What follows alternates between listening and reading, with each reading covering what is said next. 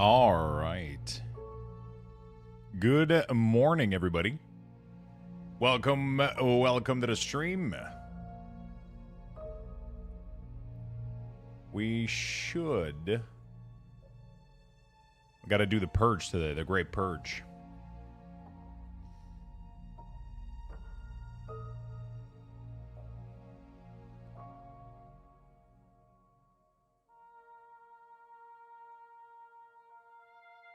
The great VIP purge.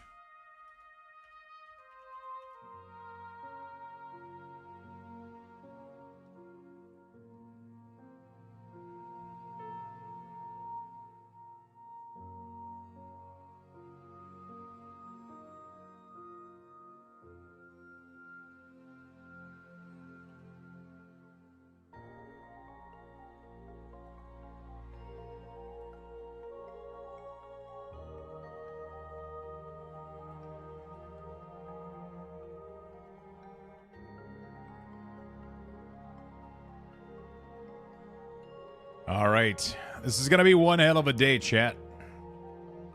One hell of a day, my friend.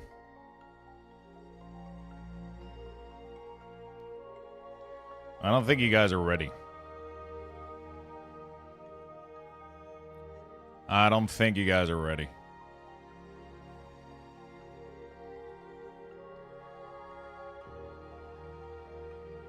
All right. Let me complete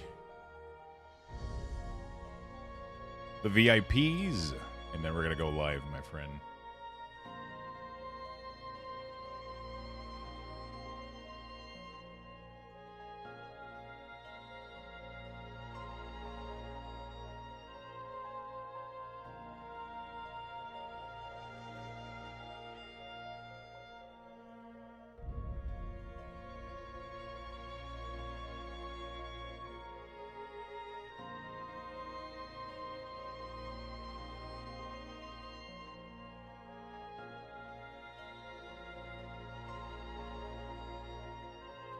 So where were you yesterday? I was home.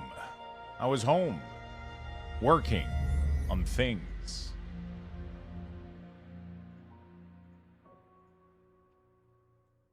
Which you'll learn soon about, my friends. Soon about.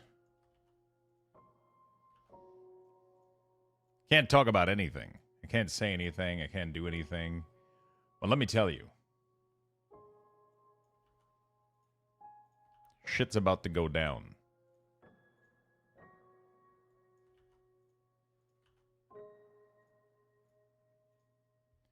Shit is about to go down. All right, all the VIPs have been added momentarily. Sorry, this is taking a little bit longer.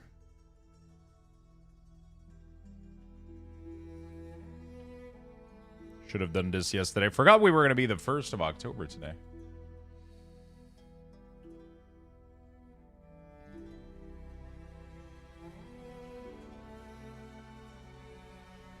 There we go, friend. All the VIPs have been given out. And I'm going to enable the new VIP purchase. And you guys are good to go.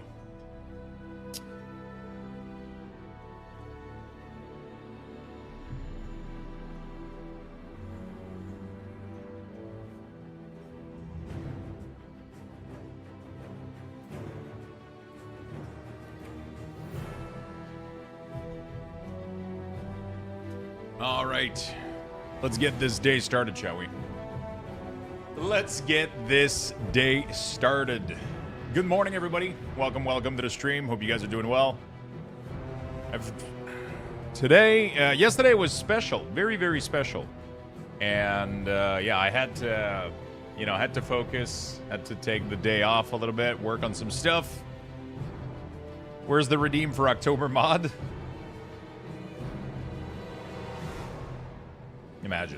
Imagine if there was a redeem to become a moderator in the channel.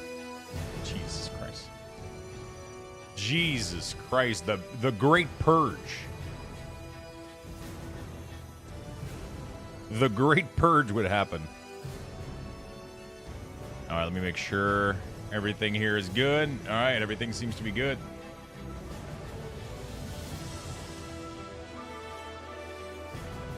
I'm going to be annoyed that I have to leave class in 45 minutes. Am I going to be annoyed in the next 45 minutes? Maybe. Maybe, my friend. We got the Q&A is at... Wait, when is the Q&A? Isn't it like at 11? Isn't it like in 15 minutes?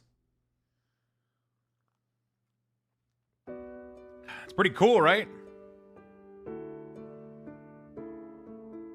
It's pretty cool, right? I decided to put my coffee in it this morning. I was like, I could put it on the shelf and keep it as a... You know, I could keep it on the shelf and keep it as a decoration, but I think it's way more fucking badass to drink my coffee from this.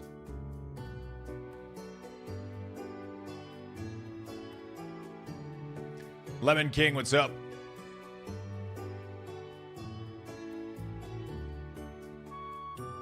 All right, beautiful. Let me just check. Let me just check real quick. Don't we have the date for the Q&A somewhere?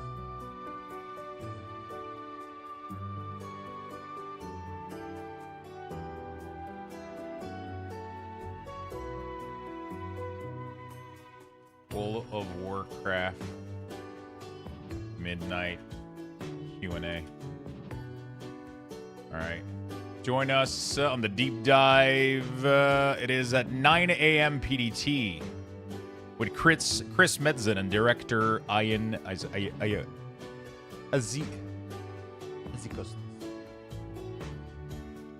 Oh, a quick DM on Discord from yesterday.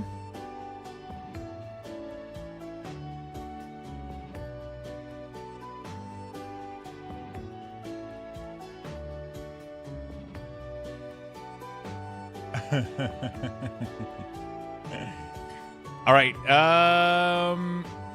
The time is 9 a.m. PDT. 9. So that is going to be at noon today. That is going to be at noon today. But yeah, all I can tell you is you guys are not going to want to miss this. It's going to be a massive fucking day. And yeah, you guys are not going to want to miss this. I can't say anything else. We can't talk too much about it. We can't say anything else, but you're not going to want to miss this.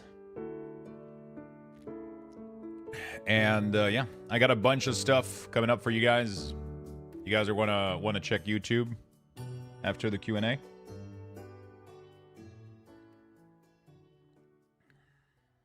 I'm interviewing with our Montreal office later today, and their HR already needs to see me. How can I be in trouble already? I don't know, dude. Collector edition release? The physical one? I don't know when that's happening. It's gonna be a big day today. I'm just letting you guys know it's gonna be big. Sorokas is not even in Canada yet. He's already fucking swearing. He's already like, tabarnak. I gotta go see HR in Montreal. Kiris. The Colis. It's growing on you. Yeah, it's gonna be. It's. I'm excited beyond a level that I can't really explain to you guys right now. Yeah, I can't say anything though, so I gotta shut the fuck up. I want to say, bro, you look amazing. What's up, Long Hauler? How you doing? I forgot to do my round today. How you guys doing? Long Hauler, good morning, my friend. Grimgore, Sorokas, Swiftar, Indaril, No Emo, Glibin. What's up, Captwit? Lemon King, Demus. Hello, hello. Scissor Sisters. Hello, hello, my friend. R. Bentley. Hello, people. How you guys doing? Super happy to see you all. 10 Ton. How you doing, brother? Hello, people. Tack Duck, what's up? Thank you for the 100 biddies, my man. Thank you. Oh, I forgot about everything. Sub goal, XP. And I forgot about the... All right, so I got to figure out...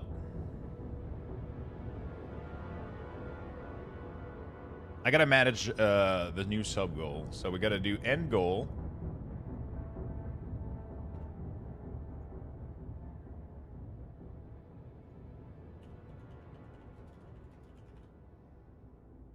Il est là.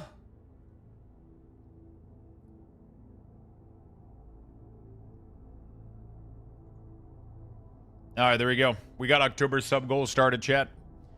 There it is. Thank you for the biddies, man. Thank you, thank you, thank you. Filianos, what's up, my friend? What's up, what's up? If you guys could give this thing a like and retweet, I would really do appreciate it, obviously. Right now, it's time to cement yourself in the leaderboard. There we go. Grim Gore with the gifted sub to Long Hauler. That is very, very, very nice of you, my friend. That is very, very nice of you. I gotta go open my vault, chat. I gotta go open the vault. But, yeah, so the Q&A starts in 1 hour and 9 minutes, 10 minutes. 1 hour and 10 minutes, we're gonna be watching the Q&A deep dive of Midnight. And, yeah, you're not gonna want to miss today. You are not, if you enjoy ever so slightly World of Warcraft, you're not gonna want to miss today. That's all I can say. Stay tuned. Stay tuned, my friend. It's gonna be awesome. Reddit it up. Yo, PTSD the Gamer. 2 months. Thank you so much, my friend.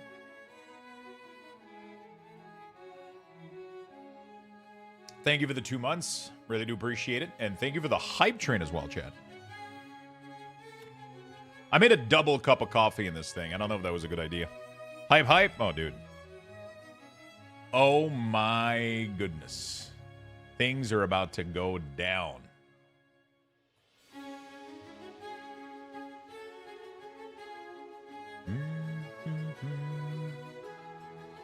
Ronan Jick, what's up, my friend? Cage Black Mage. Hello, hello. Hello, good morning, friends. Making coffee, need the juice. I made 1 cup of coffee and it barely... This mug can hold a lot of liquid. I made a cup, and when I looked down on the machine, it was barely there at the bottom. So I was like, oh, fuck it. I'm making a second one. And then this thing was completely full of coffee. So I got a double portion. I'm so sorry, PTSD. I am so fucking sorry. You are absolutely right. It's because the streak, my window was hiding the actual amount. It only showed me the streak that you had, and it Twitch for some reason, like it had like a 2-month streak, but it's a 54 months resub.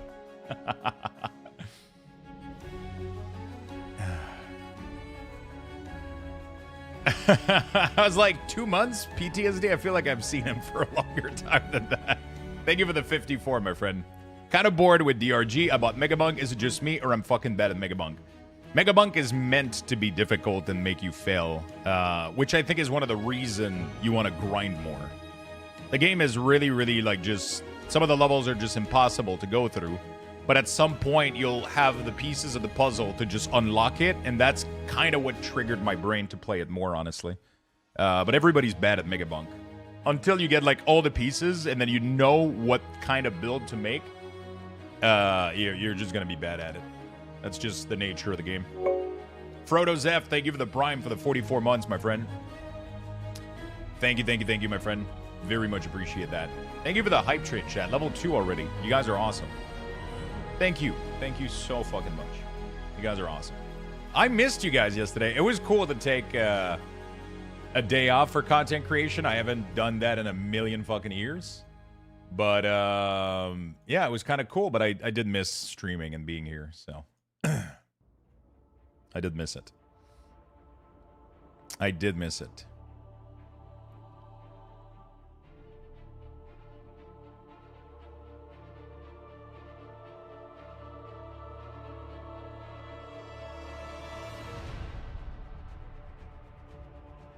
There we go. All right, this should be good.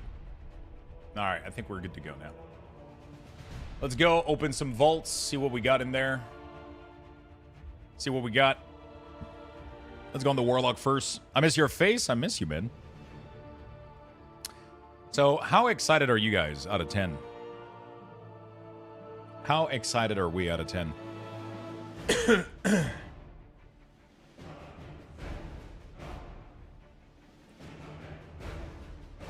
How excited are we for the Q&A for midnight?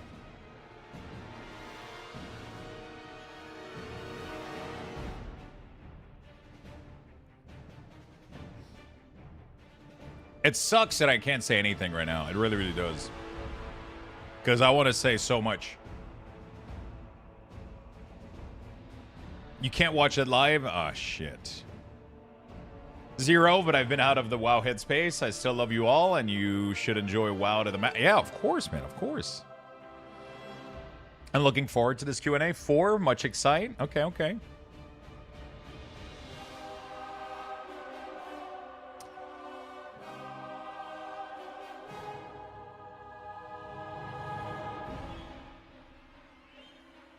Man, I just want to thread like lightly on this topic, but you know, it is gonna be big. It is gonna be big. Pretty big. Pretty cool. I can't say much. So I've been on sub for a bit now. I'm definitely looking into subbing again for midnight. I've been saying, man, you know, the class changes is the name of the game. But I can't talk about what I've seen or what I've witnessed. I can't talk about it. All I can say is that a lot of you are going to be very happy. That's all I can say. A lot of you are going to be very, very happy.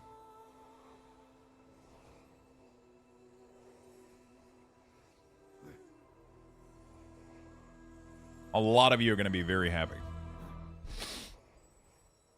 Confirm or deny Xali changed her nail polish. Actually, both of her feet got cut off in the war against the troll.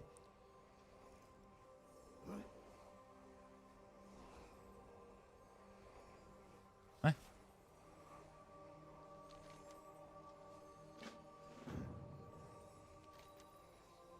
Gonna have to watch the VOD tomorrow.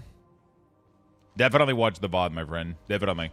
But, I mean, stuff is going to be everywhere, my friend. It's, stuff is going to be absolutely everywhere. You're not going to need to search much. There's going to be so much information, everywhere that, you know, it's going to get crazy. It's about to get crazy. As long as Warrior get Bloodlust, Touchpad will be happy, no matter what else is announced. We'll see, my friend. We'll see. All right, what do we got here on the... Oh, boy. I guess I'll take the slipper.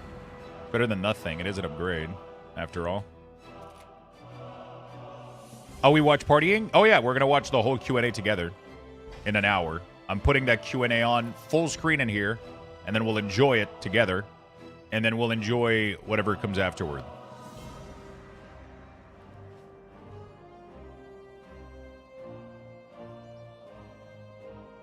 Don't worry, Wowhead will have 20 million article. Yeah, I mean, it's gonna be a lot of stuff coming up. There's gonna be a lot of stuff coming up, my friend. You are not prepared. Thank you for the hype train, chat. You guys are fucking awesome. You guys are awesome. You guys are awesome. What do I want to upgrade here? Do I upgrade the boots? It's not a bad item, honestly. It's not a bad item, honestly. Let me enchant them real quick. So yeah, that's pretty much it. I'm excited. I'm excited about stuff. I'm excited about stuff, chat.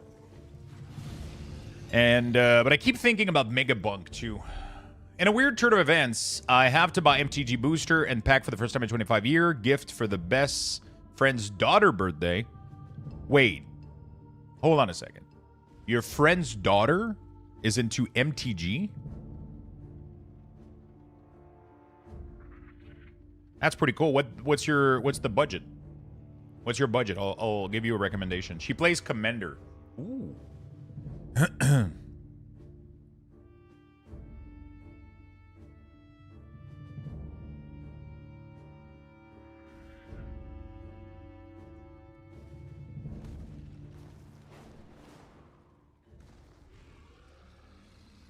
Unlimited? I mean, if you give me a budget, I can give you like an idea. are you looking to buy individual booster or you want to buy an entire box, right? Because an entire box is going to be $100 to $200. Like it's going to be closer to the $200 plus for a booster box. Or do you want to limit yourself under 100, right? Like, you know, because I'll give you proper recommendation. Do you want to buy like some individual boosters and give that, or do you want to buy like an entire booster box sealed? That's going to be a little bit more pricey.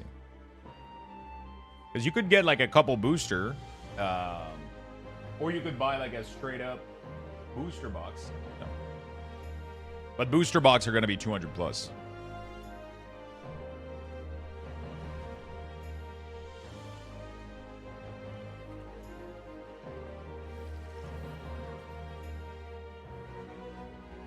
If I was you, and let's say that you want to go under $100, I would go buy like booster pack from a bunch of not old set, but like a couple of the previous set that are cheap right now. I think that would be super fun to open. You could literally go buy like one booster of, you know, like you go for the play booster. If she plays Commander, you don't want to buy. If she plays Commander, you don't want to do Collector. Just do Play Booster. And I would do, like, one of every pack. So, like, Bloomsburrow, Tarkir, Edge of Eternity. Like, everything that's, like, $7-ish. You buy, like, one of each. You can get, like, 10, 20, as much as you want. Because they're banned. Oh, like Unfinity? Maybe I don't know what she meant by that.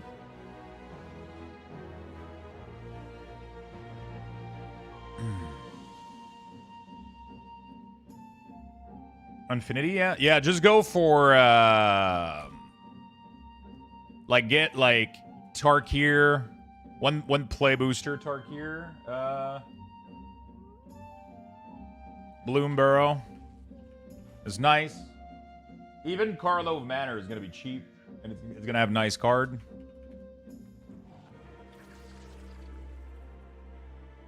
You can even get like a pack of Innistrad. They're pretty nice. Ether Drift is cool. They're cheap. But you could get the Final Fantasy one, too. They're going to be like not that pricey. You can get Duskmourn. Foundation, you can get a pack of that. That would honestly be a cool gift, like one booster of everything, right? Sven, thank you for the 26 months, my friend. Thank you so much, buddy.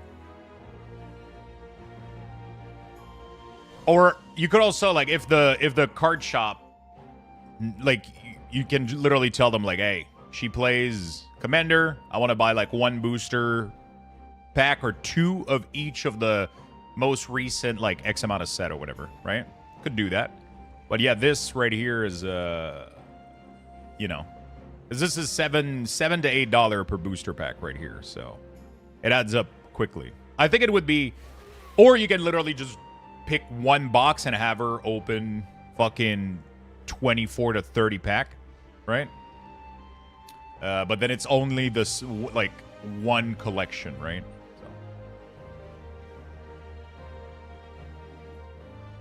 So it's maybe not as cool. So, yeah. What was I going to buy? Item enchants, feat. I don't know what I want for my Warlock. I guess I just go with Scout March, right? With the movement speed. There we go. All right, let's go see what we got on the Death Knight. Let's go see what we got on the Baby DK. Hopefully you got lucky. He's trying to earn his Funko badge. I'm a Funko.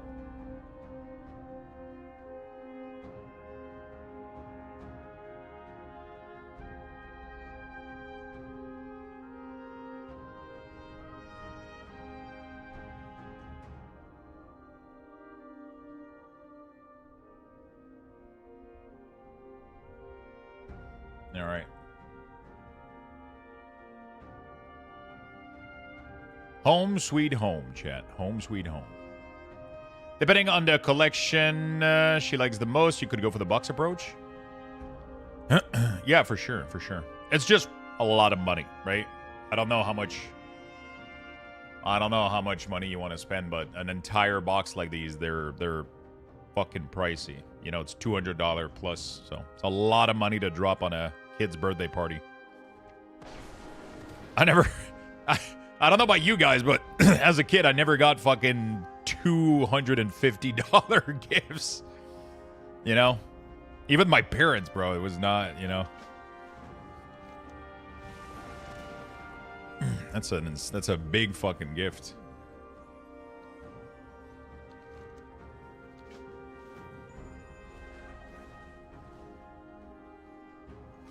Yeah, you can bundle it up and give her a box, and that's gonna be like your Christmas gift too at the same time. Some shut up, fucking.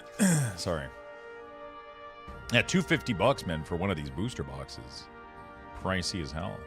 There's a couple that are cheaper, but the cheaper one is because people don't want them right now. But they're gonna go back up in price. But I doubt she's gonna keep sealed products. She's most likely gonna open them, right? So she's gonna most likely open them and play. Okay, we got Mythic Shoulder, which is nice, or my Mythic Trinket. I don't think Mythic Trinket is worth it, right? We have to go for Mythic Shoulder. It's a lot more stats, right? I'm gonna be able to buy this too with the catch-up mechanic, right?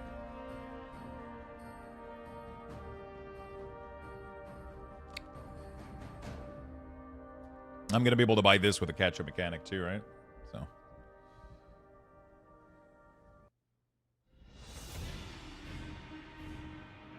I think at least. I don't know if I'm doing a good idea right now. I'm pretty sure I'll be able to buy this shit, right? What did Simba say to the slow bus driver? Mufasa?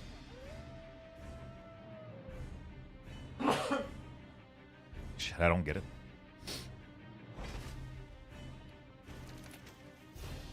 Am I the slow bus driver?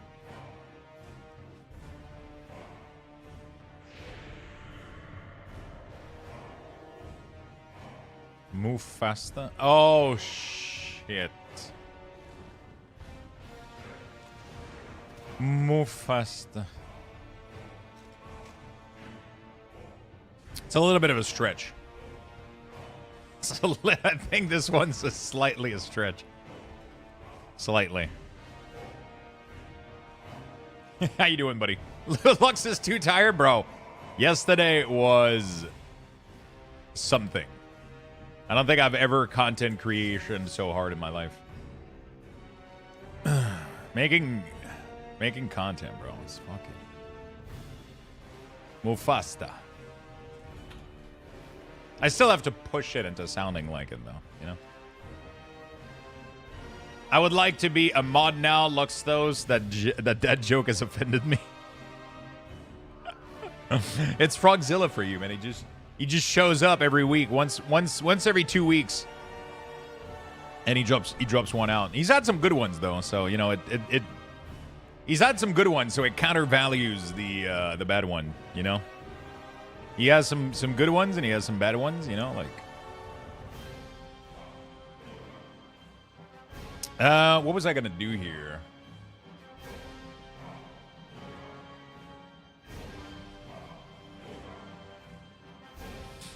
It's all about balance. Dad joke cannot offend. If you're a dad, you're immune from prosecution. There we go.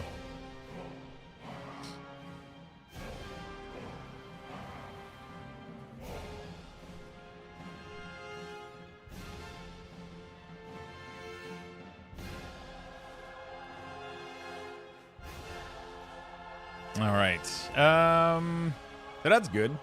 We got some decent item level from this. I think I'm going to be able to craft another piece this week. Am I not? I'm so behind on the... Chat, did I tell you that I'm fucking excited for what's to come?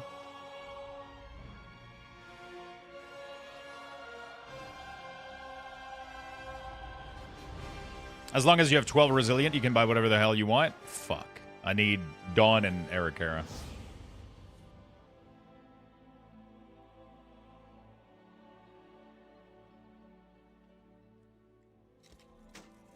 10 fracture? What does that mean? Oh, you mean another craft? Yeah. Okay.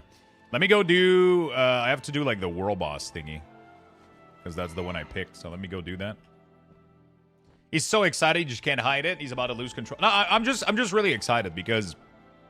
Let me just say... I'm trying to figure out what I can say and can't say. But let's just say I feel heard. A little bit. Let's just say that way. I feel heard. Say nothing? Nah, it's fine. We're just treading lightly. Hey, good morning, Taybox. What's up, my friend?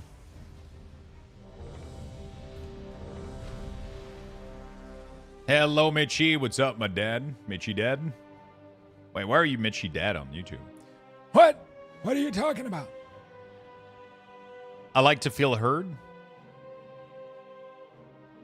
Weak ore back? Weak ores are gone, my friend. Weak ores are gone, dude.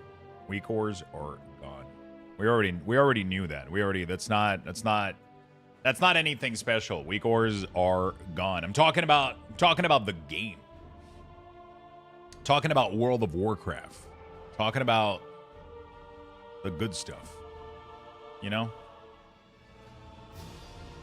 Talking about the good stuff.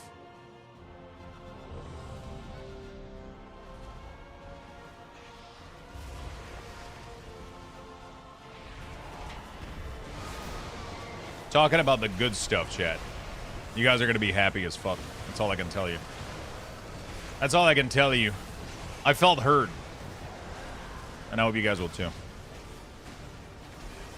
Game Pass Premium increased price by 50%. Yeah, of course. They get you and then they're going to siphon as much money as they can.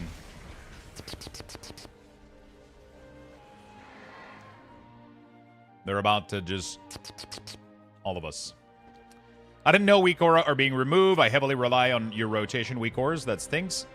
So, it's not the add-on weak ore that's getting removed. I just want to make that clear. The add-on is still going to be there. They're going to be able to do something different. It's just that all the information that pertains to combat information is not going to be accessible. So, weak ore is going to be able to know that the information exists, but it's not going to be able to query or do any logic towards it. So we're not going to be able to say, oh, this buff has 30 seconds remaining, or this cooldown has 30 seconds remaining. That shit is gone. But Blizzard Cooldown Manager is going to be replacing it. Right? So that's the distinction. So weak ores doesn't go away, the add-on, but it's going to have more than 90% of its use completely obliterated. That include Class HUD. Class HUD are gone. That's no longer going to be a thing. But the Blizzard Cooldown Manager is most likely going to be replacing it, and they seem to have enough feature.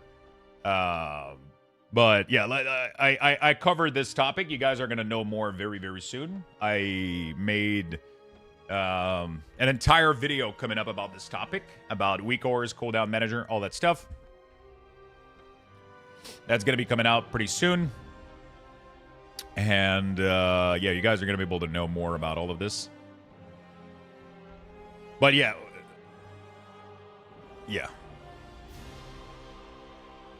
Lux over here sweating, shaking, crying, wanting to say what he wants to say, but he can't. Man is going insane. It's just... fuck. Yeah, I can't say anything. Technically, I don't think I'm even allowed to talk about, like, you know. I'm not even allowed to talk about, like, NDA, release time, all that stuff. I can't talk about anything, so we'll have to wait. We'll have to wait.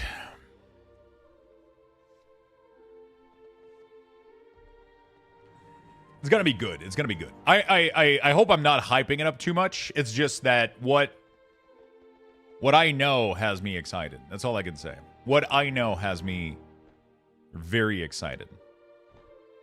Because a lot of things that I had... you know what? I'll leave it there. First rule about NDA, don't talk about NDA. Is that the Tankard Blizzard Sand Crater? Yeah, it is, dude. It is. Literally, I received this. I had it Monday downstairs, but apparently the shipping company didn't ring or call or said to me anything. It was downstairs Monday. And yesterday I went downstairs and I checked the tracking number and it was delivered. I was like, what the fuck? So they paid for like super extra quick shipping, and this was there in a beautiful little box. And I'm drinking coffee from it today. I was like, do I keep it on the I was like, am I keeping it on the tablet, you know, on the shelf, and like, you know, is it in the next hour? In the next hour, in 45 minutes, we're getting in 45 minutes we are getting. Oh shit! I forgot about this. We're getting the Q&A.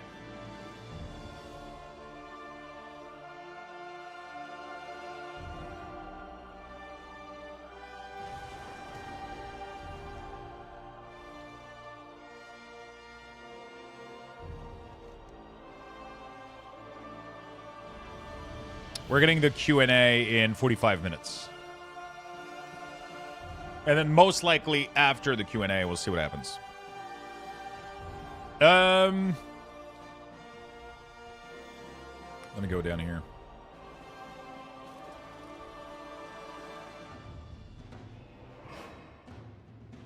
Oh shit, I forgot the new trading pose goodies. Thank you for reminding me. Are they out yet?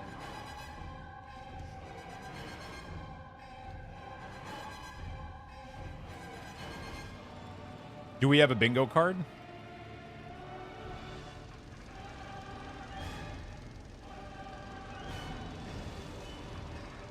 I think I'll pre-purchase now, and I won't have all the people bombarding it. Oh, fuck. I think he's coming for me, bro. Oh.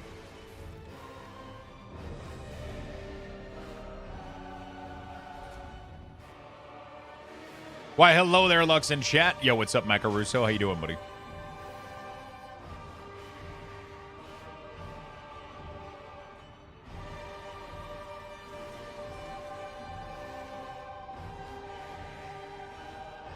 Not being able to invite to guild someone from other faction is so annoying for no reason.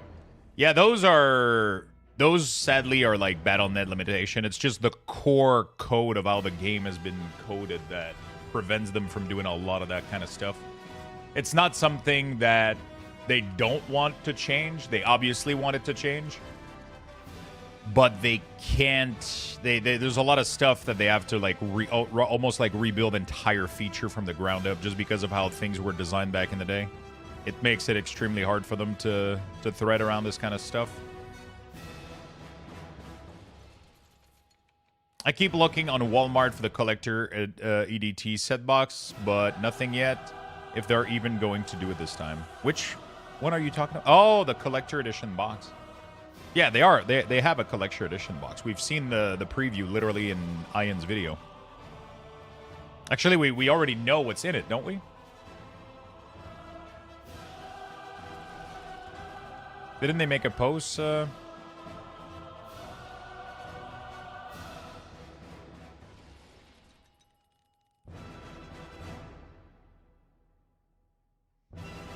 Pretty sure we had a post with the box, yeah.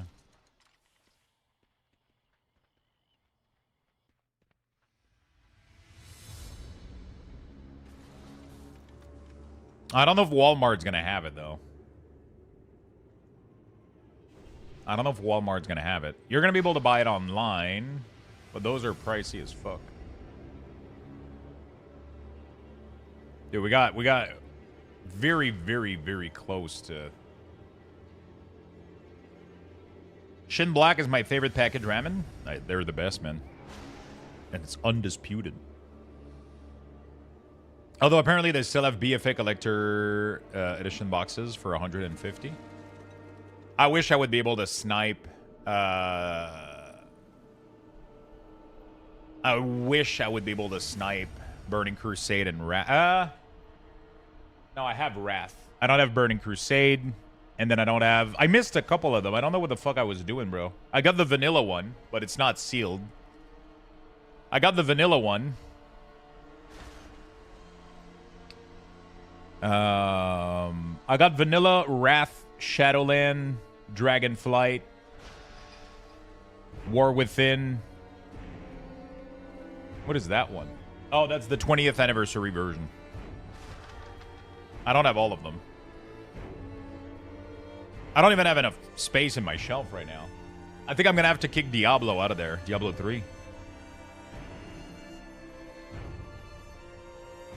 Diablo 3 Collector's Edition. The box is super damaged, too.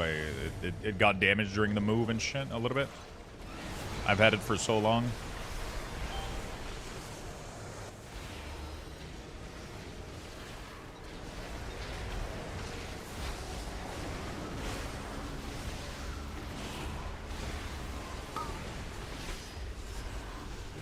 Hi, Beastie. What's up? The horseman mount does fly from the trading post? Oh my god. Wait, can we queue up for horseman? Is that available or it's closer to Halloween? Is it going to be next week? No? Okay. How was the alpha yesterday? The alpha... What are you talking about?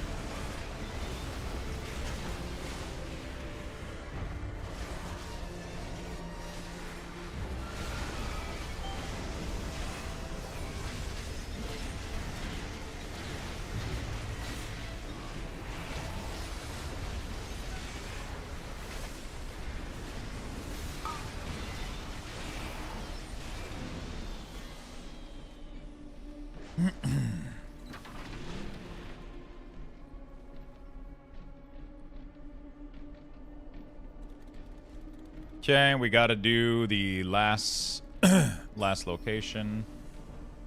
Let's go to there. Let's go there real quick.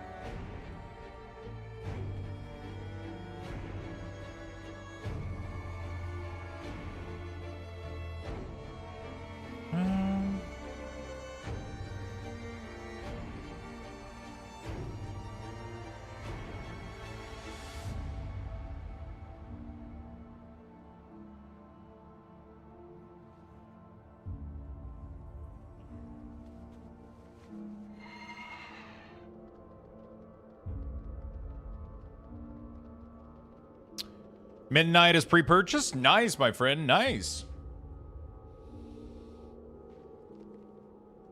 I'm kind of excited, man. I'm excited about stuff.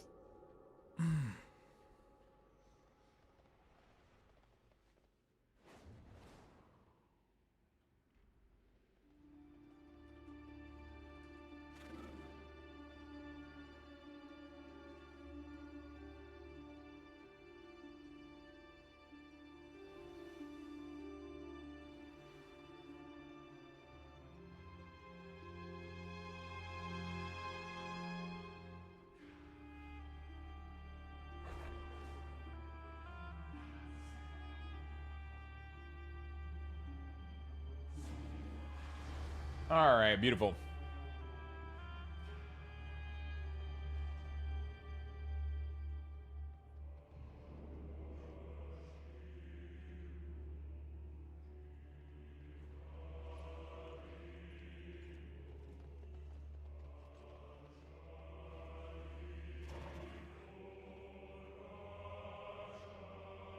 Super curious about it. Deadlock?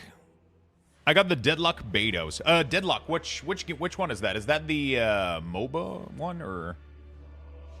I was disappointed by it. I'm not sure I finished the base campaign for War Within though.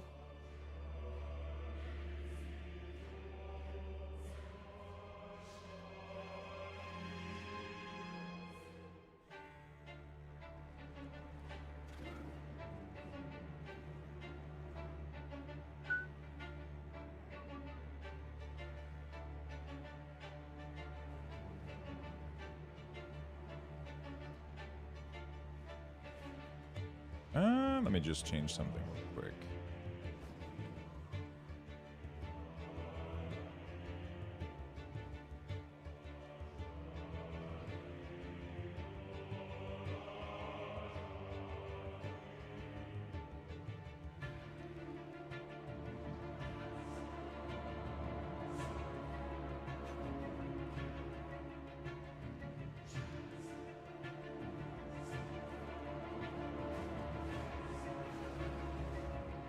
If you are sponsored for something, it shows up in your tag. Look at Tally Tag on Twitch under follow channel. What do you mean? By the way, people who are doing...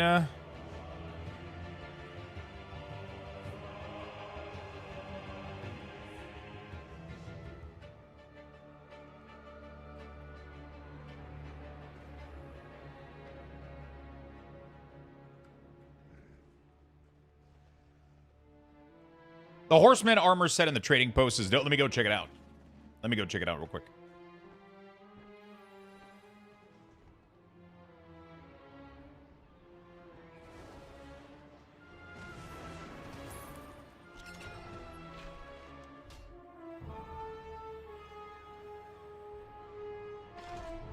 Let's see what I have this month. Man, I've been waiting for this one for a while. It looks so good. I have to buy this, like, just instantly, honestly.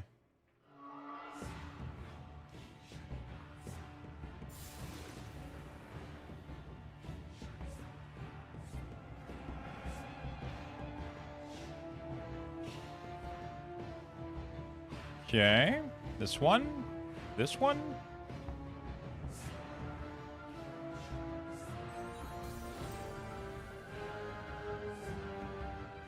Doesn't even add to cart.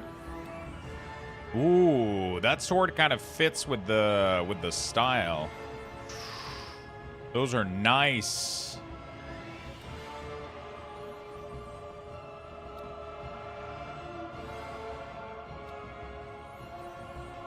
Holy shit, this is nice too. What the hell? Oh man, there's a lot of good stuff in here. Holy shit. Wait, was that a two-ended sword? No, it's a one-ended sword. Oh shit, that's a one-ended dagger for my I've always... Oh my god, it's gorgeous. Man, I might have to get that. Ooh, look at this like shield of like soul and like faces. That's pretty cool as fuck. The beta test, I've beta tested different games before. Some of the EA Sports, for example, that I'm quite familiar with how they work.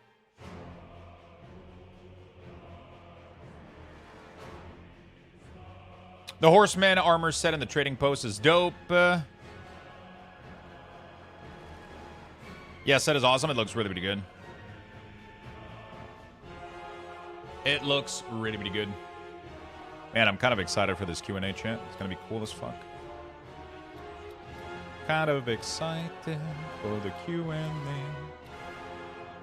I've already got this. Okay, so I don't have anything else I want to buy here, which means I don't want this. I don't care about that. I guess I kind of want that sword. Maybe. I'm not sure. I'm buying the full set and freezing the mount. I have a lot of overflowing points right now, so... I don't know if I'm buying this blade, though. Probably, honestly. It's kind of cool. I don't know if I'm buying the one-ended blade, though. Dude, this staff is dope as fuck.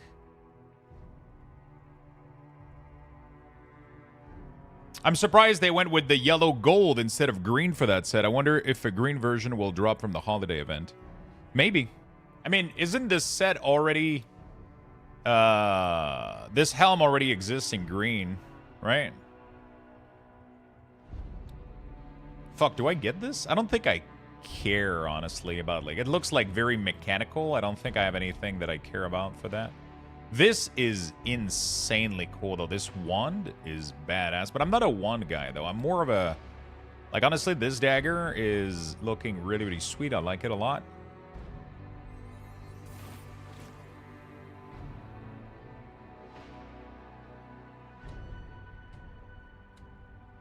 Yeah, but only for plate? Yeah. For true. This one is a generic one, right? Dude, this one-handed sword looks nice, too. I don't think I can pass this thing. I think that's it, though. I don't play classes with shield, so I don't think I give a shit about that. I think I'm good. I think we're good, chat. Oh, this one is a toy? Ooh, I think I might get this toy, actually. I do have a parasol already, but it's just another version of it, which is pretty cool, right? Yo, what's up, Spin Pendo? How you doing? There's 4 color of the set, yellow, green, blue, and red. Yeah, I think there's a couple of them. I mean, honestly, the set that's coming in Legion Remix is just gonna obliterate all that fucking stuff.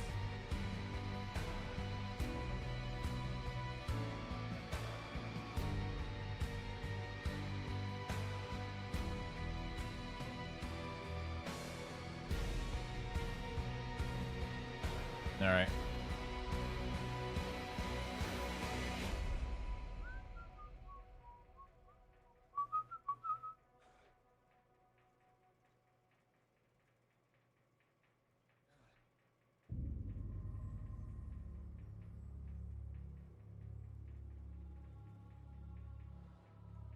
All right. Where's the turkey? Wait, what turkey? Could be good for your luck, though. I read that the pet as Sloot Stain Shadewing, like what you did. Wait, like what did you do? Oh shit. Oh, okay.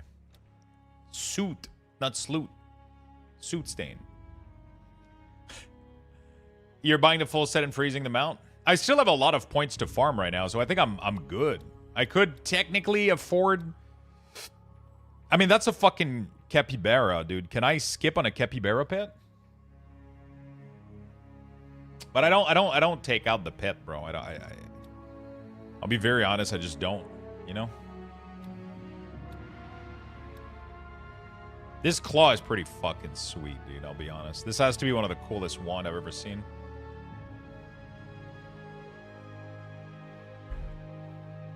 I might have to get it. Might have to snipe it.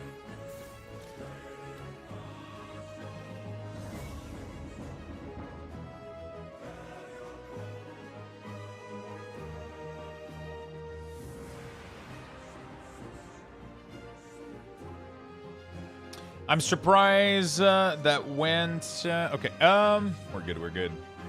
Thank you, Shylock, for the follow. Appreciate it. I feel like this set is light infused. Yeah, it's...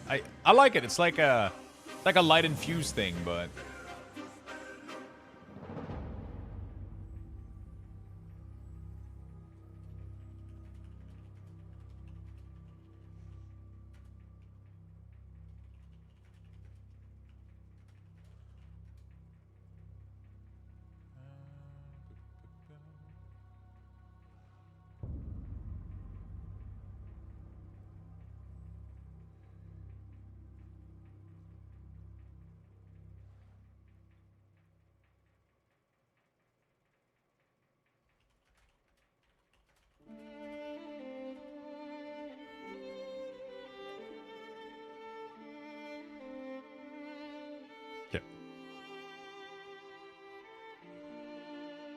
Beautiful. Okay, we're good to go. What are you guys buying from this trading post, by the way? Lux, do you have any interest in the RTS genre? Oh, it's the Valve shooter MOBA? Yeah. Okay, that's what I thought. It's the one that has like the... It's the one that has like the sling where you gotta fucking hook onto zip line and shit, right? That one looked a little bit too fast-paced for me. It looked a little bit too fast-paced for me, man. I am not a big fan of RTS, I'll be honest. I've owned Warcraft 3 and StarCraft for the longest time, and I never played the RTS part of it. I only played the custom map. Yeah. I'm not a big fan of RTS. It's not my... I don't like micromanaging a lot of units. It's not something I usually enjoy. Just mostly probably because I'm not good at it, I'll be very honest. Mostly because I'm not good at it, I'll be honest.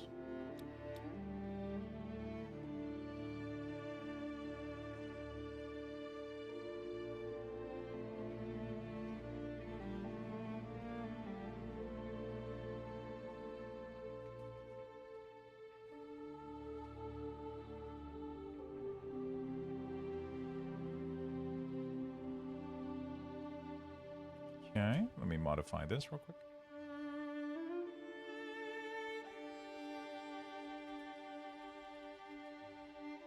There we go. All right. Dark Moon this weekend.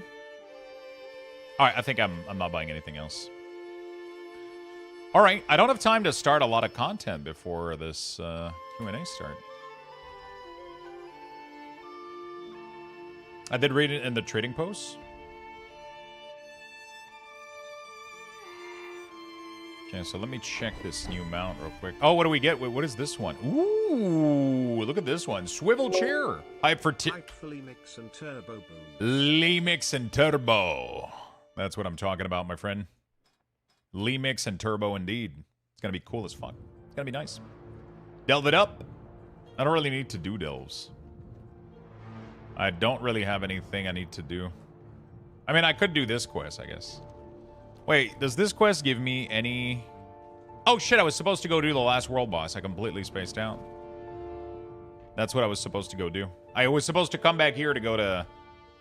do Corrin. Oh, yeah, Corrin. You're right, you're right. It's once a day, right? Once a day per account. You picked up the Horseman Charger and Assemble? Such a cool mount, man. I like that it flies, too.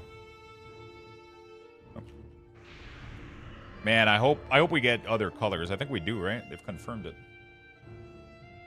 You can do it multiple chance on all, but low chance? I don't remember how that shit works. Okay, let me see this bad boy.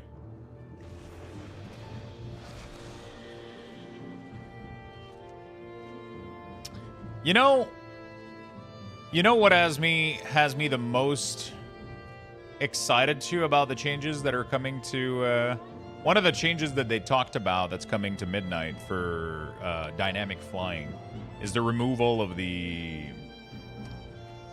charge system, like the currency or what, not the currency, but the combo point system. They're streamlining it so much with like cooldown instead. It's gonna be so good. Vigor, yeah, that shit is going away. Yeah, the vigor is going away. I feel like that's one of the changes, man. I feel like not enough people are talking about. Hey, what's up, Tom? How you doing, buddy? They take off shouldn't cause vigor. So it's pretty much everything is gonna cost. It's just gonna be a cooldown. So going up and sprinting are two ability on a cooldown, and they share the same cooldown, pretty much.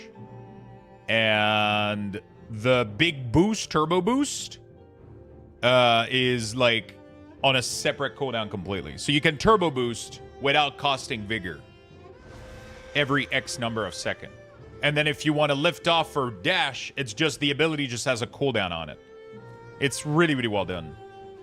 It's really, really, really, really a good idea because I didn't like having to track like another resources for this kind of shit. So they apply the first drop for all event and the or just the love rocket. I think it's everything is like that, right?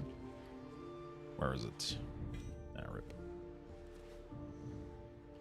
Whirling surge. All right, big group. Let's go.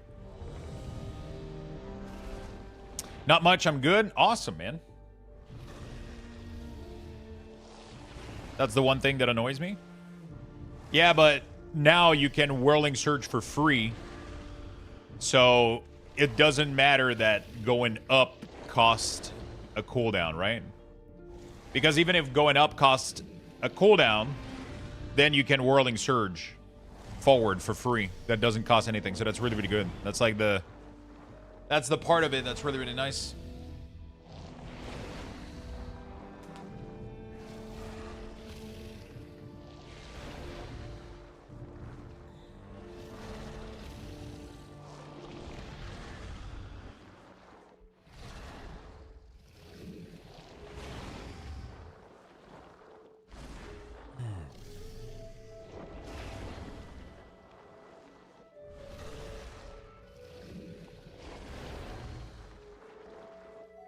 I'm just saying in current system, the takeoff cause vigor suck. Yeah, for sure. For sure. In the new system, I think it's going to be really, really not going to matter.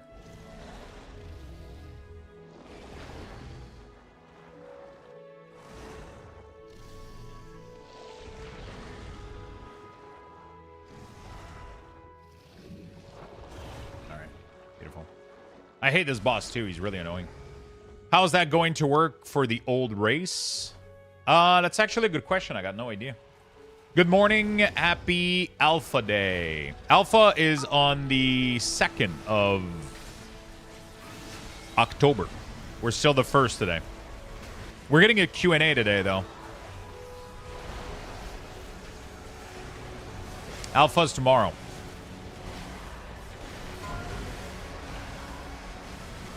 Today we're getting a deep dive in Q&A.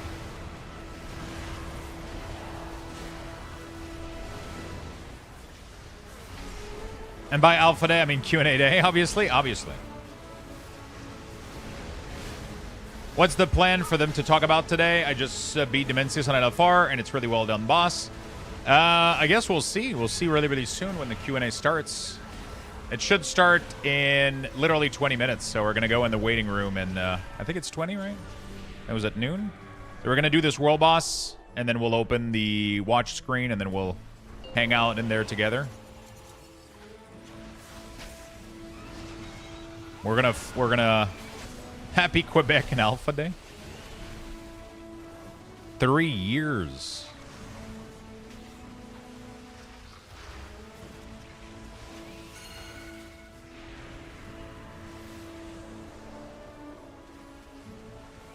I keep forgetting about this.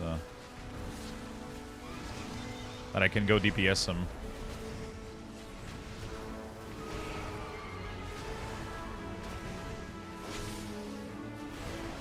Yeah, October trading post goes hard, dude.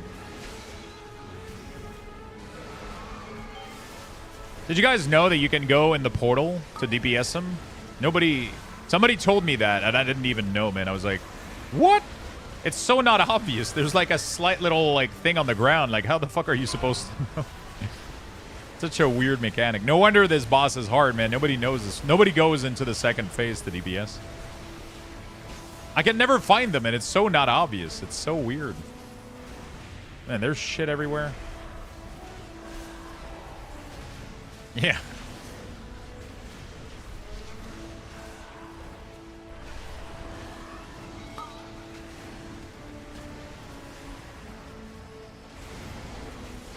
And we're tanking this motherfucker right in the purple shit, aren't we? It's your first time that you buy more than 50% of the trading post? It's a good trading post. Honestly, though, Legion Remix has some of the coolest transmog I have ever seen. I don't know if you guys saw that armor with the flame cloak.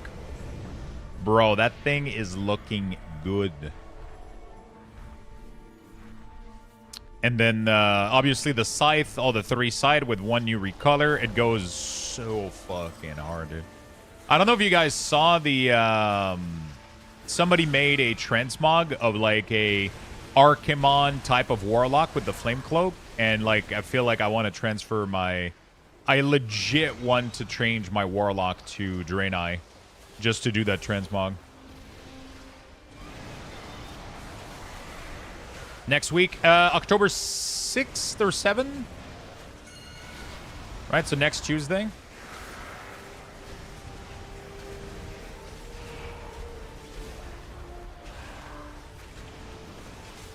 Are we doing more damage while he's in this form? Not really, right? Dude, the lag in here is bad, bro.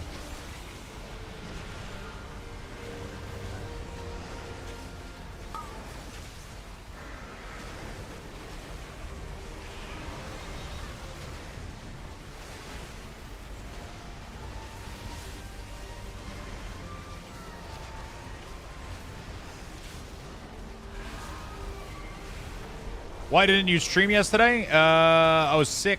I was very, very ill.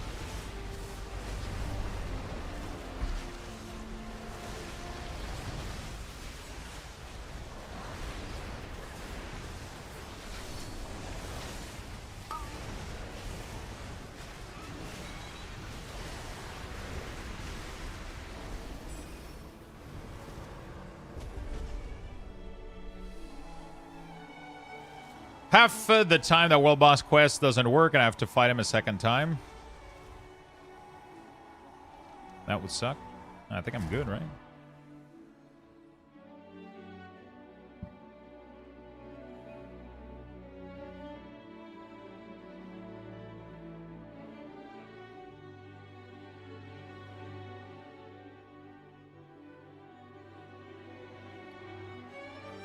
Do-do-do-do-do. There you go. That should give me half a token here. Beautiful.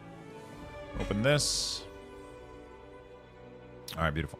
Cool. Let's go open the... Do we have the Q&A for... Do they have a waiting room / timer for it? No, there we go. Premieres in 8 minutes. There we go.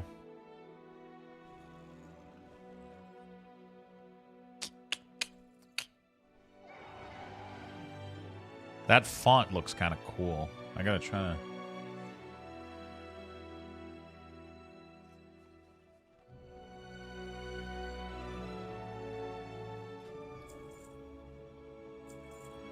So, are we... So we're not able to... Okay. Crafted. Veteran. Don't care. Okay, the rest of it, we'll just keep it intact for now. I'll try to get in phone Twitch. For Remix, we need Illidan on the crooked TV in the background. For April Fools, you should find a way to put your stream in Wingdings. In what? Put my stream in where?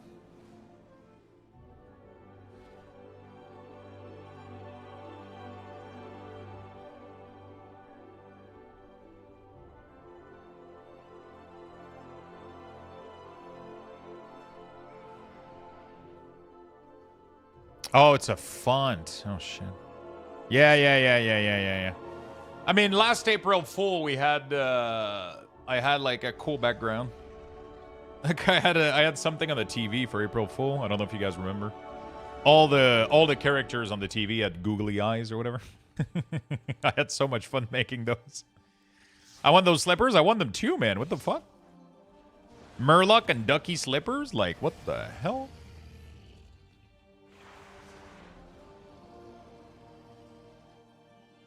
It always feels weird, though, having slippers that are shaped like an animal.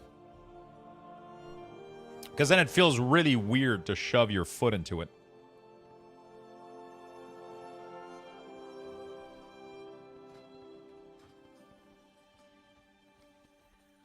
Zerlon, thank you for the 69 months with that Prime. Thank you for the massive 69, man. Big 69. If we're getting Spectral Tiger drop for midnight, I don't read this post. Also read it as if it were. What? Hello, this is Michigan. Yo, what's up, Mitchie? Nice. Hi, what is that bag add-on that you're using? It's called Baginator. I made a video about it a little while ago. I think it's bags for the command, or is it just bag? I think it's just bag. There you go. I made a video on my YouTube channel.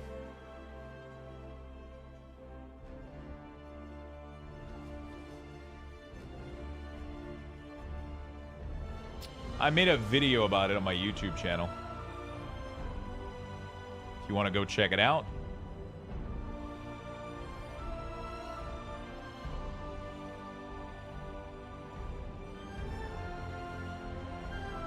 There we go. I just added the bags command and Baginator command. If you want to go check it out.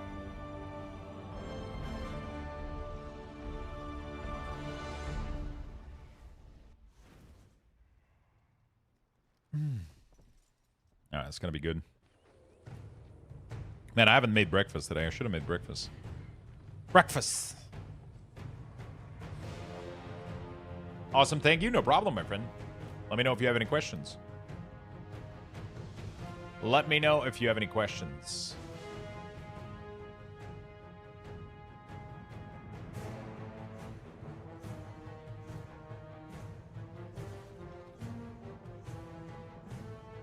The 1.0 launch of PAX Day. What the fuck?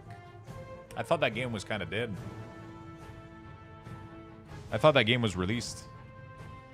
Apparently they're getting their 1.0 version. I don't know. Egg McMuffin sounds good right now. Oh my god, don't tempt me. Hey Lux, I tried to trim my beard, messed up royally. Just shaved it off. We go again. What happened? I told you to go little by little. What the fuck happened? Man, you should have taken pictures. Warcraft is also streaming on Twitch now if you want to see it there instead of YouTube. YouTube is better quality usually, don't they? But yeah, I guess they're not streaming on here. I guess we'll see it live on Twitch. Oh, I guess we can do this. Do they have music? Oh yeah, there we go. Let's do that instead. It grows back. Yeah, it's gonna grow back, but it still sucks, man. Still sucks, man. All right, buckle up, chat. We're about to deep dive.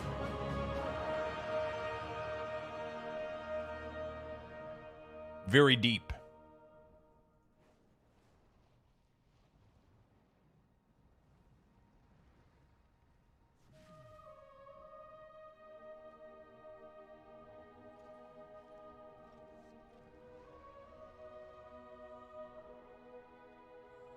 Comparing the old mound compared to the new one is just sad. Yeah. Hey, what's up, Frank? How you doing, buddy?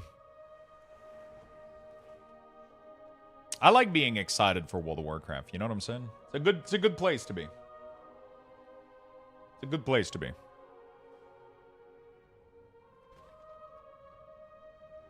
It's a good place to be.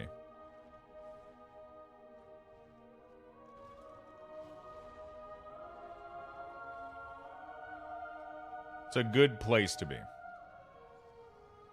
I gotta light up my Lord of the Rings head, bro. I gotta fix the plug. I was gonna do that yesterday and then I forgot. I have like a smart plug for it so I can have a timer on it. And I completely forgot to...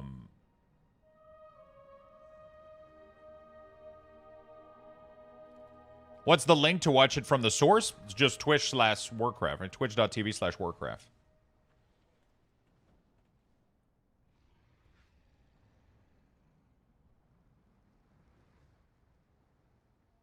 Twitch.tv/Warcraft.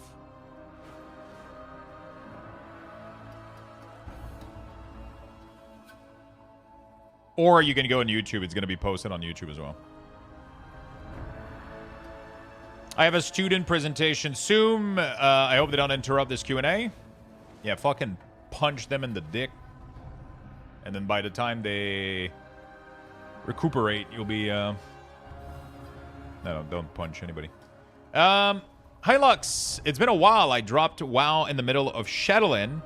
Is there a video or recap to know of what could catch me up in the game? Not just lore. Thanks. I don't know if there is. I mean, there's probably. There's not much to recap, though. War Within has been pretty slow and just, you know, like, a couple of stuff. I mean, there's a lot of lore video for sure. Just, yeah. Do you want to? It depends. What do you want to catch up on? It's pretty straightforward to get back in right now. It's the same thing it's always been. You jump in, you do dungeons, Mythic Plus, raid, whatever you want. We'll get a turbo thing coming up soon, which is going to allow us to. We'll get like a turbo thing soon that's going to allow us to gear up faster. If you mean in terms of feature, then obviously a lot has been happening, right? Dynamic writing, warband, delves. There's a lot of big features. Cross-faction grouping. Yeah. And, yeah, and now we're ready to we're already looking at the next expansion right now, so. Oh, yeah, we get Drakthir, new race, new class, Evoker. Tons of new stuff.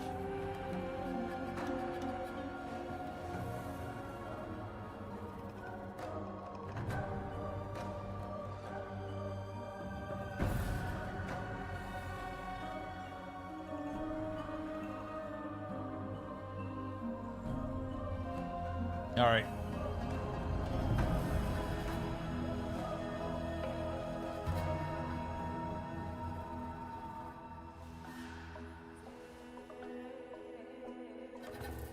Expansionize me, Captain. Warband. There's a lot of stuff going on. Ton of stuff going on. When is the drop starting for Twitch, by the way, chat?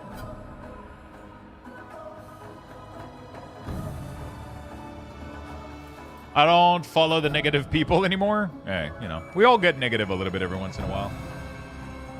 It's fun to critique a little bit, but yeah, I mean, sometimes it's overly negative. Sometimes myself, I'll, you know. Sometimes myself, I'll be a little bit, you know. Depends the mood I'm in.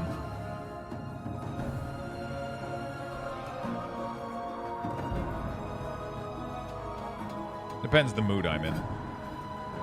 Dude, Megabunk is good, man. Megabunk is good. Anonymous gifter to Beards Make Me Wet. Hey. Hope you brought a towel. Thank you for the anonymous. Appreciate it. Is PvP just Plunder Storm yet? I wish. That would be cool, man. I miss Plunder Storm so fucking much. I hope they do more of these kind of events. I mean, they did say that they're working on something else that was going to be like... What was... They said it was going to be like horror themed or whatever. I think I want to play Megabunk. Dude, I'm telling you, Megabunk is good, man. Megabunk is good. It's fun. Megabunk is Gucci.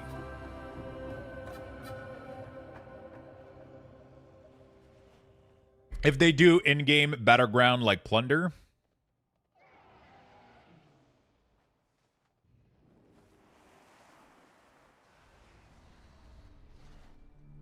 Blizzard would be smart to make a Megabunk style game mode. Oh, actually, you know what? That might be coming. Because they said it is kind of horror. And Vampire Survivor is technically vampire, zombies, skellies, right? I mean, it wouldn't be a far stretch. You know, it wouldn't be, Is it okay to reverse the year now? Yeah, exactly. Can you explain how you create ring around a character when some spell is up? I have no idea what your, a ring around the character when some spell is up. Do you mean like the spell alert that World of Warcraft does around your character? That's baseline in the game. Yo, Snow, what's up, my friend? Happy to see you. I've been doing good. Been doing really, really good. How about yourself? How have you been? Love chat, 93%. That's great. Are we getting more info about Midnight? We are. We're getting a Midnight deep dive coming up. Week or a ring? I've never made those. Some people like those. All about making progress bar with texture and stuff. Doing good, very busy with work. Oh, I see. I wonder what you're busy with. Chair arrives today. Yo, let me know how you like it, brother. Let me know how you like it. Bro, I don't know when the drops are going to start today. I know that the drops are starting today, but... yeah. All right, chat, 30 seconds. Buckle up. Buckle up.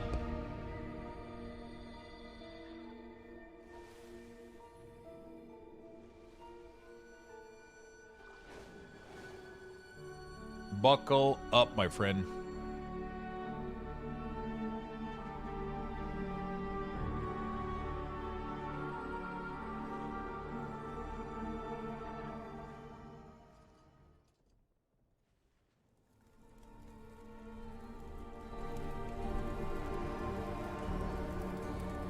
What's up, everybody? Here at the end of The War Within, the first dramatic chapter of the World Soul Saga, we've seen the adventure take us into the depths of the world, and even to worlds cast out into the great dark beyond. Dad! We've seen our villain Xalatath running around and amassing untold power. We've seen her siphon the energies of Dalaran, and even those of the black blood beneath Azj-Kahet. And recently, Xalatath assumed the power of the last Void Lord, Dimensius. So the question remains, what will she do with all that power? and what are her intentions relative to our precious world soul. So now, as midnight descends, and the second, darker chapter of our trilogy begins, Xal'atath has returned to Azeroth, leading an army known as the Devouring Host, intent on snuffing out the light of the Sunwell and plunging the world into darkness. You, the heroes of Azeroth, will be set on a collision course with Xal'atath to save not only Azeroth itself, but everything that is.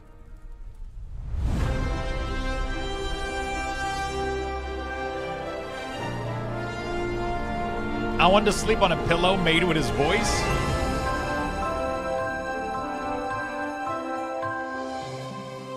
Thank you for the prime. Hi everyone. As we kick off our Midnight Alpha, we'd like to give you all a deep dive into what's in store. We want to recap everything we've shared so far, along with some brand new details. Today we're going to talk about the story of Midnight, as well as the zones, dungeons, What's up, delves, Frank? and raids that await if you want to save our world from Xal'atath. We're also going to talk about some big new features coming in Midnight, like Prey and the Devourer Demon Hunter specialization. And of course, let's not forget housing. Thank you so much for joining us today. And as always, thank you for being a part of this amazing community, for choosing to spend your time in Azeroth and with each other. Now, without further ado, let's see what's in store for our home away from home. After all, it's nearly midnight. It's nearly midnight. The void storm rages in the sky, a surging vortex of shadow and chaos. Xal'atath has returned. Wielding the dark heart, she carves a path of destruction through once tranquil lands. Her all-consuming goal: devour the heavens, blot out all light, and bring about her midnight. It is in the shadow of this swirling storm that the defenders of Azeroth must rally once more. For peace, for the light, for the good. This is not a battle. It is a reckoning. At the Sunwell, that eternal bastion of light and hope, Lady Liadrin and Lord Themar Theron lead the Blood Elves as they prepare to make their final stand. Because across all worlds and all stories, one thing never changes. Home is worth fighting for. There you go. Welcome to World of Warcraft Midnight. Your story begins on the Isle of Quel'Danas. In the immediate aftermath of Xal'atath's invasion, the Sunwell surges with light, calling out to all heroes of Azeroth for aid, while the vile creatures of the Void wage a relentless assault in the hopes of extinguishing it once and for all. Flying monstrosities attack from darkened skies, and malign foes manifest without warning to wreak havoc across the plateau. Stand true with the champions of Azeroth as they mount a desperate defense against this invasion. For if the Sunwell falls, so too does the world. The defense of the Sunwell leads you directly into Silvermoon City. But not the one you know. The renewed light of the Sunwell symbolizes Silvermoon's revitalization, shining over a city fully restored to a thrumming, living capital. Familiar landmarks gleam with fresh polish, while new areas like the Sanctum of Light and the Garden of Remembrance offer countless nooks and stories to explore. Man, this brings me back. Inside the city walls, the threat of Xal'atath's war draws the Alliance and Horde into wary cooperation, with shared spaces hosting common services like trainers, the auction house, vendors, and more. Around a third of the city remains off-limits to those under the Lion's banner, so the Alliance allegiant should tread lightly or risk being attacked on sight. Outside the city walls, however, is where your role in the fight against the Void really begins to take shape. The strength of the Sunwell infuses Eversong Woods with restorative energy, healing much of the damage of wars past and filling the zone with new growth and new life. All of what you remember of this lush, thriving forest is here.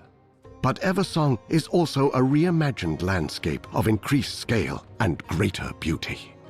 Most noticeably, the Ghostlands and Eversong Woods are now joined into one large zone, which is itself joined to the Eastern Kingdoms. They're so gorgeous. Eversong's flourishing fluorescence is not without complication.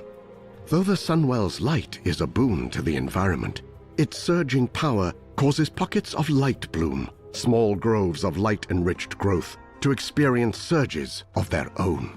The light bloom's rampant propagation, if left unchecked, threatens to smother all life under an overgrown tangle. Your adventures through Eversong will have you investigating the light bloom, dealing with the aftermath of a Hawkstrider chick gone wild, helping a suspicious apothecary with questionable motives, untangling the secrets of two feuding nobles, and even getting caught up in a sinister murder plot, alongside Magister Umbric as he works to crack the secrets of the Void. It is up to you how your story progresses beyond Eversong Woods, with 3 available paths you can tackle in any order. Brave the ancient troll kingdom of Zulaman, investigate the gnarled hidden roots of Harandar, or accompany Arator on his journey to better understand the light, the void, and himself. Zulaman finds the Armani troll empire at one of its lowest points. The homeland of warlord Zuljin, Zulaman was once a place where Loa bestowed to the Armani their godly strength, and were devoutly revered in kind. The temples still stand, weathered but proud. The eagle, the lynx, the dragonhawk, and the bear. Ascend windswept skyscraping peaks, explore ruins shrouded in fog, traverse stormy wilds teeming with vicious beasts, and accompany Zuljara, granddaughter of Zuljin, and the pragmatic pillar of strength now leading the Armani, as she seeks a means to save her people from void-aligned cultists and the monsters they revere. The Armani are invaluable allies in the defense against Xalatath's invading force. If you help them fight for their home, they will help you fight for yours. All right. At the confluence of the world tree's roots lies an impossible primordial jungle known as Harandar. It is here that Azeroth's entire history wraps, twists, and braids, a literal entanglement of all that has been and all that will be. Harandar is a land of magical, powerful growth. Fungal towers, glowing moss bridges, and entire villages sprout from Harandar's wild, organic fabrics. The pulsing heart of this knotted tangle is the cradle, once the domain of a nascent goddess, long vanished, and now the home of the Haranir, who have for generations lived secretly under its soothing light. The reclusive Haranir are a proud and insular people. They have long avoided interfering in matters of the world above, but Xalatath's destructive ambition does not stop at the surface, and the Haranir can no longer afford the luxury of neutrality. There is another way you can help with the defense of Azeroth against Xalatath's cruel machinations. The 1% footage? Accompany Erator, son of Turalian and Ilaria Windrunner, He looks so on good, a continent-spanning journey in the hopes of bolstering the Sunwell and strengthening the vanguard of the light. This story-driven adventure finds you traveling with Erator as he searches for sacred relics and attempts to peel back the mysteries of the Void, all while grappling with his own relationships to his family and the light. Erator's mission brings new experiences to familiar locations. Defend Light's Hope Chapel from an attack by Scourge forces. Fight through the darkened corridors of Scarlet Monastery to put to rest those who would pervert the light for their own nefarious gain, and work with Sunwalker Desco in Hammerfall to help Erator in discovering the paladin he aspires to become. Arator's story reaches its climax in the shadow of Blackrock Mountain, when alongside the Sons of Lothar, he must face the weight of his father's legacy and decide once and for all whether he is willing to rise to meet it. The raging center of an unraveling shadowy maelstrom, and the epicenter of Xalatath's power, Void Storm overflows with violence, chaos, and hostility. Storm fields twist and fold its space. Gravity becomes untethered and tethers again. Insatiable void creatures known as Dominar stalk the storm, each one as unique and ancient as it is hateful and hungry. They carry on their eternal hunt for power under the black gaze of 3 enormous nexus points, hubs of the malicious dark energy Xal'atath draws upon to fuel her void spar and conduct her unyielding assault against the Sunwell. Join Azeroth's champions and the Void Elves in their quest to understand what powers this storm and stave off its approach. Though much of the world of Midnight lies in the ominous shade of the encroaching void, there is at least one refuge for the weary, the Arcantina. Dude. What began as a hidden sanctuary is now a not-so-secret tavern haven for Horde and Alliance alike. A big, We're cozy getting space a filled by cross-faction music, tavern, chatter, chat. and life. If the void is the bleak and the cold, the Arcantina is its opposite. A warm spark in the heart of every patron. It is a place to gather with friends, find the perfect comfy sitting room, or just soak in the atmosphere of a well-traveled watering hole.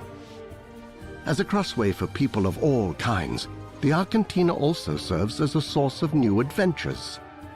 Familiar faces stop by here and there, spinning stories and offering quests that send you far across Azeroth in search of relics of the past.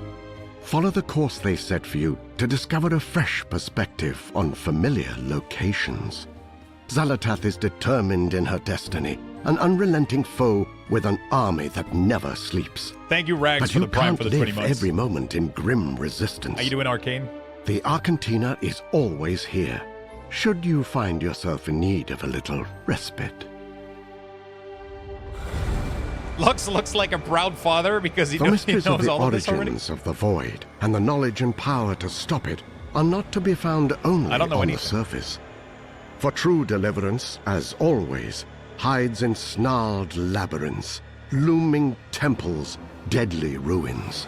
These delves, dungeons, and raids are the real font of power, the sacred and defiled spaces from which strength is not just earned, but taken. Across this void-darkened world hide myriad delves overflowing with incalculable danger. Located on the Isle of Quel'Danas, Parhelion Plaza is an outdoor delve that drops you into the heart of the defense of the Sunwell. Fight against the surge of the Void's attack by restoring Parhelion's defenses, commanding an artillery of light, ducking into pocket dimensions and putting down Gladius Slana, a Dominar who uses summoned Voidwalkers as weapons against your stand. Expect to plunge the depths of 9 other delves and 1 seasonal Nemesis delve when Midnight launches. You do not have to face these delves alone. Valeera Sanguinar is a powerful new companion with a rogue-minded approach to problem-solving. As a DPS, her killing spree ability has her moving through the shadows to lash out at multiple enemies. As a healer, she uses vampiric reaping to rip away the life force of enemies into orbs you can collect to heal. And as a tank, she uses your first mistake to taunt and do damage over time to any enemy that turns their back on her to attack her ally. Valeera is also a prolific provider of poisons that, depending on her role, empower you with more damage, better avoidance, increased speed, and more. No, she. I think they meant like she has Your multiple adventures role, in Midnight like exactly like eventually Brand, lead pretty you much. down darker paths, paths that end in overgrown corridors and ruin-stricken relics, forgotten places of powers best left unstirred. Yet these dungeons promise plunder worthy of the peril, should you have the courage to overcome the challenges within. Windrunner Spire, the former residence of the Windrunner family, haunts the skyline of Eversong Wood's western shore. The strained relationship of its namesake sisters, Varisa, Sylvanas, and Ilaria, imbues its halls with a sullen, spiteful energy. The restless spirits bound to this animosity threaten all who draw near. Among these spirits walks the Windrunner's soul brother, Lirith, who needs your help in quelling this restlessness and clearing his once great home of hate. Serenity, however, is not so easily claimed. There are other forces that seek dominion over this domain. Emberdawn, a fire-colored dragonhawk, claims the dilapidated gardens of the Spire as a nest for her young. She is fiercely territorial, answering intruders with both talon and flame. The derelict duo comprised of the Banshee Callis and her loyal abomination Latch lead a band of fanatical undead in a hunt for relics tied to Sylvanas. They meet outside interference with a mix of shadowy magic and brute strength. They have to redo that Commander bat model. Krolok, a merciless orc who oversaw countless conquests during the Second War that took Lirith Windrunner's life, stalks the Spire with an insatiable bloodlust. Since being slain in vengeance by Alleria, Krolok knows only torment and the desire to pass it on. The restless heart, a concentrated whirlwind of grief and suffering, born from the conflict of the Windrunner sisters, envelops all who remain in turbulent turmoil. This swirling specter takes the form of a ranger, combining the power of the wind with volleys of arrows to cut down the uninvited. Windrunner Spire was, at one point, a living embodiment of family and of legacy. With the help of Lirith and your allies, you can make it so once more. 7 more dungeons await you in Midnight, each one crawling with the cutthroat and the craven.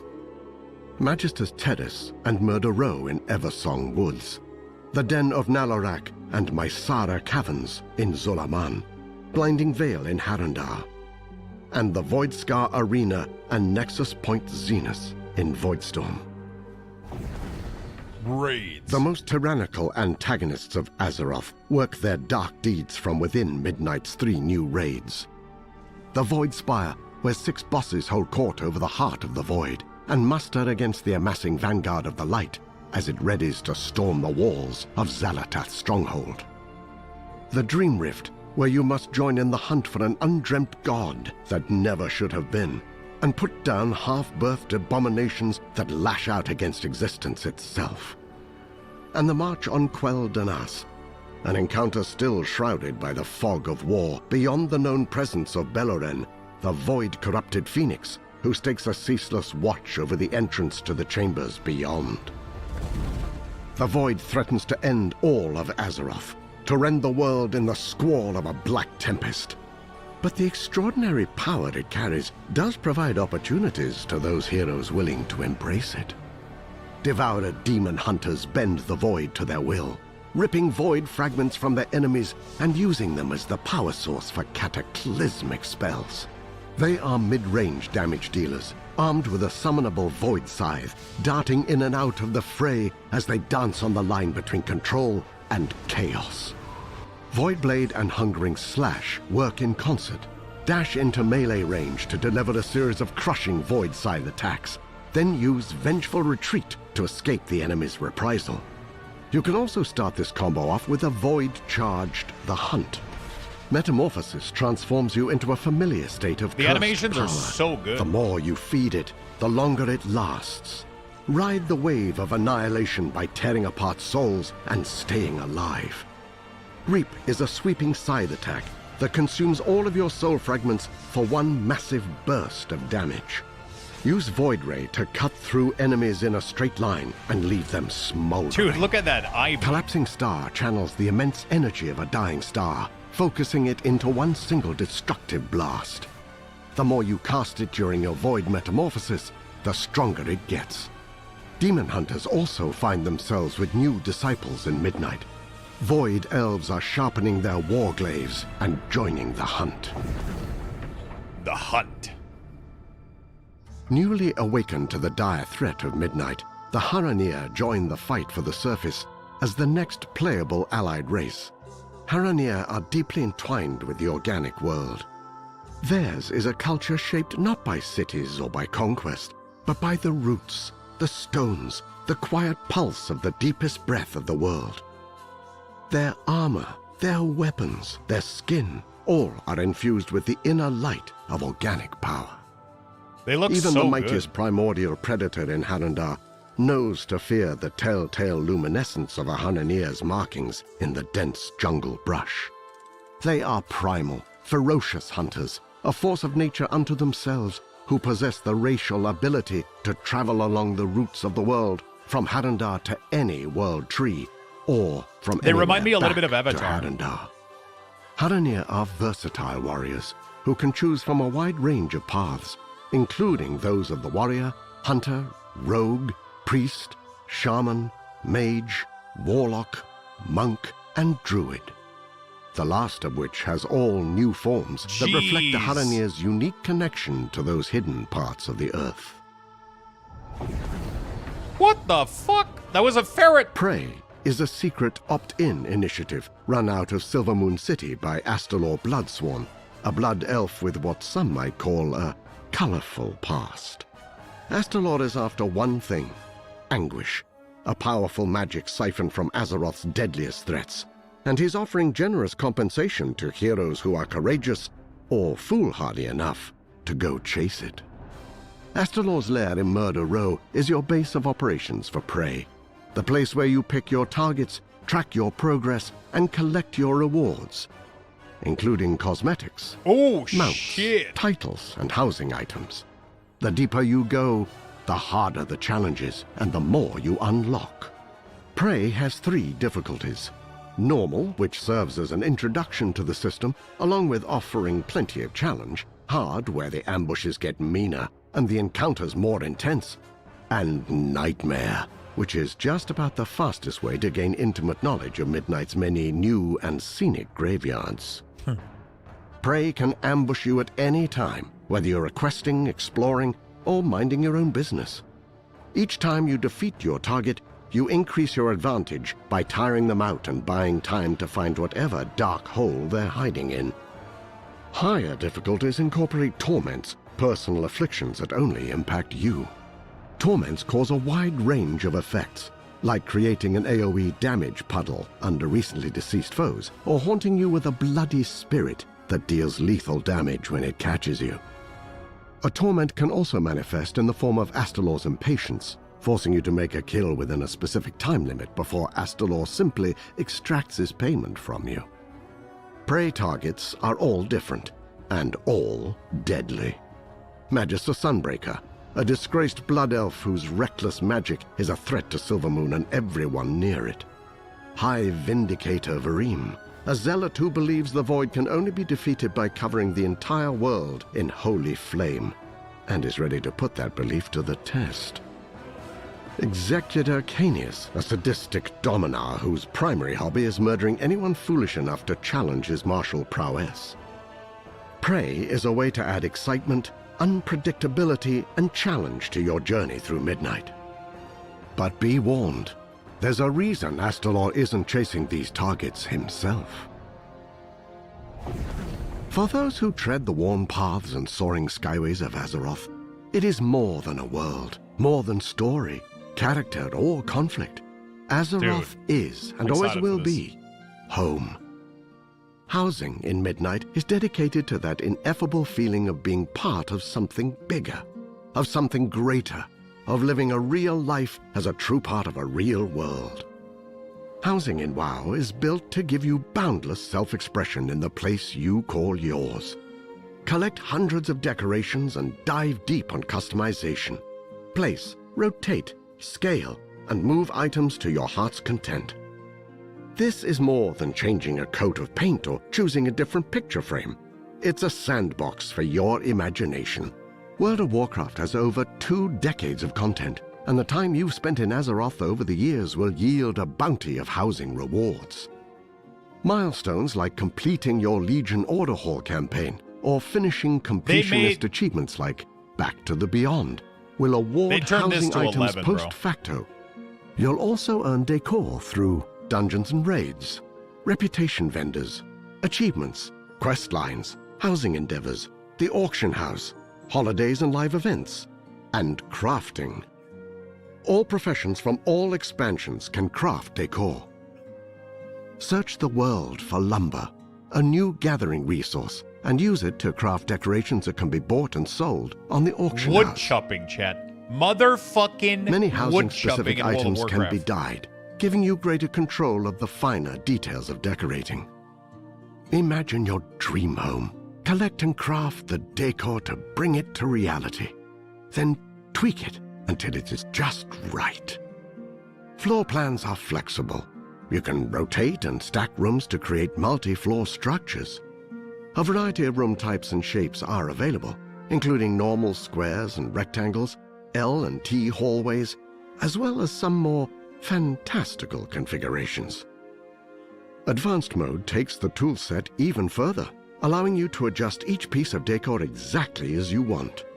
Rotate, float, scale, It's and so more great. to make your home a perfect reflection of your taste.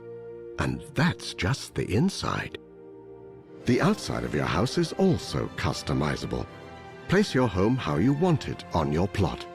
Add fountains, statues, planters, and more. Change out your windows. Pick the perfect chimney. Add a tower, and decide on the door of your dreams. Exterior plots also have the same advanced mode as interiors for even more modification. You guys aren't ready. At Midnight's official launch, you'll have a choice between exterior themes based on orcs, humans, blood elves, and night elves. These aren't just skins, they're full architectural styles with unique customization options. Orc homes feature hide rooftops, bonfires, and rugged surfaces. Human homes are rustic, with sturdy stone walls, warm wooden floors, and colorful banners. Level up your house to unlock more flexibility. New rooms and floors, bigger house sizes, increases in the number of spots for decor, and more. Every house is in a shared zone known as a neighborhood, where you and others can show off your homes, build community, and participate in rolling challenges to earn They housing fucking rewards. cooked. Neighborhoods feature a wide variety of biomes, from spooky forests and coastal plains in Founder's Point to lush oases and windswept bluffs in razor-wind shores. All contain different kinds of plots. Some are secluded and quiet, while others are clustered for the socially vibrant. Your neighborhood is faction-coded in its aesthetics, but not faction-exclusive in its residency. You have the choice between two types of neighborhood. Private neighborhoods where guilds or groups of friends can form their own space. Public neighborhoods where you'll find a home among friends you haven't met yet. Private neighborhoods come in two varieties: guild neighborhoods, which scale to fit your guild roster, and charter neighborhoods, which are capped at 50 homes and are perfect for tight-knit communities. Endeavors are monthly neighborhood-wide activities that bring everyone together to complete tasks, unlock themed decorations, and contribute to helping your neighborhood evolve. Participate in endeavors to earn House XP and community coupons that give you access Housing to is exclusive instance. Yeah, if you decor. want to join a house, you have a loading Above screen. all, housing is designed to help you find your perfect space and transform it to your own fantasy haven. To create your own home, sweet home. And there you have it. Thank you so much on behalf of the entire World of Warcraft team for joining us for this overview of Midnight. And if after what you just saw, you can't wait to get your hands on housing, don't worry, because it's coming your way if you have Midnight in early December of this year. Early Thank you December, again, we get and housing, we'll see you in chat. Azeroth. Early December. That's very fucking soon.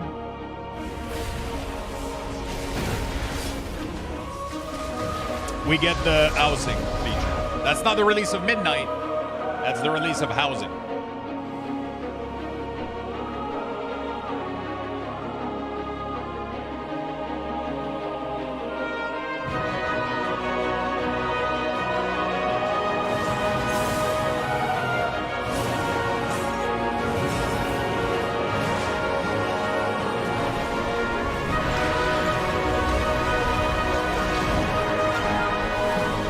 Yep, you need to pre-purchase Midnight.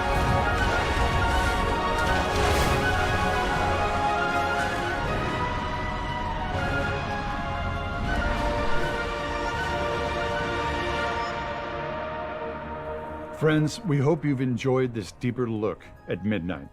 But as you can see, This fight is far from over.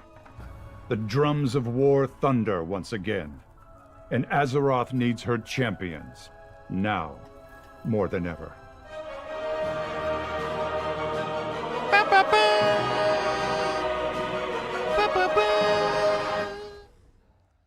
Q&A begins in 9:50. All right, chat. I'm going to take a bathroom break, and we're going to talk about a lot of stuff because technically the NDA embargo is over. Going to be right back. Give me a second. I'll give you guys some Luxbucks, and then we'll have a quick chat. A Luxbucks raffle has been initiated. Type !join in the chat for a chance to win. Good luck, everyone.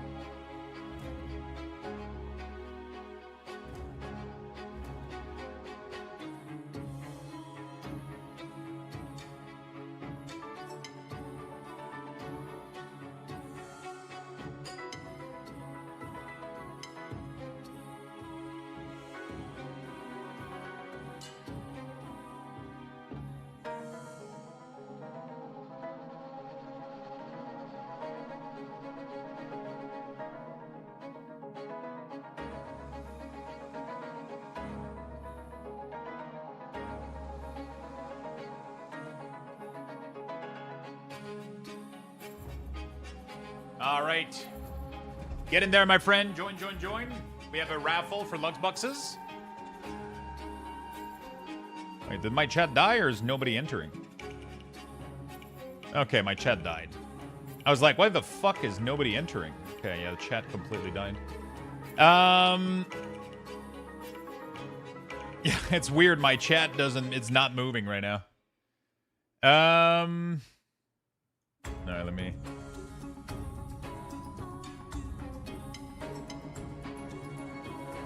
All right, so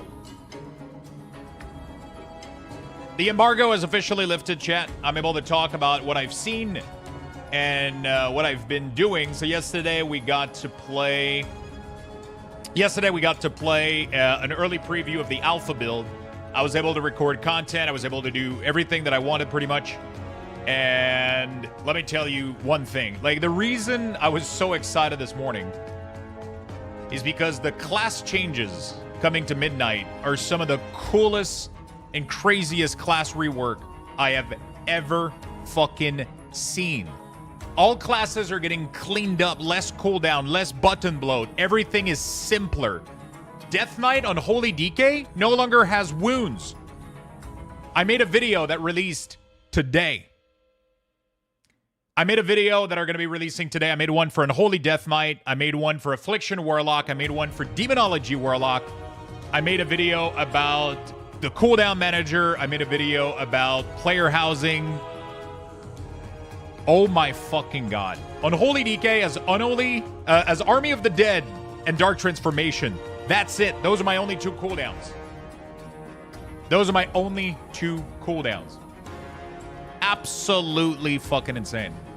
I released a bunch of videos. They're all going to be staggered by 30 minutes. I just released one not long ago. So thank you, Frank. That one should be public. The Unholy Death Knight one. So get a shareable link. We're going to put that Unholy Death Knight class, Midnight class rework. There we go. We're going to pin this message. So this is my video. You guys are going to be able to look into it. I'm going to be releasing a video every 30 minutes. Less button probably means they release on console. This will kill WoW. They confirmed that they are not releasing on console. That question was asked during the question that we had with the devs. It has nothing to do with console. That's what Ian said. There's absolutely nothing that they're not looking to release on console. That's not. He said nothing is planned. That's not our post. That's not what we want to do at all. He's like, that's not what we want to do at all. They're only doing it because the game is getting old and classes are getting too complicated. They want to simplify things. So, I got some good news. After the Q&A, I'll be able to play the alpha. So stay tuned. As soon as the Q&A is over, I'll be able to jump in and play some alpha. We're going to be able to look at all the classes. We're getting an early access. We still have access to the press release build, and we are able to play it after the Q&A is over. Right now, the embargo lifted, so we're able to talk about what we saw, and I'm going to be able to showcase whatever the fuck you guys want coming up right after this Q&A. Okay, chat. You guys know how I've been begging Blizzard for like a million stuff for Unholy DK, okay? Everything was done. They removed the wound playstyle completely from Unholy Deathmight, okay? They removed Death and... We don't even need to drop Death and Decay as Unholy DK. And do you want to know what the system for the wound was replaced with? Every time that you Festering Strike, instead of putting wounds on the target, you get a buff on you. And every time you Scorch Strike, it summons a new ghoul. So you just keep summoning endless amount of fucking ghouls everywhere. Non-fucking stop. That's the whole playstyle of Unholy now. Just endless amount of ghouls. It just, you summon ghouls non-fucking stop. Okay? It is absolutely fucking insane. Next class rework that is fucking crazy. I have not had a day off in almost a month long. Hope you are doing well, mate. Strike, thank you for the 55 months. Affliction Warlock no longer has Malefic Rapture. Which is exactly what I've been begging for many, many years. And you know what they fucking did? They did stackable unstable affliction with Seed of Corruption. That's literally what I've been asking for. I've been begging for them to go back to that playstyle. The spender is unstable affliction that costs 1 shard and you can stack it 5 times on a target, or you spam Seed of Corruption. You don't have Viletane anymore. You don't have Phantom Singularity. You don't have anything. Your cooldown is either your major cooldown, which is called whatever the fuck it's called. It's fucking crazy. It's absolutely insane. Absolutely insane. Will you share some info about healers as well? I didn't make any video about healers because I don't play healers. I made video about the 3 classes. I made videos. I made as much as I could, right? Yesterday we had a very, very limited time. I mean, we had all day, but I mean, after that, I had to record videos. I had to do like so many things. So I couldn't cover everything. Unholy is getting 1 more disease that is automatically being applied with Outbreak. When you go watch my video, it explains all of it. It's fucking crazy. And then we're gonna play all of it in the right after the Q&A. Right after the Q&A, we're gonna play all of it. Right after the Q&A, we're gonna play it, and we're gonna go right in there.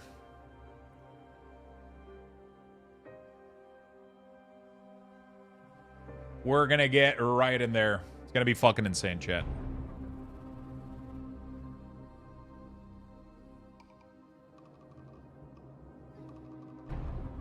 It is gonna be fucking insane.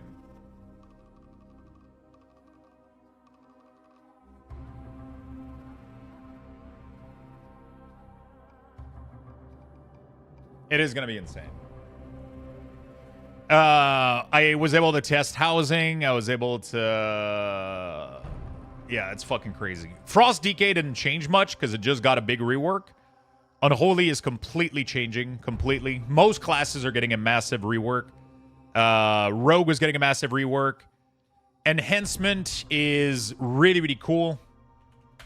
Enhancement is getting like a massive... They're getting some really, really cool stuff.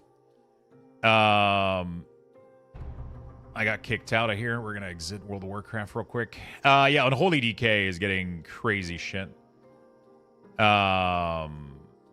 They're currently they're not able to data mine right now, so you guys are not gonna get good info from Wowhead right now. But yeah, it's absolutely crazy. We're gonna...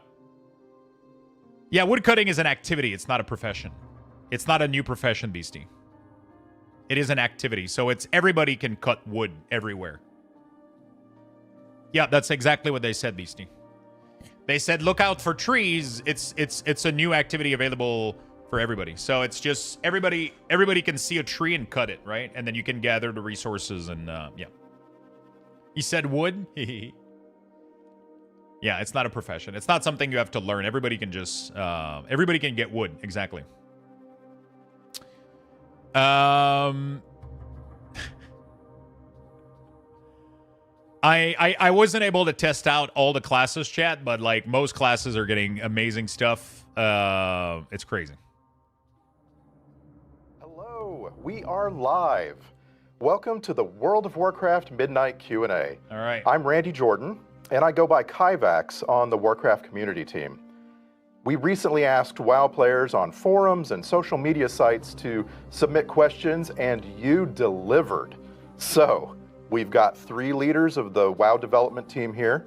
Please introduce yourselves. Hi, I'm Ian Hasikostas, Game Director on WoW.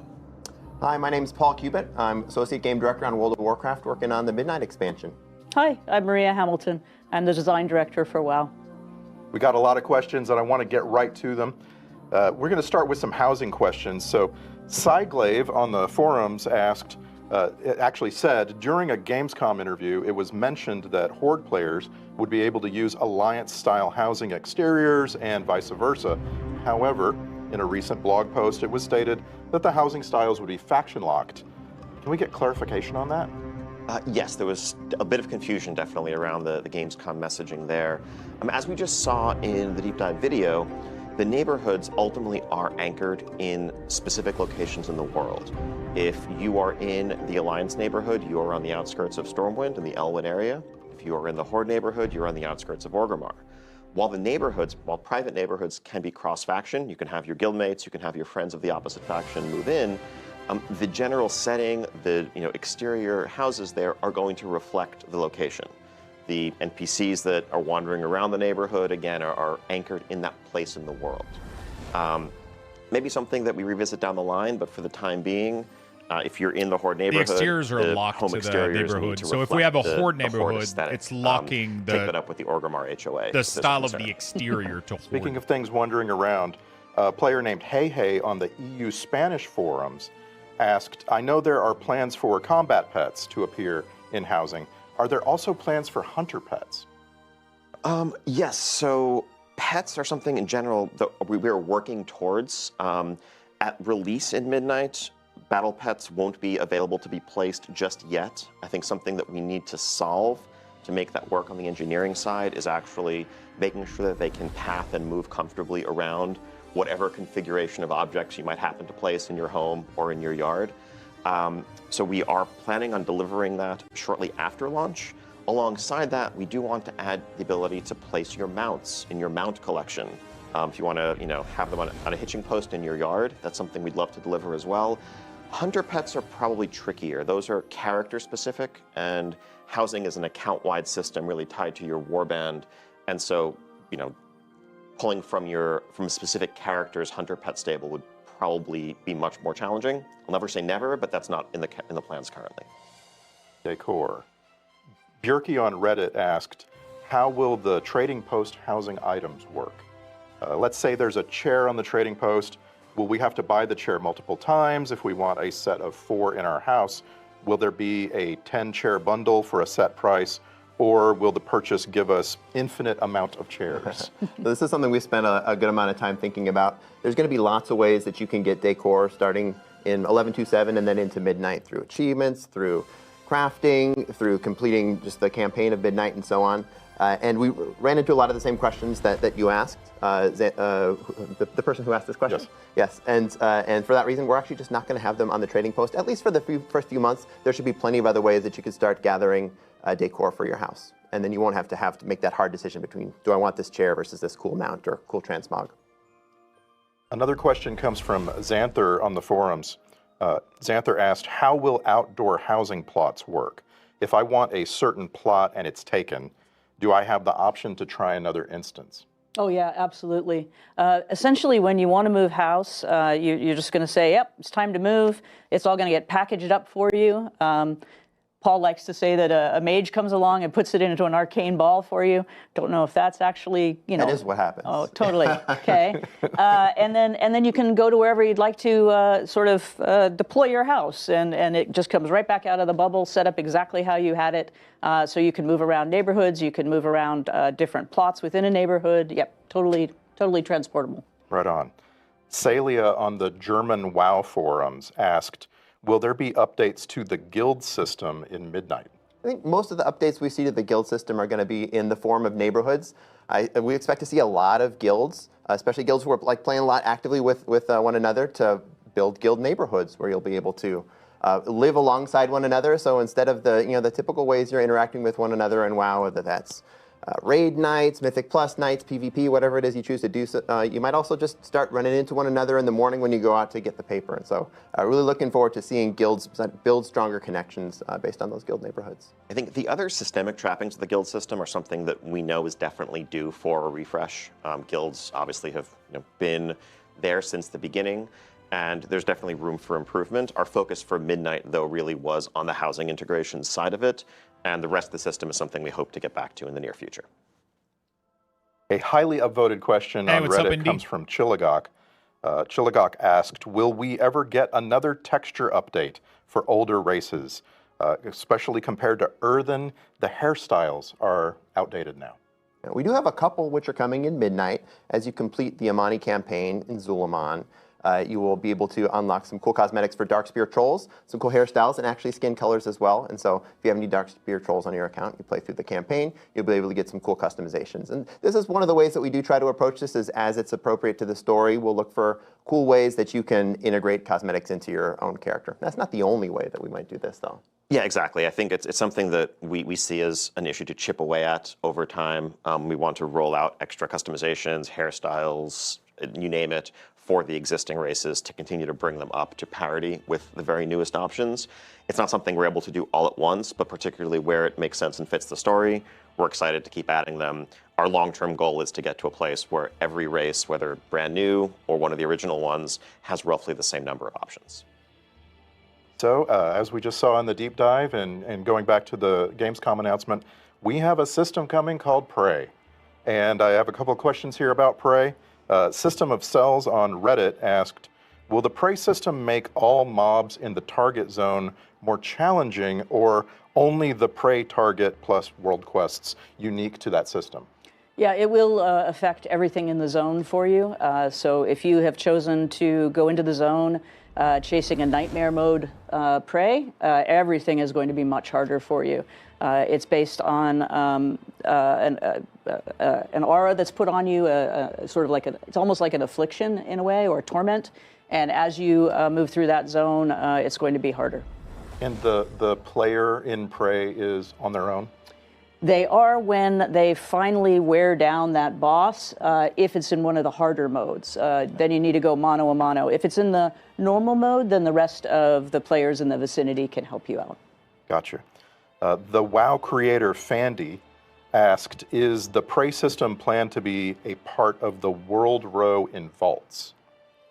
Yeah, in one way or another. As we build our expansion, one of the last things that comes in is specifics on rewards. So we don't have the specific details now, but when we do look at Prey, we look at it as similar in difficulty and sort of player activity to the types of things that you do in Delves. And Delves do take up that bottom row of the World Row in the Great Vault as well. So we do expect, if you're running Prey, you're going to see better rewards. I'm going to have to test that. I haven't checked out Prey yet. Good. I want to get to one of the most highly upvoted questions we saw across all channels. This is from Weird Dandom Ally on Reddit. And that goes, any plans to rejuvenate the glyph system? All classes could take advantage of it for class visual customizations like warlocks have with their pets and druids with their forms. Yeah, so there isn't a glyph overhaul planned for Midnight at launch in particular, but the general question of more customization for spell visuals, transforms, things along those lines, that's one that we're also very excited about and always looking to offer more customization, almost every class is getting more cosmetic self-expression, a lot of possible. modification. And the glyph system is a great vehicle for this. It's not the only vehicle, but where it makes sense, that's definitely one of the avenues we would use. Speaking of highly upvoted questions, we got a lot from the PvP community. I want to ask a few of those. So starting with Kethcup on Reddit, the question is, do you have any plans on making PvP less daunting for new players? We absolutely do, yeah. We're really excited to introduce a new feature called Training Grounds. This is a feature where players can enter battlegrounds, fighting alongside other players against game-controlled opponents. So instead of fighting against other PvPers, potentially people who have been playing this mode much longer than you, who have better PvP gear than you, and are going to wipe the floor with you, you'll be able to fight against some opponents, so you'll have a little bit more of a satisfying win rate against. And because of that, we think this will be a pretty good on-ramp for people who are PvP curious, who want to get into PvP, but feel like there's just too much of a steep on-ramp because of those daunting aforementioned players who want to wipe the floor with you. This is going to start with a couple battlegrounds that players will be able to jump into with training grounds, and we'll see where we go from there. I think, we love PvP, broadly speaking. I think one of the challenges is it can be very daunting to get in, as the question implies. If you're getting into PvP for the first time, you're in some cases jumping into a pool that's filled with sharks who've been doing this for 20 years. But there's so much, there's nothing quite like World of Warcraft PvP and that style of conflict, that style of combat. And so really our philosophical approach as we move into Midnight to really try to rejuvenate and grow the scene is to broaden the base of that pyramid so we can kind of lift the whole thing up and help all levels of it, whether you are the most hardcore person competing for titles at the end of every season. Everyone will be better served if people feel like they can actually enter this community for the first time and discover what is so great about WoW PvP. Let's all be sharks. So eventually. The PvP player and creator known as Supatees had the most highly upvoted question on our forums. He wrote, "In the War Within, we saw major reward improvements and restructuring for Mythic Plus, which improved participation. Are there plans to look at the current reward structure for PvP, such as rating cutoffs or additional rewards?" There are definitely plans to look at this. One thing I can say that will be changing at launch in Midnight and the first season of Midnight is that top tier cutoff coming down from 2,400 to 2,300 for those rewards and titles. I think looking at how MMR has evolved and how the rating ecosystem has played out, that's been a bit too exclusive even for some of our best players.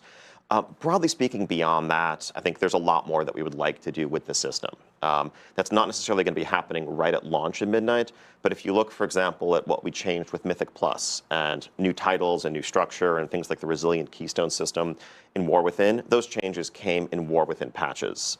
So as we look to PvP and its evolution over the course of Midnight, that's definitely an area that we want to focus on. Got another one. Sandent on the WoW forums wrote, "Will War Mode receive more well-needed attention? More activities like zone objectives or rotating events? Maybe a free-for-all treatment?" Yeah, we're adding a whole new area into the Voidstorm zone, a giant War Mode area which reflects the same space as the Slayer's Rise Battleground. If you watched the deep dive video, you got to see that. That Slayer's Rise is also made manifest in the zone itself.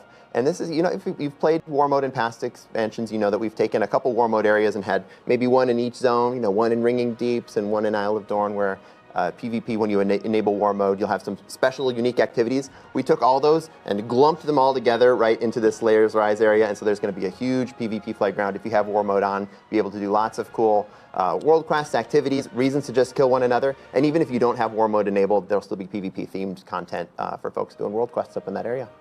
Why would you not have War Mode enabled? That's a very good question. Yeah. Because you're afraid of sharks. Yeah, it's sharks. Okay, all right. Yeah. Thank you. So, MacLamente26 on Reddit asked a question that we saw a lot of, which is, when can we expect reputations from expansions prior to Shadowlands to become Warbound reputations? So yeah, taking full accountability here. I know that when we rolled out the warbands, we said that we were going to work our way backwards through reputations. We haven't made progress as quickly as we would have liked. We got some of the Shadowlands reputations, but not the Covenant ones. This is something we're going to pick up and resume. I can't commit to a definite timetable, but in the long run, we don't want this, internal disparity between how different expansions' reputations are handled, and we'll continue to start with the most recent and work our way backwards. Thank you. 610 on Blue Sky said, War Within is the first WoW expansion without a legendary. Can we expect anything in Midnight, or is the team taking time to reevaluate what place legendaries have in the modern game? I think we always want to avoid things seeming formulaic, where it's like, okay, you can expect it's a new season, there's going to be a new legendary, this is how it's going to work. Legendaries should always remain special. They should feel like these are items that have clear stories behind them and feel worthy of that special orange color. And yes, we're also looking always at issues with how they're awarded. We want to make sure they feel special, but also don't turn into something where it feels bad or grindy because they feel required if you want to be competitive. There's a fine line to walk there. There aren't currently any planned for the first tier of Midnight, but as we face certain foes down the line, it may make sense for some of the items that they yield to have that orange color, and we'll cross that bridge when we get there. I want to ask some lore questions. So, as Mira Oh yeah, they're already asked, working on last item. will we for be sure. getting any more background information on story regarding Lyrath Windrunner? Sorry. Any of the other Windrunner family members, perhaps? Absolutely. I don't want to talk too much about patches, but certainly in Midnight, as we go into the Spire, you will have the opportunity to really get a brother's view of his sisters and an opportunity to learn a lot more about what happened and what's happening in that place. And This looks really, really cool. I mentioned before, we're going to see the sisters. And Grody Toady on Blue Sky wants to ask about trolls. So here come all the names. Where is Vol'jin's story in all of this? I'm hoping we find a way to weave Vol'jin, Talanji, Zul'jin, Rokan, Zul'jan, and Zul'jara into a cohesive story about troll unity or cooperation. Well, right out of the gate in Midnight, you're not going to see that combination of trolls, but you will see a combination of some trolls as we continue into Dude, he patches looks and good. move forward. We're very Can much we have that focused model? on what's going on with the trolls as well as what's going on fat, with the Blood beefy. Elves. They have not always been on the best of terms for reasons. And there's definitely a story to be told about their relationship, and all of those folks come into that story. Groxy on Blue Sky said, Midnight sees the Paladin forces of Azeroth fighting back the Void at the Sunwell. Can we hope to see more lore about the Tauren and Azeroth's sun god Ansha? Eyes of the Earth Mother told us how he and Elune slash Musha fought possibly the Void in ancient Azeroth.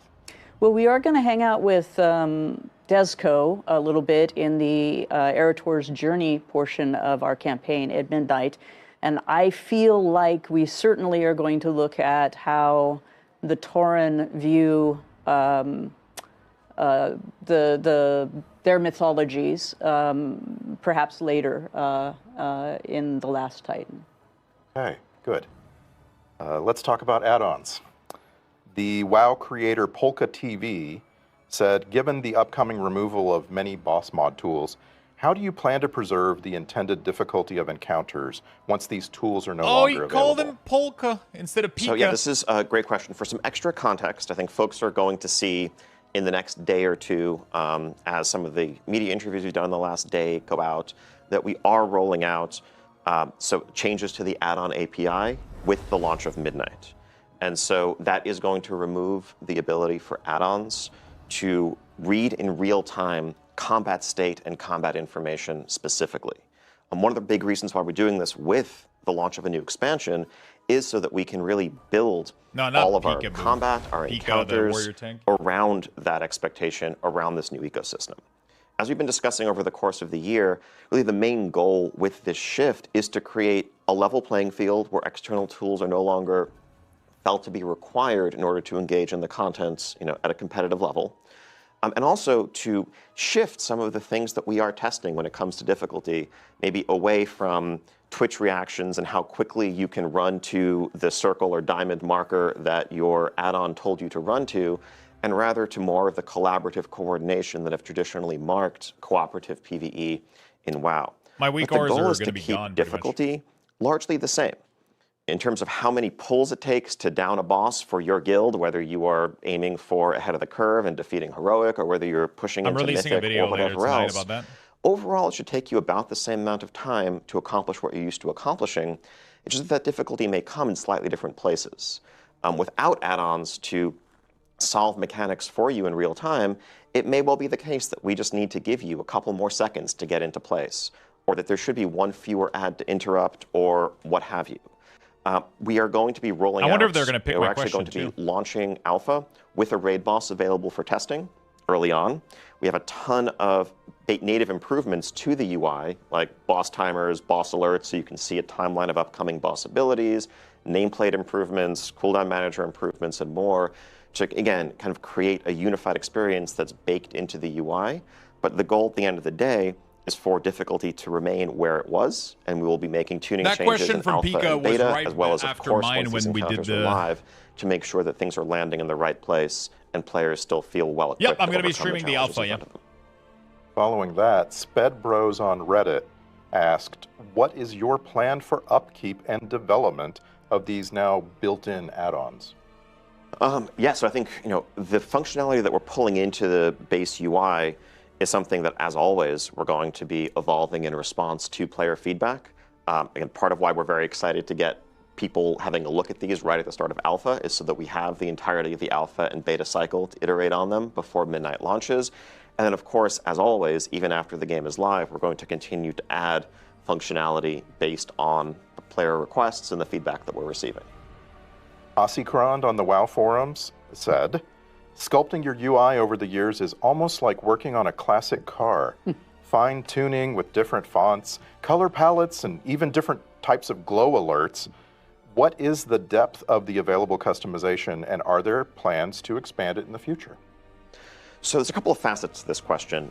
First off, couldn't agree more that I think UI customization and using add-ons to tailor the aesthetic of a UI, how information is presented and where it's presented, I think are one of the hallmarks of the WoW experience and really one of the strengths of the game for going on 21 years now. There are no plans to eliminate or remove that. The approach we've taken in changing the way the add-on API works really is just focused on access to that real-time information. There'll be details coming out very soon from our UI engineering team on exactly how this works. But whereas in the past, when we have restricted aspects of what add-ons can do, we tend to just kind of wall off sections of our UI and say add-ons can't touch this at all. But when it comes to things like nameplates or unit frames and the like, that would have been an unacceptable approach here because that aesthetic customization is so essential. So there's a brand new system that's been created where essentially pieces of information about what's going on in combat are put in the black box. And add-ons can paint that box pink or yellow or green or make it bigger or smaller, but what they can't do is know exactly what's inside the box and use that to drive logic. In addition to that, the new UI functionality that we're adding, whether it's improved nameplates or whatever, have extensive customizations in terms of size, shape, location, aesthetic, all of the edit mode functionality, and more. But we have no intent of pulling back in any way from the aesthetic customization that add-ons have always offered. Cutting to the chase, Felfer on the WoW forums asked, does this mean that existing add-ons like Deadly Boss Mods, Plater, or Details are going to break? They will change significantly. I think certainly, day one, if you're logging into alpha and you try to enable them, I do not believe they will work due to changes in the API, but that's standard for any new expansion release. We are inviting the authors of a vast range of add-ons into our first week of alpha, so that's going to be coming up in just the next few days, to get their hands on these changes, to give us feedback about how we can better support their ongoing development. But yes, when it comes to the specific ability to read and process combat information and use that to drive logic, that is going to be changing, and that will affect those add-ons. Okay, give me one more. This comes from Herrix on the WoW forums. Herrix said, what are the plans regarding improvements to the default raid frames? In the effort to reduce the need for add-ons, raid frames are a major pain point for healers, where the default Blizzard raid frames are basically unusable without at least some external modification. So yeah, we also have improvements coming to raid frames, definitely with healers in mind. Sure. If you're, let's say, a Resto Druid who wants to be able to see all of your HOTS on a target, that's something that we agree is very important and needs to be baked into the default functionality. Same with encounter designers calling out major buffs and debuffs and things that you need to know in an encounter, whether you're a healer or just a raid leader wanting to keep tabs on the state of the encounter that way.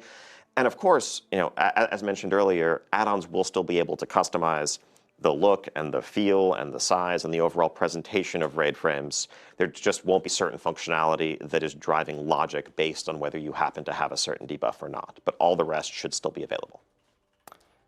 E. Chow on Blue Sky has a couple of questions. Given the connection to the Army of Light, the Sunwell and Blood Elves in general being their main rival in the Burning Crusade, will we see Draenei play any sort of role? Also, will Quel'Thalas be, with Quel'Thalas being part of the main world now, will there be any updates to Forsaken Lands? So the Draenei, obviously will be part of the fight, part of the battle that we're waging against the Void. But this chapter is focused on the Blood Elves and the Blood Elves struggle with some trolls, and we're gonna really be leaning in there more than we are with the Draenei. Opportunities, will come up for the Draenei to have their moment in the light, as it were. Yeah. And as it goes for like changes to Forsaken Lands, well, there's some minor changes as we've added Quel'Thalas and Zul'Aman into the main body of the Eastern Kingdoms to connect them in. So there's a tunnel in the Forsaken Lands that does connect it in. We are going to see some Forsaken characters as well. We're actually going to be working with a little bit of a deep cut, but Alonsis Fowl, the Archpriest, is going to be a character who appears and has a couple interesting interactions and chats with Eretor and Liadrin and others. So we're going to continue to build out Forsaken story as we continue. Yeah, I think looking at how this is playing out and will continue to, I think we're very excited by some of the reception we've heard from Gamescom onwards about the changes to Silvermoon, Eversong, and more. Honestly, there was a bit of anxiety internally about the idea of revisiting an old location as for one of our zones, whether some players would view that as like somehow lesser than coming up with a brand new place. But I think as people see this full splendor of Silvermoon, get a chance to revisit Eversong and what it's become all these years later, I think the excitement around that really excites us too, because we'd love to be able to tell more new stories in some of the iconic locations that resonate throughout everyone's fandom of Warcraft and what Azeroth is about. And so that will mean updating those locations, and I think that's something that we're excited to do more of as we look forward. Of course, the Last Titan will see us going back to Northrend, so that'll be a story for another day. Yeah. I think we for sure discovered that we can tell different stories when we go to old places and see how characters have changed, see how the spaces have changed. It's been a really cool opportunity to do that in Midnight. Let's shift to some class talk. Class. Faxia on Reddit asked, are you planning on adding any new specs that can tank or heal for existing classes? Not right now in Midnight. I think Devourer, Demon Hunter, and that new range DPS spec for them is our focus right now. But I think we've seen, whether it's this or whether it's augmentation, there is excitement around the idea of established classes getting new specs. And so that is something I think we are likely to explore as we look to the future. Zerotics on Reddit asked, throughout the War Within, some classes and specs received visual updates, and as a monk player, the update to Vivify was very appreciated.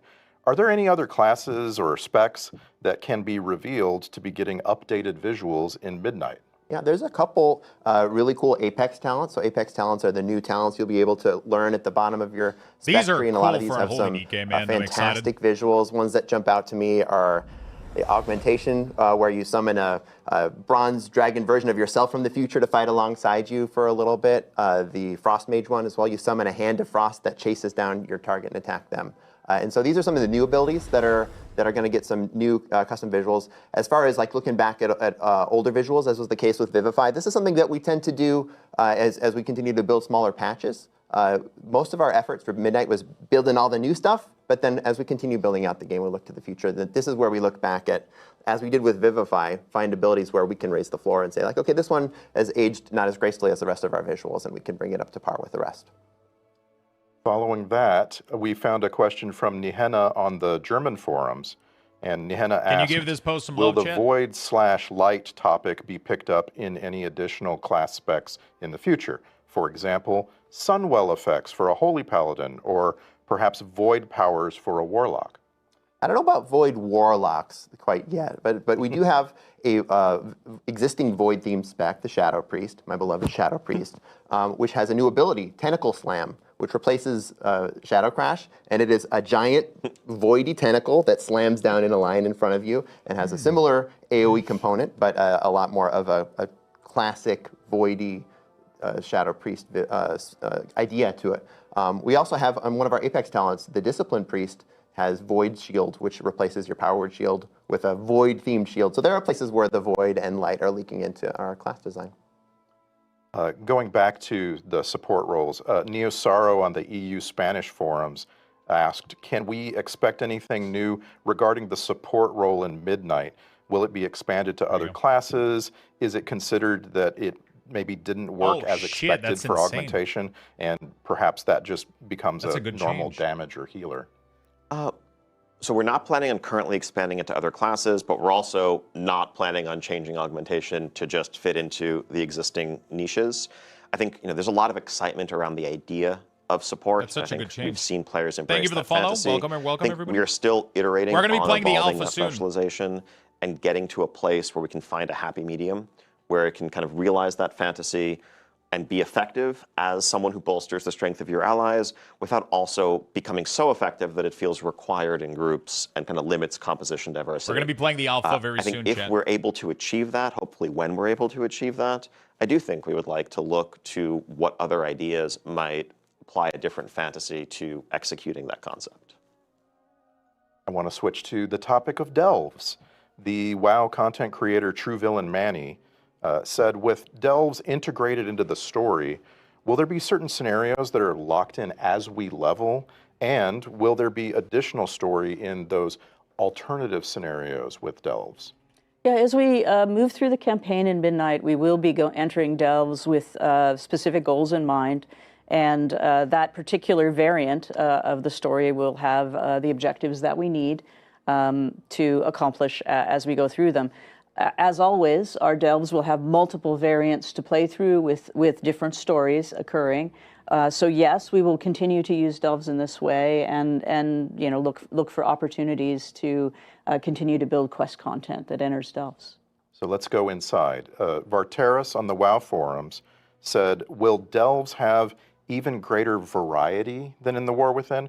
Maybe a randomized puzzle to solve, a race, a whole new set of abilities? Yeah, there's a couple ways that delves are changing. We have a new follower, Valera Sanguinar, is going to come along, and she's going to mix things up. She's takes delves a little bit more seriously than Brand does, and a lot more stabbily as well.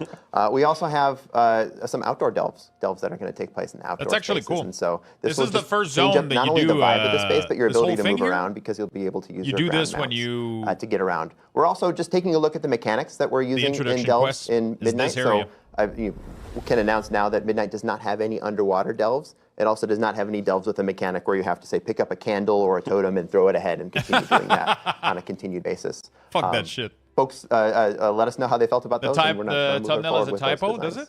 In Midnight. So Relentless on the EU Spanish forums asked a version of a question we got a lot. What's the typo? And Ian, what's stopping the World of Warcraft development team from doing a world revamp? Could we get a world revamp? I mean, I think, the idea of revamping everything at once is a terrifying one, frankly. But I think, as touched on earlier, we definitely want to tell new stories in iconic locations. And in doing that, we would certainly do much more than just do a fresh coat of paint on the area. We would really reimagine it and bring it into the present day, as we have with Eversong. Our current focus is, of course, on the story that we're telling for the rest of the World Soul Saga. That will touch on some familiar locations. But down the line, I think the lessons we are learning and the experiences we're having, revisiting some locations, open the door to doing a lot more of it. Saw a very upvoted question from Solera, a French WoW player on X.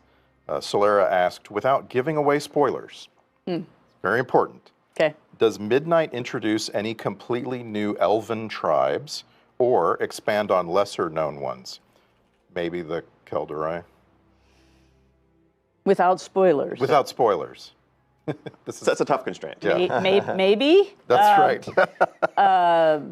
I don't think it's spoilery to say we're going to be learning a lot about the elves and the elves' relationships with one another, and that would include Quel'Drai. Thank you. And Zoris on the EU Spanish forums asked, with the Devourer specialization, all Demon Hunter abilities will use void effects and icons, even those shared by all three specializations. Has there been any consideration of extending this aesthetic customization to other classes? So I think philosophically and narratively, what a Void Demon Hunter represents, what a Devourer Demon Hunter represents, is one who, rather than harnessing and channeling fel energy, is channeling void energy to turn it against those who originally wielded it. Sorry, I'm and so fixing that my is thumbnail. going to transform a wide range of their abilities. On the other hand, when we look at, let's say, a Fire Mage or a Frost Mage, they're not forsaking the arcane when they become a Fire Mage. And so Blink is still an arcane spell, and Counterspell is still an arcane spell, and so forth. And so I think when we look at other classes, we generally like to look at that broad base of multiple, areas of focus. And just because you specialize in one thing doesn't mean that that transforms all of the others. That said, touching on some earlier questions, when it comes to glyph spell customizations and other things that players may want to customize the look and feel of their abilities, there's always an opportunity there. Another highly upvoted question all over the place. I'll take the version of this question from Navarel on the EU German forums. Would you consider replacing the ready-made group in follower dungeons with characters from the player's warband? Definitely something we are considering. Not something we're going to be able to deliver for Midnight, but ever since the introduction of both warbands and follower dungeons, this idea, this request has popped up. It's something that we're excited about internally as well. There's some technical hurdles to kind of pull that information down in real time and make it work, but it's something we do want to deliver down the line. Ian's not lying about technical hurdles. There were multiple technical hurdles in the way.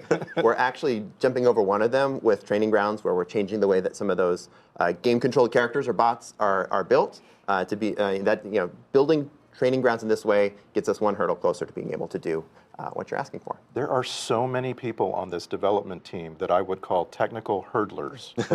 Engineers, that's just what they do. They jump over hurdles. Maria, Silo on the WoW forums asked, will there be new mini-game type quests in Midnight? Yeah, a little lolsy. Yes, there will be. We actually have Sleepy? a new mechanic that was created for Zulaman specifically, where you will do some, underwater stuff, but it's quite fun. It's the Amani Abyss style. You're gonna be going fishing troll style. Okay. Yeah. That's a revelation. I like that. While we're revealing things, Musselton on the WoW forums asked, a lot of questions. I'm extremely excited for the Heronir. Can you share more information on their druid forms? Well, conveniently, if you watched the deep dive, you saw a flash of those. Fundamentally, they all have quills to throw back to sort of the Heronir. But the tank form is a pangolin bear with sort of bat-like ears. They all sort of got those ears. Yeah, they right? got the ears and the quills. And we have a wolverine for our feral spec. We have an owl-like, quilled owl-like sort of boomkin.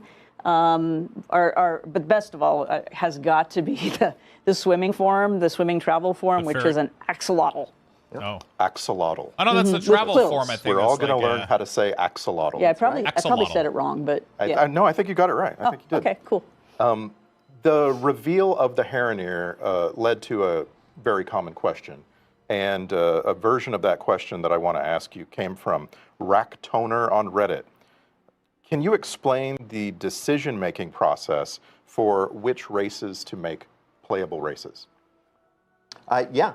There's no data mining of this stuff. Comes down to narrative. There's none. They're not even allowed to data mine until the official alpha build is started released. Talking to the Heronir in the War Within, and this was not a coincidence either. We wanted to build a familiarity with Orwena, with her crew, so you'd understand who these characters are when they do eventually become playable characters, as we've added them in Midnight. And of course, Midnight is part of a 3-chapter saga. We're in the middle chapter now. The Heronir are going to be a big, important part of this story, and this is why we chose to fold them in. I feel bad often being the bearer of bad news in these conversations, but I know that it's not lost on us that there are widespread requests from players who would love to be a Sethrak or an Ethereal or the like. And part of the question there is, as Paul said, narratively, like, does it make sense for this faction to really join the Alliance and Horde if there's, if they're cosmic, extraplanar, or more neutral by nature? But the reality of it is also, from a production perspective, one of the things we grapple with is that adding a brand new race to World of Warcraft is one of the most development-intensive things we can do, not just in one-time time commitment, but also in the long-term carrying cost for every set of armor we ever make for years and years to follow. And it's something that we have to weigh very, very heavily when we do.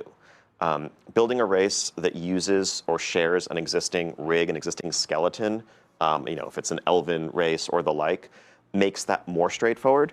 Again, that's not to say we're never going to add very novel or meaningfully different races down the line, but it's a very high bar for us to clear when we look at how much ultimately it's going to mean that we have to do less of in other places forever in order to support this additional race alongside the others. As I've said to you before, I want Saberon. I will wait. I will be patient. Please give me Saberon.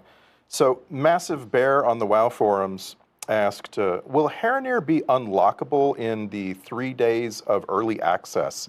I remember Earthen were not. No, not during the first 3 days. Yeah. So during that early access, we want to make sure that we're letting players who are in that early access be able to play through the campaign and understand what's going on, but not getting any meaningful jumps ahead of anyone else who does not have that early access.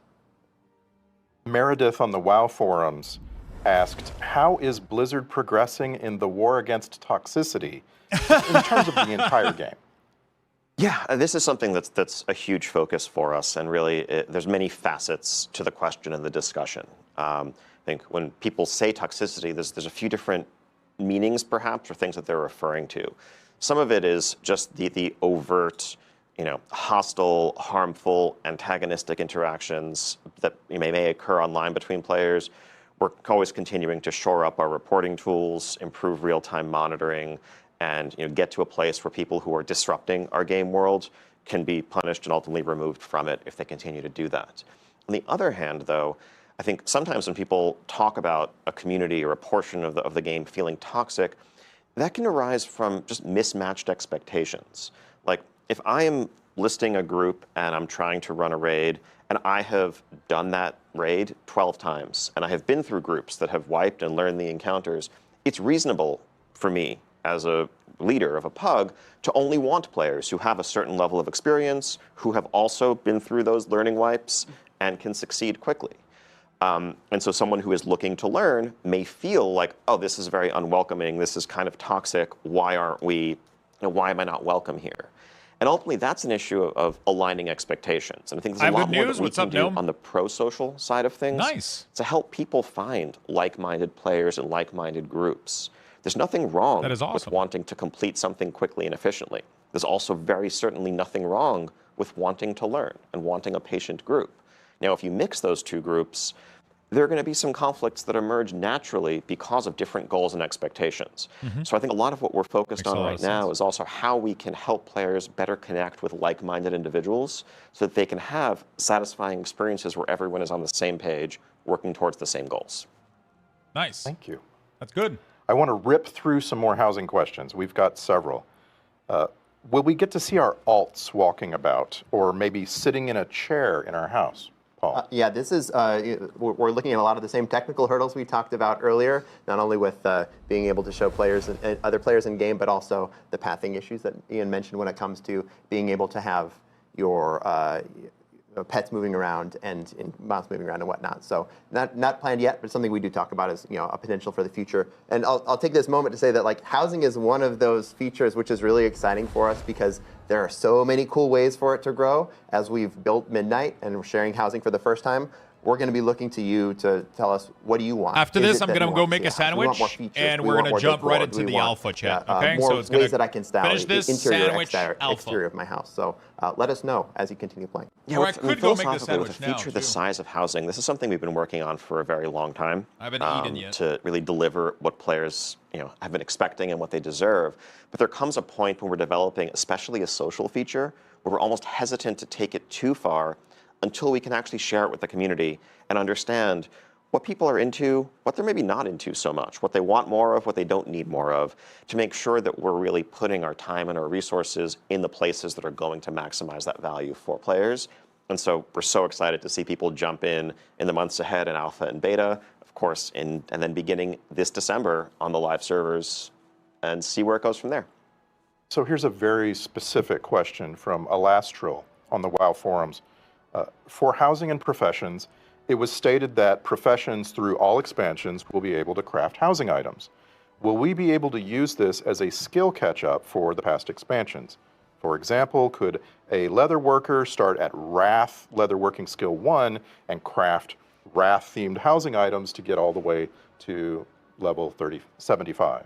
I mean, these will give skill ups for sure. Yeah, I don't know how many of them will be available at level 1, for example. They may be tuned based on how elaborate the piece of decor is, but in general, yeah, once you get the level that you're able to build these things, then you continue to use them to level up.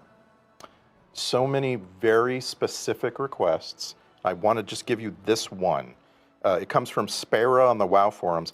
Is it possible to add a functional bookshelf to player housing that could store and display collected in-game books? I have a lot of those. Okay, this is what I'm talking about. That once you share housing with the world, then 1,000 cool ideas come out. And so we start gathering up all these cool ideas and say, what can we do next? I can confirm there will be bookshelves.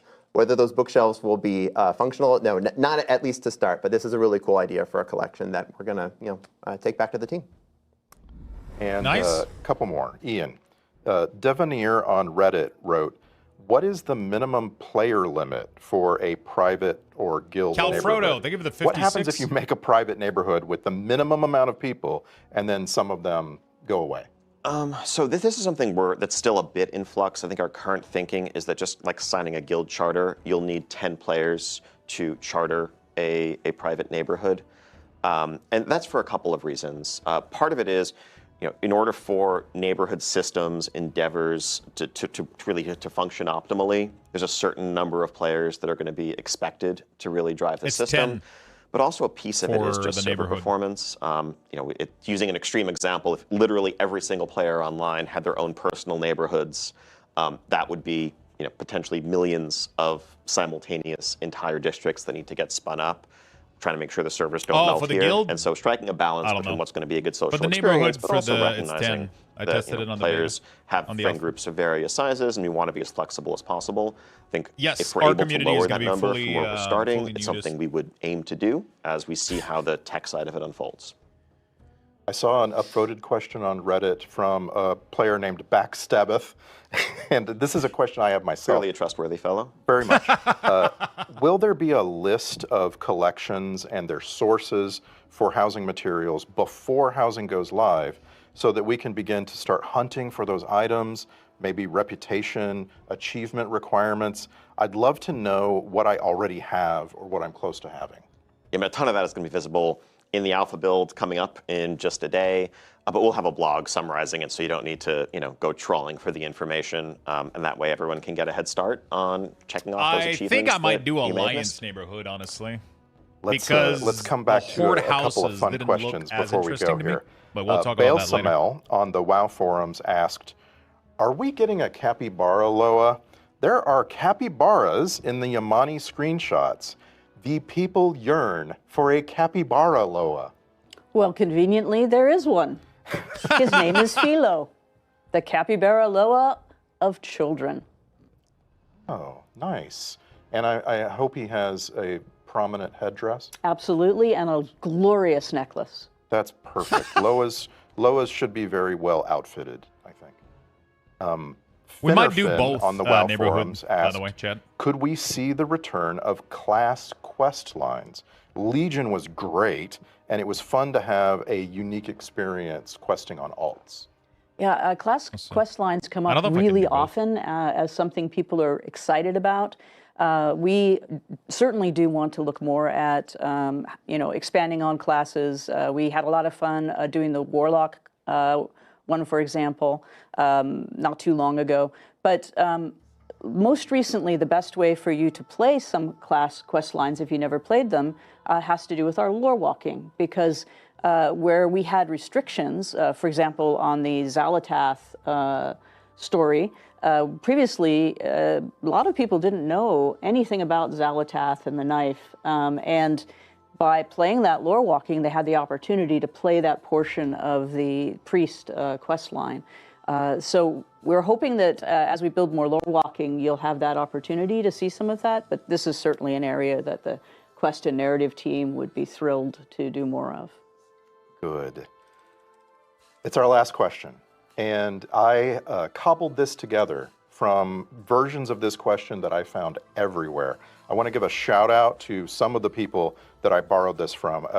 Aziriel, Simplejack, Martian, Zuburius on our forums, all asked versions of this. Ian, how will player power progression be updated in Midnight, especially regarding Valor Stones? So yes, so the way the upgrade system has played out over the last couple of expansions, I think we're happy with the sort of granular incremental progression that complements that spiky randomness of loot drops. But there is, and we agree with player feedback that we've heard, potentially one too many moving pieces and a bit too much complexity in the current system. So I can announce that Valor Stones as a currency will be going away in Midnight. Oh, shit.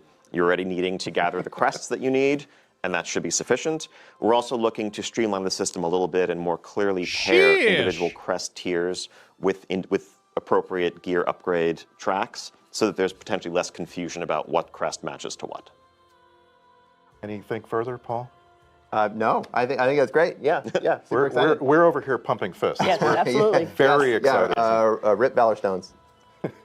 Well, And on that note, that's our time.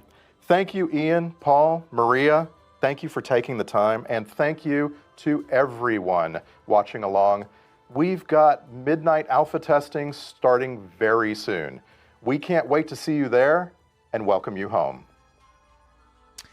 All right. I'm going to be able to log in into the alpha right now, my friend. So I have to log in on a special account. So I will have to do this for a while. I have to log off of my account because I'm going to be logging in somewhere else. I have to go find the info, and we're going to be logging in. I'm going to go make a sandwich after this, and we're going to be playing the alpha for the rest of the day. I'm going to try to cover as much things as we can. Rip Valorstone. There you go. They're out of there, bro. They're out of there. Yeah, just gonna go see where the hell is this stuff. There we go. It should be in here somewhere.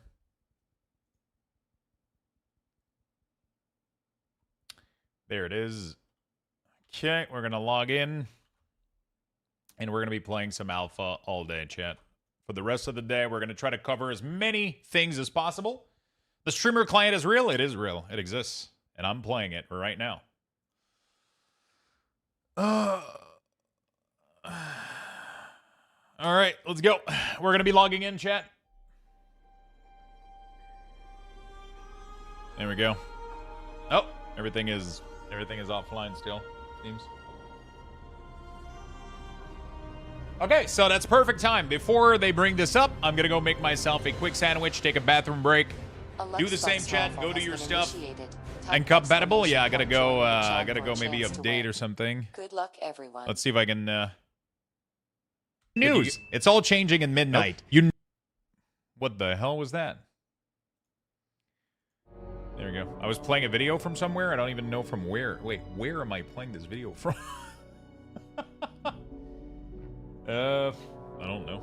Okay, well, I guess I hit play somewhere? I don't know. Whatever. I'm gonna put you guys some music. Check for updates. It says incompatible, so we'll have to see. I think they might be launching like a new build or some shit. Okay, so we'll just do that. I'm gonna be right back, and I'm gonna go make myself a sandwich. I'm gonna give you guys 50,000 Lux boxes, and we're gonna be right back. We're gonna be right back.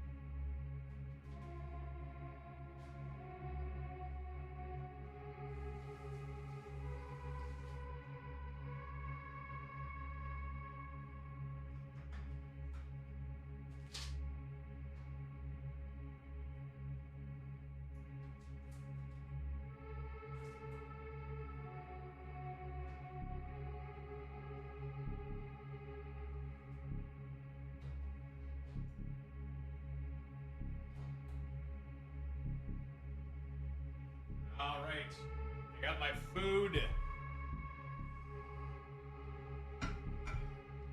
my food. We're ready to go, my friend. So, when it comes to the neighborhood, I don't know what I'm gonna do. When it comes to the neighborhood, I was able to test out the Horde neighborhood. It looks pretty good, but it looks really, really good for the Horde neighborhood. The exterior houses for Horde don't get me excited that much right now, but we haven't seen all of them. The Blood Elf exterior could look really, really good. So that's actually kind of awesome. Actually, I'm going to do this. It's actually kind of awesome. The interior isn't changed, so it doesn't really matter. I mean, it is changed. You have access to some... I think we're getting the Blood Elf exterior, yeah.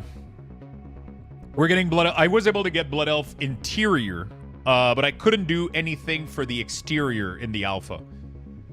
Or I didn't figure out how to do it. That video is going to be releasing tonight. By the way, chat, if you guys want to go like and comment on all the stuff I've been posting on YouTube, it would really, really, really help me out. I got a bunch of content coming for you guys. I got a ton of content for you guys. If you guys want to go on my YouTube channel and give all that good stuff some love, I would really do appreciate it. Right now we have a video for Unholy Death Knight. We have a video for Affliction, and we have a video for Demonology on my YouTube channel.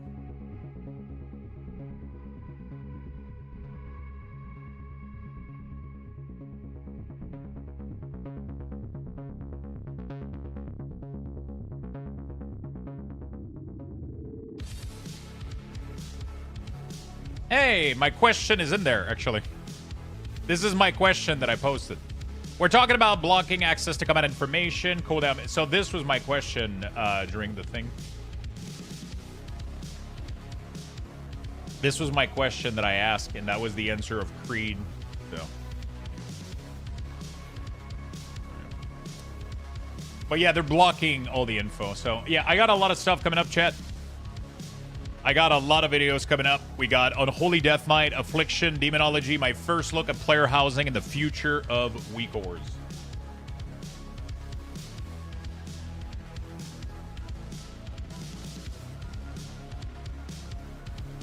Dude, every class is getting massive, massive changes.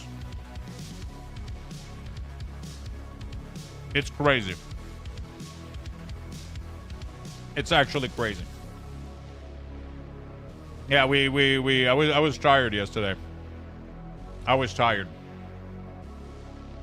Also, I made a little funny short. You guys want to see it?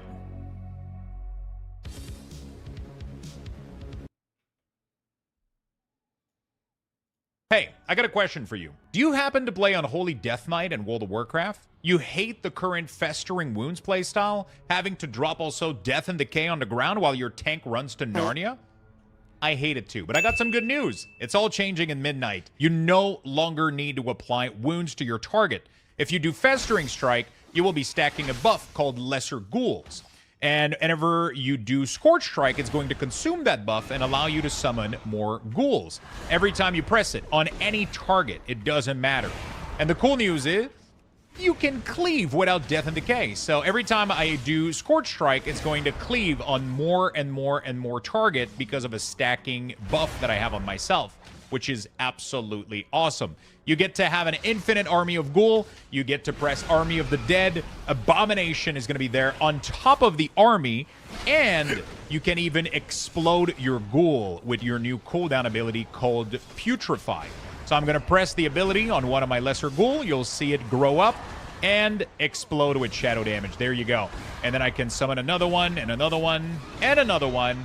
And I can make them explode on a 15-second cooldown, 2 charges. Unholy Death Knight is going to be absolutely fantastic. I hope you're excited, because I am. See you in Midnight, my friend. Go like that shit, chat. I got videos coming out like everywhere. If you see my stuff, go like it. It really fucking helps the algorithm. So we got a lot of stuff right now coming out.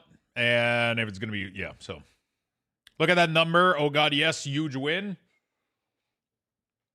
So one of the really, really cool thing is you have a talent that every time you explode a ghoul with Putrefy, it gives you a Magus of the Dead, which is really cool. Whenever you Dark Transform, you get a Magus, and whenever you Army of the Dead, you get a Magus. Abomination and Gargoyle are no longer replacing Army of the Dead. They're being summoned with Army of the Dead without an additional button. Unholy DK literally has 2 cooldown. Dark Transformation on a 45-second cooldown, and Army of the Dead on a 1.5-minute cooldown. It's fucking insane. Those are the only cooldown you have. Those are the only cooldown you have. And it plays really, really smooth. I don't play WoW, but I'll be watching the entire video. Yo, that's dedication, my friend. You can just watch a little bit, leave a like, leave a comment, you know, like it helps the algo so fucking much, and it takes 2 seconds and it's free. It literally like costs nothing, and it's gonna help the visibility of those videos so much.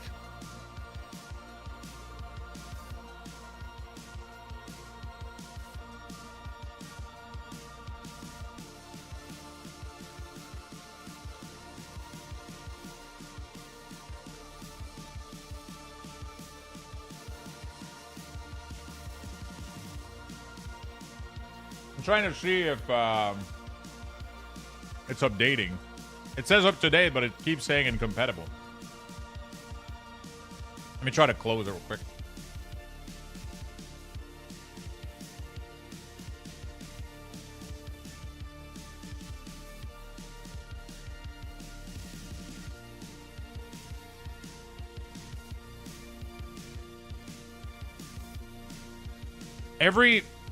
Every class that I've seen is getting massively simplified.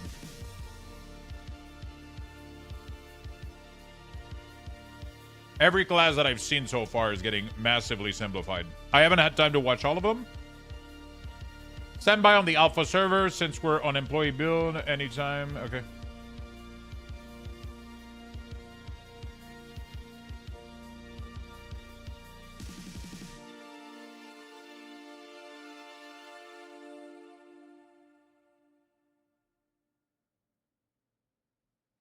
Okay, so it seems everything is incompatible right now. Nobody should be able to play the alpha right now. I did say they were simplifying all the classes. You doubted me. Wait, what? I wasn't doubting you. Wait, what do you mean? I've literally been saying that we're gonna do this for every class. I've been the #1 voice fucking yelling this shit. What do you mean I was doubting you? I've literally, every change that happened to Unholy DK, I've called it. Literally every single change I said they were going to do, or that I was wishing for happened. I've been calling for this shit. What do you mean I doubted you? Bro, I've been yelling at the top of my lungs that they were going to simplify classes. And that it needed to happen. You argued with me months ago when I said everything was going to be closer to Red Pal. Yeah, that's literally what I've been saying. That's literally what I've been saying. I didn't argue with you against that. I've been saying the same fucking shit. What's Tally playing? He's probably playing a video. They're probably playing video content.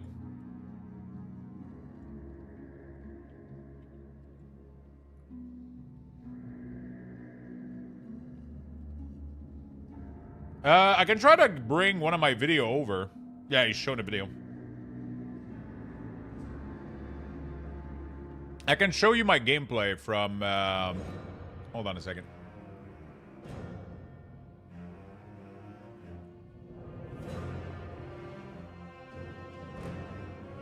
Let me try to gather my gameplay. Validated. Validated? There you go.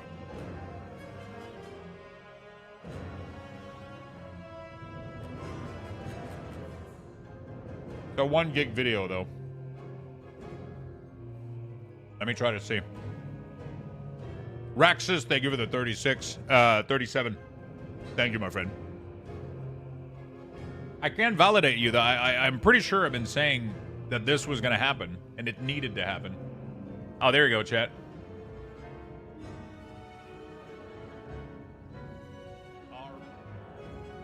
There we go.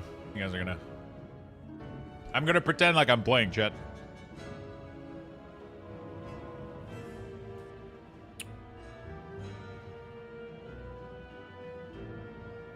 No, but I mean, I've been saying this for a while now.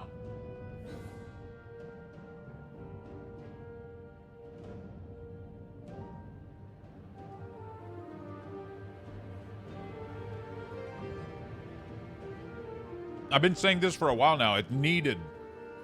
Simplification of classes needed to happen. And it's happening massively. Big changes. I logged on Survival Hunter. Looks really, really good. Survival Hunter got massive changes. It's getting an ability called like Cannon Buster or whatever. You start shooting fucking cannons everywhere. It's the dopest fucking shit I've ever seen.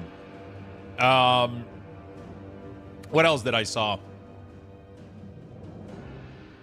What else did I saw? I did do Assassination Rogue. I did check Rogue. Rogue is changing massively in the main tree. Not the... I haven't seen like the default class tree. Doesn't seem to have changes, but a lot of classes are getting massive changes.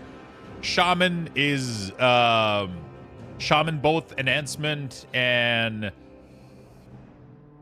Both enhanced and elemental are getting some really, really cool change.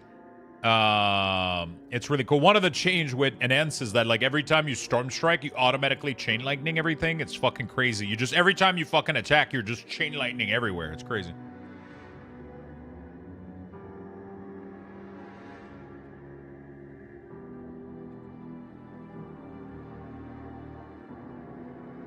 What is OBR?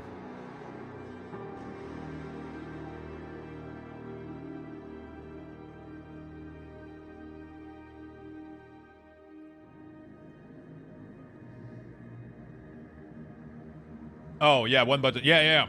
Yeah, that still exists, of course. You can still use that if you want.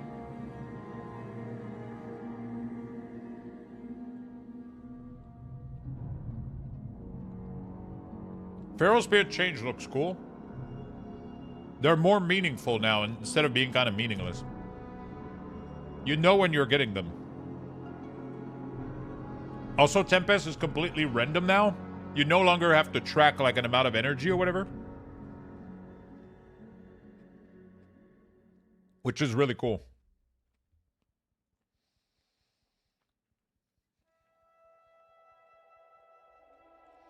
So the, yeah. It requires you to, it's just like random Tempest. Like every time you spend Maelstrom, there's a chance that you will get a Tempest button. Instead of being a, yeah. So this is the first area that you land into, the Sunwell Ramparts. That's how you start kind of the expansion. That's kind of how you start things. I was able to play for a little bit, but then it crashed, so I kind of deleted the video. I didn't keep the video. I didn't post it anywhere. But we're going to be able to showcase the gameplay of Unholy. Look at my bars, dude. Look at my fucking bars. That's almost everything that I have. It's really, really good. I mean, I didn't put like some of the... But yeah, it's very clean. Very clean.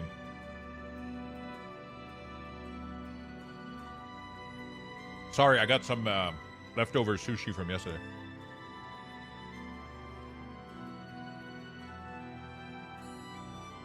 I mean... Obviously, if I was playing, let's say, like, you know, there's still a couple more buttons you can add, but, yeah. It's very streamlined.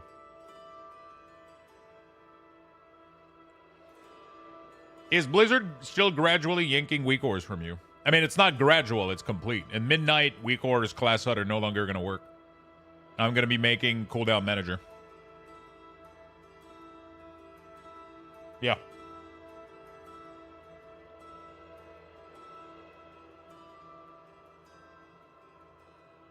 Look at the nameplate, though. It's so much better.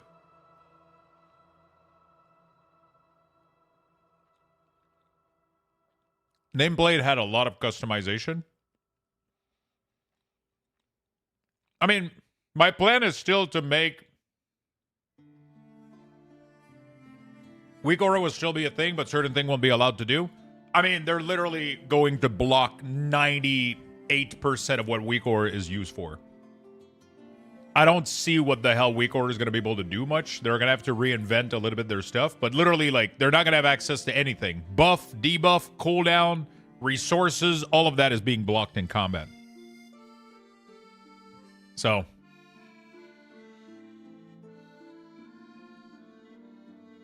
I haven't played too much with a customization of nameplate, but we will check. We will check it out as soon as we get access. Right now, I'm waiting for the servers to come online because we're playing on an internal test from Blizzard. They're having an issue because every time they want to roll a feature, they have to reset the server. So every time they do that, we did the whole server structure goes down. So. Did Tally just walk past you? Maybe. That's a video from yesterday. That's a video from yesterday. Nobody's playing alpha right now. Everybody's just playing video. The alpha's down right now. This is just footage of me questing in the first Sunwell introduction quest from yesterday. Yeah, I'm going to be making videos. So my goal with Cooldown Manager is I will be making them for every single class and spec in the game, and I will be sharing them. And I'm going to make videos on how to modify them and edit them. But it's very straightforward. Like, it's super easy to do anything you want. Right now, they even have... You can even right-click any of the button on there and add an alert to it. Right now, there's only a sound alert, but my guess is that they're going to add a glow alert as well. So you're almost going to be able to fully mimic what Weakoro is doing, in a way. Right now, you can query an ability or a stack or a buff and say, on this condition, but there's no condition right now. There's only like one, which was, is it on, is it off, or is it at X amount, or whatever? You're able to do like a sound on certain query. You're even able to do a sound text-to-speech alert. But it wasn't functioning in the... So you're literally going to be able to text-to-speech anything that you want from based on any ability built into the cooldown manager. You're going to be able to play... yeah.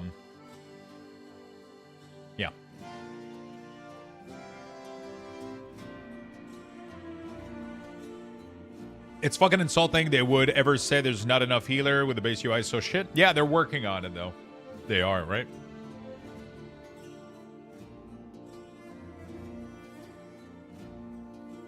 Yeah, so I would I want to make cooldown manager for pretty much every class. That would be the goal. That would be the goal.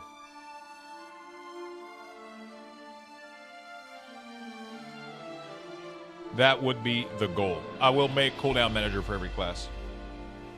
It sucks that this is happening to Weakors, but I'm glad that they're at least talking to the developers to improve their own cooldown manager better. Yeah. I mean, as far as I'm aware, I don't know if they reached out to anybody regarding the cooldown manager. I mean, they didn't reach out to me or anything. I know they're going to be doing deep talks with the add-ons developers, so they're going to have like full conversation, blog posts, and everything, and they're going to be reaching, like, they're going to be talking with those add-on developers. I am... I don't have anything to do with this, right? I'm not an add-on developer. I don't do anything. I did ask a question to the person that was in charge of the UI stuff yesterday, and I got a very clear answer, and I like what I got. So, you know the personal resource display bar that we have that's like floating in-game? They made it not be floating. It's now a movable element through the edit mode, which means you can put your bars in a weak aura format and then take your resources widget and just shove it right into the middle. The problem is it's locked in size. It doesn't have any customization, right? Because, for example, the resources for Unholy Decay are just little bubbles. So they can't allow you to stretch these. It doesn't really work. Yeah, it's now a UI element instead of being a nameplate. So that's good, but we don't have any customization for it. What I think will happen is that somebody will come up with an add-on that will allow full customization and you know, like display of these things, and then we'll be able to do something with that. That's my guess, and I hope that's what's going to happen. I truly hope that's what's going to happen, because if somebody makes, I mean, that would be a fun project for me to tackle, but I'm assuming somebody's going to be devoting more time into that. One of the cool things that you can see for Unholy DK is when I'm applying my disease, I'm applying 2 disease. I'm applying Virulent Plague, and I'm applying a new single target disease with the same button. This one can only be affected by 1 target and does way more damage. And then the other one, Virulent Plague, is automatically spreading. And the cool thing is that every time you Scorch Strike, it attempts to respread that Virulent Plague disease to every other target. So you don't need to keep spamming when new target arrive. It's really fucking good. It's so good. And then as you can see, every time that I press Scorch Strike, I'm spawning a new ghoul. Like every single time. If I blow them up, it blows up the ghoul. It's really, really a cool playstyle for Unholy DK. No more wounds, no more... You're just spawning ghouls. You're just spawning fucking ghouls everywhere.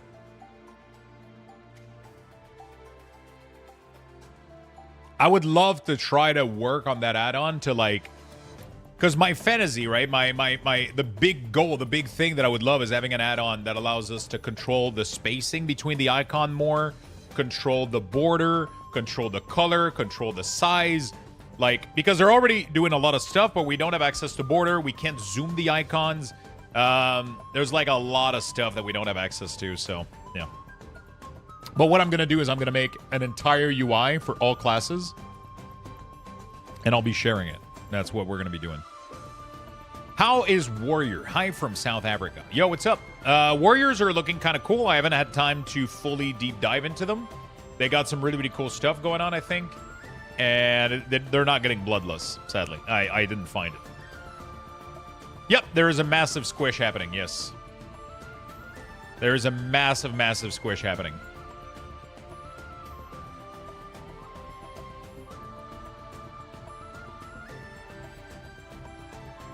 I didn't check out Retribution Paladin. Retribution Paladin is not a class that I directly went to yesterday because they're already doing pretty well. They're already doing pretty well. You know? So will Wikora be disabled entirely? So no add-on is going to be disabled. It's just that what they have access to is going to be severely limited.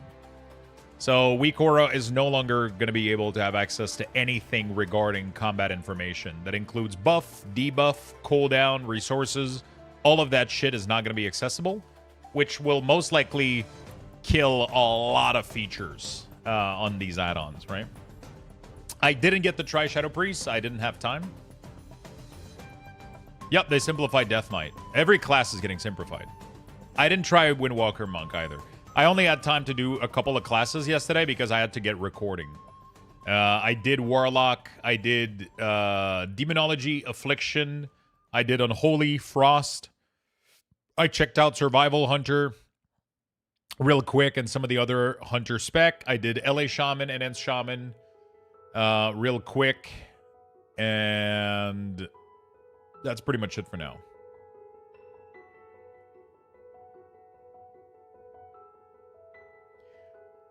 We will be checking pretty much every class over the course of the next couple days, yeah. As soon as we get access to the alpha here, we're all waiting for them to come back online.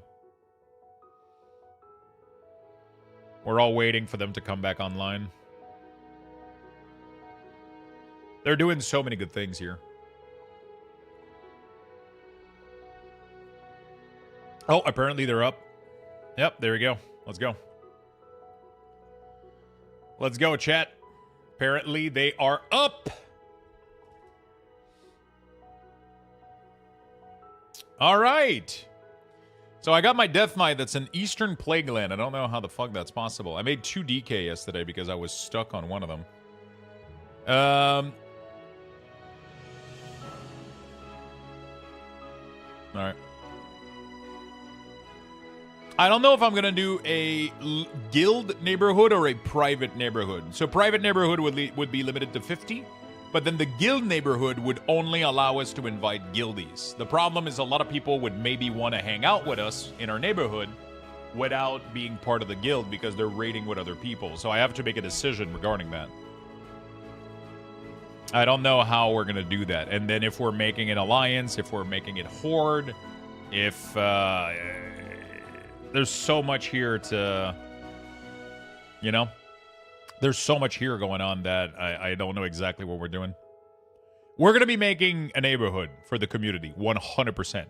I just don't know if it's gonna be a private neighborhood, which we're gonna invite people from the community, or if it's going to be a guild neighborhood. Homes are account or character specific. I'm pretty sure they're account specific. They're warband specific. I think you only have one house, right?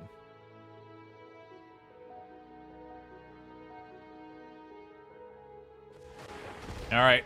Beautiful. I got put back here on this guy.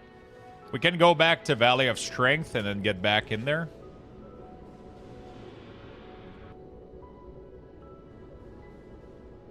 Yeah, I think they're account specific.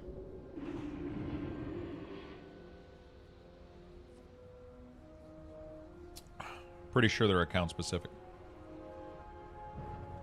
All right, so this is the quest that I was doing yesterday. I'm just gonna go back there real quick. I answer to the light. Remain vigilant.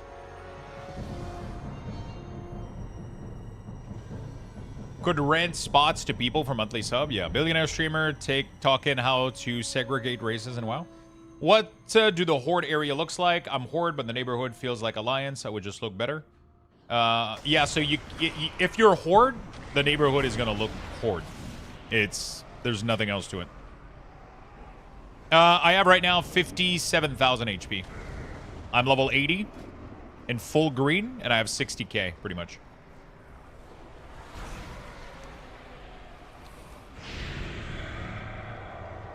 I have 60k.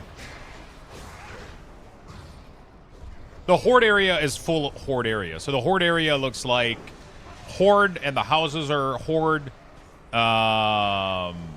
And yeah.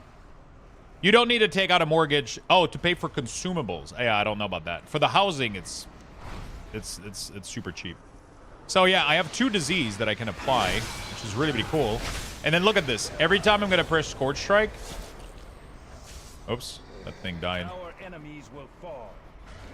Death to all who oppose us. It's dirt, but it's like beaches and beautiful. I made a full video where I explored the full neighborhood. It's gonna be releasing a little bit later today.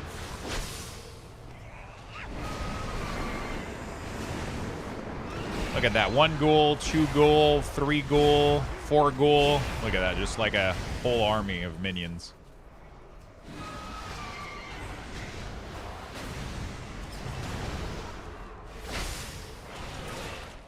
Yep, there's 2 disease being applied from Outbreak.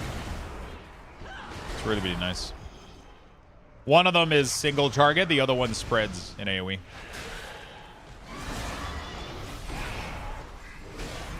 You don't need to use Death and Decay anymore. It's fucking insane.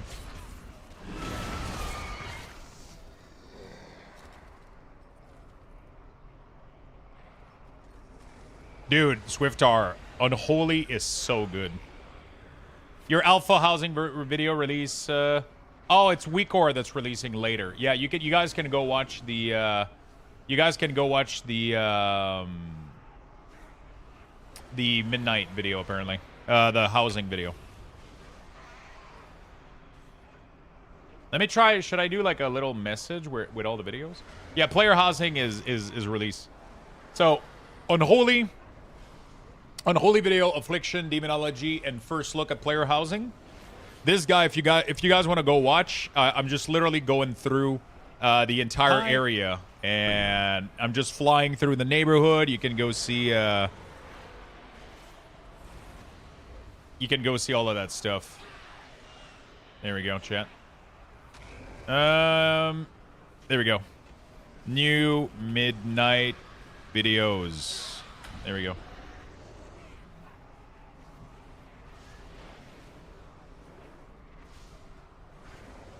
There we go, chat. Who's that guy with glasses? I don't know, some fucking nerd. Yeah, you seem to be able to fly in there too. Maladash Malanore. Chronikai Crystal. Light guide us. Dionys Arca. Did you mention the video for Weak Aura is going to be a little bit later tonight? Oh, shit.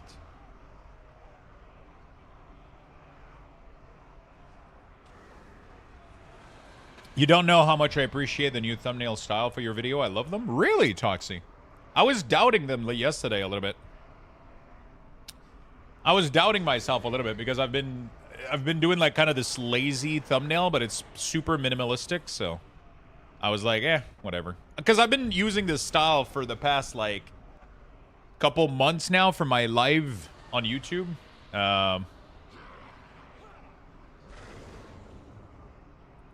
Like all my live are literally with this like very minimalistic style of just, I don't know, there's no gradient, there's no anything, it's just super kind of chill and cozy. But I decided to use them for my, instead of having like my classic style that I was doing back in the day. But I feel like everybody had thumbnail looking like this, and I feel like these stand out a little bit more because they seem very minimalistic. There's no border, there's no anything, they're just kind of pretty straightforward, so I like them.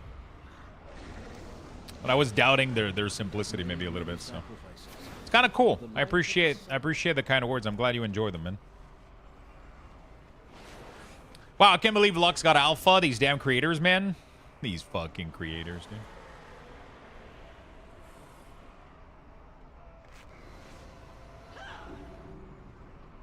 Yeah, so we gotta help people here. I reworked my thumbnail a couple months ago. Was pretty happy with them. Now I'm seeing yours. I need to get back to the drawing board. You know what's funny is that I think we're never happy, man, because I'm doing the same thing with everybody else's thumbnail. I look at everybody else's thumbnail and I'm like, bro, they look so much better than mine. And then you come here and you tell me that you like, you know, like, I think it's just an endless. I think it's just an endless cycle. Yeah, Unholy DK is awesome, man. It's really, really cool. The Apex talent are really, really cool. Every time you Army of the Dead, it transforms your Death Coil and Epidemic into 2 new ability with, like, really, really cool animations. Army of the Dead Abomination now is summoned with the army. It's no longer replacing it. Same thing with Gargoyle. It's really, really awesome. Reanimation, every time that Warrior doesn't have them.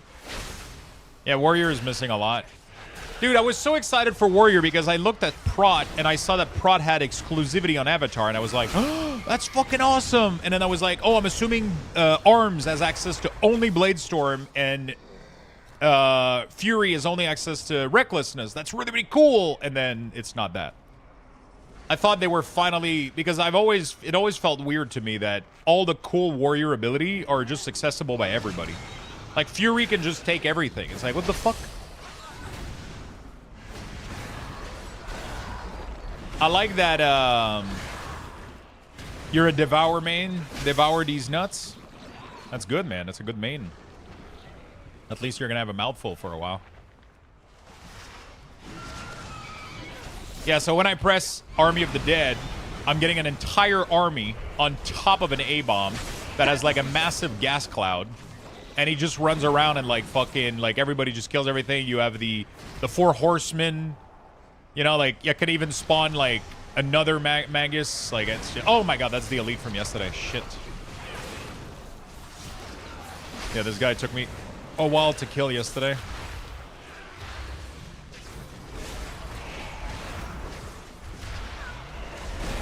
Yeah, I think I might die here.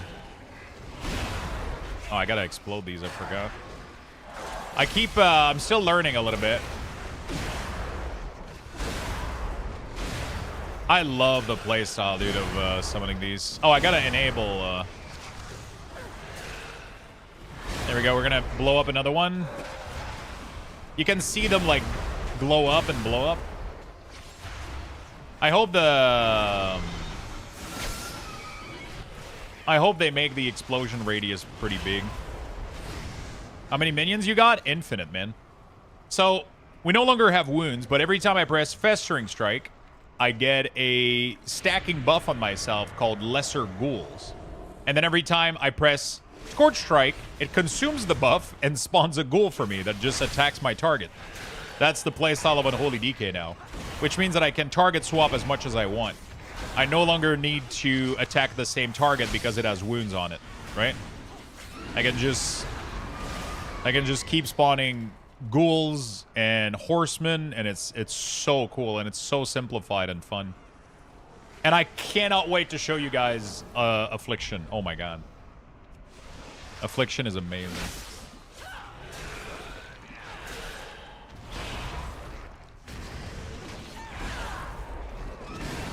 Demonology is getting a lot of cool stuff.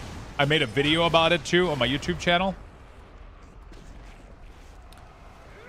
If you want to go check it out real quick, I made a full video covering all the changes. You can even leave a like, a comment, all the good stuff. Help the channel out. The YouTube should be in the pin. Dude, the changes to Affliction Warlock are mind-blowing. Yeah, but right now I'm struggling between watching you here and on YouTube. Yeah, just keep the stream open the YouTube next to it, and skip through it. You'll be able to see some of the cool stuff. But pretty much, Vile Fiend is no longer a separate button. Vile Fiend is automatically summoned when you press dog every single time. And the 2-minute Felguard is gone. You literally have one cooldown now, which is your... Did you stop streaming on Kick? Wait, what? My stream should be live on Kick. Yeah, it's live. We have 25 people.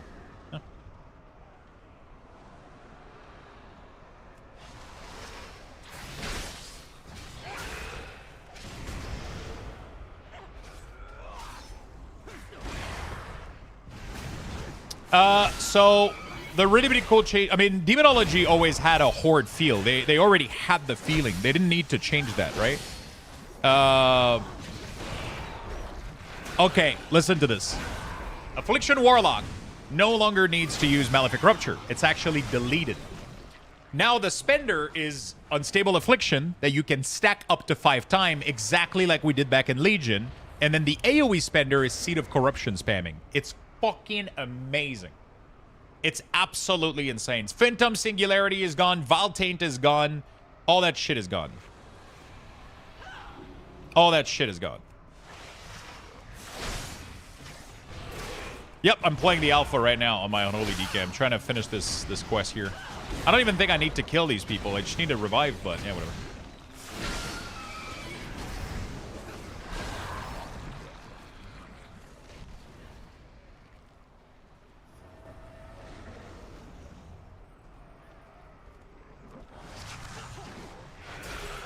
Big healing change. Yeah, so Demonology already has a lot of... Demonology already has, like, a big army of Imp. But they're doing, like... Yeah, they're doing a lot of good stuff for Demonology in terms of... Oh, I gotta kill this guy. Alright, let's kill him. Let's explode 2 ghouls. That's gonna give me 2 Magus of the Dead. There you go, bro. Look at all the Magus, man. Look at all the Magus of the Dead.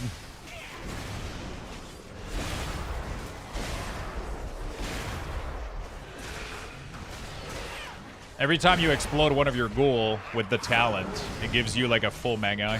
Boom. And then they hurt a lot. They're very powerful. Dude, everything in my... Seed spam is not fun, though. Wait, seed spam is amazing. Seed spam is amazing. You want to keep Agony manually up on everything, and then you seed spam. You have another spell that you can use, which is like Soul Harvest, which is really cool. Your Shadow Bolt can change into Malefic Grasp. Dude, seed spam is like the coolest fucking feeling in the world, dude. Throwing like 3 seeds, just like... It's just exploding everywhere is like the greatest AoE feeling ever. It was the most fun vibe ever. Really glad to hear a lot of the gameplay changes are dope. I'm playing the gameplay because... Yeah, exactly, right? Yes, seed spam was like the most fun fucking gameplay ever in Legion. But the cool thing is that there's even a low number of target count. If you want, you can play Unstable Affliction to be your AoE spender. So there's a thing where you get... There's a talent that you choose that you either get more damage if you're... There's a talent that you can spec to make it so that Unstable Affliction gives you 4% increased damage for each target it's on. So if you don't want to seed spam and you want to do low target AoE, like maybe 4 to 5 target, you could technically apply Unstable Affliction to all of those target. You could apply it to all of those target, and then you get bonus damage for it. And then there's 2 talent that you can choose from, where if you apply Unstable Affliction to the same target, you get haste. But if you apply it to a target that doesn't have it, you get a chance to refund the shard. So let's say that you do an AoE pack with Unstable Affliction and you cast it on like 4 targets, there's a chance that your shard gets refunded. And that's really, really cool. Yeah, honestly, the changes are absolutely amazing. But I'm warning you guys, classes are getting heavily simplified. Like, I lost, what, 3 cooldown as Unholy DK? I lost Apocalypse, I lost Unholy Frenzy, and I lost Legion of Soul. And A-Bomb and Gargle were merged into Army of the Dead. But that's a good thing. Like, that's good for the game. Look at all these ghouls that I'm spawning, man. Oh, it is 100% a good move. It is 100% a good move. 1,000%. What business have you? The reckoning is at hand. It is 1,000% a good move. Ascendance and Healing Tide are now a choice node. Yeah, because they don't want healers to have 20 million CDs, right? They want you to have 1 for like a big oh shit moment, and then the rest of your toolkit is going to be... They're doing this for every single class. Like, every class is getting massive talent cooldown bloat. They're merging a lot of stuff. They're doing so much. They're doing so much on that end, and it's really, really good that they're doing that. Yo, Penny, what's up? Don't tell me they remove Ascendance. No, Ascendance is still there. It's just that for Resto, you choose between Ascendance and Healing Tide. Ascendance is still here for LA, and it's still here for... it's still there for Enens and for LA. They're making it so Volcanic Blaze is becoming a talent, and it replaces Frost Shock, Flame Shock, which allows you on a cooldown to literally Flame Shock everything. It's really, really, really cool. It's super fun. So you can get a talent that's called Volcanic Blaze, which is like the proc that you were getting. You can now just spec into it baseline, and you can just Flame Shock a bunch of target, like 5 target automatically on a 10-second cooldown or whatever. Right?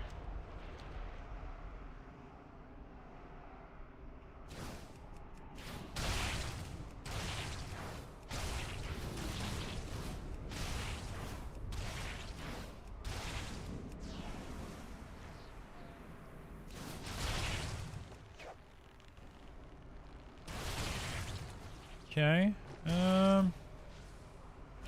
Trying to understand what we're supposed to do. I guess I gotta go where people need me or some shit. I gotta find people. Oh, there you go. There's people here. And then I gotta throw the ropes at them or whatever. There you go. Fantastic. Okay, not too bad. Yeah, it is. They're doing like a lot of good changes, man. It's. I'm telling you all.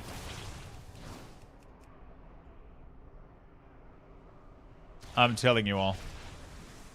They're making a lot of good changes. There's no alpha invite as far as I'm aware. The official alpha doesn't start until tomorrow. Right now, we're still playing on the internal press server. There's not really any public alpha. It's still going to be mostly journalism, streamer. They might invite a couple people, but from what I understand, alpha is usually never public. The beta will be public, I think. Clear the dock. Oh, is that like an optional quest? Oh. Wait, how does that work? The gate. What is this? So it's just an optional quest, maybe? Oh, it is. So it's a bonus objective. Okay, very nice. Let's clear it then. They're calling it public alpha. Interesting.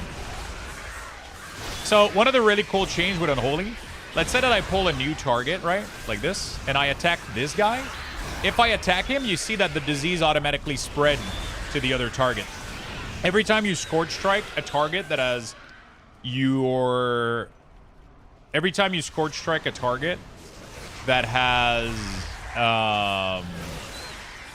your disease, your main disease, it automatically spreads it to everything else.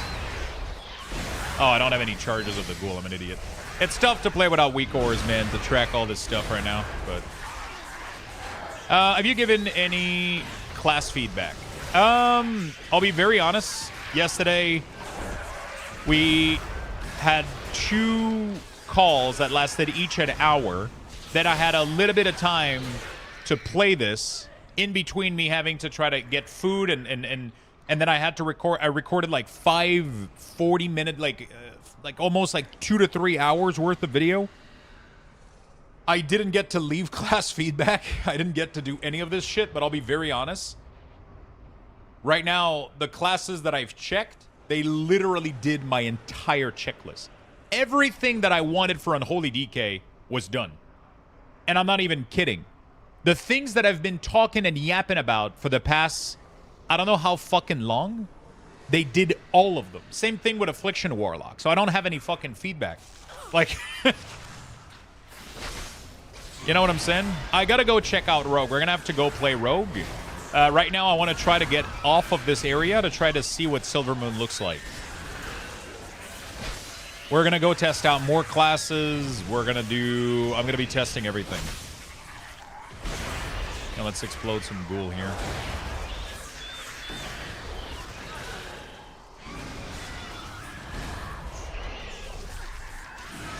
I mean, they literally did everything that I've wanted for this class. It's kind of sad they removes Frost Talents from an ends, but it makes sense. I think it was getting a little bit bloated with all the Frost stuff, and it was getting a little bit intense, I think.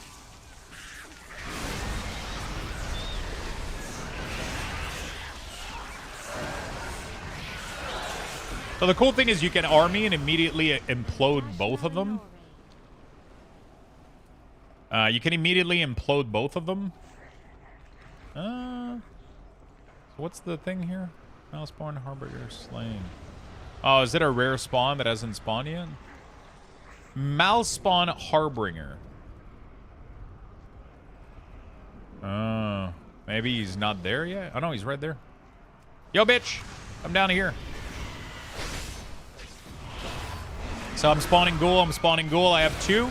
I'm gonna get enough runes to do this twice, right? And we're gonna do 1, 2. So the 2 ghouls are gonna explode, and then they're gonna summon Magus. These Magus are going to be spamming AoE Shadow Bolt everywhere, and they're gonna obliterate everything. We're gonna explode another one.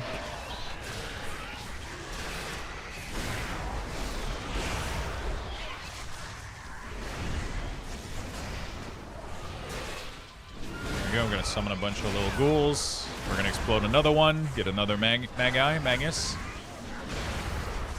There we go. There he is. Doing big damage. It's a very simple playstyle, but I like it. Now it's really good at doing fire, nature, physical. Yeah. That's exactly what I want from Unholy. What about rogues? We're gonna have to check rogue. The changes to balance seems awful.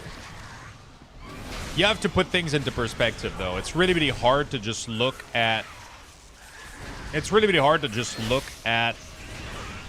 like a patch note, just read it, and then, like, read it in a vacuum where, you know, like, that's not really how that works. You have to take into account that every class is getting most of their shit gutted and simplified. The damage meter doesn't work, but it's right here. It's right here. It just doesn't work. So we have a full damage meter. We have a full, like, damage meter thing here, but it doesn't seem to work right now. So it's not finished, I'm assuming, on their side.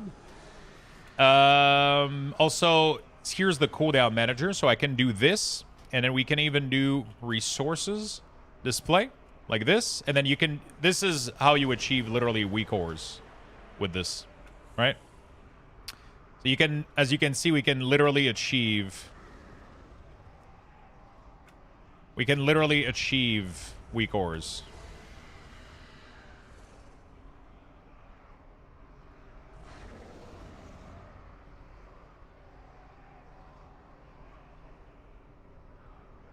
Doesn't look as good, but it looks pretty nice. And then one cool thing that you can do, for example, is I can go in the cooldown manager, right? I can go in the cooldown manager here, and then you can track all your buffs. So right now, for example, I have Sudden Doom being tracked as a buff up here. And I could play a sound. So I could do that every time that Sudden Doom procs, you can make it, you can add an alert, right? So I can remove the, I can edit the alert. I can do a sound type alert. And then I can do when, am I in pandemic window? Is it on cooldown? Did I get a new charge? Or is it just available? So I can do available, and then I can play ding 1, 2, 3, 4, or text to speech. I don't think this is fully implemented yet, but that's really, really cool. You can change the order easily. You can fully change the order. If I want to, you can swap this into a bar. As you can see, Sudden Dooms just becomes a bar here. Right? So that's really, really cool. It doesn't seem like Dark Transformation is working. Like, there's a couple of them here that aren't working, but I'm assuming they're going to... I'm assuming they're going to fix that sort of stuff at some point. Because we're missing a lot of stuff right now. You can fully customize the order of everything. So as you can see, I did it in my order. So if I want this before this, you just do this. Right? There you go. Pretty straightforward. It's really straightforward, but we don't have a lot of... We don't have a lot right now to go on. The nameplate is really, really cool. You can do the buff, like the buff size. There we go. You can do the size of the nameplate. The style. There's legacy, fin, block, cast focus. You can do like default is really nice. And then you can choose all the info that's in there. The padding on the debuff if you want them to float a little bit more. Simplified nameplate for minions. You can do simplified nameplates for like minor and minions, for example. So minor monster. So here we go. You can do like a lot of cool stuff. Do overfill row still center? Do overfill row still center? I'm not sure what that means. Threat color? I don't think that's implemented yet. It might be. I don't know.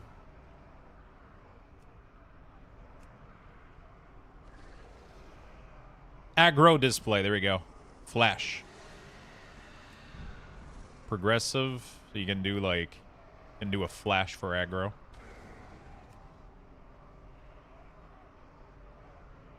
So enemy NPC buff and debuff. Mob buff, personal debuff, shared CC. So we can remove mob buff because I don't care. I don't want to see their buff. I just want to see my debuff on them. There you go. You can do a lot of cool stuff.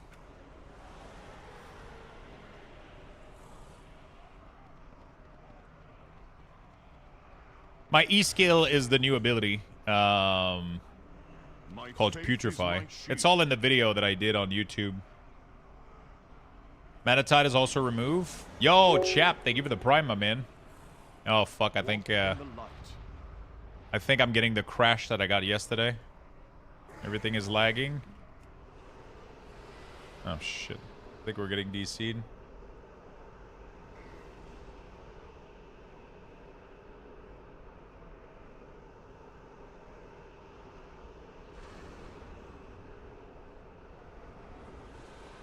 Chap, thank you so much for the prime, my dude. Yep.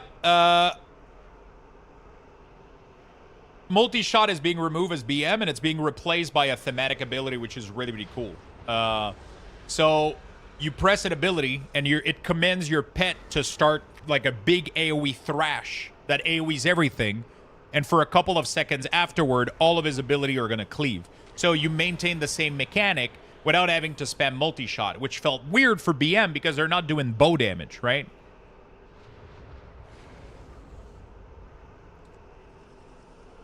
It's just your AoE button begins, so it's really really cool. So the other 8-button the other 8-second cooldown. I mean, they got to give you some buttons, right? You can't just sit there and do massive amount of damage not pressing anything, right? Yeah, but what's wrong with it mechanically though? What's wrong with it? It's just like any other AoE button for any other class, right? I don't think there's anything wrong mechanically with that ability.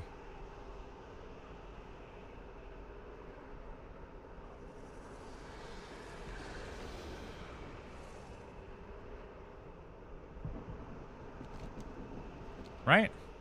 What's wrong mechanically? Bry Guy, thank you for the Prime for the 49. Thank you, thank you, thank you. By the way, I think we're going to do a midnight giveaway, chat.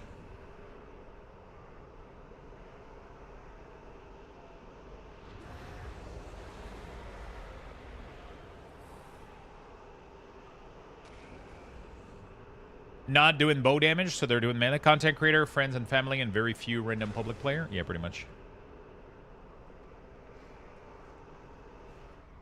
Yeah, I don't know what's going on. I'm completely frozen right now. I can't log out. I can't do anything. This happened to me yesterday while I was playing, and I had to, like, fully, like, Alt F4 the game. But, yeah. Dr. Dunn, thank you for the Prime. Thank you for the 5 months, and thank you for the hype train, chat. So the problem right now is if I Alt F4, I can't log back in on this character. It's going to keep saying that my character is... it's going to keep saying that my character is... like, in-game or whatever. Thank you for the hype train, chat. You guys are fucking awesome.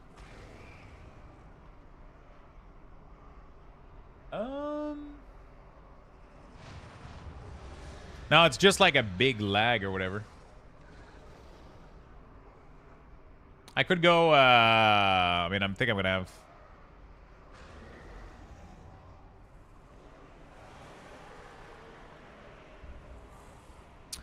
Yeah, you don't have to choose it. It's just part of your abilities now. It's like very early in the talent tree, right? It's very, very, very early in the talent tree. So it's very, very early in the talent tree, so you don't have to worry about anything. You just pick it, and that's now your AoE button, right? The same way that a warrior has to press whirlwind for their AoE damage, you have to press that button, and then your pet do AoE, and then the pet starts doing AoE after that. So it's just a rotational. Every couple of seconds you press it, and then you start doing damage, right? I think it's going to say character already exists. We might have to play another class here.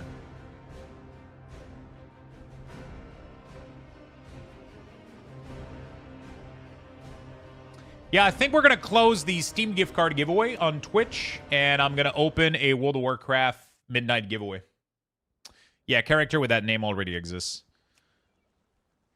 So I have another Death Knight here that I can go play. We can go play Warlock. I can just go make a bunch of classes and showcase like a bunch of stuff. I just wanted to play more on the Isle of Quel'Danas, though. I wanted to go quest and shit.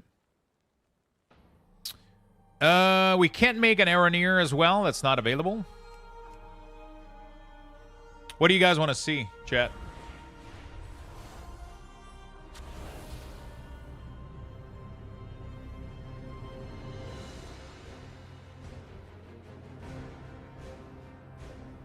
Okay, let me close the giveaway real quick. I'm going to close the $20, $40 Steam gift card giveaway that we have on here, and I'm going to start a World of Warcraft Midnight. We're going to do that. We're going to do that right now, my friend. So if you guys want to win, we're going to give you guys, we're going to choose. We were supposed to close this yesterday, but I wasn't here. So we are going to be doing that right now. We're going to be closing this right now, this giveaway for the Steam gift card, and then I'm going to open up a midnight giveaway real quick afterward, which is going to be lasting like a whole week, but yeah, or more. We'll see. We will see.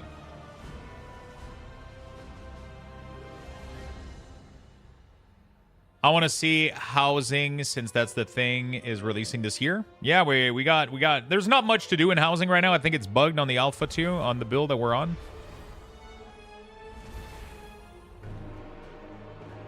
All right, I'm gonna close the $40 Steam gift card giveaway in a couple of seconds here. We're gonna close it out in 5, 4, 3, 2, 1. And the giveaway has been closed for the Steam gift card giveaway. This was available all week. Everybody had plenty of time to enter. This has been available for over 7 days. So if you guys want it in there, there was plenty of time. But we will start another giveaway very, very soon. All right. The winner is... Congratulations to Felipe. Congrats. Felipe Greg. Congratulations. You won $40 Steam gift card. And then we're going to start. I'm going to go give you your prize right now.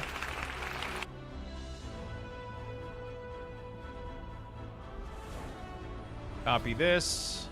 There we go. We're going to do another giveaway for you guys, chat. I'm going to start it right now.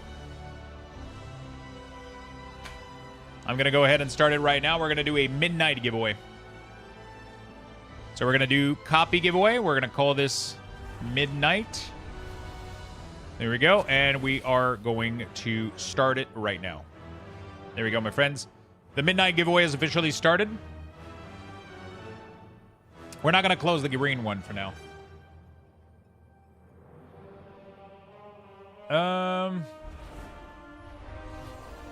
How do you feel about the unholy changes? They're really good.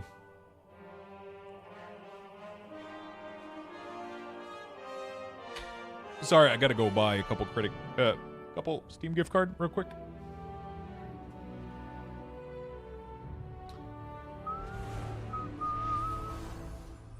Oh shit, they went up in price.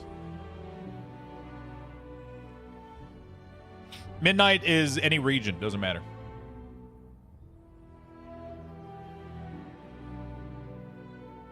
Midnight is any region, doesn't matter.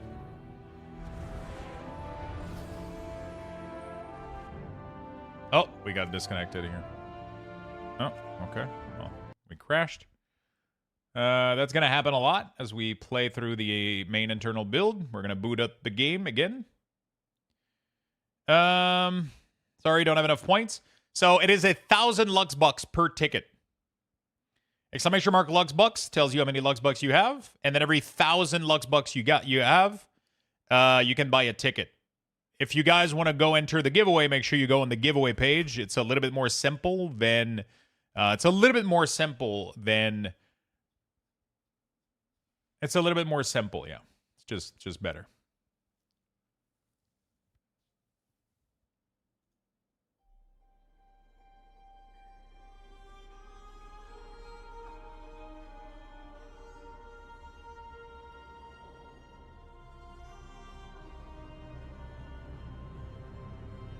Okay. Ba-ba-ba-ba-bum.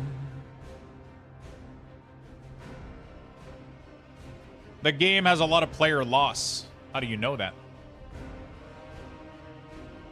You have access to some secret information?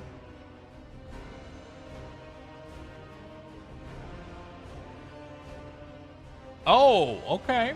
We'll do that either more. Now, give me a second, chat. I just got to manage this. I just got to finish doing the giveaway for our good friend here. There we go. Okay. Fantastic. So, that's taken care of. We're going to be doing a midnight copy right now. So we're just going to change the title. There we go. Midnight giveaway. Beautiful. Fantastic. Okay. Yeah, we got access to the full rotation. Let me see if I can log in back on this character. The dungeon rotation is very interesting this season. Very, very, very interesting. We got Elgathar Academy. We got Seed of Trivium. Or Trium. Not Trivium. Trivium is my favorite band. Triumvirate, and Skyreach, and Pit of Sauron. Oh shit, I'm all the way back here. God damn.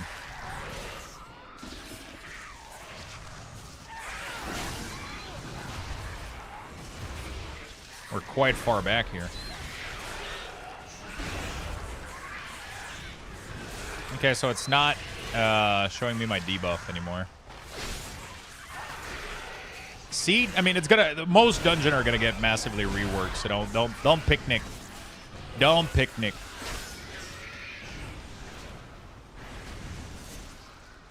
Did you see that, Lux? Yeah, we it's accessible in game in here. Dungeons, we can see the full.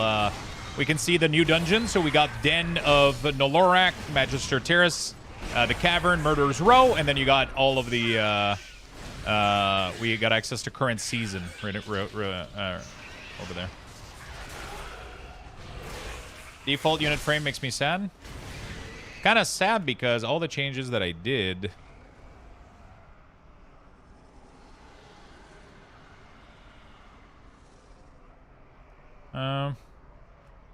My buffs. Simplify, no. Bumps. Pull down manager. Okay. Personal, all the stuff that I did is pretty much gone. Oh my god, this thing's everywhere. I like the new nameplate a lot. It's just really, really good. There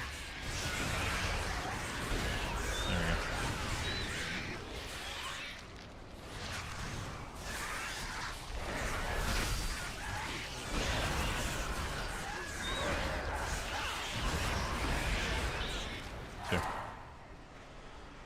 Skyreach and Pit of Sauron. I think they're going to be reworking a lot of these. So, what version of Midnight? I will be choosing that as I evaluate things. I'm giving away like a copy of Midnight right now, so don't rely on it being necessarily like a version of the other. I'm just doing a version of Midnight. I might end up doing like more version to more people, or one big version, right? So we'll figure that out as we go.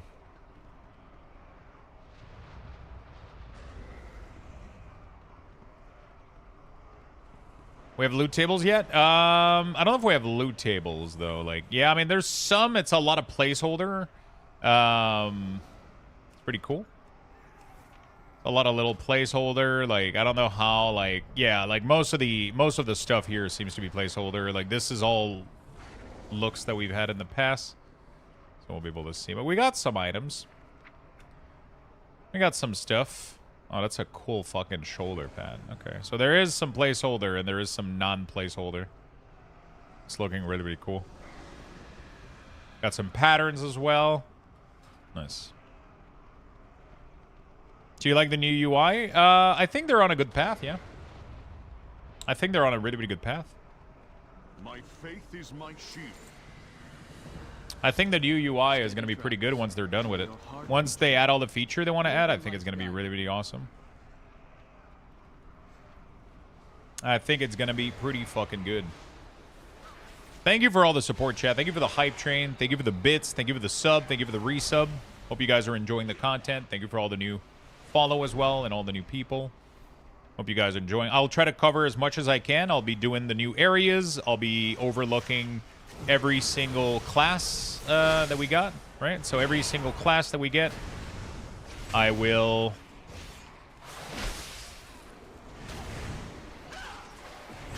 every single class I'll try to cover. I'll try to give coverage to everything if I can. I'm going to be playing a little bit of Unholy DK right now because, you know, it's my main and I love the class and I want to see how it plays a little bit. But are you still going to make weak ores? I'm not going to be able to make weak ores anymore. Those are... The time of class HUD weak ores is completely gone. It's no longer going to exist. They are no longer going to exist. I want to make that clear. Nobody's going to be able to do class HUD anymore. So if I heard correctly, the time to level up old profession... it's time to level up old profession to craft housing stuff. Yeah, so apparently old school, like Wrath and stuff, and Burning Crusade and Classic are going to have recipe. They're going to have recipe to craft some niche housing stuff, yeah. Streamer, please stop reading chat. Please focus on the quest chain and read every quest. Yeah, of course. Of course. Blightfang? Oh, shit. I want to kill Blightfang. Gotta wait for him to respawn. I love the new nameplate, by the way. I think they look really, really amazing. Don't do that? No, don't worry. I'm not doing any of that. Touchpad is trying to sabotage me. All right. How's the video looking? Not too shabby.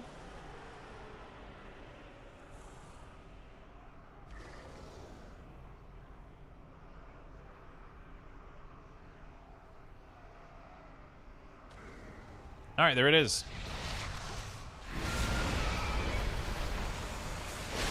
We're getting, I think in single target, you want to immediately explode both ghoul, honestly. Oops, my disease ran out.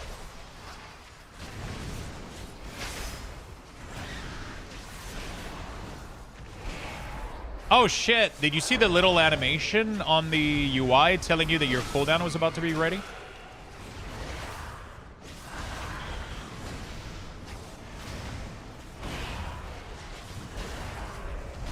You got like a little... Oh shit, did I just level up?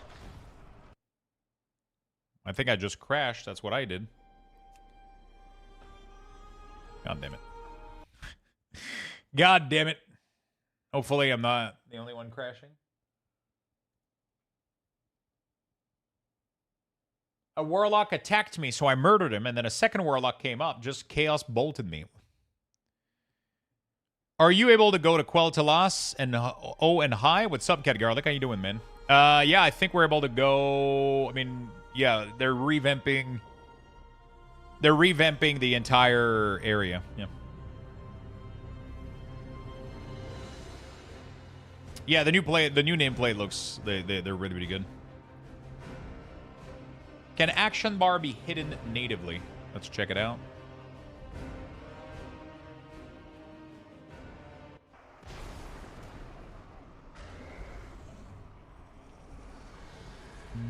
Ah, shit, every single time that I come back, all my... Yeah, the encounter timeline is able to be enabled, but, I mean, I'm not doing any encounters right now, so...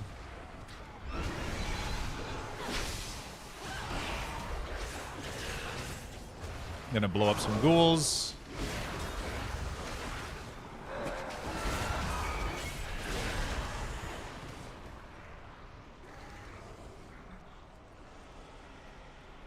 Hey, what's up, Suki? How you doing, buddy? Yeah, so we're on Isle of Quel'Danas right now. That's where we start, literally. That's literally where we start our quest. And then, as you can see, we got Eversong. Like, they're redoing the entire fucking area here. It's pretty crazy, man. It's pretty crazy. You got, like, it's massive. Where am I heading right now? I don't even know, dude. Let's go in here. Let's go do this quest. Blood got a little bit of change, but I didn't check it out too much. Frost got pretty much no changes from what I've seen yesterday on the alpha, because they just got a massive rework, so I think it would have been weird if they would rework them again. Blood got a lot of changes, though, yeah. Blood got a lot of changes. They're getting some really, really cool stuff. Yeah, for Wednesday? Nice. Yesterday I found out that there's a new Digimon semi-open world coming out in like 2 days. Like major rotational and fundamental change. What other class? Pretty much most classes got massive rework. Most classes got like pretty big rework. I need... Okay, so I need to be 82 for the dungeon.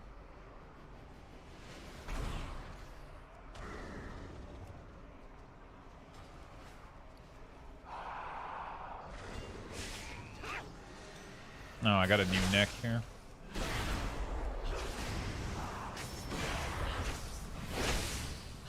I'm concerned it's going to be broken and get over nerf.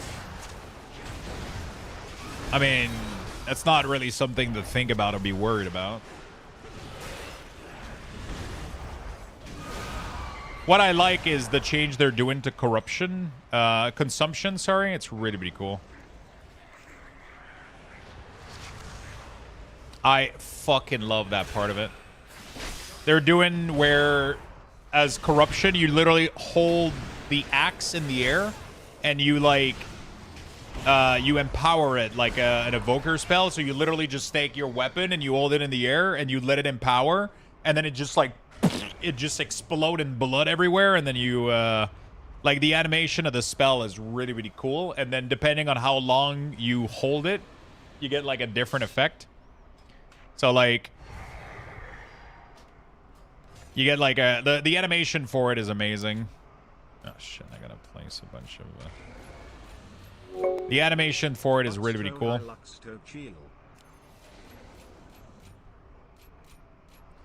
I'm just gonna put, like, random talents right now. Yo, Trooper, thank you for the 27 months, my friend. So, the cool part about Blood, my favorite part about Blood is this ability right here. Let me go. So, you can literally, like, this is the coolest part about it. It's this ability. You just, like, and then you release it, and it's just, like, it does something based on what you did. And then the more... So if you have Blood Plague on enemy, it will consume the Blood Plague, and then it gives you, like, massive damage reduction, like 15% damage reduction, which is really, really strong. So, yeah, they reworked the entire tree completely. They're getting A-Bomb Limb back that I saw. Yeah, we're fully getting... But you choose between Gorfiend's Grasp and A-Bomb Limb, which is really, really cool. So it's like, do you want to do a shorter cooldown, one big AoE pull, or do you want to have a continuous enemy pull every couple of seconds, right? So which playstyle do you want? That's kind of cool. Yeah, they're doing a lot of cool stuff. They're doing a lot of cool stuff.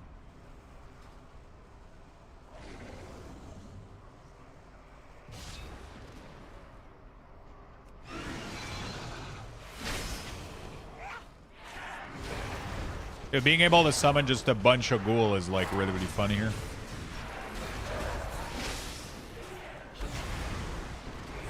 I don't like they took the damage from A-Bomb Limb because they're still losing survivability to take it. I mean, it's a utility. Every class has to make that decision, right? It's utilities. You want to grip, you want to AoE grip things, then you pick this. If you don't need it, then you don't pick it, right? In Mythic Plus, you're most likely going to pick it. I doubt that you're losing much for it, though. No tank has to make that decision. Pretty sure every tank has utility as part of as their tree that allows them to do more stuff. Other tank choose utility for utility? Wait, don't Vengeance has to put a point in Sigil of Chain?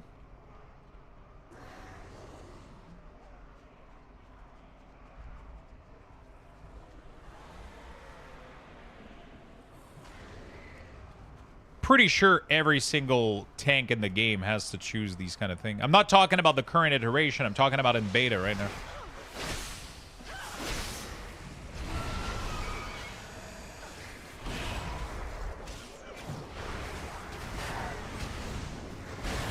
Ah, fuck, dude. This is no bueno.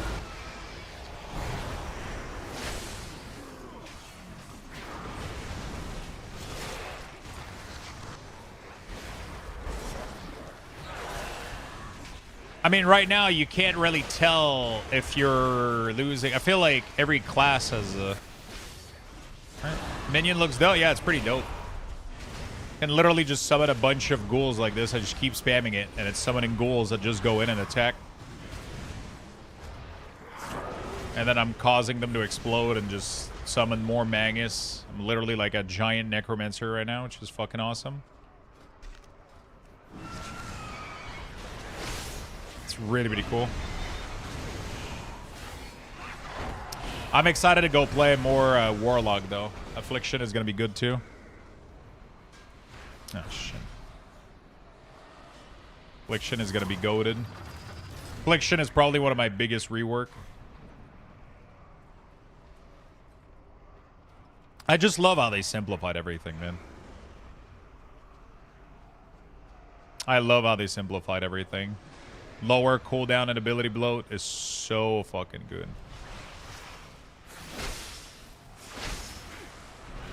Is so fucking good.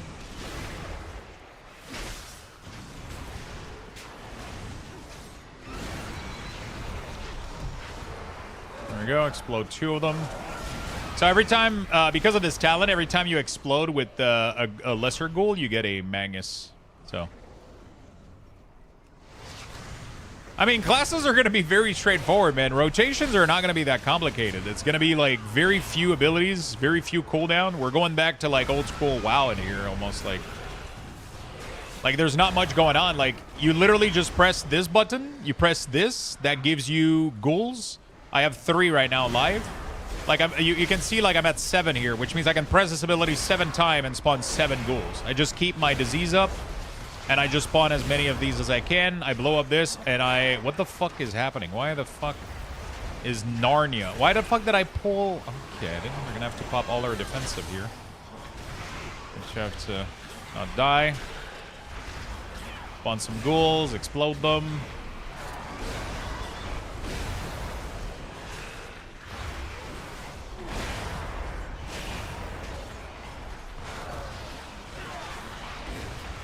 Oh, I want to test the new talent, too. That looks fucking dope, dude.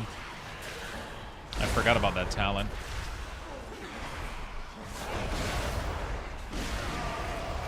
It looks really, really cool. Let me check it out. Oops.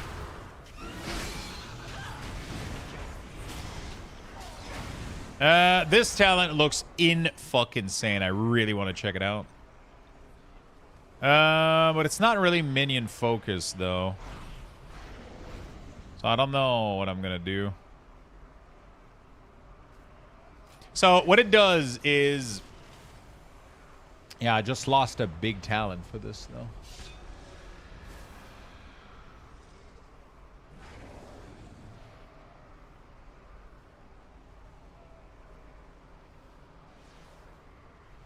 So what it does is every time a target gets close to dying with the new disease on them, it seeks a new target and it will just keep bouncing and exploding. It's really, really cool. Oh. Real-time cutscene. Pylon destruction. Bro, did you remove the stickers from the action bar? The stickers? What kind of stickers are we talking about here?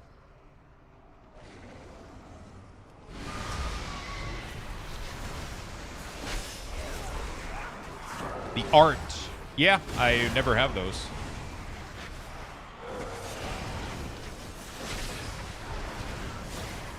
Oops, my disease ran out.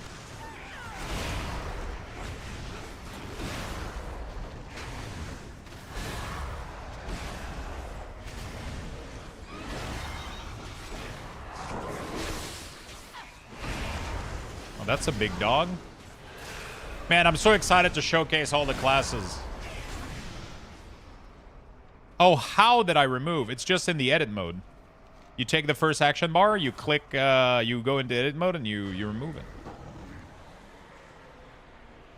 Avid Fate, thank you for the 74, my friend. 74 months for a great and awesome guy / streamer, much less than 3. Thank you so much. Thank you for the kind words, my man. Thank you so much, Avid. Thank you for the 74. Yeah, in the edit mode, you can remove it, yeah. What do you guys want to see next? Which class you guys... I'm going to have to do a poll, I think. I'm going to have to do a poll, I think. Finger. Let's go for crit mastery. Didn't come this far to falter now. Dionys Arca. We're going to have to equip our new gear here. Oh, we already did this one. Beautiful. All right. Digimon tomorrow? What the fuck is Digimon doing tomorrow? The hell is happening? Everybody's talking about Digimon today.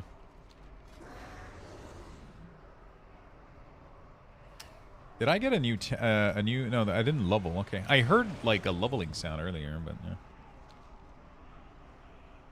Where's my XP bar actually?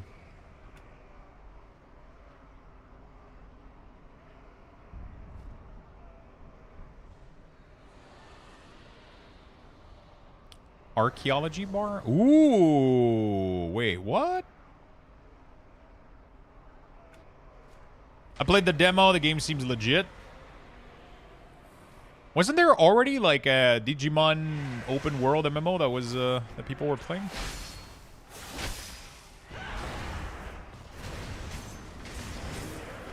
The only thing I dislike with the new goal system is right now, like, my only way to track is this very fucking small number in the corner. You know? God damn it, Demus. That's not a real poll.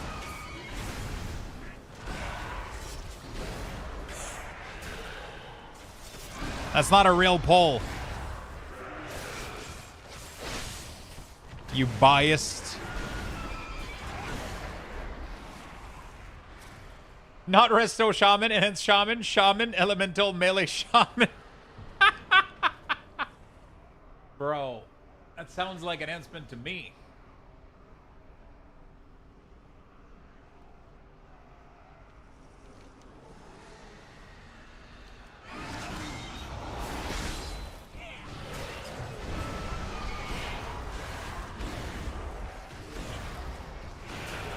Dude, I'm getting absolutely obliterated. Oh, this motherfucker hurts, man.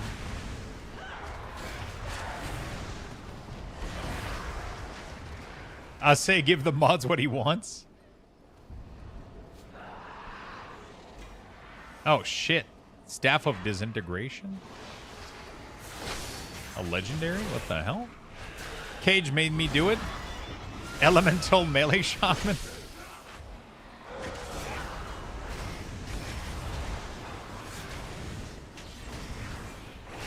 God damn it. Enhancement looks pretty cool, I'll be honest. The new changes look pretty sweet. The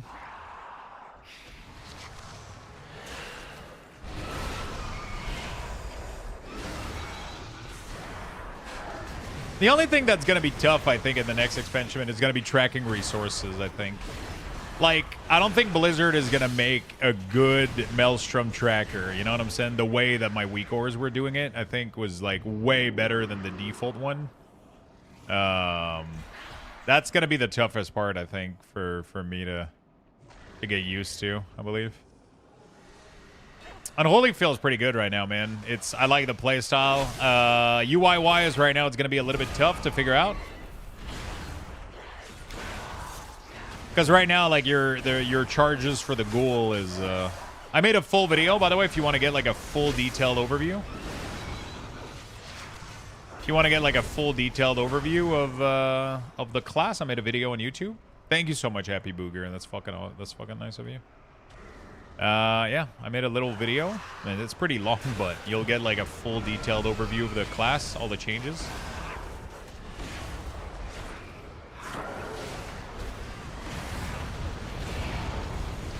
Who's that? Devour fan. Oh, shit.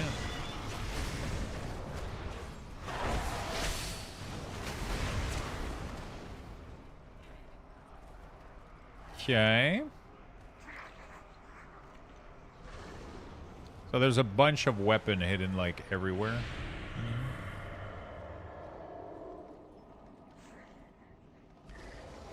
Okay, we're gonna find out where all of them are. Yeah, I'll watch that, but not only since DK came out, but playing Frost, worn down on Bursting Sore and all of that. Yeah, that's all gone, buddy. That is all gone. Bursting Sore is gone. Death and Decay. I don't even need to use Death and Decay anymore. Isn't that crazy?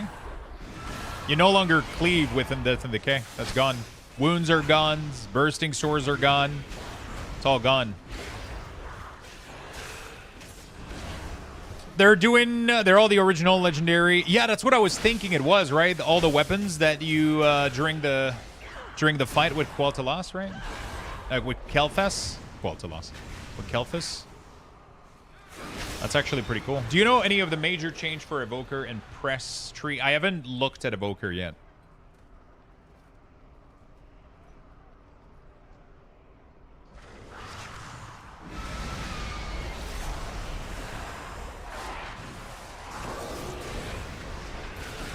Dude, what is consuming that much of my diseases? Oh, I think it's Petrify.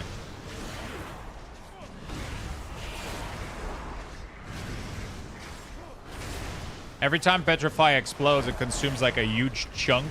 Yeah, there we go. Huge chunk of the disease. Makes sense.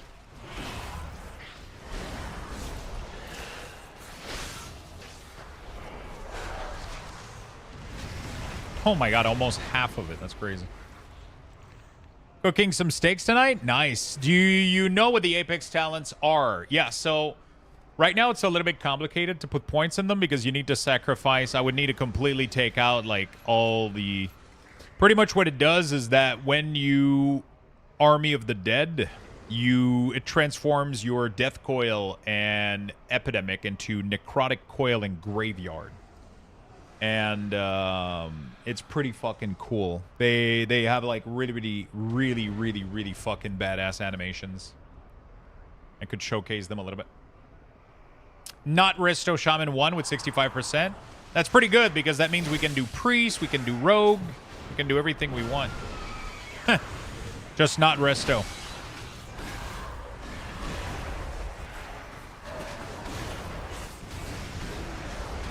Okay, so for right now the spread isn't working. So one of the cool thing is you no longer need Death and Decay. Every time you Scorch Strike a target with your main disease, it automatically applies that main disease to the target. It already spreads it. The E ability is the new ability for Unholy DK. It replaces pretty much Death and Decay. It explodes a ghoul. So as you can see, I'm summoning like a bunch of ghoul, and then when I press this, it will flag one that's gonna... It's gonna burst, and then because of a talent, it's gonna spawn a Magus of the Dead. Yeah, it's really cool. I mean, you still have Death and Decay, but there's no reason in pressing it because you no longer have cleaving within Death and Decay. The cleaving is baseline now with a talent called Clawing Shadow. The first time you Clawing Shadow somebody,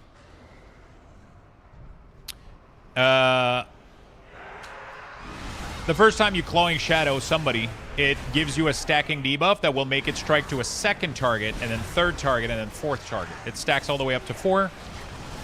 And, yeah, there we go. So, it's really cool, man. Okay, so I'm really tired of having my disease be consumed, though, by this explosion. Let me go check which talent is doing that real quick. I'm not doing disease build anyway, so I might as well remove that. Dread Plague, damage, blah, blah, blah. Putrefy now decays the ghoul attacking. Purify increased damage and each really strong damage. Let me search Putrefy. The eruption effect of Putrefy consumes 6 seconds of your plague on enemies. Ah, let's remove that.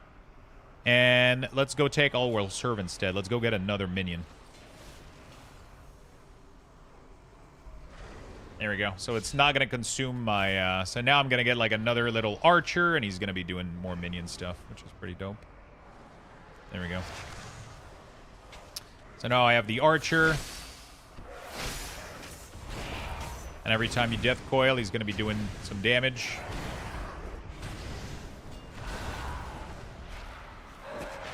And I'm going to be full minion here.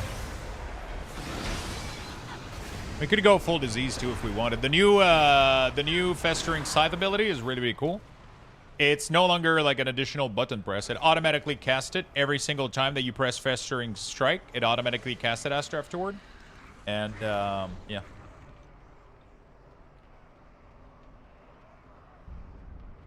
And Ensign Shaman is getting some good stuff, man. I'm excited to go play it.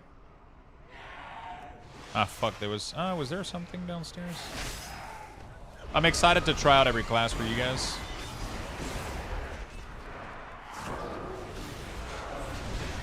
I'm trying to finish this quest here so I can get out of here so I can see what's after this. I don't think Ret Pally is going to be massively pruned. You know what I'm saying? I don't think Ret is affected. There's most likely going to be changes for Ret for sure. But I don't think Ret is going to get, like... Prot Warrior has a lot of changes, yeah. Pretty sure Prot Warrior got a lot of changes. Touchpad probably has looked into it a little bit more than I did.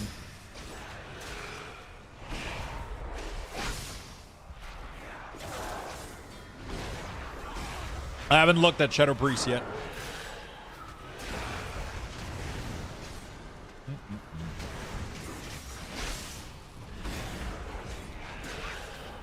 I haven't looked at Shadow Priest yet.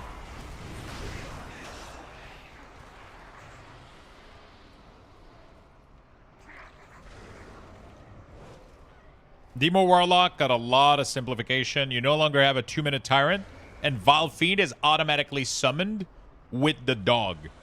And it's like a keystone point. I made a full video about it on my YouTube channel if you want to go check it out, like a full deep dive. If you go in the pin section, I have a video for Unholy, one for Affliction, and one for Demonology, one for Player Housing, and like I'm going over every single talent of those 3 spec. And I'm showcasing pretty much everything that you guys need.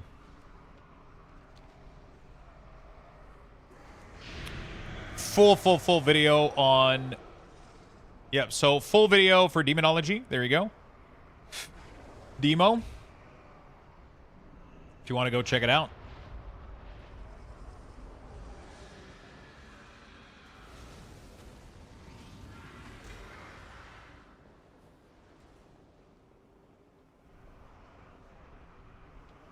Foxy, thank you for the 25 months. Thank you, friend.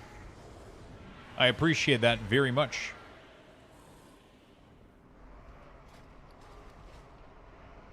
Thank you so much, my friend. Thank you for all the resubs. I'm going to. Thank you very much. Let me know if you have any questions afterward. Leave a like, leave a comment as well. It helps the algo very much because I haven't done any videos on YouTube in like a million years. So they're struggling right now to and also I released like a lot of videos today, so I want to try to get them yeah, if you guys can help me make these videos do well, I would very much appreciate it. Just literally like leave a comment, leave a like, just go watch them. It's gonna help me tremendously to get these to hopefully do well, do decently.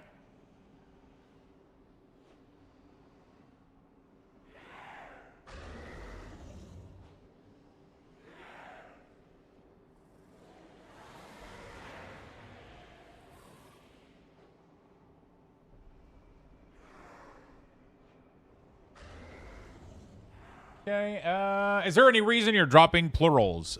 English is not my first language. I often forget to pronounce them since we don't in French. There you go. Every time I make a YouTube video, there's somebody mentioning that I don't pronounce S's. Every single fucking time.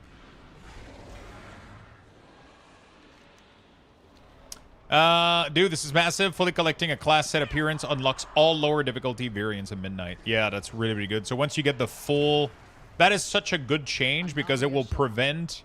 So one of the issue that was happening was people were...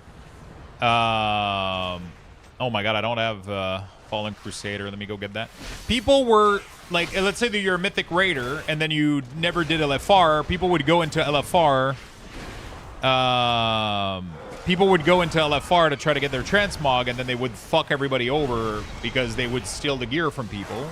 But that was the only fucking way they could get the transmog in the first place, right? So, like, that was kind of a big Blizzard problem. It wasn't really on player, you know? Do a video only using plural? Yeah, I'll just do a video where every single word I'm pronouncing is fully pluralized, even if it doesn't need to be. That's actually hilarious. Okay, let me just see the comments. In Flames we trust.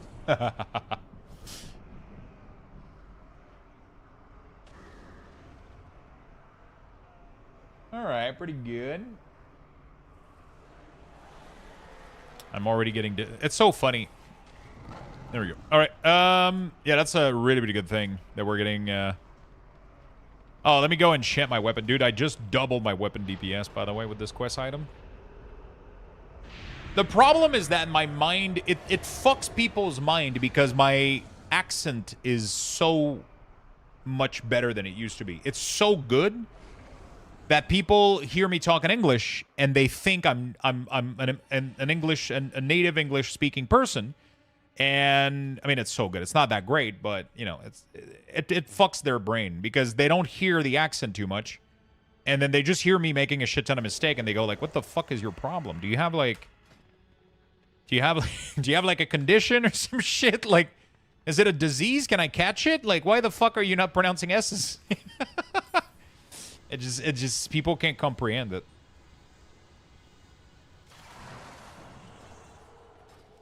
You know?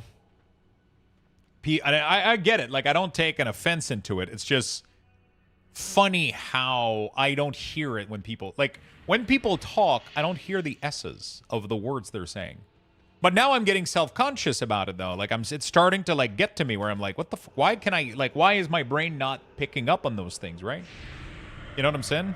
Like, why is my brain not picking up on those things? I just don't pronounce them, man. It's just... To me, they don't fucking matter. You know? Yeah, I mean, I think Payo is I think there's a part... I don't know if he's doing it on purpose. I don't know. Maybe he's not. I think sometimes he's leaning heavily into it. Just like XQC, I think it's kind of part of who they are, but maybe they also don't care about him. You know, ultimately it doesn't really matter. But yeah, you can detect a lot of you can some people have like a very thick French Canadian accent, and Payot has a French accent for some reason. I think he's doing like the very you know, like yeah, you know.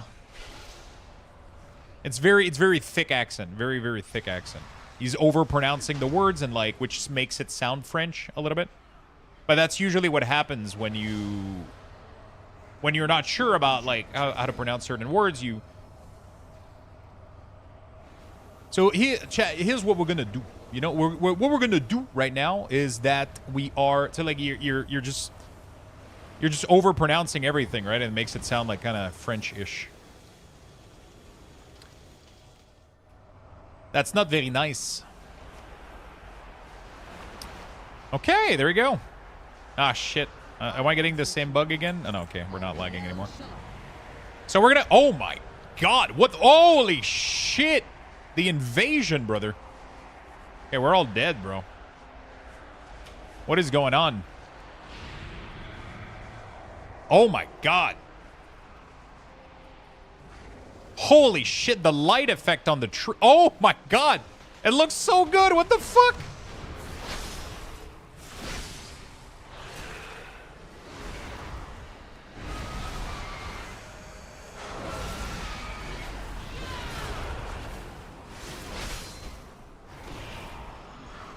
Please tell me they are working with you on the cooldown manager. No, they're not working with me. I think they're on their own. I don't know if they have anybody helping them out or doing anything. But they seem to be doing an okay job, but there's going to be a lot of shit that's going to feel weird, man. Spill the tea, brother? Bro, I have... what if I told you my YouTube channel right now is a 40-minute video doing a full deep dive of every single ability of Unholy Deathfight, and that you can go watch it and support the channel and leave a comment and a like and feed pictures.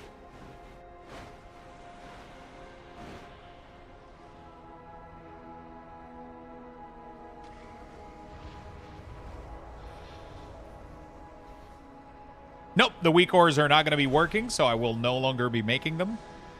They are completely going to be obliterated. We're not going to get access to any combat information from World of Warcraft, so every combat aspect of whether a buff is present, a cooldown, resources, all of that is going to be in a black box that we don't have access into it. We're going to be able to style it. We're not going to be able to get information from it. Which means that the weak ores will no longer work as we know them. Yeah. Which means that we're going to have to use the default Blizzard system, which hopefully they'll allow for customization.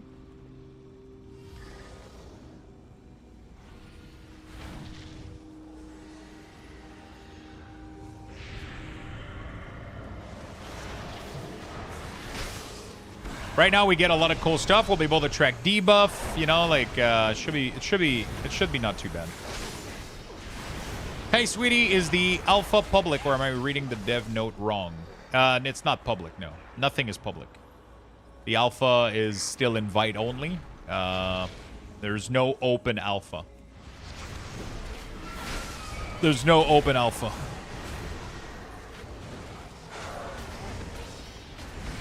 I think the only thing that's going to be problematic might be resources a little bit. And, like, resources are still clunky with this thing. Hopefully they gave us better customization for it. But when it comes to ability, cooldown, debuff, utility, all that stuff, I think they'll do really, really well. I think they'll be doing really, really well. According to the dev note, there is a mistake. Public alpha doesn't mean open alpha. It just means it is accessible to the public, but there's no way to get in necessarily. It's accessible to the public if you get chosen, right? It doesn't mean that it's open. The difference is you trust them to do a good job. I don't. Yeah, that's your choice, man. I prefer to be optimistic than pessimistic about everything in life. Being pessimistic about everything in life doesn't really lead anywhere. It just makes you like a sad person. You know, I prefer to believe in people and then be like, you know, happy about it than, you know.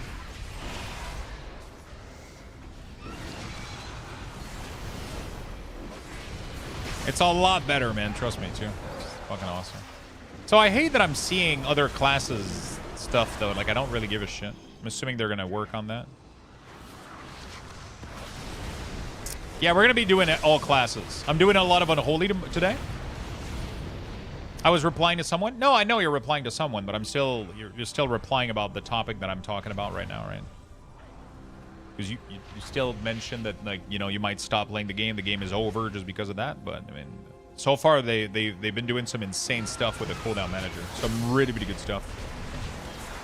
They've been doing some really, really good stuff with the cooldown manager. I can tell you that. And that comes from somebody that does this, that has been doing this for the past 7 years of his life, right? Like, they're doing some really cool stuff. It's still very early, and they're going to do a lot more. But the fact that I can go in here and create alerts, like sound alerts, leads me to believe that we have condition for pandemic on cooldown charge. This leads me to believe that we'll be able to add glow as well, based on certain conditions. Which is really, really good. You're able to fully change the order of all your abilities. You can track buff. You can do bars for buff. You can do pretty much everything that you want in here. It's really, really cool. If you don't want, like, I don't know, you're like, hey, you know what? I want to simplify these bars over here. I don't really care about my cooldown for Blinding Sleet. You remove it. I don't really care about the cooldown for, you know, Nah. We're going to remove it. We're going to simplify this. I don't really care about this. We're going to simplify it, right? It's pretty cool. It works really, really well. They're doing a good job. It's not perfect yet, but where you can move all of these bar too independently, so you can go in edit mode, and you can move all of these anywhere you want. It's really, really nice. They're doing a good job. It doesn't look as good as WeakCores. It's not as functional and as intense as WeakCores, but I think they're slowly getting there, and I hope they're going to do well. So this is going to be shareable. I'm going to be able to fully export all of this shit, from what I understand. Which is why I would love to create HUD like this for every single class. I would love to make entire UI and layout for every single class and spec. That would be super fucking sweet. I don't know if I'm going to be able to do that. I don't know if I'm going to have enough time. I don't know if I'm going to have enough tool. Yeah. No, this is the alpha of the next X-Pack. It's not a PTR. It's full. This is literally the next expansion right now, yeah.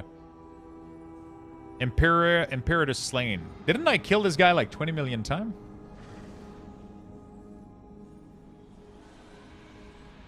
I was expecting a new class, to be honest. I mean, we just got a new class not long ago, and now we're getting a new spec, so...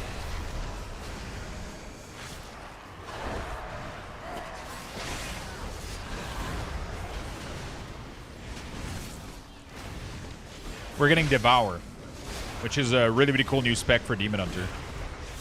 We're getting massive class changes. I just want to get... this is the most class changes I have ever seen this early into an expansion, and it's good. Because usually, that kind of shit takes forever to show up on the alpha and the beta. We barely get it. I don't know if you guys remember, but Midnight, fucking War Within class changes, there wasn't that many of them, man. Like, most of the class played exactly how they played in Dragonflight. They barely changed a couple talent, move a couple thing, and then it took them forever to implement most of the changes late into the beta. Now we're getting full fucking class rework first fucking patch in the alpha. Housing is absolutely top tier. Yeah, we're losing add-ons. Yeah, we're losing a bunch of shit. But I think they're making changes for the overall health of the game, and I think they're doing some good choices. This has to be like one of the most jam-packed feature expansion I've ever seen. Player housing is crazy loaded with feature. And, like, there's so little that we have right now in the alpha. Even my footage of the alpha player housing is not, like, that exciting because there's not that much in there. But there's going to be so much more. I don't think it does it justice right now, but, you know, hopefully, yeah. Is it one house per account? I think so, yeah. Without add-ons, are you noticing an FPS boost? I mean, it's hard to tell right now. I'm on a beta. Beta, alpha, they're always... You know, obviously we're going to get massive FPS boosts. Add-ons and weak ores are very, very heavy. Like when you have a full class HUD plus LVUI plus damage meter plus plater plus this plus that, like it completely kills your, you know.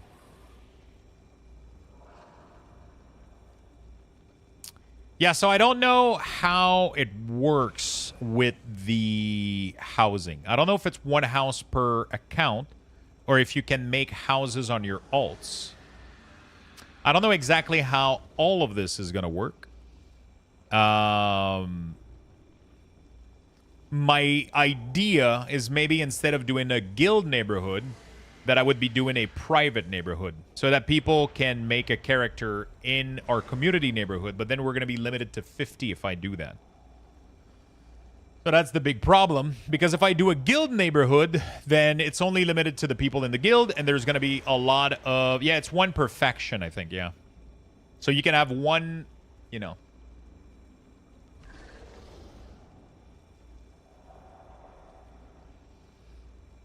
So the big problem right now is I need to decide if I'm making a guild neighborhood or a private neighborhood, first of all. Then I need to choose if I'm making it Horde or Alliance too. I got a lot resting on me.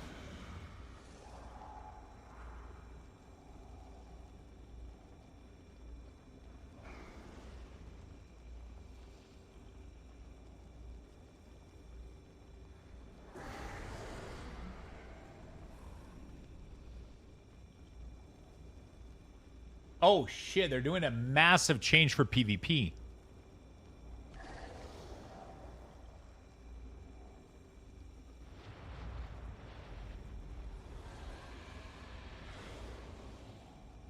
They fully immune after 2 applications instead of 3. Wow.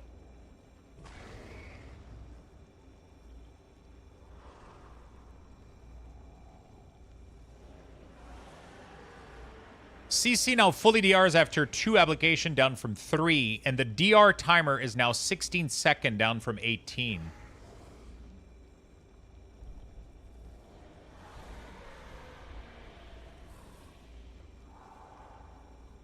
Cheap Shot has a 12-second cooldown.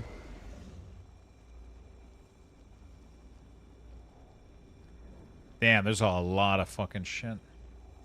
There you go. That's the post from Skill Cap. They're covering all of the PvP changes. Okay, I think my game is fucked. I think I have to reload. Let me reboot real quick. Someone must be like at my company. They just approve a 3-month lease break payout. Goddamn, someone must like me at my company. They approve a 3-month lease break payout. What do you mean?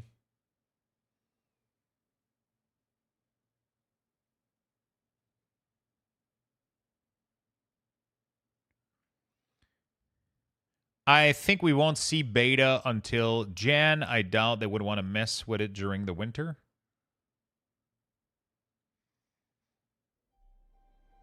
I don't think the beta is going to be in Jan, man. I think the beta is going to be like December. Even November, if I had to It has to be early because I'm assuming it's releasing like really, really soon into.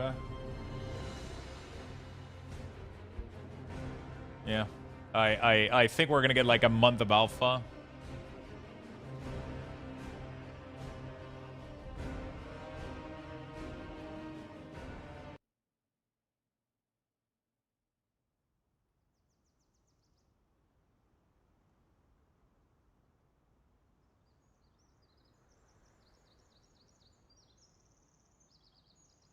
Character with that name already exists. All right.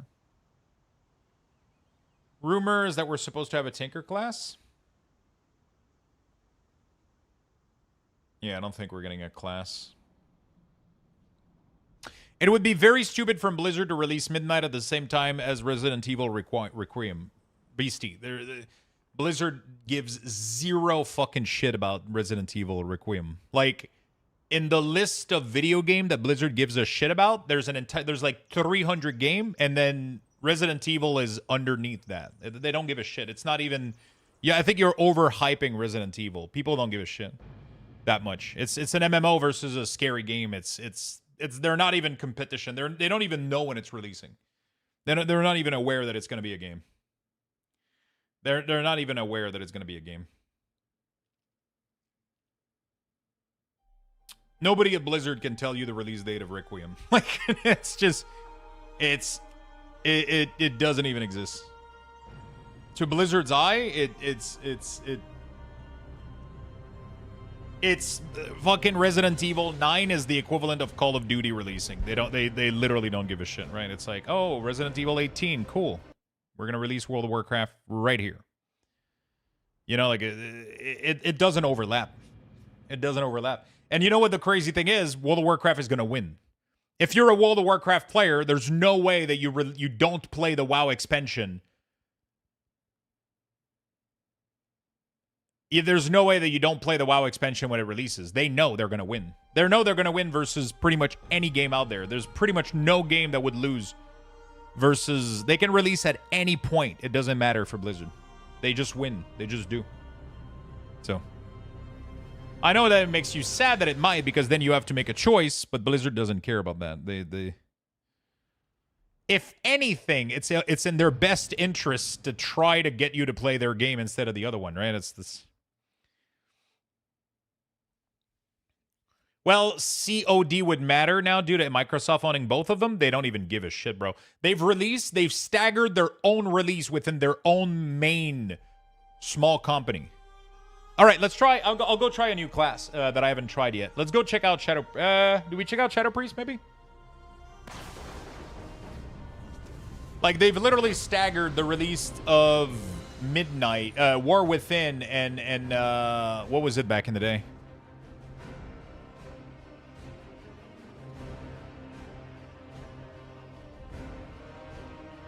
Enhancement? All right, I'll do a quick poll. Let's do manage poll. Let's do end poll. View result. No, I don't care. Delete poll. Could not delete the poll. Okay, why can I not delete the poll? Bro, I can't even manage my own fucking poll. What the fuck is going on? Okay, new poll. All right. What class to play next? Enhancement. Let's do Shaman, Priest, Hunter, Mage, and Rogue. I'm going to put generic class, and then we're going to choose the spec, depending on which one wins. I'm going to start with these, because I'm limited to 5 chats, so... I'm limited to 5. That's the best I can do.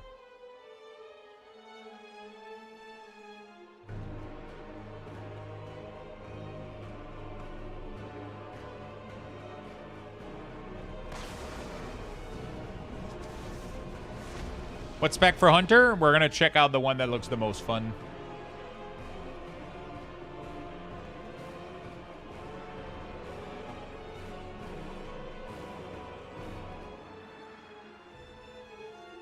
It's crazy the amount of class changes they have. It's actually insane. I'll go get a little bit of water while this is going down. Vote for your favorite class, chat.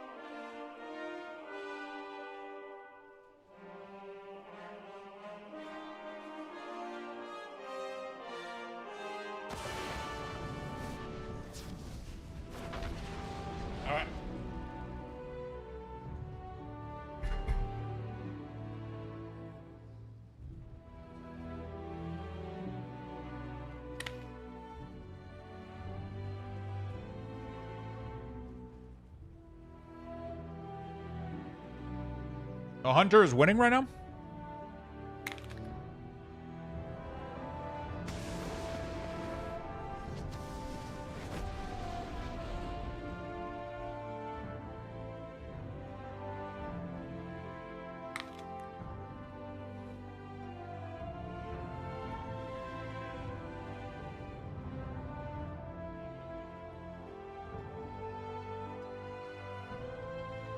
As of right now, I like all the luck changes except the removal of decimation.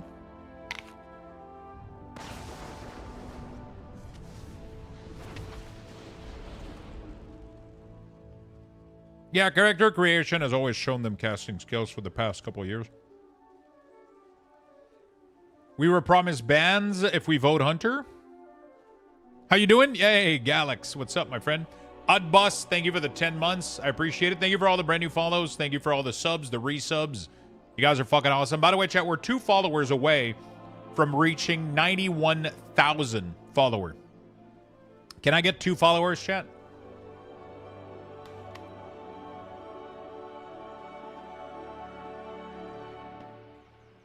Thank you, Scott. Appreciate it, my friend.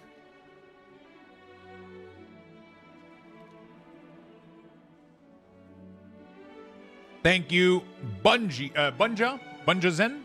Thank you. We got 91,000. Woo!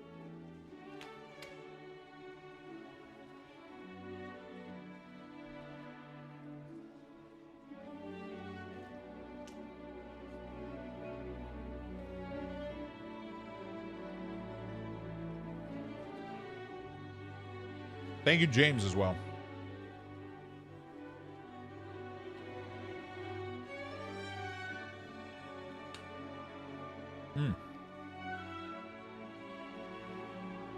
Hunter is winning the poll. You guys have a couple seconds if you want Shaman to win.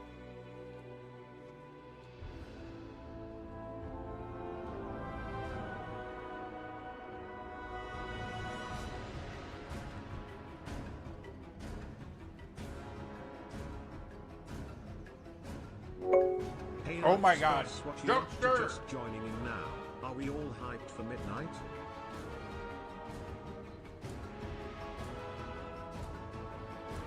Hey, Hunter decimated you guys. What the fuck?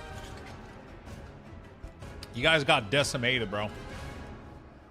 All right, Huntos. And no, it's not called Hunt Hose. Completely different character. Ah, shit, I did the wrong thing.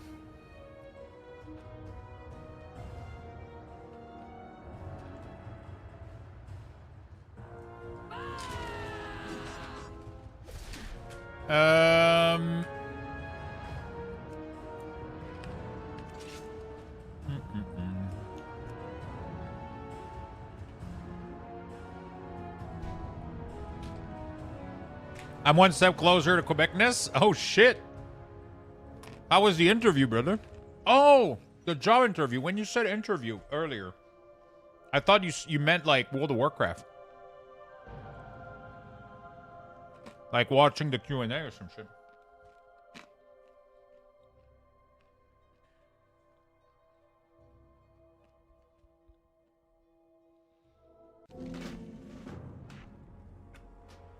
All right. So honestly, survival is looking fucking sick. They have 2 new talent that I saw yesterday that look absolutely fucking amazing. I'm gonna showcase them right now. Raptor Strike has a chance to summon an owl. Lunar Storm. Okay. Let's do this one. Why not? Doesn't matter. Oh, Moonlight Chakram. What the fuck?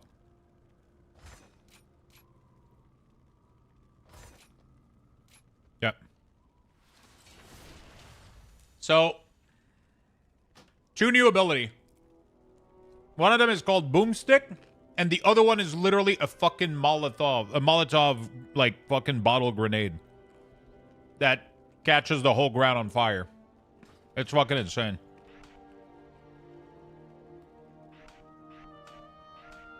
It's really cool.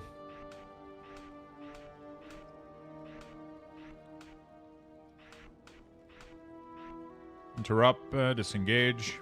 Here. All right, let's put my keybind real quick. Boomstick. Yeah, it's really cool. Aspect of the turtle. Survivor of the fittest.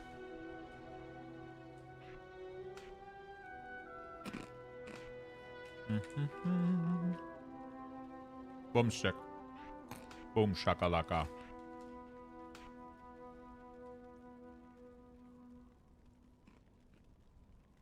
That's not a DPS cooldown. That's a...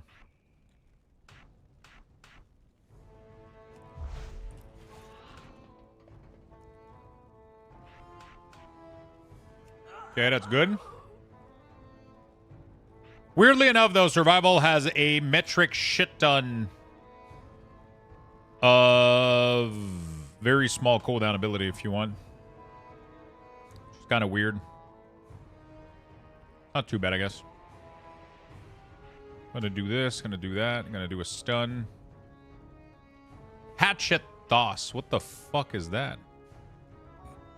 What the hell? I can throw an hatchet? Yo, you guys are not gonna believe Boomstick, man. Do you guys want me to go on a target demi, or you guys want to see me quest?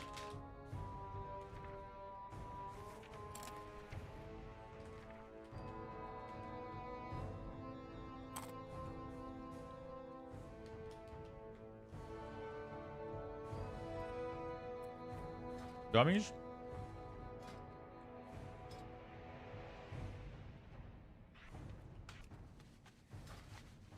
So this is the new dynamic writing, by the way. You can see that all of my abilities just have a cooldown now. And going up and dashing are the same cooldown, right? But then the other ability, which allows you to swirl, is on its own cooldown, so it doesn't consume vigor. And we no longer have vigor completely. Are you guys ready? This is one of the coolest ability ever. Boomstick is really nice. Look at this. I fucking love it. Okay, so we can just throw... We can just use focus to throw axes, man. What the fuck? This one is cool, too. It leaps you to the target and makes you, like, enrage or whatever. And then you have... Oh, my God. That looks badass, dude. What the fuck? For 15 seconds after casting Takedown, it is replayed with Moonlight Chakram. Ooh. Doesn't it do the same thing? It accomplishes two things that are better. It accomplishes two things that are better. So back in the day, if you remember, the Whirling Surge cost 3 vigor. Now it's its own separate 30-second cooldown. Which means that you can go up, and then you can sprint and go full velocity without spending a single vigor, right? Without spending a single one of your charges. And now you no longer need visual clutter in the middle of your screen to figure out where to place those fucking stupid 6 vigor, right? So, that's pretty insane. Yeah, that chakram is sexy as fuck. That's fucking sexy. Okay, but you guys aren't ready for this, though. Look at this one. Look at this ability. There's an ability.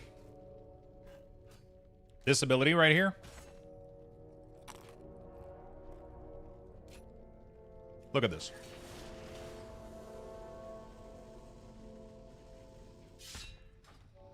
Look at this, chat. It's a fucking Molotov.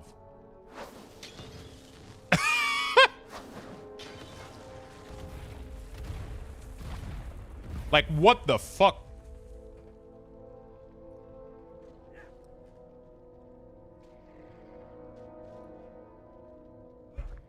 It's a Riot Hunter, bro.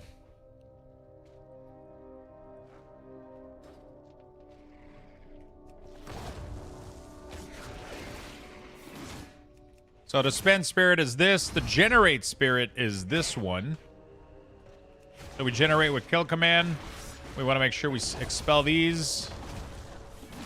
This is the spender. This is melee spender, range spender, I guess. So that's pretty cool. So as a survival hunter, you now have a range spender, which is Luxthos.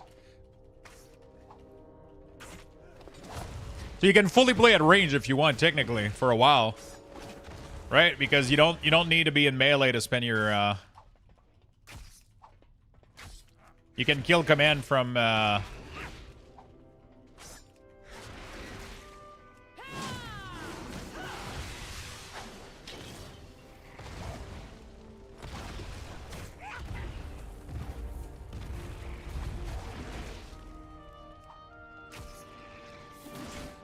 obviously, I think Raptor Strike is going to be stronger. It is a lot stronger. Okay, it's not even close. I don't know what the fuck Hatchet Toss does. Is there anything that plays into it? When you cast, you have a 30% chance to throw a hatchet. Okay. I guess it's just something to do while you're at range.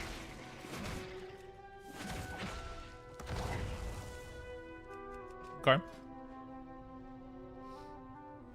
That's pretty cool.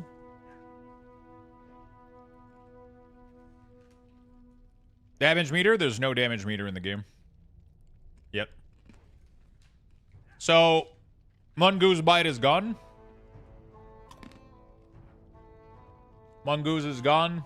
Butchery is gone. This is all the ability you get. You can get... You have your basic cooldown.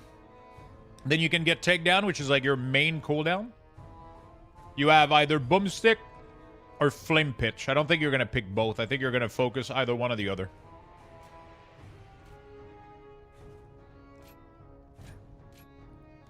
I think you're going to focus either one or the other. Butt Cherry? Yeah.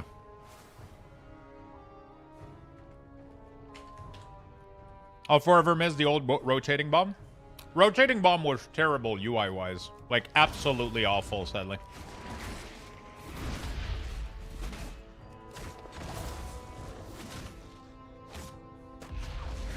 Absolutely awful, sadly. UI-wise, it was terrible to convey the information. Even me with, There we go.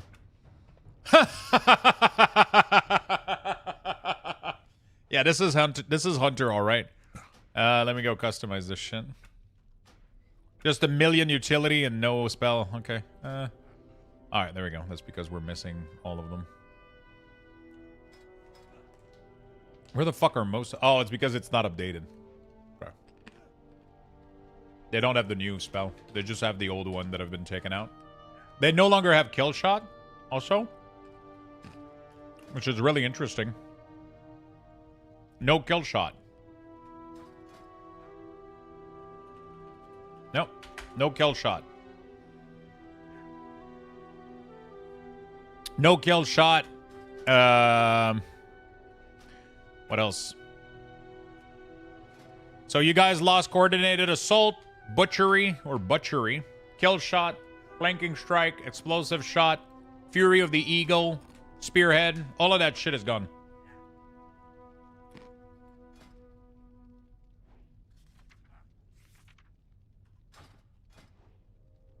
You have Takedown, which is really cool.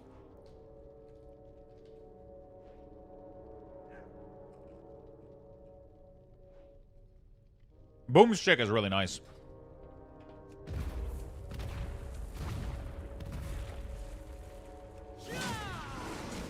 I like this ability too, with the chakram. Really nice. It's kind of cool as fuck, man. That ability looks nice.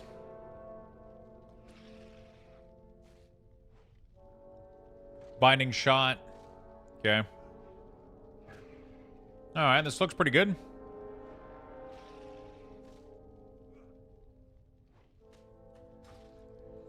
Kitchen Sink, Hunter, basically. What's the final Primal talent? Oh, I didn't check about the Primal, too. You guys are right. Raptor Strike has a 25% chance to trigger a Raptor Swipe, dealing 1,000 physical damage to up to 5 nearby enemy and granting you 15 focus. During Takedown, your chance to trigger a Raptor Swipe is increased by 100%. Damn. Raptor Swipe causes your pet to lash out, dealing physical damage to your main target and granting you 3% melee haste for 10 seconds. Multiple application may overlap. So,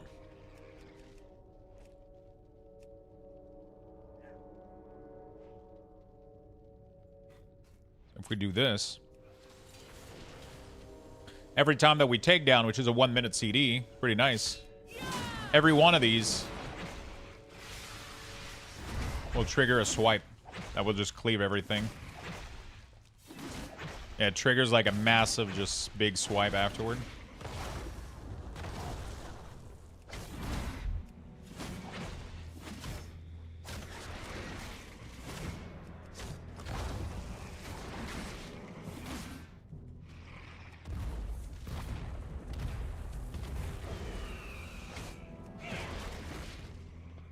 I can see coordinated assault. Where? I don't see it. There's no coordinated assault. Circles are the only active ability, or the square. There's only 3 of them.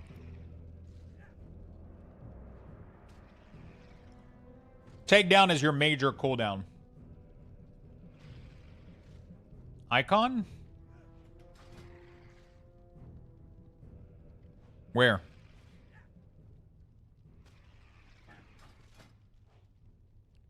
Second and middle square in the talent. Am I blind or? Yeah, that's what I'm telling you. Circle are not active ability. Yeah, if it's not a square, it's not an active ability. So, hexagon are talent choices. Squares are abilities. Circle are passive. Coordinated assault is completely... It's not in there. It doesn't exist. It's just a very simplified class. That's all there is to it, right? You have a 1 minute CD with your aspect of the eagle and takedown. I think those are going to be like your 2 major CD. Right? I think those are going to be like your 2 major CD.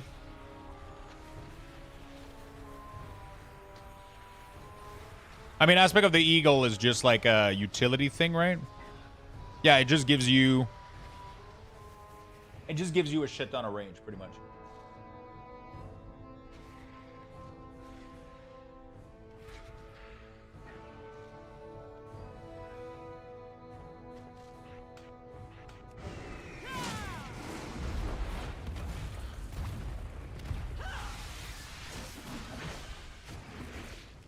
This is going to be super simplified. Super simplified version. I mean, it's not a bad thing. It's pretty good. Let's go look at Beast Mastery real quick.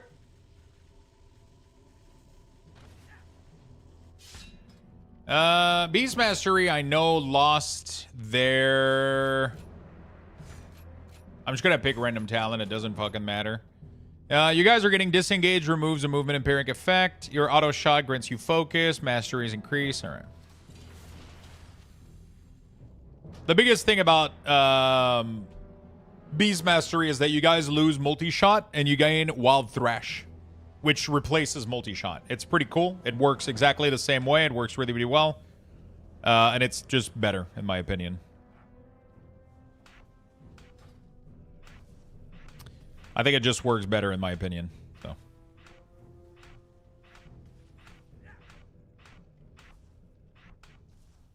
Let me redo my abilities. Just gotta equip a bow from this.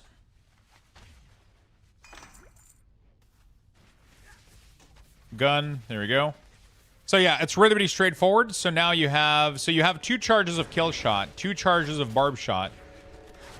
You can spend with your Cobra shot, and then when you want to do AoE, you simply press Wild Thrash. It makes your pet AoE afterward for X amount of seconds. So it works the same way, except you don't have to multi-shot anymore. There we go. Cooldown-wise, you guys have Blood Shed that's available. Beast Mastery, Wild Trash, and Cobra Shot. Cobra Shot replaces Arcane Shot, so that's pretty cool. So that cleans out the spec a little bit, because you had both previously, which was weird as fuck. People were getting confused with that, like new players. So it's just super simplified. Super simplified class here. Like your playstyle is literally just keep that up on there, right? And then you just dump as much of these as possible. Obviously, in AoE, you want to do this. As many kill command as you can.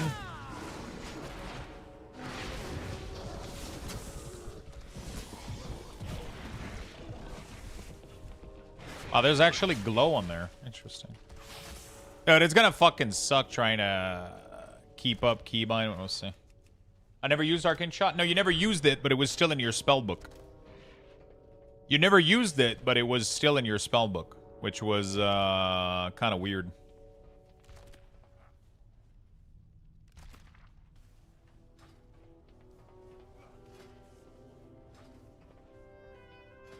It was still in your spellbook, so now it's fully replacing it. So if you don't talent into it, then you're going to be using Arcane Shot instead of Cobra Shot, which makes a lot of sense. It just makes it, like, just way better in that case.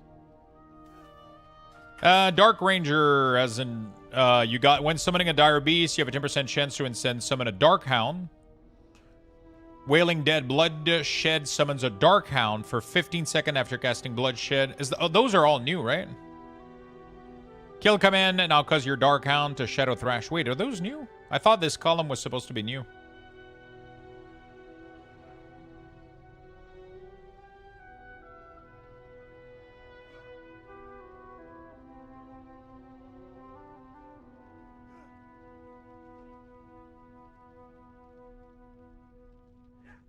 Dark Hound is new? That's pretty cool.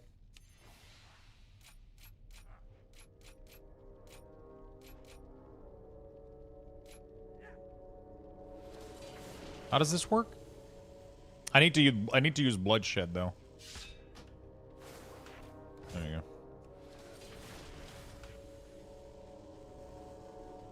Wait, do all Hunter Spec lose kill shot? What the fuck?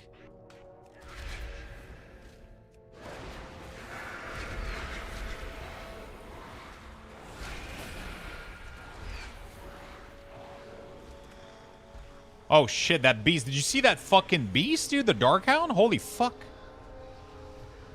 That was massive, dude.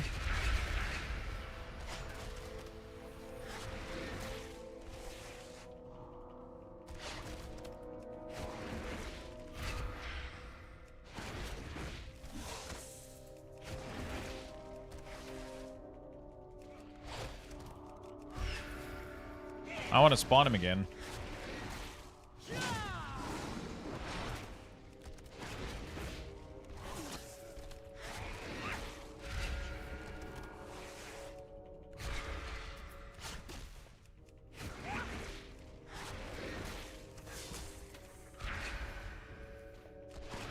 That was a massive beast.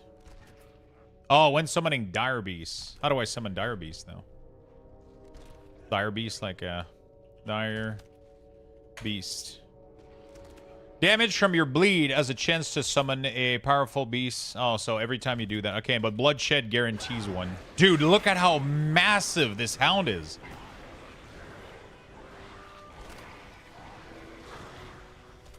Huh. That's pretty fucking dope. Alright. Interesting. Let's go see Marksman real quick.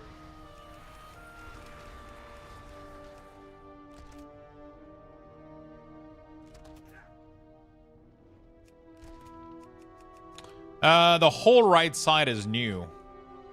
Yeah, so the whole Dark Hound is new. Let's look at Marksman real quick.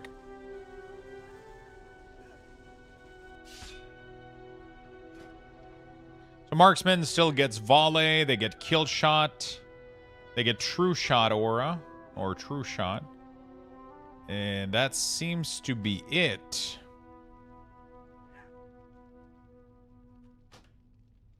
.5 CD, Volley. True Shot is back. Yeah, that's your increase the critical strike chance by critical. Wait, that's always been a thing, right? True Shot has always been Marksman's cooldown. In the middle, it's not weak or it's the cooldown manager. Yeah, I think not much changed for... Marksman. I mean, a lot has changed, a lot of positioning stuff, but I mean, you're not, like, gaining or losing much ability here.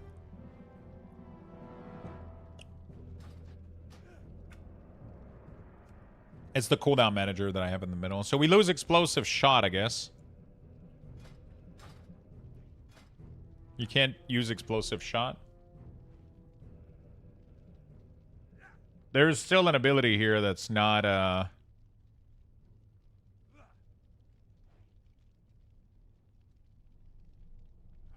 Are there as in base UI option to track specific buff? They should be, yeah.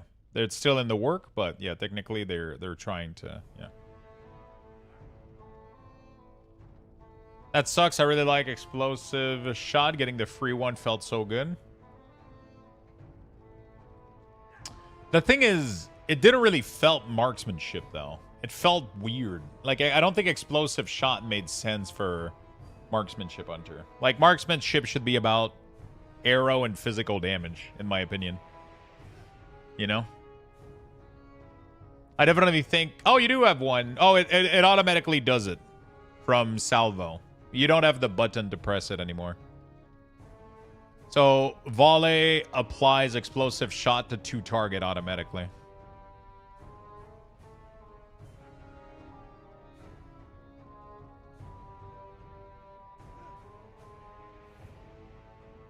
There we go. Yeah, it seems to be pretty straightforward for Hunter. I mean, honestly, that seems like just good changes. Seems to be like really, really good changes in general.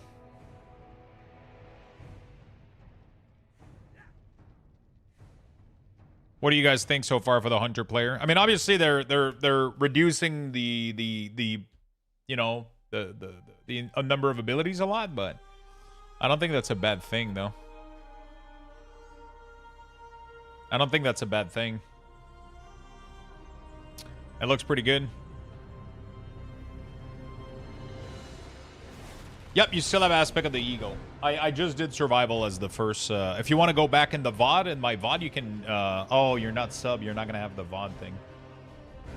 You can go in my previous VOD and you can see. I went over everything for survival.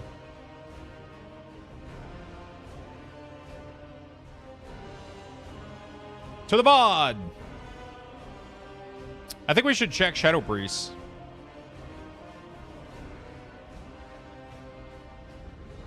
Has to be Shaman. They were second. What is aim shot cast time? They removed Streamline, so is it still 3 seconds? Let me check real quick. Let's do Shaman next. I'm gonna check this real quick, and then we'll go check Shaman.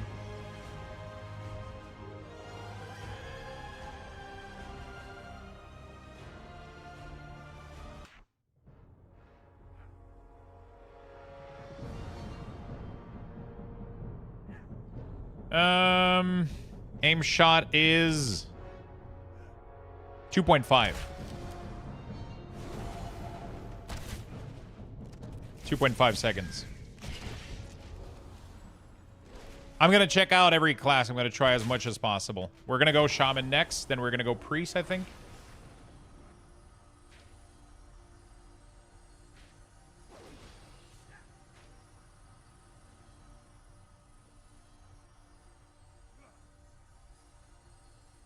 Just gotta log out real quick. We're gonna check out Mage as well. We're gonna check it all out, chat. We're gonna check it all out. All right, Shaman time. Can you try middle class as a streamer? Can I what?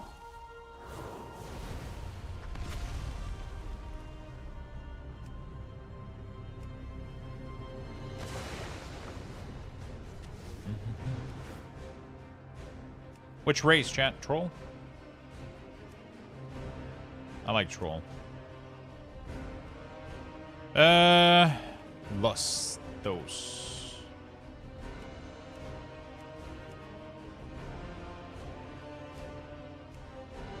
Das Dingo.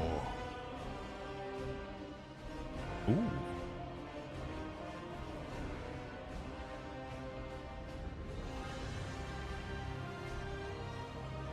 This has always been my favorite haircut. White, there you go. Das Dingo. The new Allied Race one, it's not available yet. It is not available yet.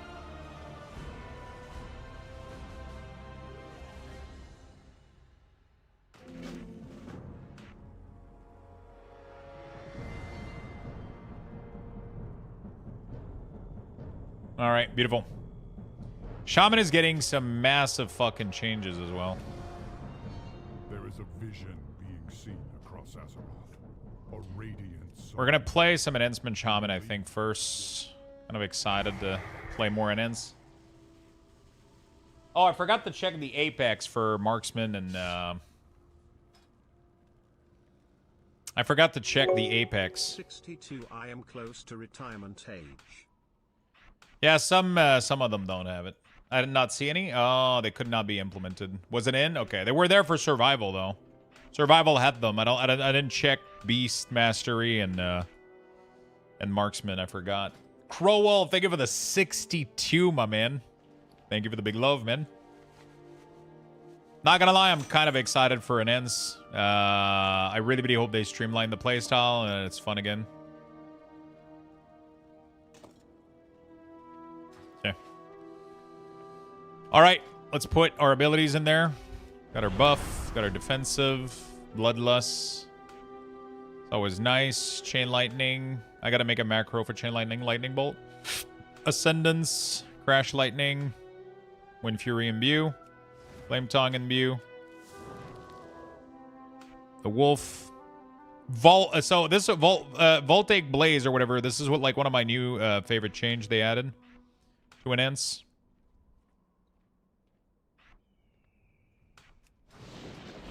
Let me finish my... Actually, we could play with this. This looks pretty good. I'm going to try Stormbringer because I like the new change they did. Wind Fury weapon deals increased damage when crash lightning. Nature damage. Ascendance upgrade your next lightning bolt to Tempest. That's really, really good. There we go. Maelstrom stack is... I don't think it has anything displayed in the new UI. I don't think they've done that much in the new UI right now, I'll be honest with you. I think they still got a lot of work to... Yeah, but it's pretty good. We're going to change, obviously. They still got a lot of work to do here, for sure. Like, I don't know why you would display... I mean, we're going to go check with Chain Lightning and Lightning Bolt what they display, but I think we'll remove those. Your Maelstrom is going to be displayed at the top here, which kind of sucks, you know?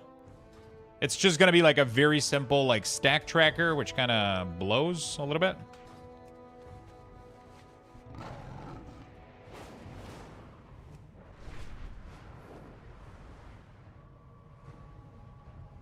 So one of the cool thing is this talent right here replaces Flame Shock. So it's a 10-second cooldown, and it allows you to put Flame Shock AoE on a 10-second cooldown, which is fucking amazing. One of my favorite new talent is called... where is it? It literally makes it so that every time you Storm Strike... Okay, Storm Strike and Lava Lash unleash a Chain Lightning at 100% effectiveness that deals 20% reduced damage with each jump. Every single Storm Strike does Chain Lightning. You're just spamming Chain Lightning the entire fucking time.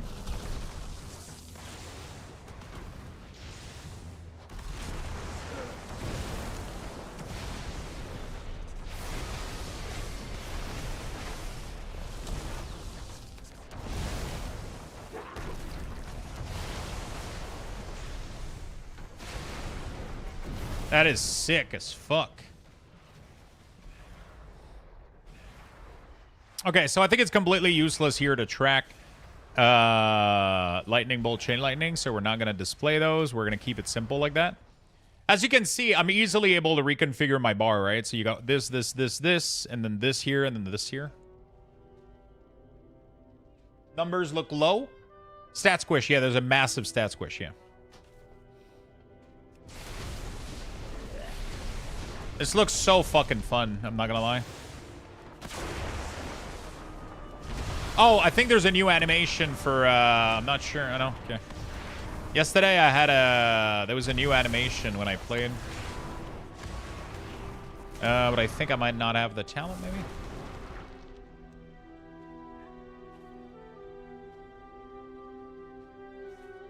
Sundering turns into Primordial Storm. So that's pretty cool. It's not an extra button, which is really, really nice. They're removing the whole Frost Shock bullshit, dude. I honestly believe Enhance is going to be, like, one of my favorite class next expansion. Like, I think we're going to be playing right now, like, just according to what I've seen so far, for me, it's going to be Unholy Death Knight, Affliction Warlock, Demonology Warlock, and Enhancement Shaman. Yeah, they remove all of the Ice Strike bullshit, like, all that stuff. It's just all gone. And, yeah, Fire Nova is built into this, which is really, really cool. Which is really fucking cool. So, Voltaic Blaze empowers two additional Maelstrom weapon and has a 30% chance to cause a Fire Nova. So, it's all automated, right? You don't have to think about anything. It's just built in. Also, Doom Winds is replaced by Ascendance. Yeah. So you don't have Doomwind and Ascendance. If you do Ascendance, it just replaces Doomwind. If you don't do Ascendance, then you're just left with this, and then you can go with Deeply Rooted, right? So you can go with Deeply Rooted for some random Ascendance, but then you keep Doomwind, which is really, really cool. So you don't have, like, it doesn't create, like, a button bloat, right?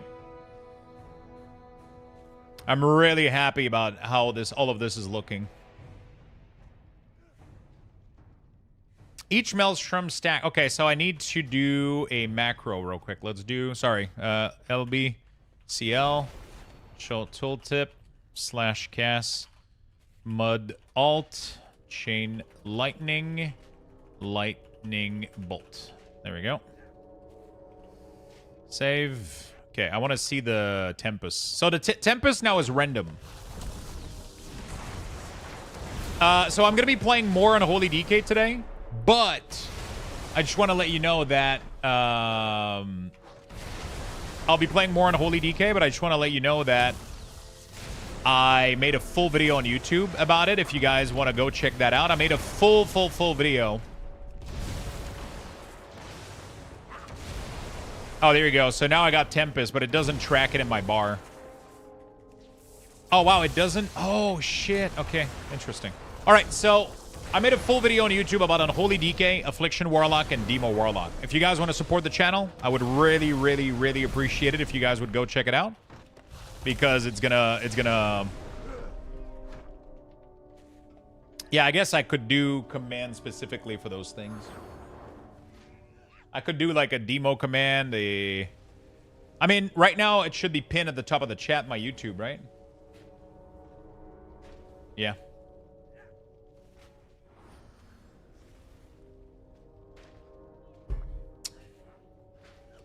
So, you no longer need to track, like, spent resources for Tempest. It's just a random... Oh, you get Tempest, right? So, right now I got Tempest, but I need 5 charges of this to cast it, and then boom, right? I just get it automatically.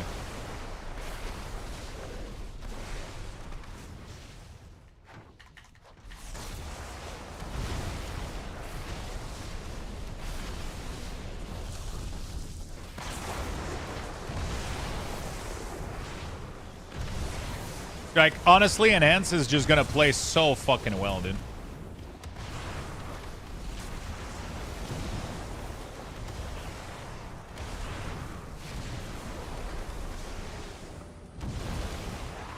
Enhance is just so straightforward now. It used to be so complicated, and now it's, like, super straightforward. It's gonna be so much fucking fun. I want to go test. So each Maelstrom weapon spent has a 2% chance to cause your Nash Crash Lightning to ignore its cooldown. Okay, so let's remove this. Actually, let's keep those. We're gonna remove this and maybe like this for now, I guess. Let's just go put points in here. And we're gonna remove, I guess, this one for now. And then you have a chance to put, like, electrocution on the ground. I'm really excited to see if it works. So when you crash lightning, it has a chance to ignore its cooldown. And the weapon enhancement effect of crash lightning may not overlap. I don't know what that means. Maelstrom weapon spending ability deal 50% increased damage. Weapon imbue deal 20% increased damage. And crash lightning electrocute the area struck. Oh! Oh my god, that's gorgeous.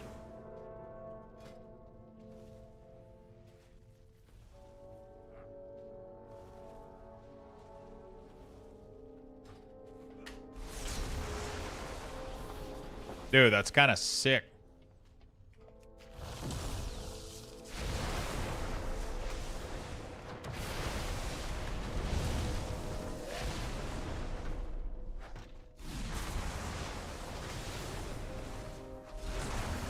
And you can reset the cooldown and have a shit ton of these everywhere if you're lucky.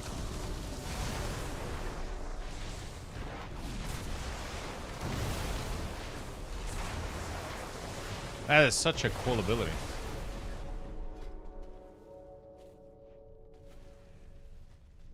Yeah, early December we're getting it, yeah.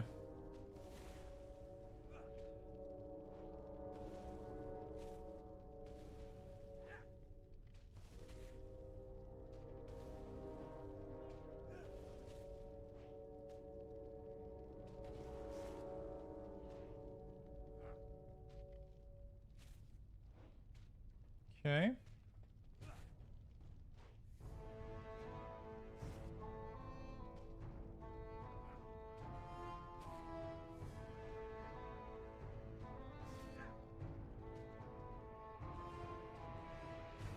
Okay. That's fun. I find your lack of faith disturbing.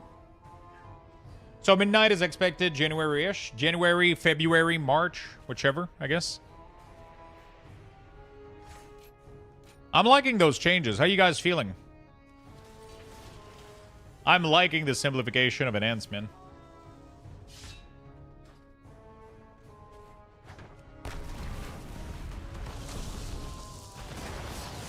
Okay, that's pretty cool. So after Sundering, you can cast Primordial Storm. It does damage to... It does Flame Strike, Frost Strike, and Storm Strike damage, and unleash a Lightning Bolt or Chain Lightning at 100%. Okay, consumes Maelstrom Weapon for increased damage. Okay, that's pretty cool. So you pretty much want to stack. You pretty much want to stack as many of these as possible. You slap and then you consume, and then that's it. You just press the button twice and you're good to go. They're really going to need to work on their tracker, though. There's, like, literally no way if you even have... I mean, they're clearly not done with their tracker. Like, they didn't add any of the new stuff in here. It's clearly not done. But it feels pretty good. Enhance looks pretty good. Enhance is losing Stonework, Bulwark. They're losing one of their defensive totem. That was one of the big things I saw people complain about, but, you know, it is what it is.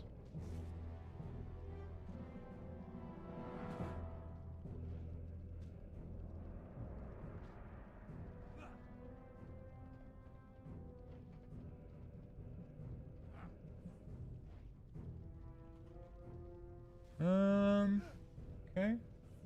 Pretty good. Let me go check my comments.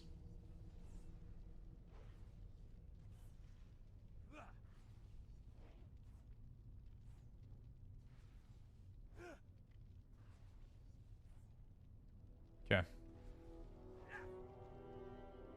Beautiful. Only one defensive left for Shaman is fun. Yeah, but you have to approach this as... This is not necessarily... This is not necessarily like... The damage and things in the game is not going to be done the same way. You know what I'm saying? Like... The game is probably going to feel very different. Like, we're getting a big squish. They can retune fully the damage that's going out. You know, like, it's not, we're not, you know, we can't go into it, be like, oh shit, one defensive, we're fucked, right? But it doesn't mean that they'll be doing AoE damage from every source and, you know, like, needing defensive as much. Yeah. Astral Shift should probably be on the lower cooldown, though, if that's going to be the only defensive you guys have. You know? All right, let's go look at Elemental real quick.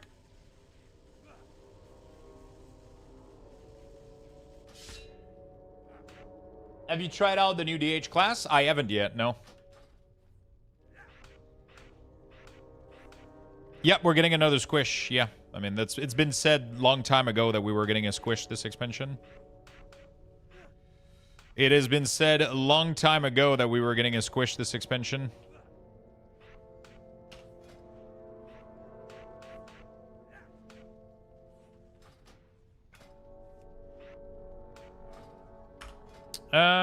Okay.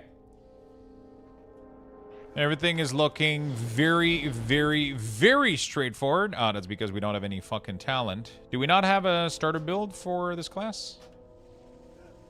Nerds, I got some reading to do. You got a lot of things to do. Okay, there's no starter class. One of the cool things that I really, really like that I've seen yesterday is... I'm just gonna pick like kind of random talent right now, just so we can get started. One of the things that I really, really like is Voltaic Blaze makes you do an AoE lava burst every single time. 10 people instead of 50. No, it is 50 instead of the whole guild. So it's the maximum is the maximum with private guild. I don't know if I'm doing private. I don't know. I don't know yet. We're gonna have to figure it out. The problem if I do a guild is that everybody that's not part of the guild can't be in, which kind of sucks. And there's people that are going to be raiding and just experiencing and enjoying the game, right? So these people, like, I feel like it kind of sucks for everybody that wants to join our guild, but join our neighborhood, but they don't have, you know, everybody that wants to join the neighborhood.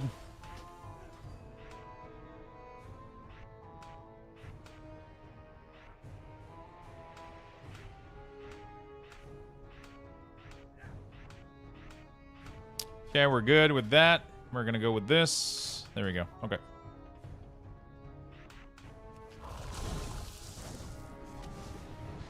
This is one of my favorite part is that literally every 14 seconds you can do like an AoE. You can do an AoE. Oh, I don't have chain lightning. What the fuck? That's so weird that you can not spec into chain lightning. Like, what the fuck?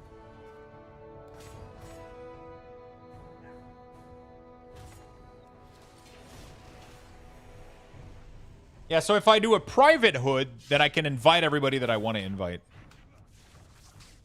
Right?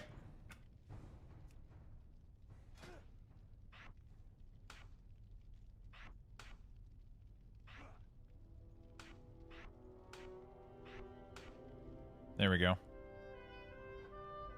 Makes a lot more sense this way.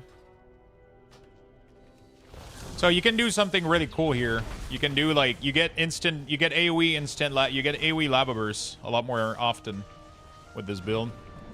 Another really, really cool thing that I like with this is that they're making, you can choose between doing more damage with lava bursts or having lava bursts empower your other spell, which I think is pretty cool.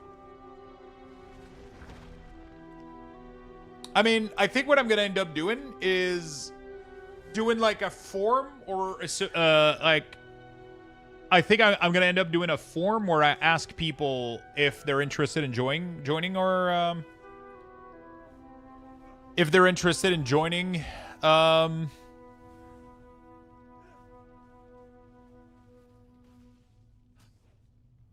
community. And then if we have over 50, then we'll make a different decision. If we don't have 50, then we'll do private neighborhood.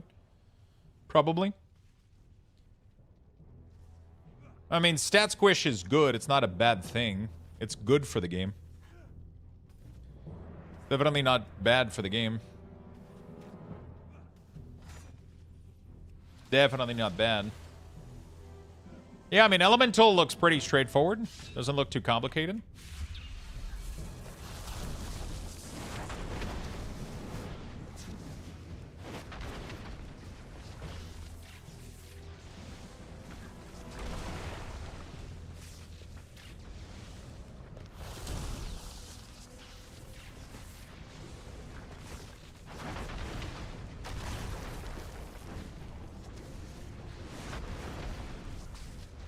One thing that's weird a little bit is that you can consume your flame shock with lava bursts. And then if you cast too many of them, you literally run out of Flame Shock before the cooldown comes back. Oh no, it refreshes with this too. So. Oh my god, that's pretty fucking fun having the AoE Lava Burst again.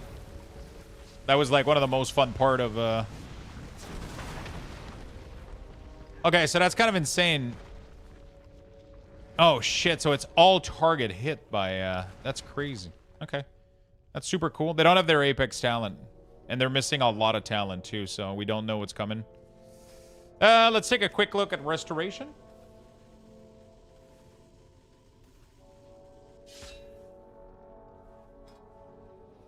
Let's take a quick look. So the biggest thing is you're losing Mana Tide.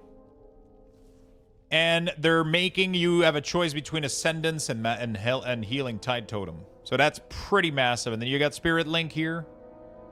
And a Downpour. Cloud Burst is gone, I think, which I'm so happy for. Cloud Burst was really not fun to use, in my opinion.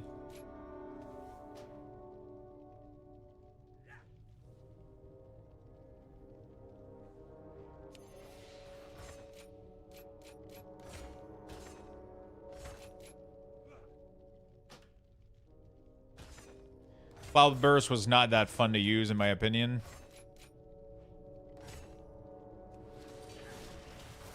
Yep, Cloud Burst is gone. So it's mainly just Healing Stream Totem now. Healing Stream Totem, very simplified.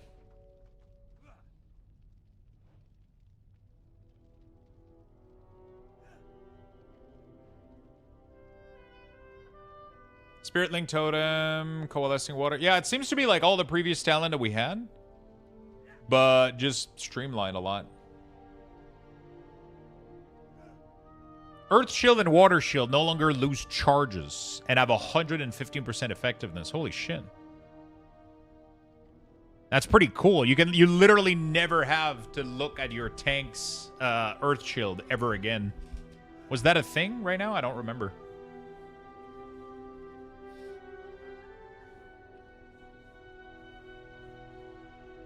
Level Squish makes sense. I don't think Level Squish does much, you know? Like, it's not like...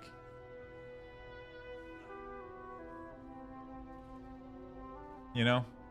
I don't think the Squish does that much anything, you know?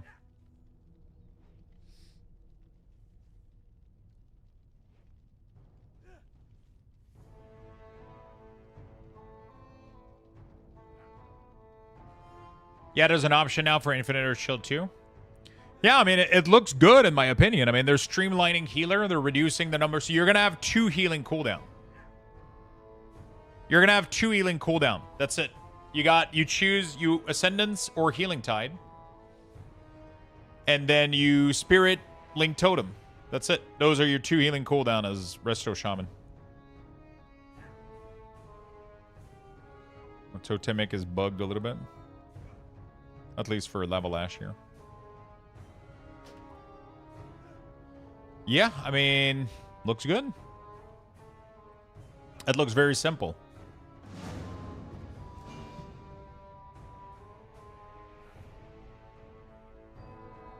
Call of Alkair. Apparently, they're giving this to pretty much every... You have...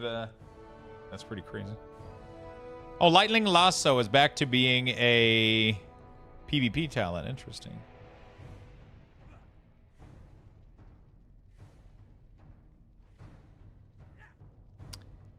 Interesting. Very, very interesting. Cool stuff, man. Shaman is looking sick. Shaman is looking sick. Do we check out... Oops. I'm not able to log out, apparently. Oh, shit. Master of Element? What do you mean? Oh, yeah. Yeah, you're right. It's no longer a thing for Resto. Very interesting. You no longer have, like, complexity with your DPS rotation. That's kind of crazy.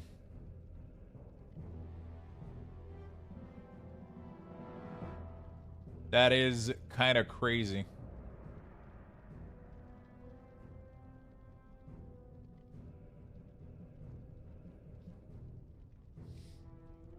Um.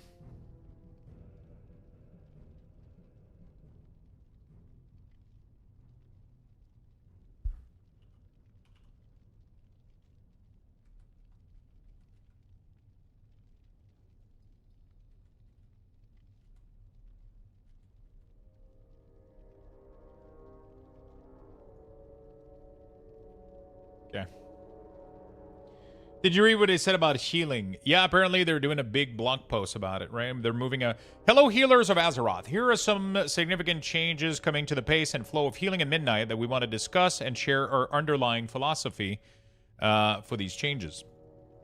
In the War Within, healing is generally very fast-paced, and a healing spell can rapidly shift your raid from a severity of damage state to nearly full health in a matter of seconds.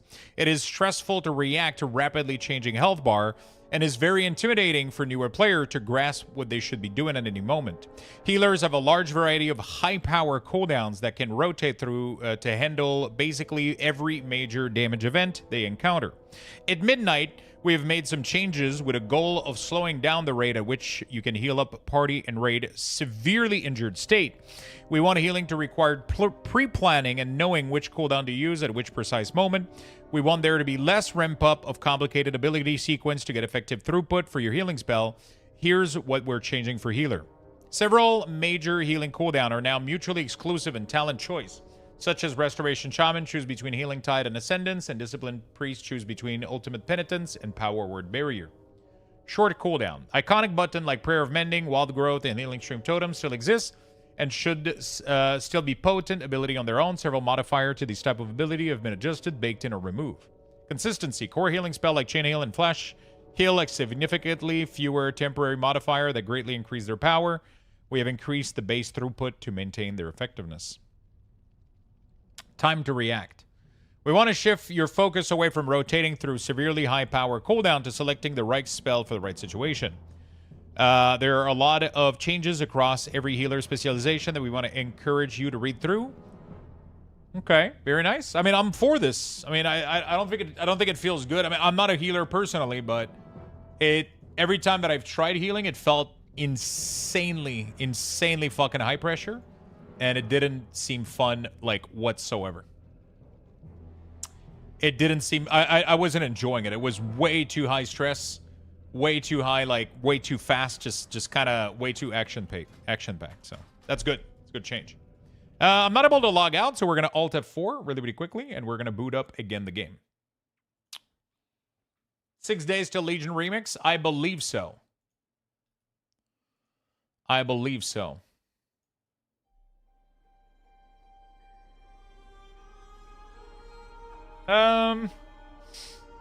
I believe so, my friend.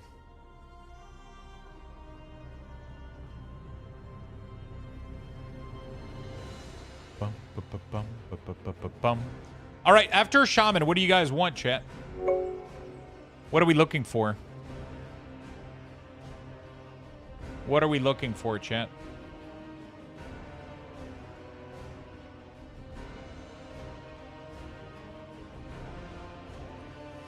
Priest, thank you for the follow, and Karn, thank you for the 28 months. Thank you for the sub. We can do Priest. Can look at S Priest real quick. It's kind of an interesting. We could do. We're gonna try to run through all of them if we can. I'm gonna do my best. Gonna do my best.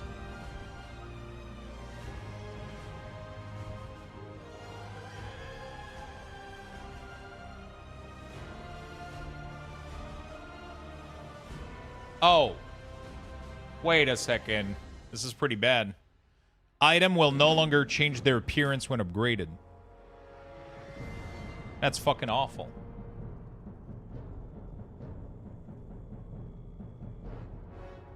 Oh shit, that means we're no longer going to be able to get mythic appearance from upgrading Hero Piece.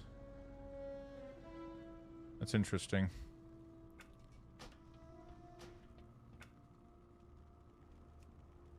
All right, let's see how Shadow Priest is looking.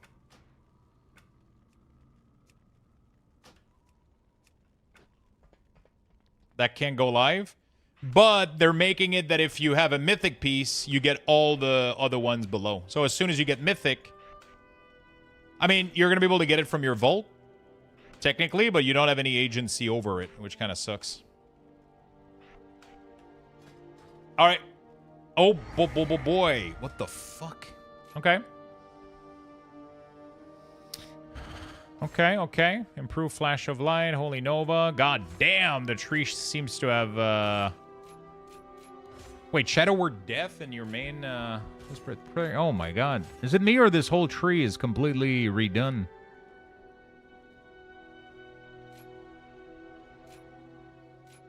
I'm just trying to place point just so we can highlight the tree real quick, and then we'll read through all of them. The starter build doesn't seem to work, so... G Strider, thank you for the 38, my friend.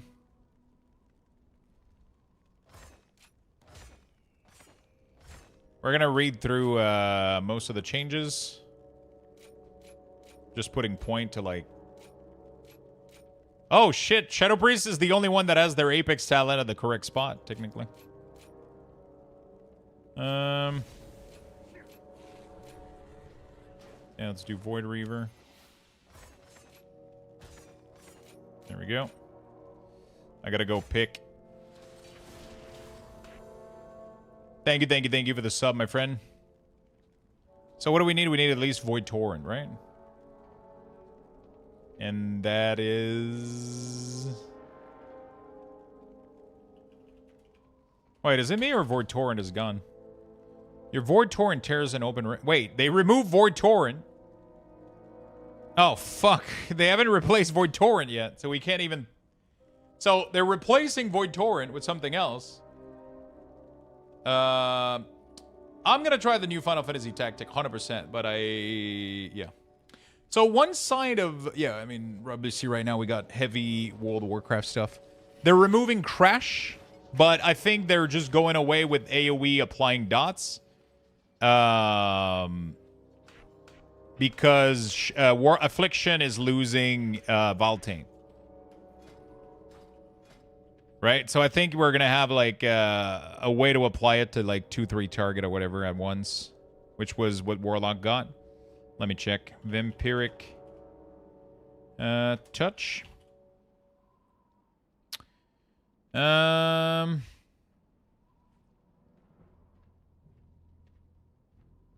Tentacle Slam. What the fuck is Tentacle Slam, brother? Okay, I gotta go test what the fuck Tentacle Slam is, dude. What?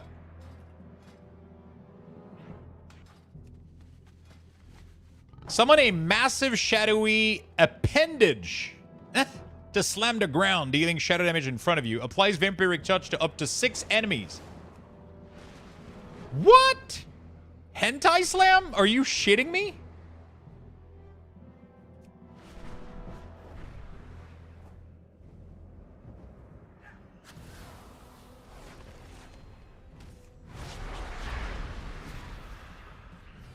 Oh my god, it looks so good! What the fuck?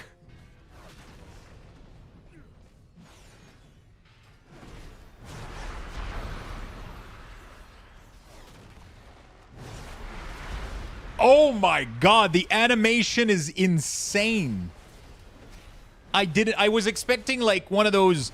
Like, Shadow Priest for the longest time has had these little tiny fucking tentacle that looks like fucking 2004 bullshit.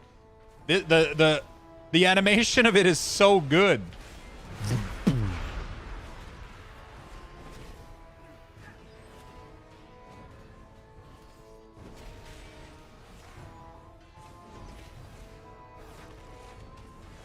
Oh my god.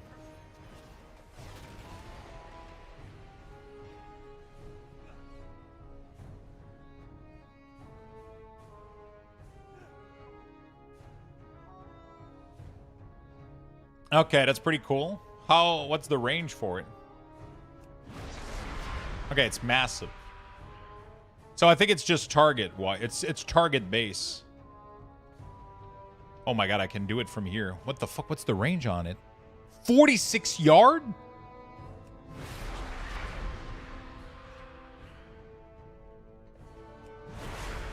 Okay, Shadow Priest is looking good. That's a cool fucking ability. All right, let's do Mind Blast. This, Dispersion, Shadow... Oh, Shadow Word Madness. Oh my god, they renamed the ability. They literally rename Devouring Plague. It is called Shadow Word Madness. A word of madness hunts the target, dealing shadow damage instantly, plus an additional shadow damage over 6 seconds. When reapplied to a target, all remaining damage is added to the new effect. Okay, so it functions the same, but it does upfront damage as well. It does upfront... Oh my god, Shadow Priest is actually looking good.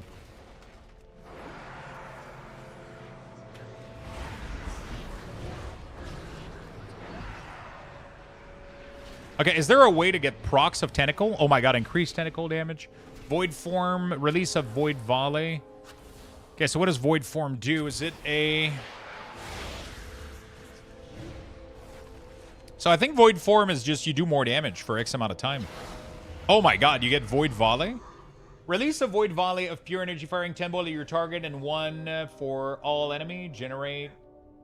Oh my god. So Shadow Priest is losing this concept of like trying to maintain Void Form.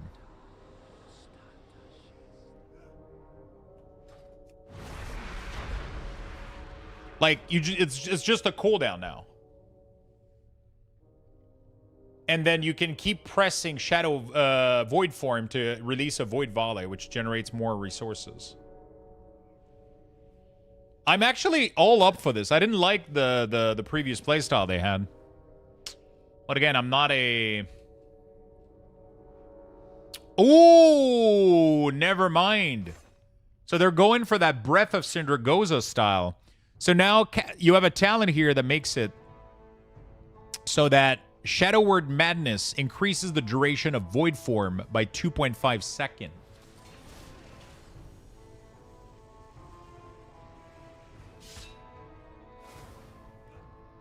I've looked through all the survival stuff in the VOD and now I'm depressed. I mean, it's good changes. They're simplifying all classes.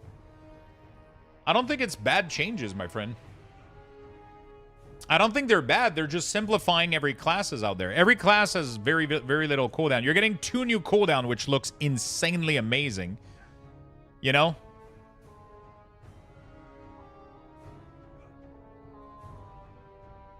They way overdid the simplification aspect? I don't think so. I'll be very honest. I think the game was getting too complicated. I think people are going to be able to focus more on the actual gameplay. Yeah, sure, if you're hitting just a target dummy. If you're just hitting a target dummy is going to be like, you know, you got to remember that you got aspect of the Eagle for range play. You got, you can have up to like, what, 2 to 3 1-minute cooldown abilities. Yeah, I mean, there's like a little bit more to it, right? You also have your glaive from the thing. I mean, classes were never meant to have like 20 ability. And no cooldown on kill command just guts the rotation. 8 cooldown isn't fun. It's that simple. Some simplification is good, but having no tip of the spear and no cooldown on kill command just guts the rotation. I mean, to be fair, I didn't go through every single talent, right? I didn't look through every single talent. There's probably a lot of the talent that increase complexity. I just looked at the major spec ability, but I wasn't doing like an effective rotation. You have to realize that also. Because I wasn't looking at all the small detail, like all the procs and all the things. You know what I'm saying? Like, I didn't check at all the procs. Like, sure, there's no more tip of the spear, but there's probably like another little buff or something. They're trying to remove the number of like millions of buff that, you know, people are checking.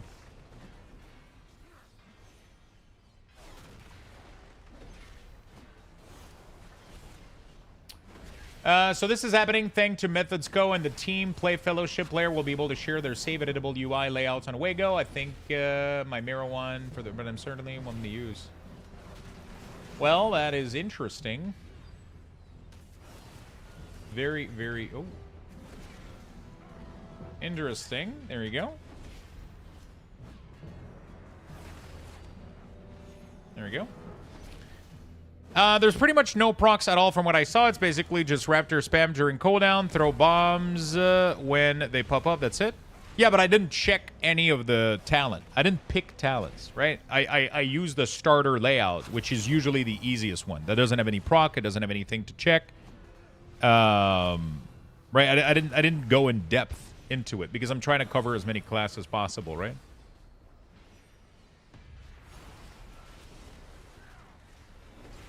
You know?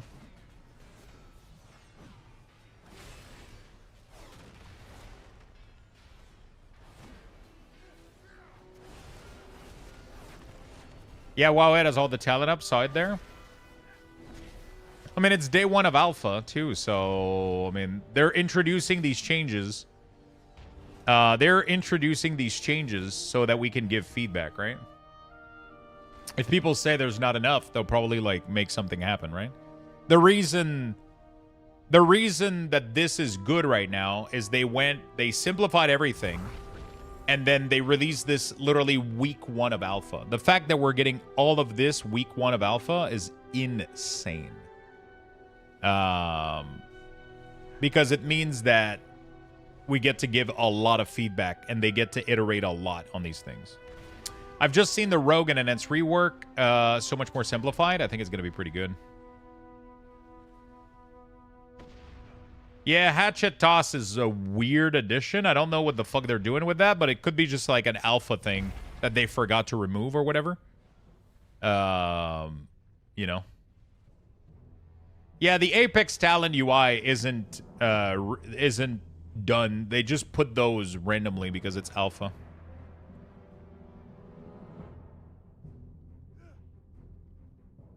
These are just like put somewhere. Whenever an effect from an idol is activated, conjure a shadowy apparition. Tentacle Slam has a 100% chance to activate an effect of one of your idol. Oh my god. That's kind of cool. What the fuck? So if you only have one idol, it just activates that effect? That's cool as fuck.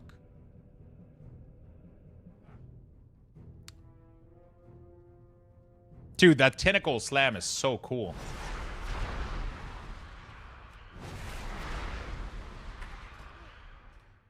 We don't know. The talents aren't here, so they're working on this shit.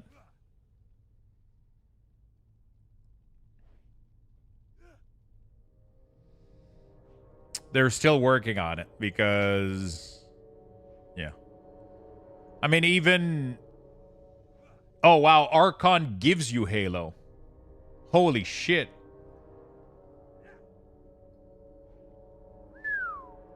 So it's no longer going from the Halo talent. It's just literally giving it to you, and it's not there anymore for the priest. That's good. It was kind of clunky that it was like a talent here. It was really, really awkward that every spec had access to it. It was just like another cooldown bloat a little bit. So that's a nice cleanup. That is a really, really good cleanup.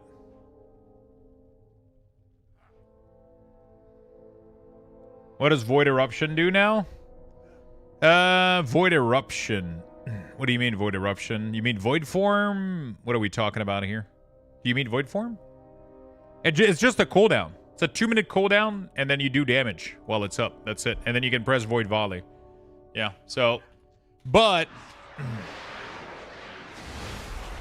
One thing is, it extends for... The more this you use, it extends the form. So it works a little bit like the new Breath of Syndragoza. I don't know if that makes any sense. But pretty much, the more you spam this, the more you extend the duration. But it's no longer like an insanity thing or whatever. I don't know if that makes sense.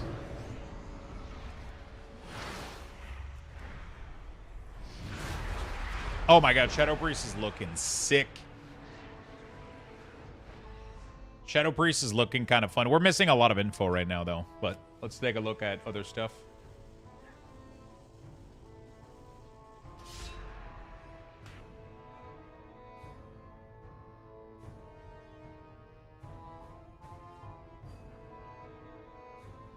All right, Discipline.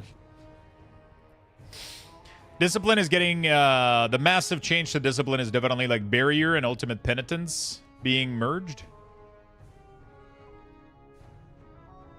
Good night, all. Have a good night, my friend. Inner light. Also, you swap between inner light or inner shadow?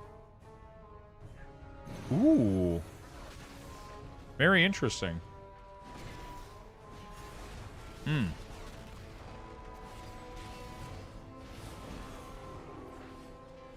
6-second cooldown. And you toggle between healing cost reduction or increased damage. So when you run low on mana, you can kind of go to inner light, I guess. Yeah, the 3 at the bottom are Apex. It's just not, like, designed right now. Penance has a high chance to upgrade Power Word Shield into Void Shield, shielding 3 allies for 20 seconds, absorbing damage. Void Shield reflects 50% of the damage taken to enemy, causing atonement healing. Wow. Okay, that's kind of cool as fuck. I like that a lot.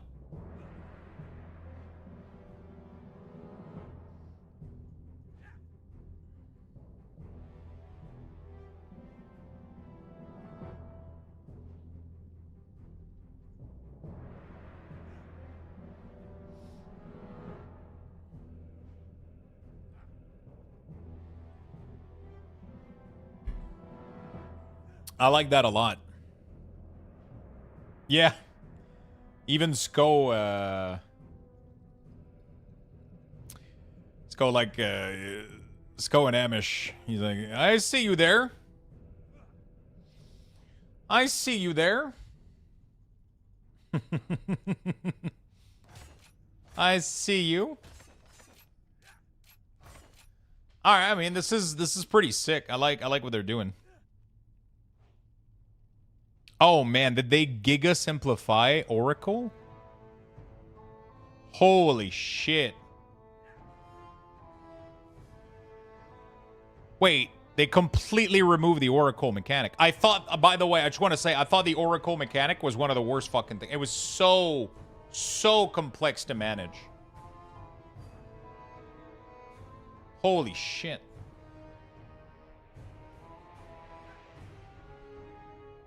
Oh my god, they completely fucking redid Oracle. It's just another charge now of penance. And 3 additional penance bolt are fired at enemy within 40 yards when healing an ally with penance. Or fired at an ally when damaging an enemy with penance. That's pretty fucking cool. Yep, Corian, that's all going to be gutted. That's all going to be cut. I'm releasing a video on this in a couple of minutes/hour. In exactly 1 hour, I'm releasing a video called The Future of Weak Ores in World of Warcraft Midnight. And I'm going to be going over a bunch of stuff.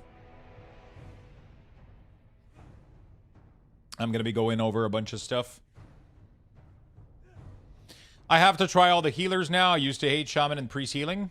Dude, Oracle was so bad, and now it's just so goated. It's just so simple now.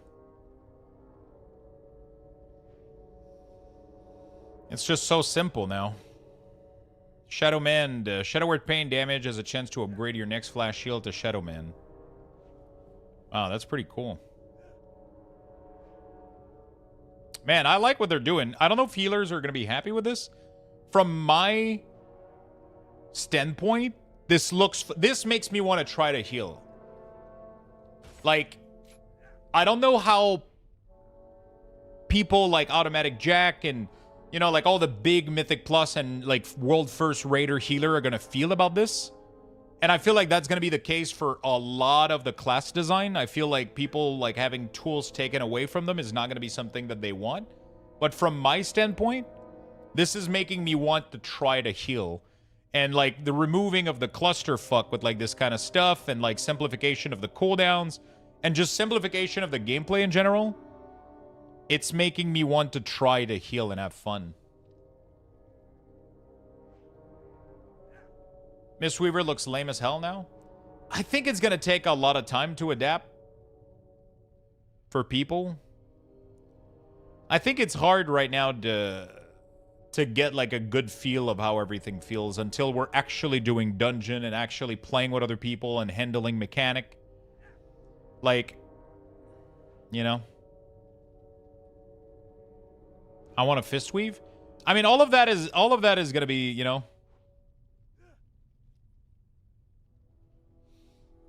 Jack said something about being optimistic about the direction they're going, but it will need eyes on it constantly or they will revert it. Yeah. Like, honestly, like, the changes that they're doing to... It just makes me want to play these classes, right? It makes me want to check it out. Instead of... I want to see what they did to Holy, and then we're going to try something new. Which class would you guys like to see next, by the way? So, Holy has Guardian Spirit, Sanctified, Chastise, okay. Holy seems to still be bloated as fuck. And they're literally making no choices. They just get everything. Shaman? We did Shaman already. We did Hunter already. We did all 3 Hunter, all 3 Shaman, all 3 Priests. Light well has been removed. Hey, what's up, Goblin? How you doing, buddy?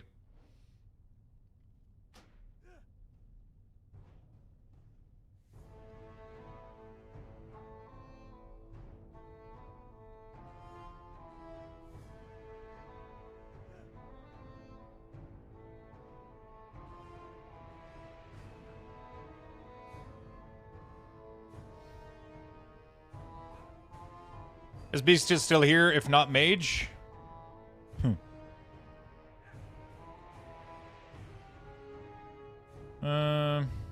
What was this call?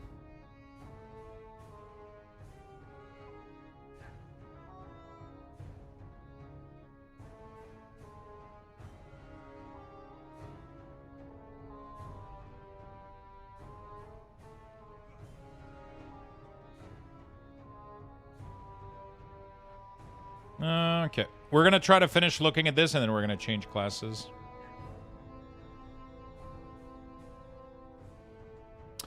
How's your head, by the way? Did they fix the skin issue? They're never going to fix it. I'm going to have psoriasis for the rest of my life. Some days it's looking good. Like right now, this is actually like a good day. I don't understand why sometimes it's really, really good, and sometimes it's fucking dog shit awful. You know, like, yeah.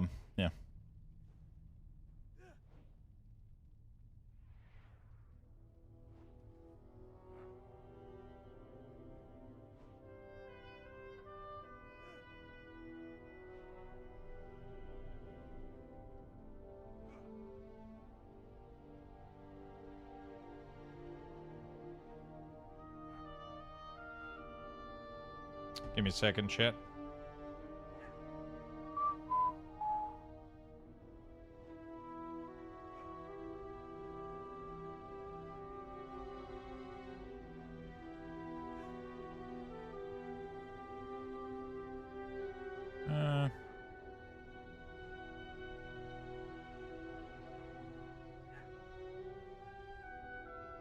Okay. Oh, it's psoriasis? Yeah, it is.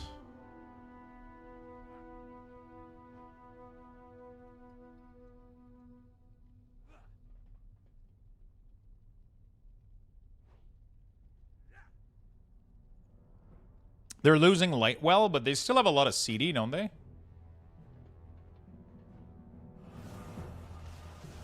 They still have a lot of CDs, don't they? Like Guardian Spirit, Divine Hymn, Apotheosis. That's literally 3 cooldown. Just right there. On top of having Chastise 1 minute CD, Sanctified 1 minute CD, and then there's probably like the other one somewhere.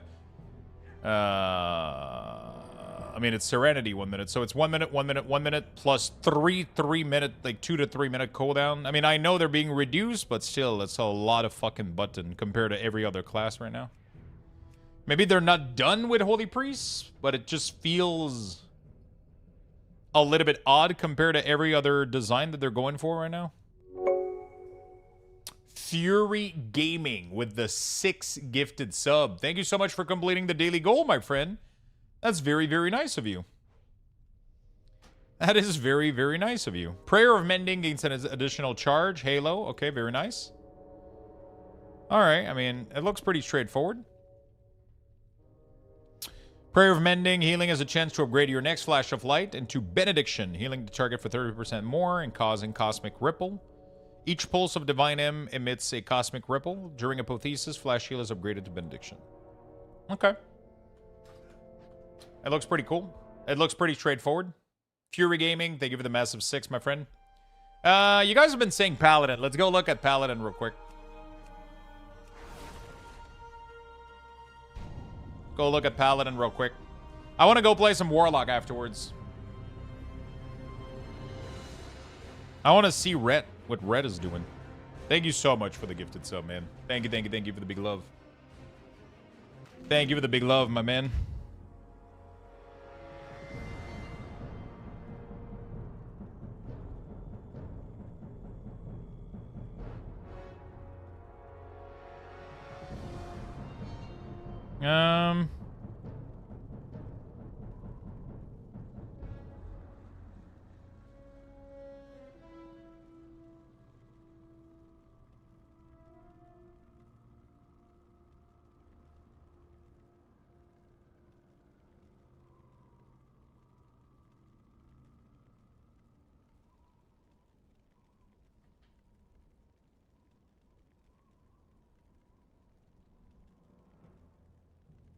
Okay, there we go.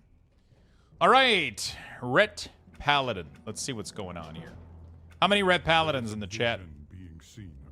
How many Rhett Paladins in the chat? We believe it's a warning, but we're unsure. You missed the tentacle? Yeah, you did. What's up, Ermi? How you doing, my friend? How you doing, Ermi?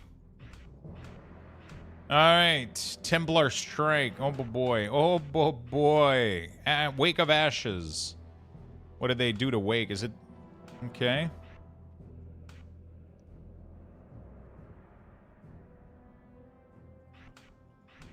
Okay, what did they do to Paladin?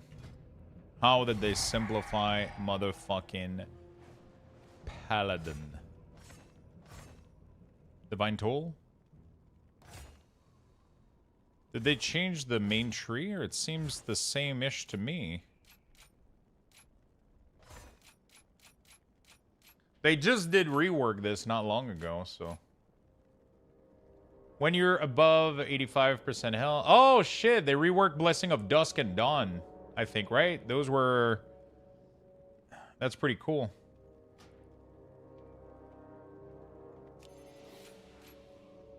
Divine Hammer is now passive with Templar. Sheesh.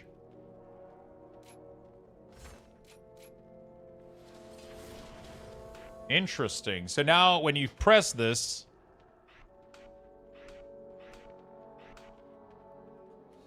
Red Paladin doesn't look too bad, man.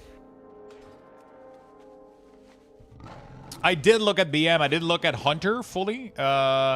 We did look at all of them. We did a couple classes right now, yeah. We did do a couple classes. Okay, so how does this work? Oh shit, it automatically does this. Nice.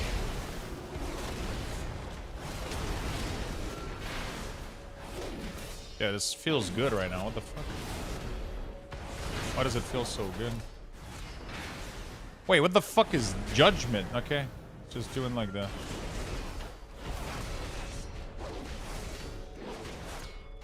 Okay, so right now I have Templar Strike. Crusader lose a charge, but now strike twice. Wake up. Oh shit, oh no, you don't have to. Okay. Art of War increases the damage of your next Blade of Justice. Avenging Wrath further increase the damage of Final Verdict and Divine Storm. During Avenging Wrath, Blade of Justice unleash a wave of holy energy doing... Oh shit. Is Brawler Guild up? I don't think so. I don't think so. I'm good. Home for the weekend. Weekend with the kids. Final Reckoning. Yeah, Final Reckoning is gone. Divine Hammer is gone. I mean, they just cleaned the fuck up of it.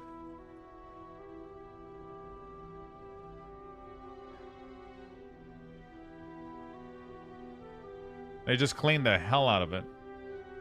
Oh, shit. So Wake of Ashes doesn't replace Avenging Wrath anymore. Oh, no, it does. Never mind. It still does. Yeah. Radiant Glory is still a thing.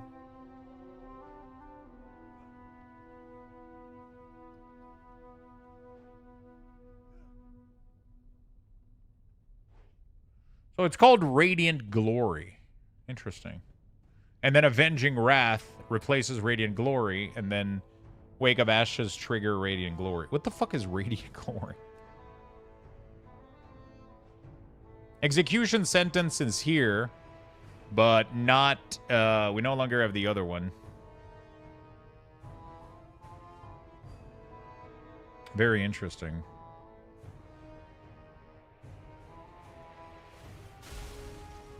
After casting Executioner Sentence, your next 2 Holy Power ability will refund their Holy Power costs. Oh, shit. Professional? Professions?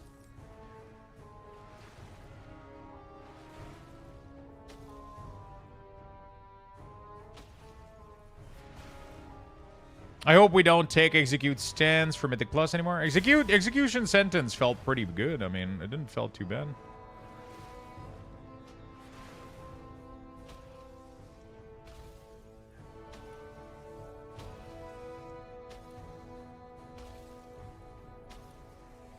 Okay. I mean, things are looking clean and good, I guess. I don't mind it at all. They did remove, I think, the ability to have your auto attack give you holy power, though. If I'm not mistaken, right? So you have to press Templar Strike or Crusader Strike now.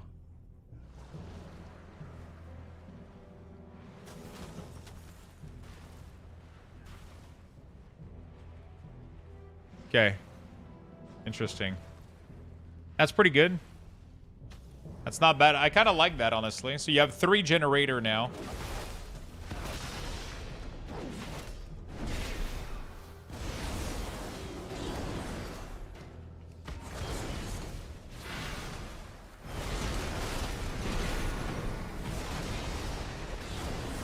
I mean, it looks good.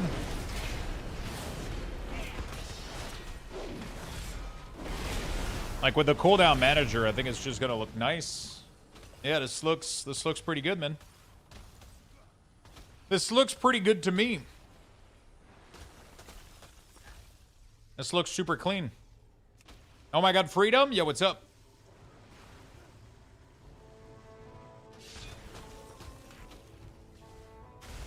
Oh, fuck. How you doing, Void? How was your day at work, man? Holy moly tree. Why is Holy Tree looking so wide? Are we in an ad? No, we're not. It's just the alpha for, it's just the alpha for World of Warcraft. Were Slappy Hands brought back with the gripping? Yes, but only for Blood as a choice node between Gorfiend's Grasp. So for Blood DK, they have a choice between Gorfiend's Grasp or Grippy Hand, pretty much. So it's just 2 different ways to grip. Do you want to insta-grip or do you want to grip over time? That's all there is to it. Right?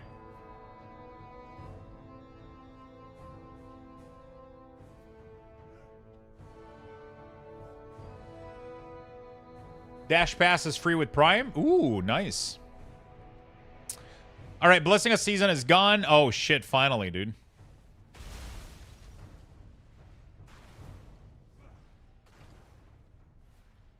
Bestow the Light. Avenging Wrath. Yeah, I mean, it's looking pretty straightforward.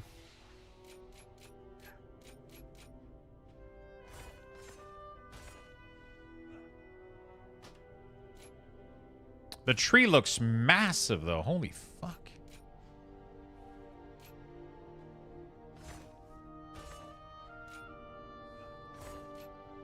Just trying to put points in.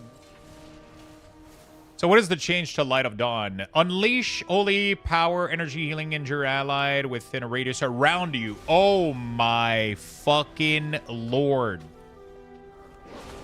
That is so good. You no longer have to do some stupid positioning shit. Oh my god, the animation for it is amazing too. It's just... Oh, that's sick, dude.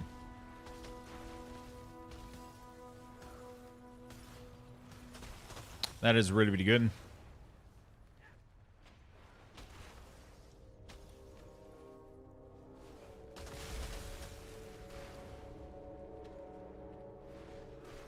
Oh shit, casting Aura Mastery? Oh, so cast Divine Tool? It's so weird that Holy is missing a bunch of branch between its talent tree. Like, this one going here and this one going here, but this one not going here, but this one not going here. Like, it looks so, like, so interesting. Like, this one not branching out here. Avenging Wrath cooldown is reduced by 15, but its duration is reduced. Oh, shit. So you can have, like, a short cooldown. Oh, Avenging Crusader is short as fuck. What class have you checked out yet? A lot of them. A lot of them. While above 80% health, Holy Shock healing is increased by 20%, but creates a healing absorb on you for 30% of the amount. Oh. So they have the mechanic of Light of the Martyr, but... Okay. Without creating an additional button. Word of Glory, Light of Dawn, grants ally an absorb shield. Beacon of Savior is interesting. Which one is that? Oh, Pillar of Light. Oh, Beacon of the Savior. While in combat, apply a Beacon of the Savior to the lowest health ally within 30 yards that causes your direct healing on other to also heal that ally for 30%. Beacon of Savior transfers to the lowest health ally within 30 yards if it heals a target past maximum health. Wow. That's cool as fuck.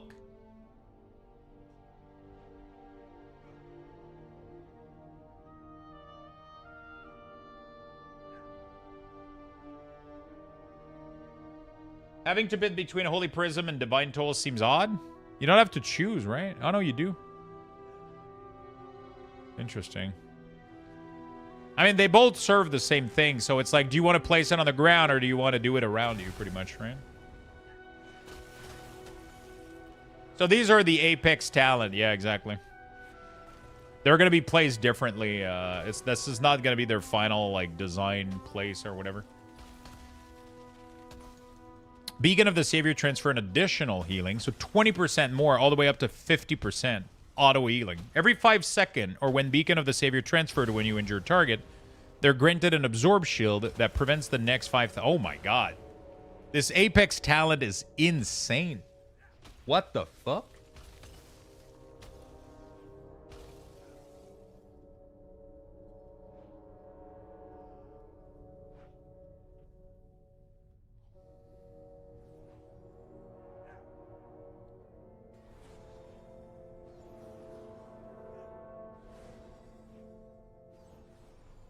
That's so crazy.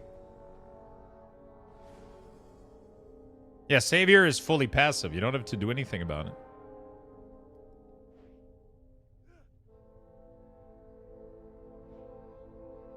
Hey, Adam. What's up, man? How you doing, brother?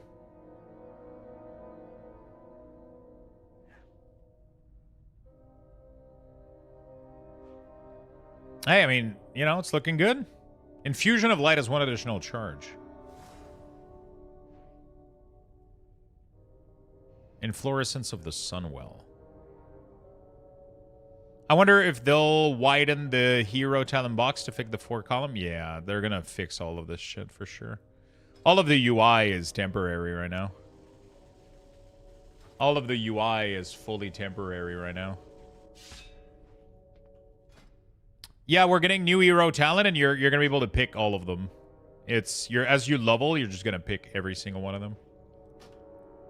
All right, protection. What is protection getting?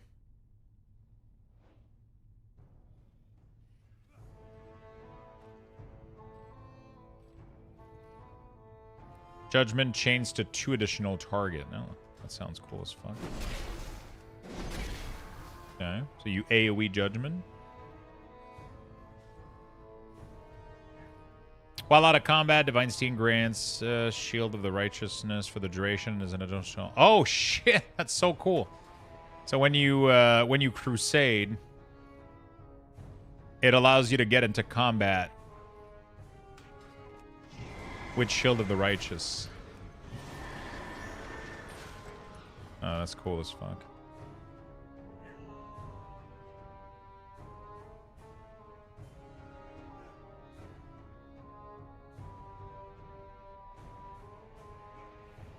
Enemies struck by Avenger's Shield burn with Holy Fire, suffering 20% additional radiant damage over 5 seconds. And then you're healed for 100% of the damage dealt by Refining Fire. Ugh. Why does that sound so fucking cool?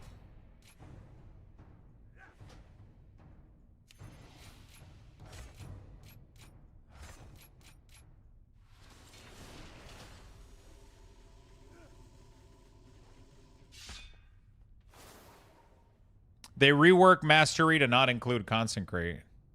Increase the chance to block melee attack and your chance to block spell and harmful periodic effect.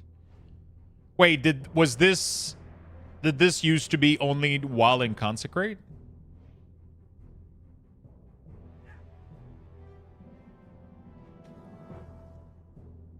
Cooking some chicken to celebrate? I gotta figure out what I'm eating. Also, I've only had a sandwich today.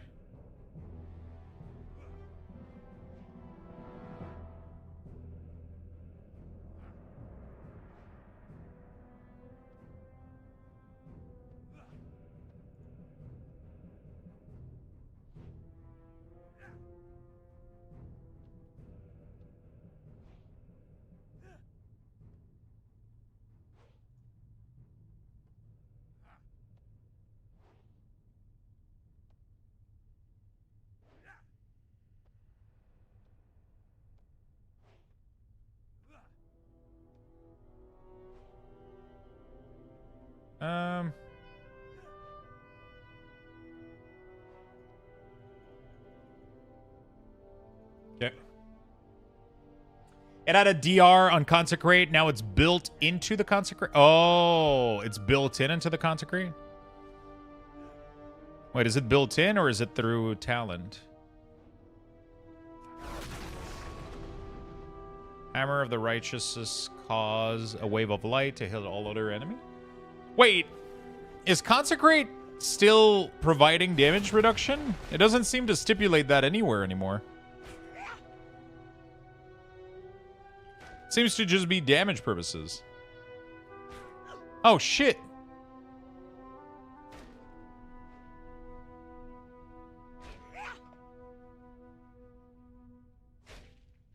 Wait, is the damage... did they literally fix Holy Paladin issue with fucking Consecrate? No, it's literally nothing on it says damage over time. Says damage reduction. All about it just says Hammer of Righteousness now cause a wave of light that hits other enemy. It just makes you do more damage and do AoE damage. Am I crazy? There's literally nothing in the tree right now that says that you're taking less damage from Consecrate. Like, nothing in there. There's not a single thing in the whole tree. Like, more damage. Heal you for the damage dealt. Consecrate increase the damage. Consecrate lasts 2 longer and damage is increased. Okay, so 5% damage reduction. That's all there is. While consecration and for 4 seconds after leaving it, your damage taken is reduced by 5%.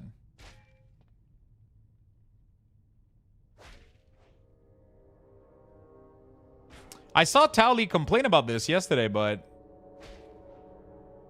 I got home and my internet goes out. I can't fucking win this week. Oh no, Void lost internet.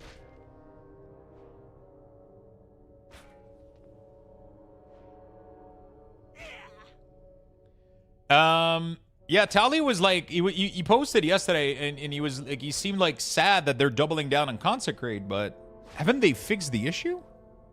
Or am I just not reading into it correctly? It seems like Consecrate is purely damage here.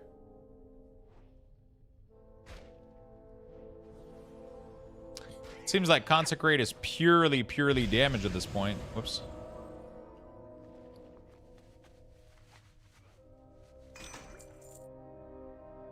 I mean, why would it move with you if, like, I guess it's not an issue, right? If it's not an issue if it's not a damage thing. Right? It's just that it's a 4-second cooldown and it just does damage. I don't think it should move with you at all, right?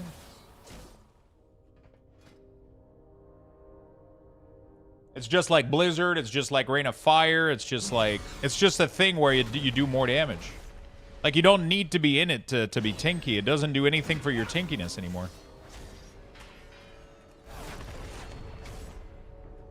I think in tank consecration, mitigate damage, I think it says on retail. Yeah, but it doesn't say it anywhere in here. It doesn't say it on your mastery. It doesn't say it on consecrate. It literally just says that it does damage. And then when I cast it, it just says that you're doing more damage while in it from your Shield of the Righteous.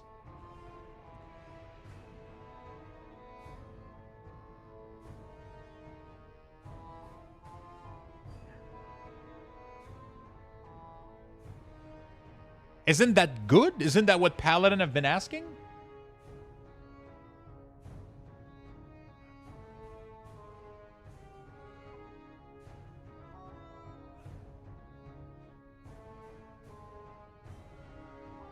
Isn't this good? That seems like a really big win for Paladin, man. I'll be honest.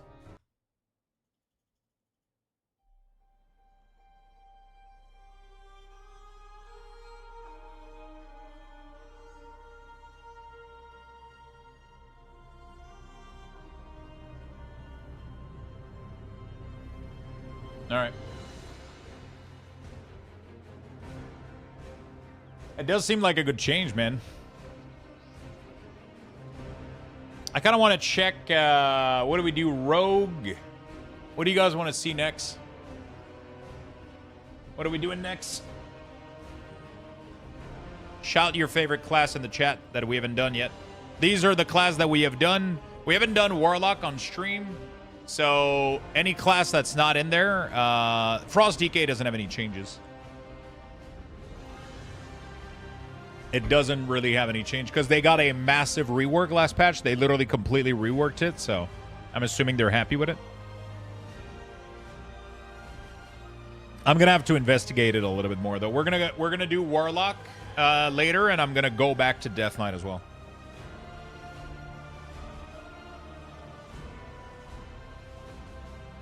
Tinker.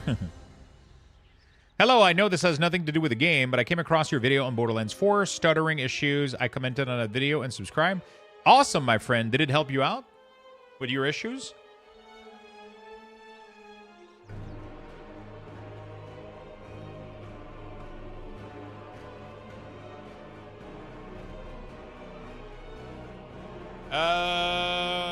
Rogue, Devour, DH. We could do Devour. These nuts.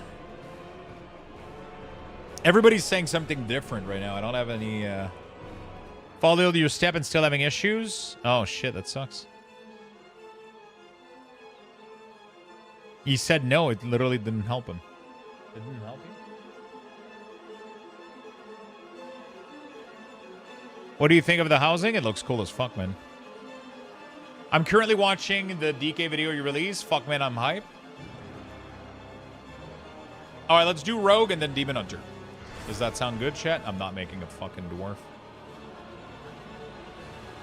A fucking dwarf, mate.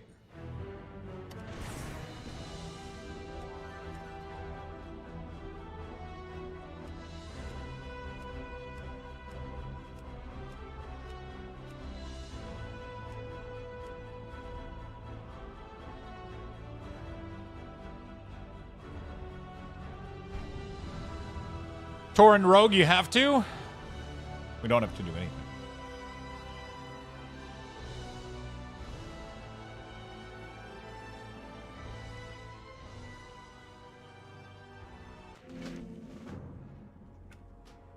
I'm really excited to see the changes of if they simplified this fucking class, man.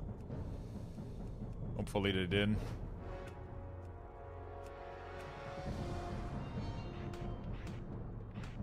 There is a vision being seen across Azeroth. A radiant song. We believe it's a warning. Let's check sub. See what sub looks like. Meet me in Silithus. We must ask. You look like a dwarf. Grow your beard out? Yeah, I know, I know.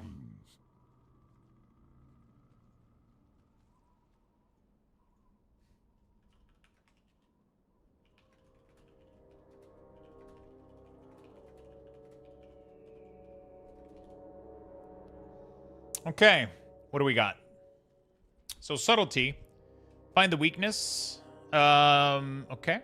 We got Shadow Blade, 1.5 second. Improved Shuriken. Secret Technique. And they got Gloom Blade. Gloom Blade just replaced Backstab. And then they got Bite. That's it. They lost Flagellation or whatever the fuck it was called. Right? So that's good. Seems to be very straightforward. They don't have a lot of abilities here. That's good. All right. Flagellation, not flatulation. Very different. Do they have... So they still have Shadow Dance and Symbol of Death.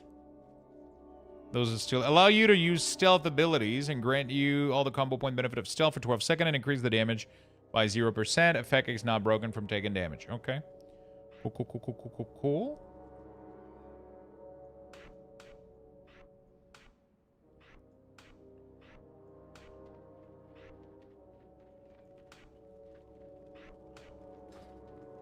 Hello, Taz123. Yo, what's up, man? You having issues, buddy?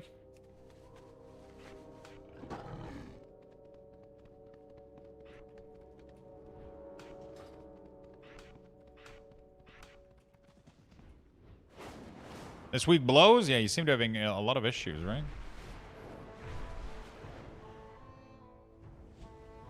All right. Oh, shit. Okay.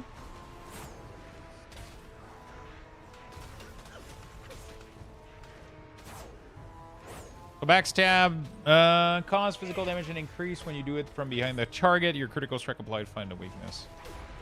Okay. Okay. So it's pretty much the same thing. Oh shit. It puts me in this. Okay. I mean, they seem to have very much simplified the class a lot. Add another apartment leak? What the fuck?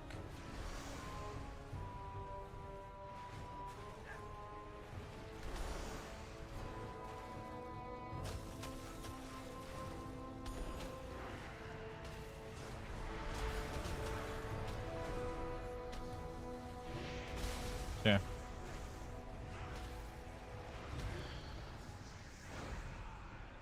Let's hope we don't do another unpruning. Let's hope we don't do another unpruning. What do you mean? Oh, you mean like stacking ability? Well, bye. Have a good one, my friend. I just can't really help you out further than that for Borderlands. You know, like I haven't been playing Borderlands for a couple of weeks. That I just shared like a quick little video about what helped for me. If it didn't help for you, I don't know what else to tell you, my friend. I really don't know what you know, I'm super busy with World of Warcraft stuff right now. I wish I could help you with Borderlands lagging and stuttering. That's what worked for me, but I don't know how to fix everybody's computer's issue, sadly.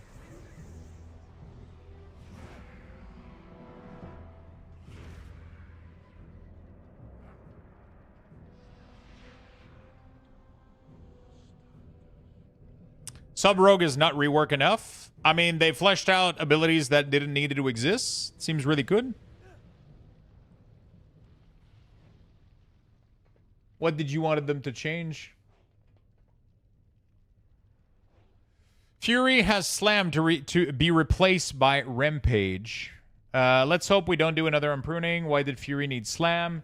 Yeah, bring back old skill for the sake of having it, like Slam on Fury. Now Fury has Slam be replaced by Rampage. Okay, good question.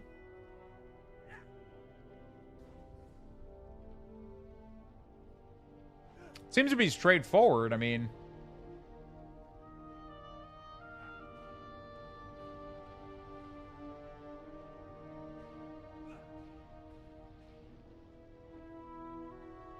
Shadow Dance is 40 seconds. It lasts 12 seconds, yeah. How long did it last before?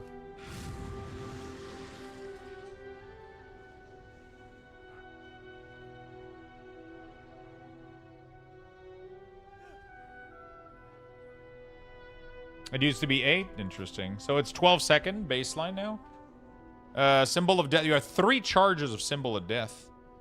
Is it me or... Okay, so my biggest thing with me was Slice and Dice heal you for... Okay.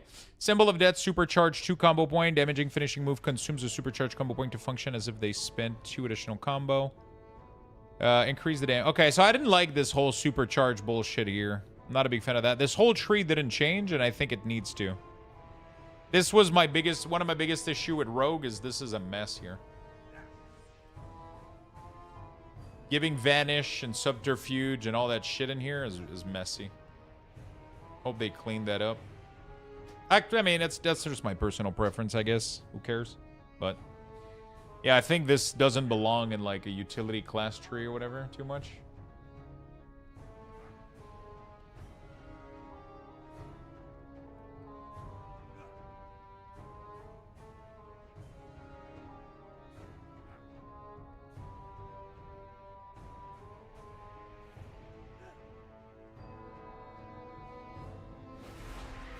Looks good. Let me try to see Assassination real quick.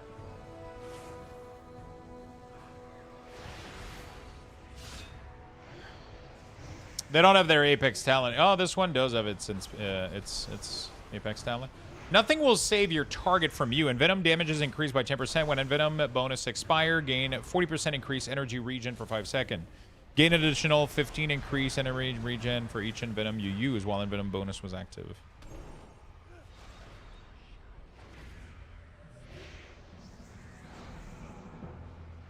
Oh, shit. So Crimson Tempest looks really fucking interesting. So Crimson Tempest no longer is no longer a damage over time ability like it used to. It's no longer like a fan of like AoE spreading damage ability, but it makes it so when you activate it,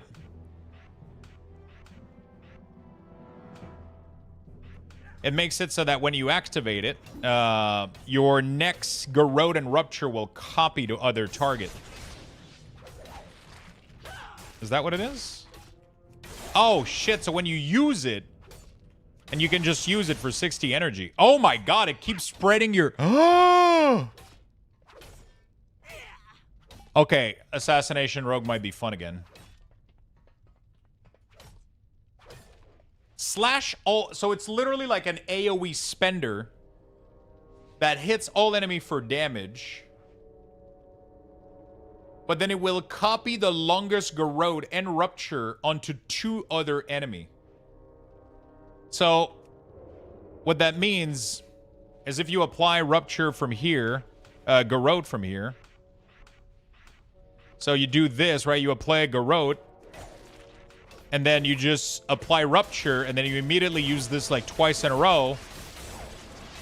Now everything has crazy duration, Garrote, and Rupture everywhere.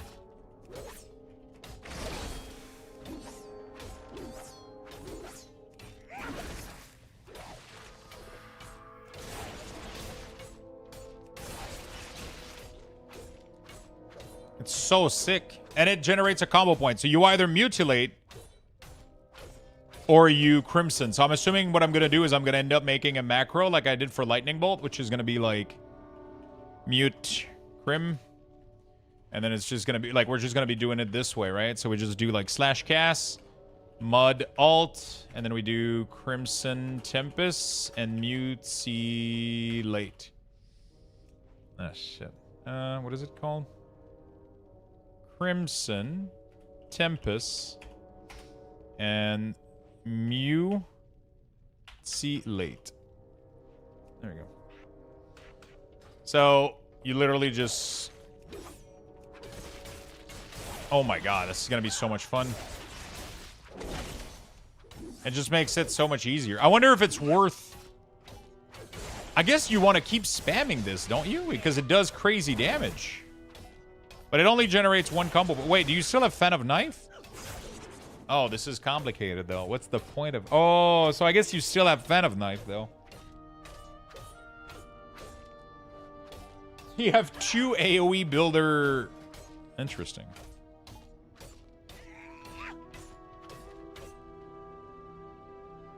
Okay. I mean, it seems to simplify things a little bit. That's kind of cool. Okay. Do you still have improved Garrote from stealth damage and has no cooldown when used from stealth on a 6-second after breaking stealth? So you still have improved Garrote. But now I'm assuming you don't need to apply it to multiple target. You apply it once. Wait, what's the point of having it for 6 seconds? Oh, and they removed the silence, I think. You no longer silence with Garrote. Holy shit, that's insane. Wow. They removed the silence. Oh, no, it's right there. Never mind. Iron Wire. When Garrote silence the target for 5 seconds when used from stealth, enemy silenced by Garrote deal reduced damage. Shadow Step cooldown is reduced by 33% when used on a target afflicted by Garrote. So obviously you go with Iron Wire. That's crazy.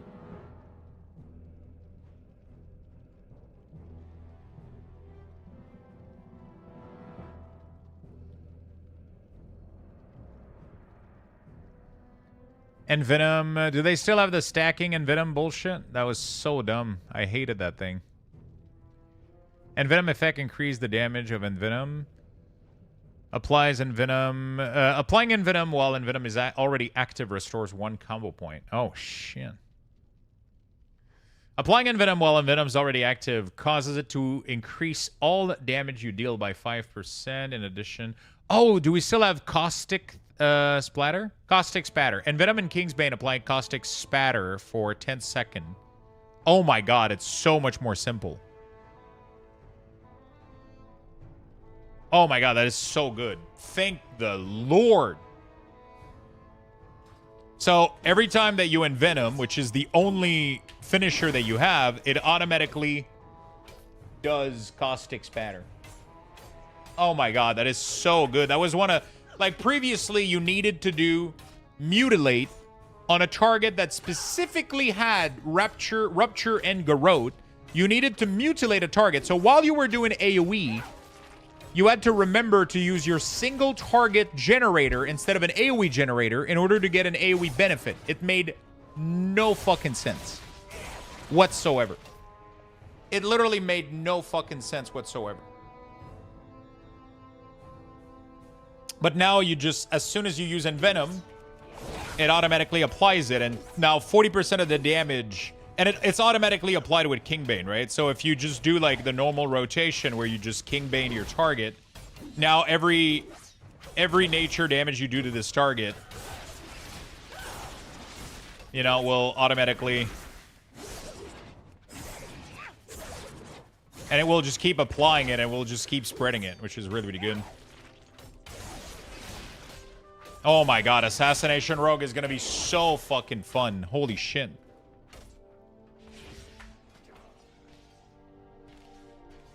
This is so good.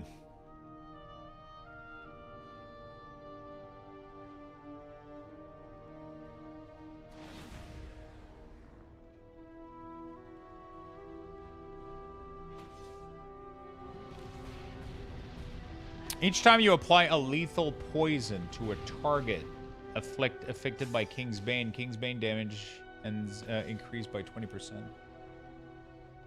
Interesting. Is there a way to increase the number of poison you apply?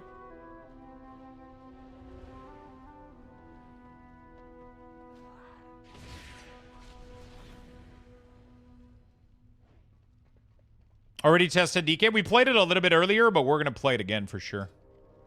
All right, man. Assassination is looking good. Looking really, really good. Yeah, I think it's great, Cisco. I think it's really, really nice. Holy shit. All right, what's going on here? Adrenaline rush.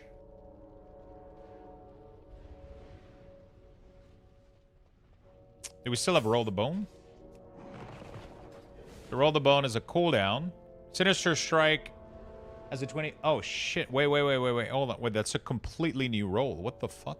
Sinister Strike has a 20% chance to grant strengths and grant opportunity. Wait, did they redo Roll the Bone? Roll the Dice of Fate, providing a combat enhancement of a random power for 30 seconds. One set or better. Add 20% increased chance to gain opportunity. Two set or better. Oh, so you always get only one buff. You don't get multiple buffs. Okay, that's insanely going to be easier to track now. You either get like 1, 2, 3, or jackpot, pretty much. And depending on what you get, you just get... So one of a kind, Sinister Strike damage.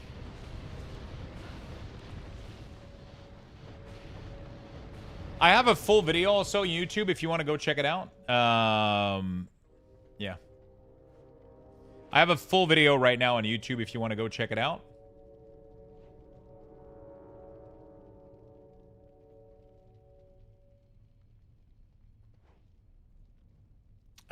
Or for Unholy DK. It's looking a little bit better, but it's not like the greatest. There's no way to track right now debuff, so it's not really that great. Okay, so Roll the Bone is really, really good now. Roll the Bone is fucking awesome. Super straightforward. I like this a lot better. I think that's a big improvement. Between the Eye, finishing move that blasts your target with a pistol, dealing physical damage and increasing your damage dealt by 6%. Multiple instances of this bonus can overlap. Critical strike with this ability deals 4 times normal damage. Oh, fuck! Wait, so you want to keep stacking this like as much as possible? How does that work? Oh, you can't. You can only use once every 6 seconds, but then because you get cooldown reduction, maybe like Between the Eye can be done. Interesting. Killing Spree is the gun ability that they change. I mean, it's looking good. Do you know if they will remove UI add-on in Midnight? What do you mean by UI add-on?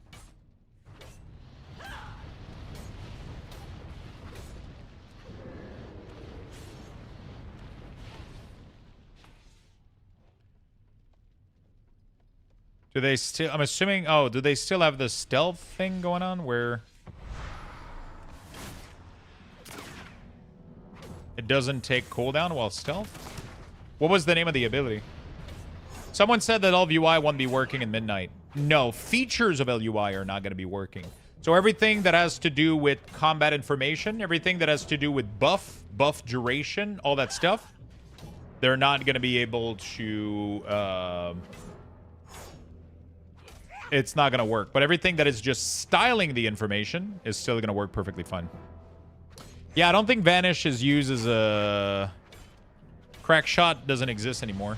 So I wonder how the fuck you overlap multiple Between the Eye. You have to have cooldown reduction somehow.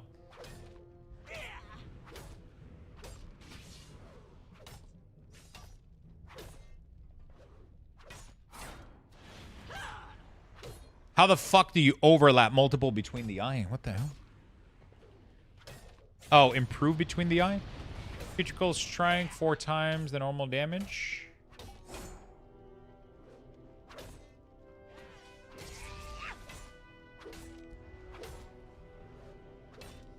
Yeah, I don't know how the fuck you overlap this.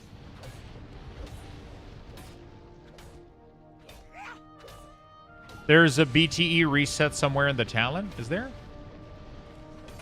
Oh, shit. Yeah, okay. Between the Eye and Pistol shot of can deal increase. Critical strike. Between the Eyes, a 5% chance for opponent to spend and reset its own cooldown. Oh. 5%. Oh, shit. So it's really a gambling build. Your auto attack, critical strike, increase the damage and critical strike of your next between the eye. Dispatch between the eye. The cooldown of between the eyes reduce. Between the eyes at a forward point to apply 2 stack of its bonus. There you go. So when you spend 5 or more combo point on dispatch, blah blah blah. When you dispatch, you have a 12% chance per combo point to hide a bullet in your sleeve, and when you're hitting 6 bullet, your next between the eye consumes them and is free. Deals damage as if you spend 6 combo point and immediately reset its own cooldown. Okay, that's insane. So it's really like a gambling. This is where your gambling comes from. Like a lot of your gambling is going to be from between the eye. You're going to have to hope that it resets its own cooldown. And then you're going to have to hope that it becomes free, right? With this. And when you get 6, you automatically get it.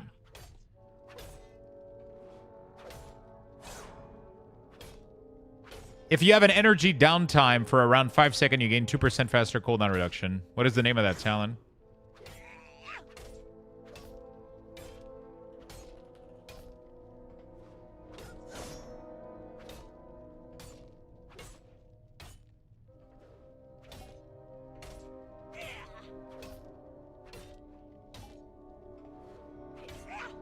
What is doing that?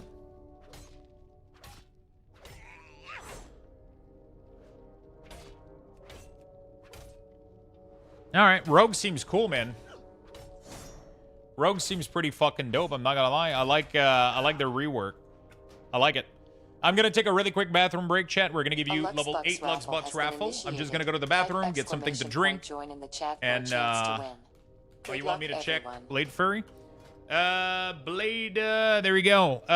4 target. Yep, 4 target. It's still kept. Post class.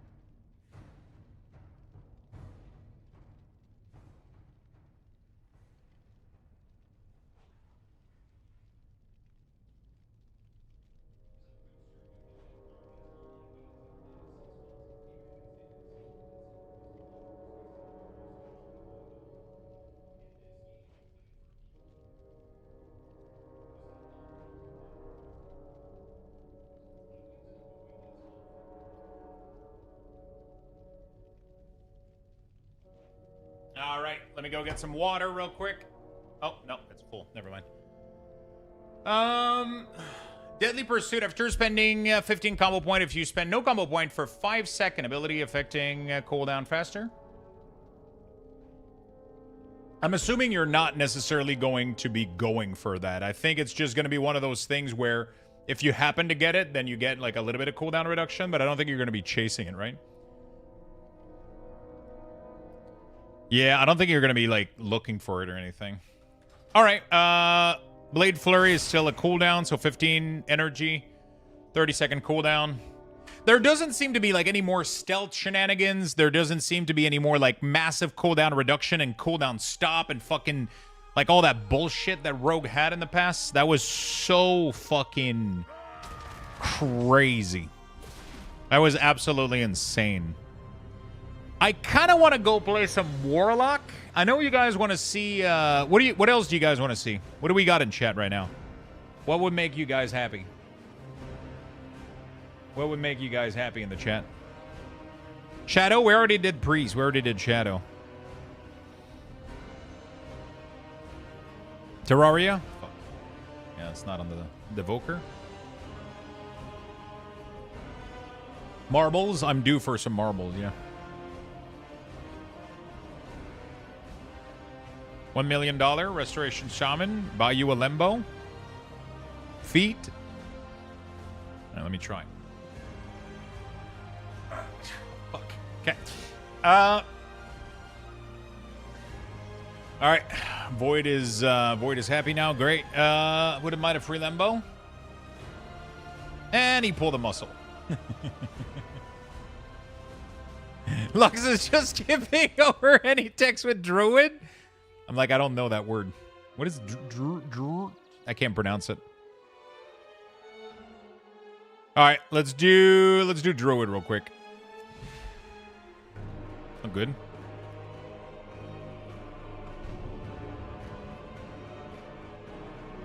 What do I get for food, chat? I'm fucking starving, man.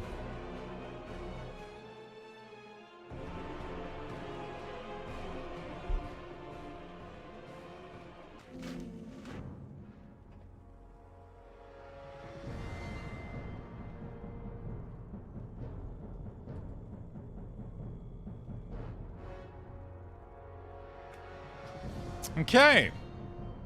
There is a vision being Right. a radiant song.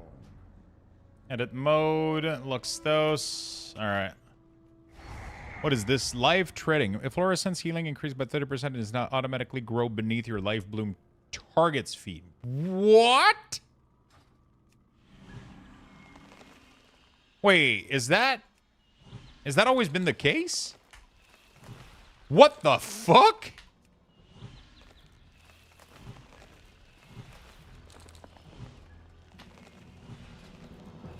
Wait, is that a... Oh, it's a fucking... What? That's pretty cool.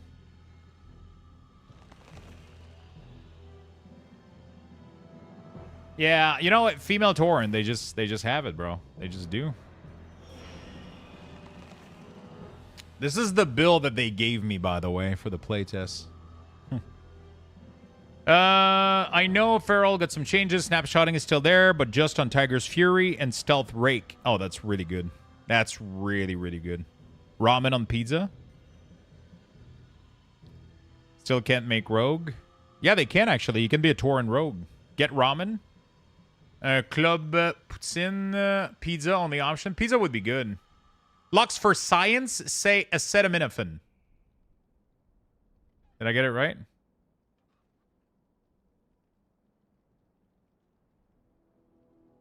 Yeah, you can do Tauren Rogue since recently.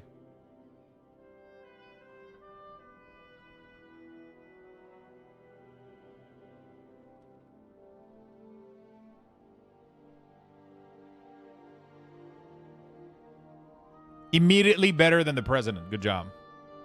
It's hard for me to say that word because it's so differently said in French. But, I mean, it's pretty similar, but, you know, yeah. Hey, guys, do you know if we saw Warlock already? I made videos on YouTube. If you go to my YouTube channel, I made a bunch of videos. I spent, like, a shit ton of time recording this stuff yesterday. I made a video on Affliction and a video on Demonology. If you guys want to go check these out, they're on my YouTube channel right now. If you want to watch them, comment, likes, all that stuff, help them out a little bit. I haven't posted videos on here for a long time, so the algo is not picking up really, really well. So if you guys want to check that out, I will be playing... Did my moo make it into the video? I mean, I'm not sure how it would have. I disabled, like, everything from Discord. I disabled everything from Discord. Discord doesn't make any sound. It doesn't make any pop-up. It doesn't make anything, right? I did read it after recording a video, though.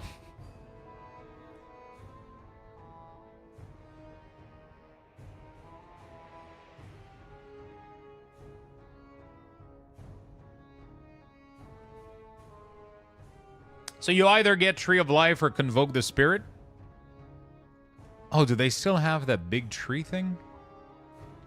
Oh, they removed the... Bro, they removed the new talent they gave to Oh, please tell me this looks like the PvP. Oh, fuck. Dude, this is the only reason I will never play Resto Druid. I'm sorry, Resto Druid, but this is like the #1 reason I'll never play Resto Druid. I think this looks like absolute shit. Okay, what is my dude doing, bro? What is... He's like... but they did give... They did have like a massive tree form that they gave to Druid, and it's gone for PvP. That's so sad.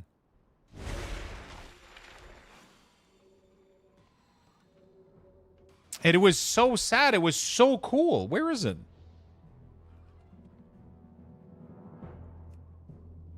Dude, that fucking tree form was just like a massive, like, ancient of lore. Like the big tree from Warcraft 3.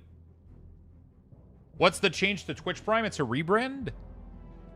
Wait, where? Did you get some news anywhere? I didn't. The Twitch Prime gaming brand is being retired. Wait, what's going on with this?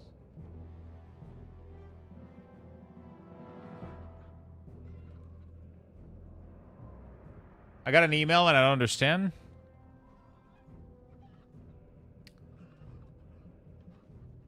Can we still use add-on or UI, or will they remove them, Luxthos? Add-ons and UI are still going to be there, but anything that's related to combat is not going to work anymore.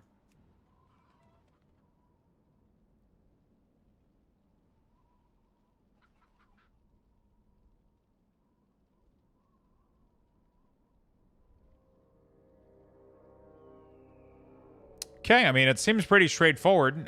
You get Iron Bark, Tranquility, Efflorescence, and then you can auto-cast it with Life Bloom.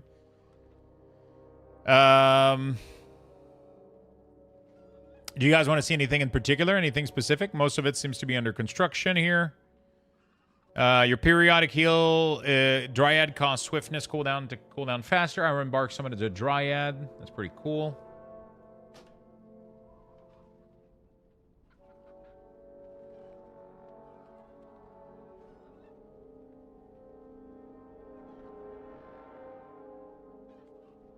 Symbiotic relationship, innervate.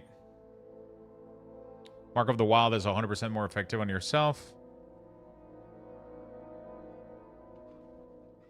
I didn't receive any email regarding that. I'll have to check. TLDR, you still get free sub. Prime Gaming is not a thing anymore. You get a free PC game every month where Prime is available. Wherever Prime is available as part of the Luna standard. Oh, okay. Interesting. The class, the Druid tree seems to be exactly the same. The Resto tree doesn't look like it changed that much. Am I crazy, or?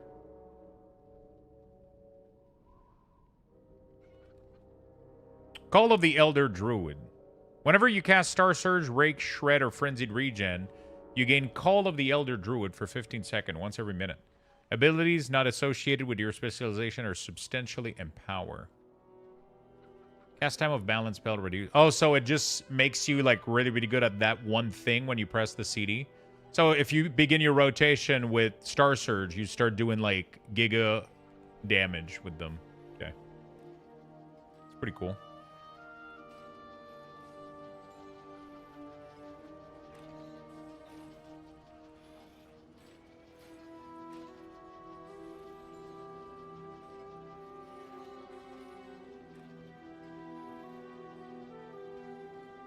Rejuvenation instantly heals your target for 15% of its total periodic effect, and regrowth duration is increased by 3 seconds. Okay, I mean, it seems pretty straightforward.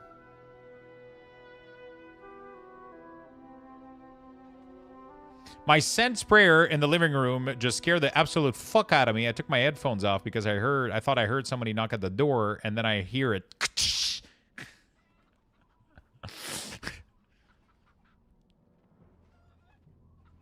I just realized DK lost Wraith Walk in the class tree. Oh, really? Shit, I didn't even notice that.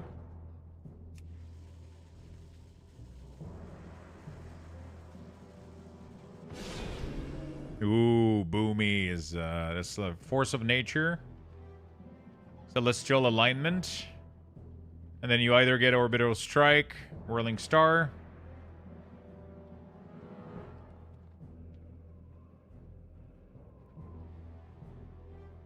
And then you get either Incarn. As an improvement can form that grants both Eclipse. Wait, Incarnation doesn't replace Celestial Alignment anymore? I know it does. It just doesn't say that it does.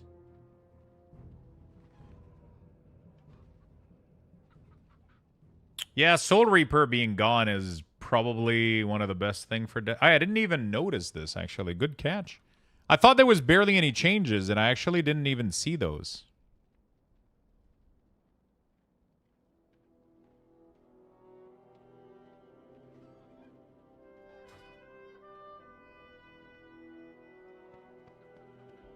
You heard that Eclipse is gone? Is it?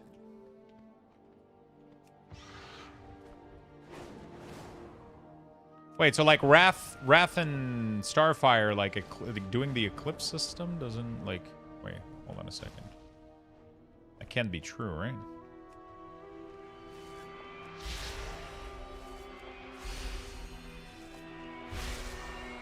Oh, fuck. Wait, what? They just took out Eclipse like that?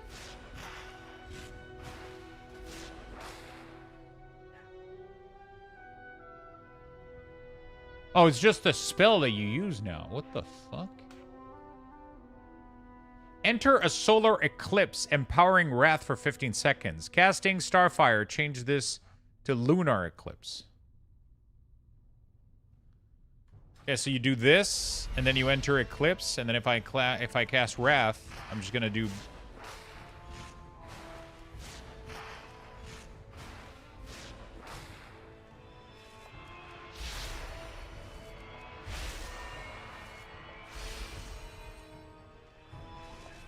So depending on the last spell you casted, it changes the eclipse. Oh, it proc because of my talent? Oh, which talent is doing this? Oh, total eclipse. I'm just getting lucky. What the hell?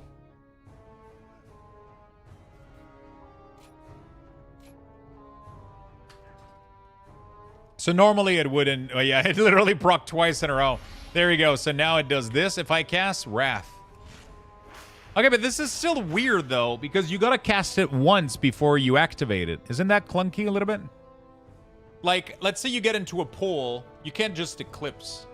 If you're on the wrong one, let's say that you're like this, and then you get to a new pool, I have to do Starfire once, then eclipse, and then... I mean, I guess it's not too bad.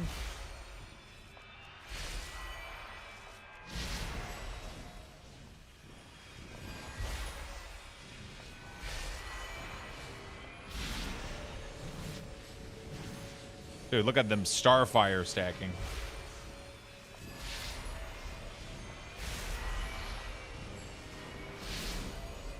That's kind of sick. I think I'm good with this.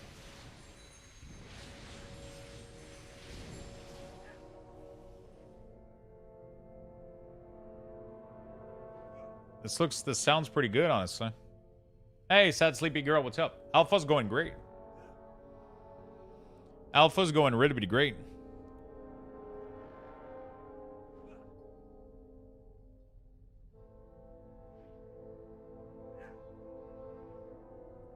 I'm excited about the class changes. It's looking really good. Activating an Eclipse makes your next Wrath or Starfire instant. The first 3 Star Surge or Starfire you cast during each Eclipse deal increased damage. Oh, wow. Your critical strike dealt during an Eclipse caused their victim to languish for an additional... Oh, shit. Damage over time. Activating an Eclipse also launches Solar and Lunar Bolt at enemies within 40 yards. Sheesh. Let me check that real quick.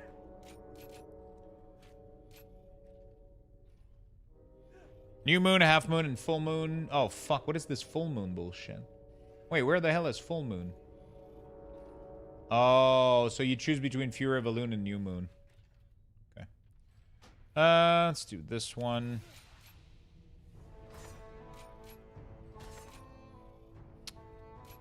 I'm wondering how I feel about... I think it looks good. Convoke nerfed. 20 druid spell over 5 seconds.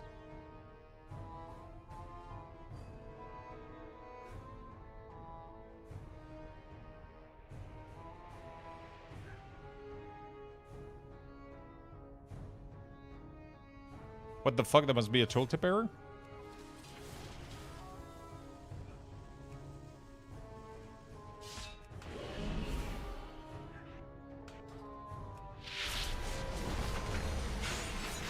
That doesn't look like one, bro. That looks like fucking 20 spells right there.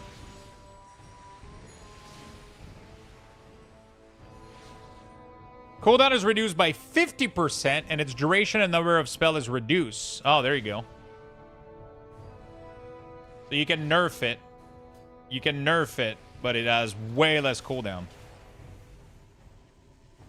So instead of being 2 minutes, it's 1 minute, but then it's 15 over 3.5, 3.8. I don't know. I'm interested in this one, though. Solar Bolt. How does that work? So if I do this... Oh my god, it looks cool as fuck. What the hell? Did you guys saw that?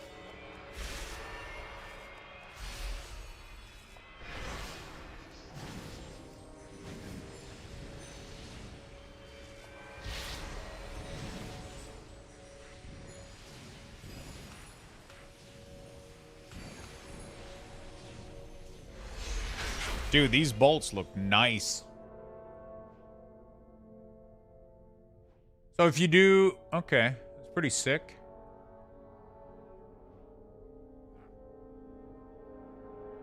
I mean, what do you guys feel? I feel like this is pretty cool.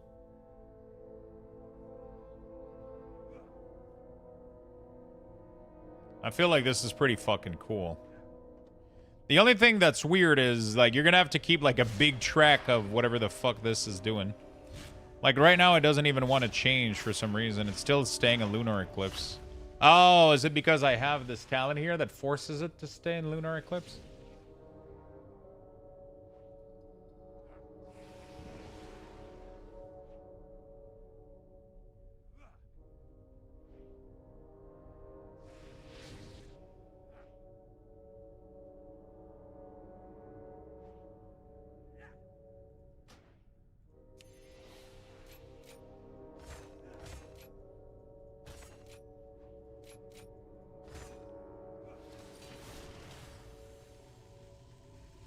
Thanks, Spectrum.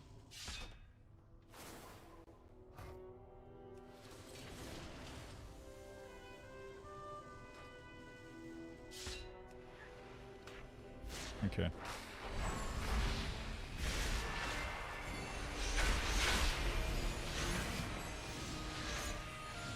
So you don't want to overlap your eclipse.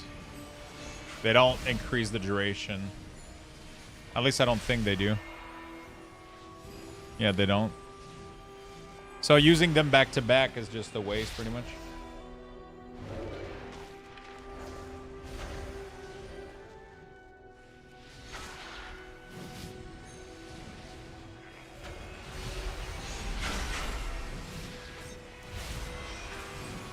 This is cool as fuck that the first spell that you do right after Eclipse is instant cast because of this.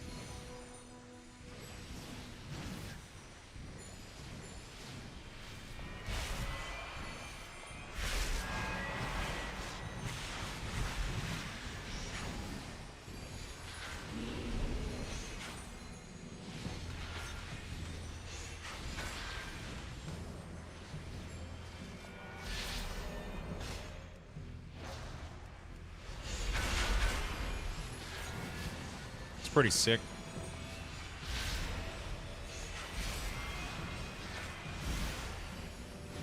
Dude, Starfall is so fun. It's like Starfall, I think, is one of my favorite ability in the game. The fact that it does AoE damage without having you to target anything. I wish, like, imagine if Rain of Fire was like that for Warlock, where instead of casting Rain of Fire on the ground, you just casted Rain of Fire, and then every creature around you was just getting Fire Meteor. You know what I'm saying? Like, that to me is so much more fun than having, like, a localized, you know? So much more fun than having, like, a localized thing.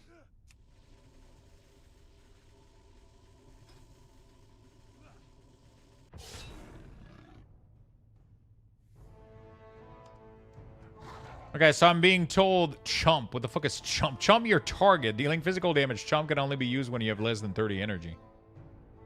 What the fuck?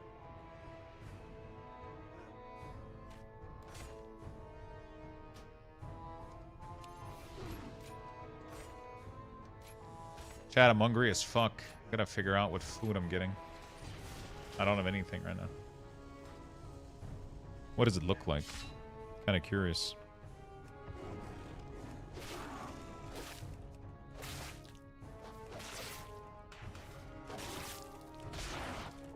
Okay, so it's just the button that you press.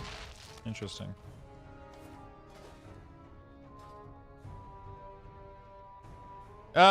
Is the in-game toy available in the alpha yet? Alpha, beta, they treat it exactly the same? I mean, I guess. Yes and no, but yeah, I guess. In general. Oh my god, swipe applies thrash?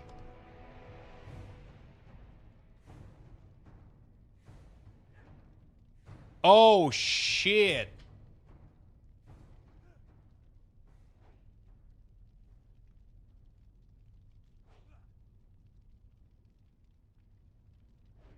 Wait, what? Well, you still have thrash, though. Oh. That's kind of clunky. I don't know how I feel about this. So either you do 20% increased damage and swipe deals increased damage against bleeding target, or I guess this is for the noobs, right? For the new player, maybe? Because otherwise, why wouldn't you pick this? It's just way more damage.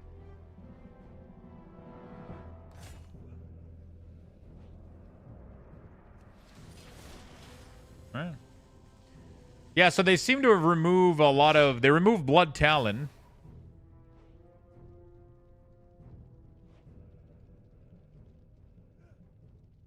Brutal Slash is gone. And the Swarm ability. So, yeah, I mean, makes sense. Yeah, I think so, because this one is... Okay, so look at how it... This one gives you 0 damage increase, except 5%. This one is Shred, which is your single target ability. Deals 5% increased damage against target that are bleeding. And Shred and Swipe applies the bleed over time from Thrash, if known. This one makes it so that Shred does 20% more damage, so more single target. But then also Swipe does more damage against bleeding target, which means that it does more AoE. So it's literally just better than this. This is just like a noob talent. If you don't want to have to manage both cooldown of Thrash and Swipe. Right?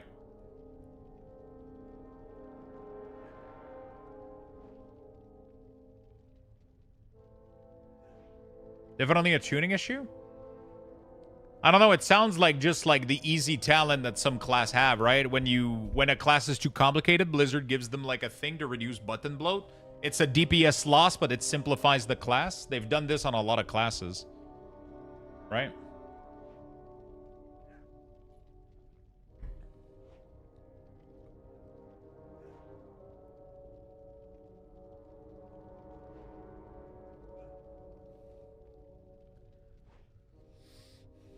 Okay, so they changed a lot of shit, man. Wait, is RIP no longer a thing, or am I crazy? Primal finishing move. I do. Okay, no, they just put it here. Okay, they still have... I'm not gonna lie, I've always thought that Primal Wrath was weird.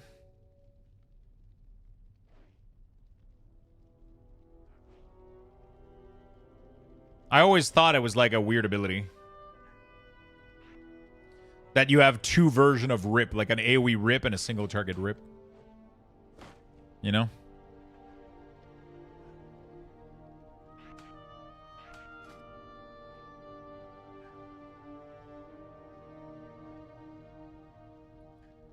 But that's just my...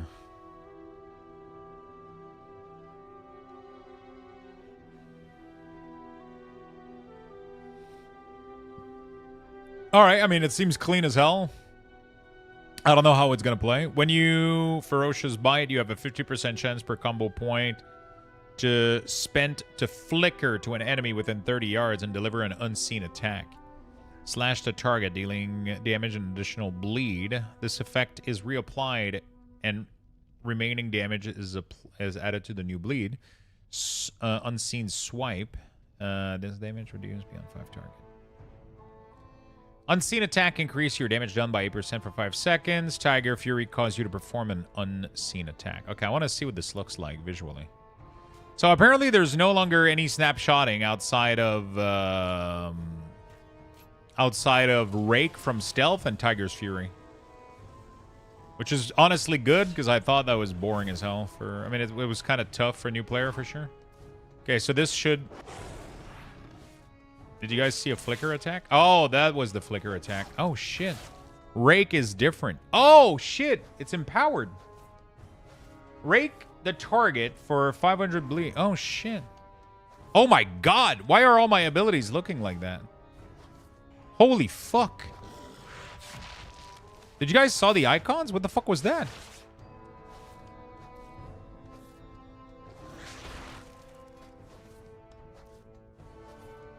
What was that from? Oh, it's from Tiger's Fury. Oh, man. Tiger's Fury literally changes all of your spell. Oh, and they have different icon. Oh, my God. Blizzard fixed the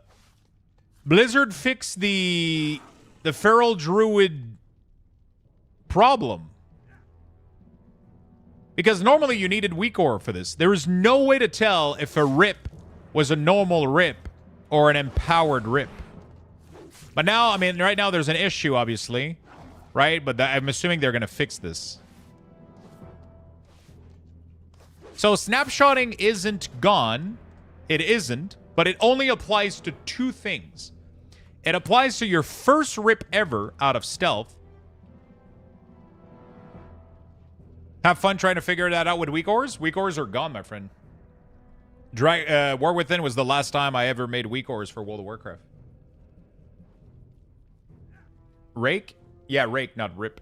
Rake. So Rake from Stealth and all bleed from Tiger's Fury. So pretty much when you Tiger's Fury, you want to apply all your bleed, and then you want to leave those bleed there until they bleed out because they're fully empowered. Even if Tiger's Fury end, right? And then if you reapply this one, I mean, right now the icon doesn't work correctly, but it will, I'm assuming, in the future. This is a bug. They clearly have 2 different icons so that you're able to see if you have the empowered bleed on the target or not, right? But right now it's not working correctly, though. But I know, I understand their intention, right? Actually, maybe your next shredder is your next reground. No, okay. Okay, it's just the bug.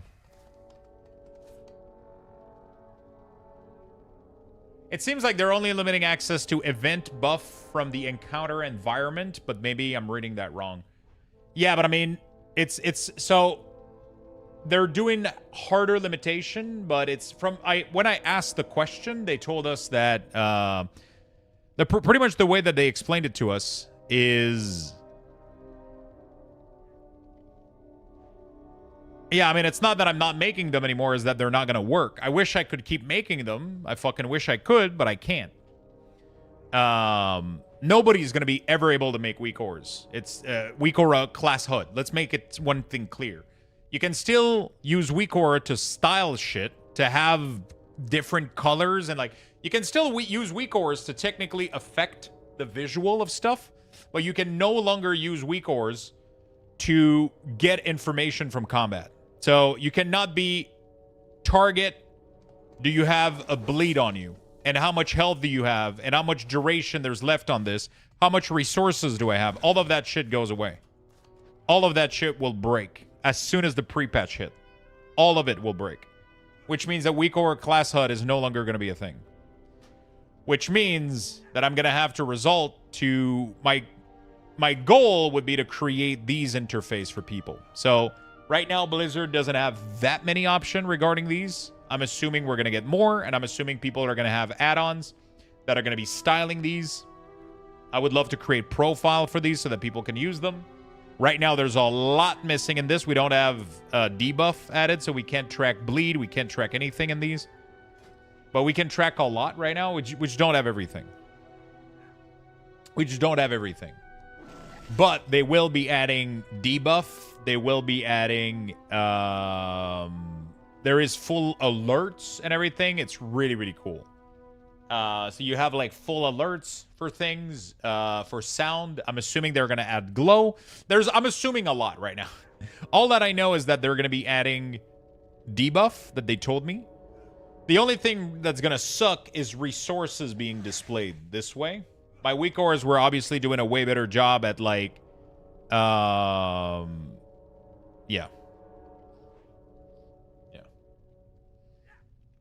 I'm optimistic under the assumption that I'm optimistic under the assumption that things get delivered. They told me that some stuff was gonna get delivered. But yeah.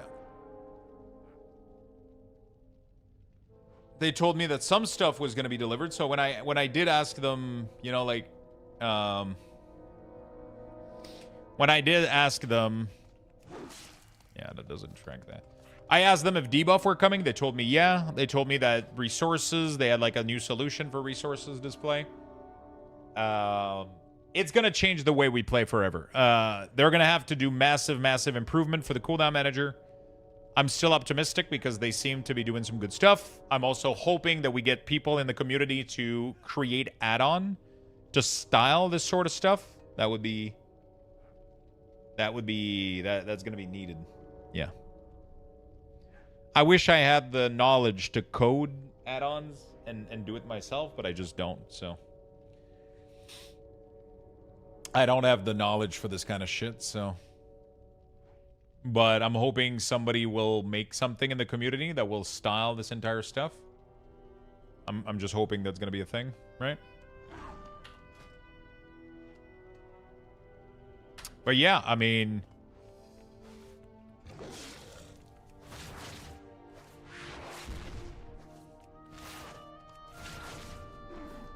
Stop pressuring me? I know you're probably not going to be making an add-on for this sort of stuff, but I'm pretty sure somebody in the community will. You know? Borders, just like a couple of style stuff. That would be cool as fuck.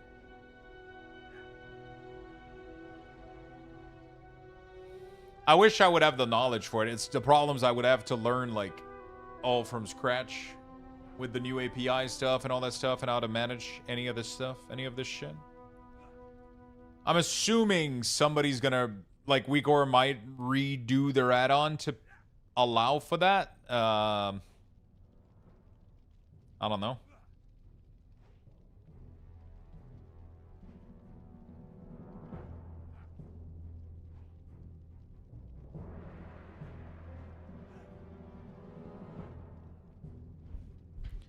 The WeakOr streams were so wholesome and relaxing to watch. Gonna miss this. I mean, we're still gonna be working on the cooldown manager. Like, those streams are still going to exist. I'm still gonna have to go through every single class to customize this whole layout when we get the full tools. I'm obviously going to... Like, obviously, I'm still gonna want to provide something.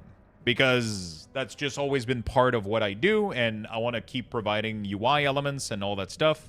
I still love customizing UIs in World of Warcraft and doing that sort of stuff and sharing it. So I would love to be able to craft like profiles for all classes that people are going to be able to import and not have to worry about it. Right? Because I know that Blizzard is probably not going to do like the best job in the world at implementing. It's probably going to give us a bunch of tools, but the default version is probably going to be pretty bad for most classes. So yeah, that could be interesting. That could be very, very interesting for us to do. But again, I can't commit to anything right now until I know what they're going to be doing with it and the new features that are going to be coming out. And yeah, we have a lot more to look at, I think. We have a lot more to look at right now. We have so much fucking information to figure out, I think.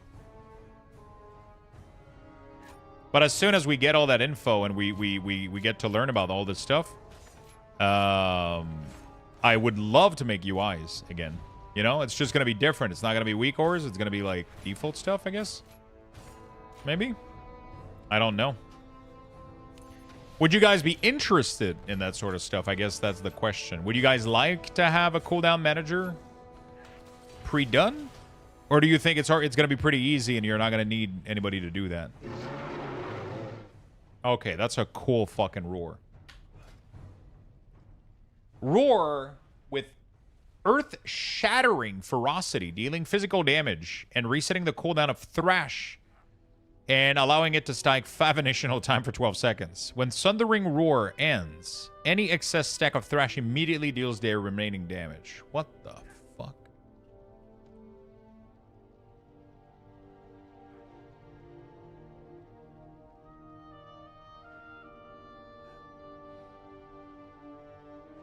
I think the vast majority of casual player will want a prefab class pack.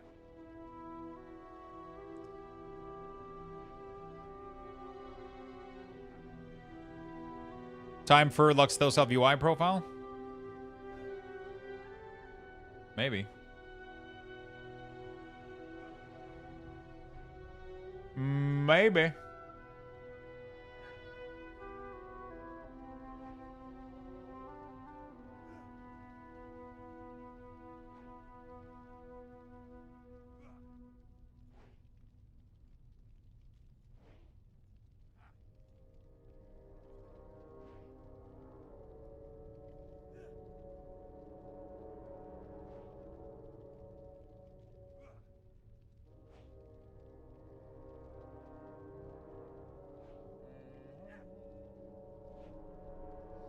All right.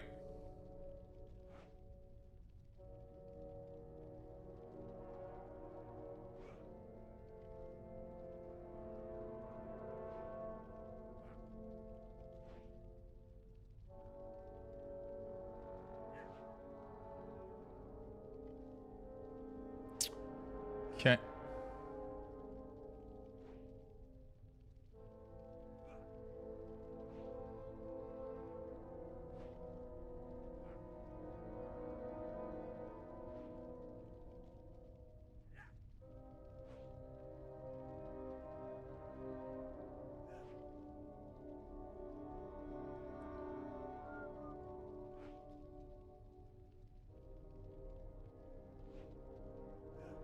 All right, sorry about that. Let me finish checking this out. All right, we're chilling.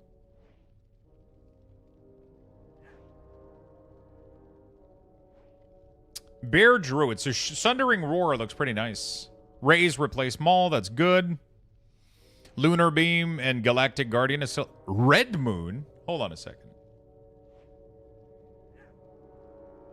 Your damage has a 5% chance to trigger a free automatic Moonfire.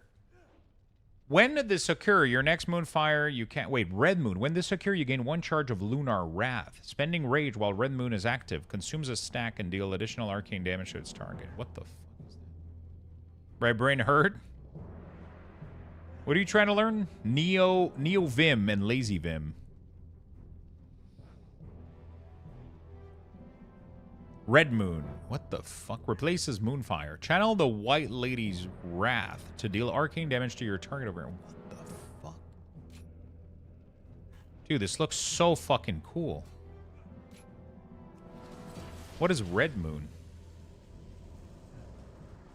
Is it going to be a red Moonfire? Is that what's happening here? Oh my god. What? Oh, it's on a cooldown, though. 30-second CD. Channel to deal arcane damage to your target over 8 seconds. Cast Mangle. Extend its duration. Oh, so it's like a single target version, I guess?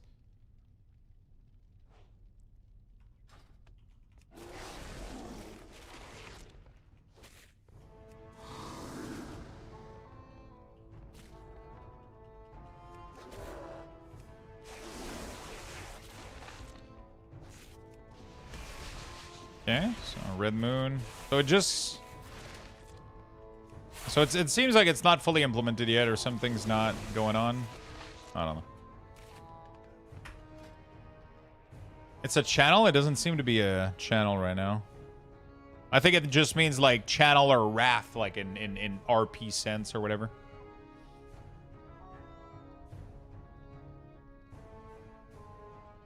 But does it replace as the Luxthos weak ores? I don't think it's ever gonna be as good as what I was making. Not to, you know.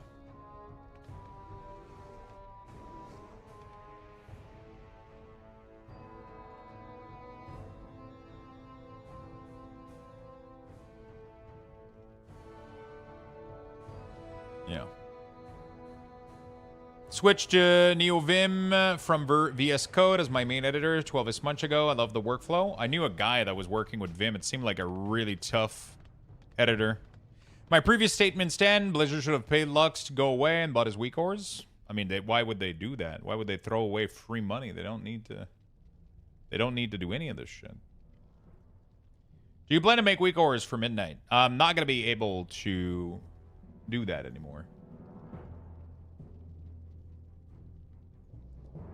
I might make a command for people to go look. Yeah, class HUD weak ore is not going to be a thing in midnight. That's going away. Let me edit the weak ore. The future of weak ores and Luxthos class HUD.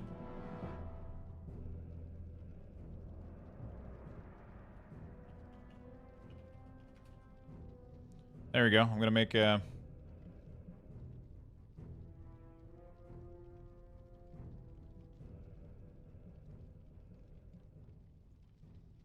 Honestly, I don't even know what weak ore is still is gonna be able to do.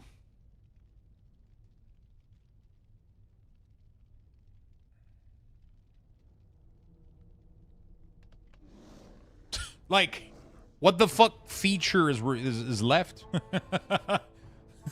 That's the part that I'm super curious about. I mean, they're going to be able to query, like, very simple stuff like, are you resting? Are you, you know, like, I don't know.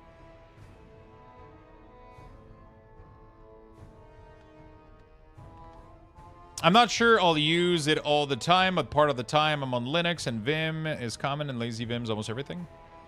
For some reason, I'm not able to exit, log out. I guess I have to Alt F4 again. Let's reopen the game. I kind of want to go chill and quest on a character right now, I think, instead of, like, doing a bunch of char.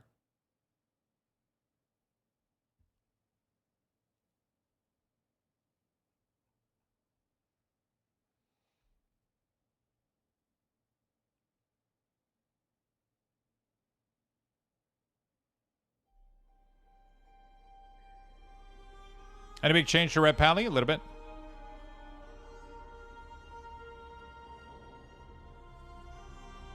A little bit of change to Red Paladin. I feel like playing some Affliction Warlock, honestly. They look pretty dope. Or we play more Unholy DK, maybe.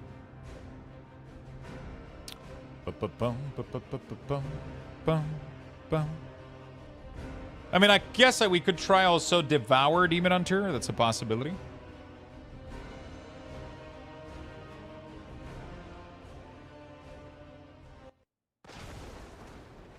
That is also a possibility.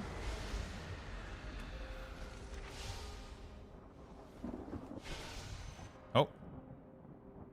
DH, DH.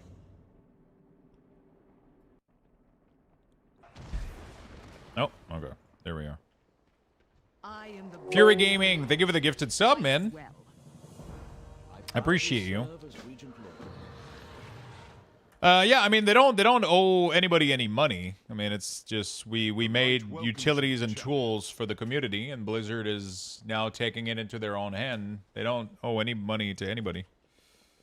That's not really how that works. I understand the sentiment, though. You feel like I should be compensated, but that's not really how that works, right?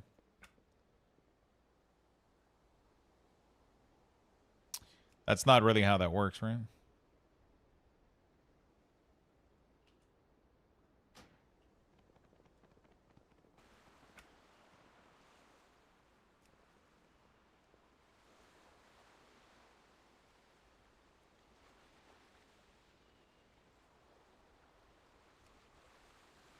Action bar. No, it's not this one. Which one is it? This one.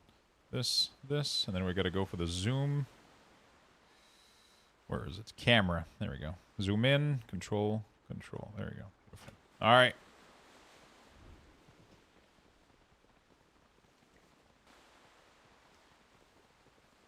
Actually, I asked an actual WoW question and he doesn't see it. I'll be honest, it's because it's been blending with Suki kind of just trolling a little bit, so I kind of skip all the yellow text for like... Suki was just trolling a bit, so I just skip a little bit of yellow text, and you blended the yellow with Suki. Is housing in this phase? Yes, it is. I actually recorded like a full session of player housing. Yesterday I was able to fully play with the player housing and the stuff. You know what? I made a little video. We could do actually get shareable link, stream element. Let me do a command real quick. House my player housing video. There we go. I'm going to make a command called house and housing. There we go.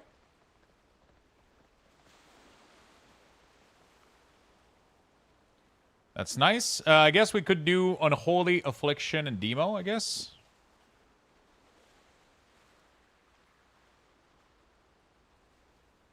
Let's do Unholy. If you guys want to help when people ask question.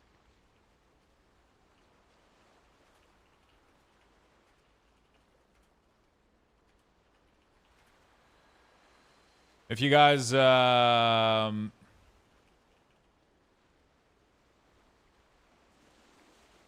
we go. I'm going to do Affliction.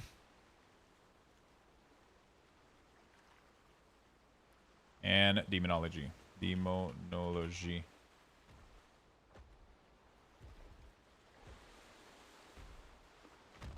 There we go. Beautiful. Activate. Wait, what is text is greenish? It's yellow. It's more on the yellow side though. It's slightly greener than yours, but it blends a lot. Like, look at both of your names. It's like slightly green on the yellow side, but like you two like just blend together. So when there's just a wall of text of you two, it's very easy to, you know. But my text, it might be different because every chat is gonna be different. I'm using a software that's not like Twitch. Oh yeah, it's yeah. It's because I'm not using directly Twitch chat. It's like a software that like a conglomerate or like bundled together a bunch of.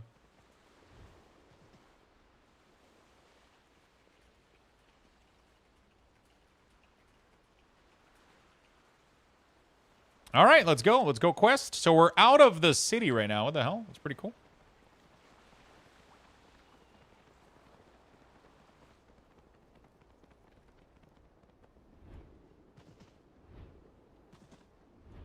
What amazed me is how people throw shades on each other but have their own problem. Kind of like a guy who makes fun of... Wait, what are you talking about?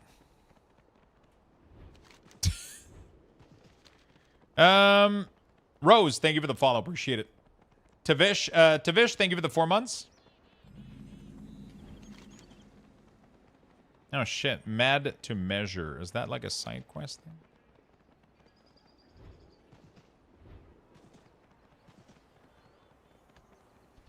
I love the unholy change. Makes it looks like you're playing Warcraft 3 when you get going. Yeah, it's actually kind of cool. I'm really excited about the changes. I've been testing like different class all day, but only thing I wanted to do was go back to this and play more of this.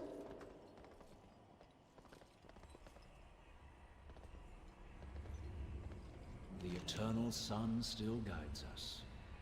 200 sword again. We are a nation on the rise. Skip conversation. I expect you were so... Listen to the discussion. Skip conversation. Silver Moon will know prosperity. Okay. Is there music here?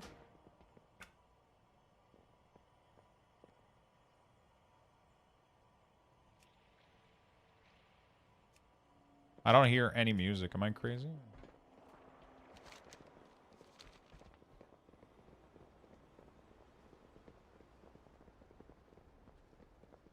Is trolling when you get the response you're looking for?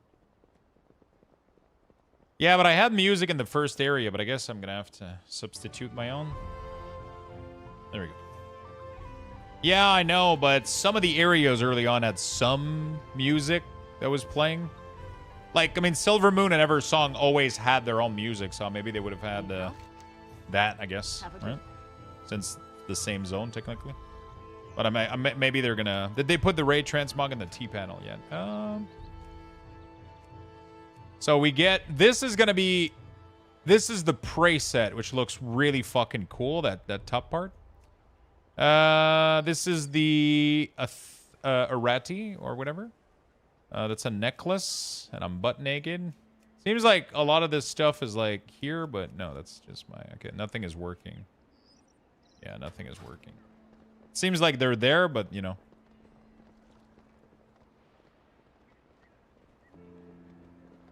Most new zone don't... Okay, why Tuesday,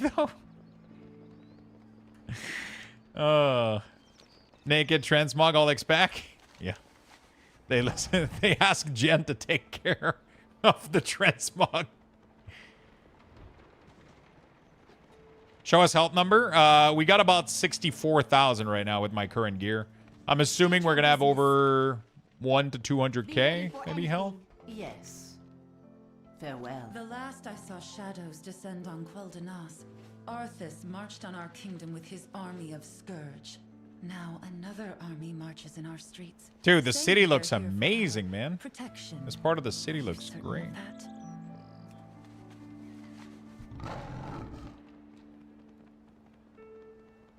Naked expert?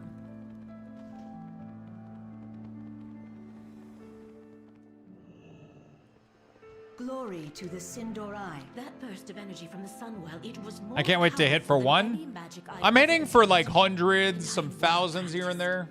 They say that army protects us, but I heard the surge was their doing. Do they even understand what they meddle with? Well, you can't fly? I mean, most expansion we weren't able to fly, right? Wait, oh, actually, I haven't tried. No, I can't fly. Actually, I can't fly. I just didn't test it out.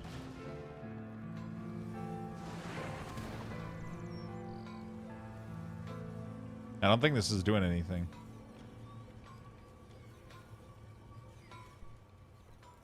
What are we doing? Speak with the Skymaster. Oh, shit. I'm not used to having skywriting activated. Anu Belore de la Na.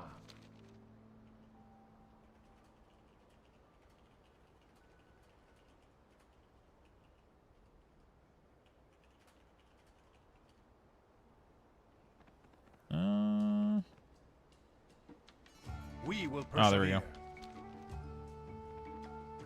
So they're explaining why the Alliance will temporarily sit here. You're tired? It's okay? Yeah, I'm fucking... It was a big day yesterday. It was a big day today as well. Hope you guys are enjoying the content and the coverage, though.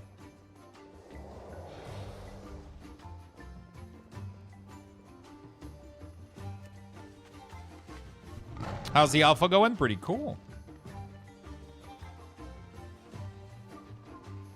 I have mixed feelings. How you feeling, Boyd? Tell me.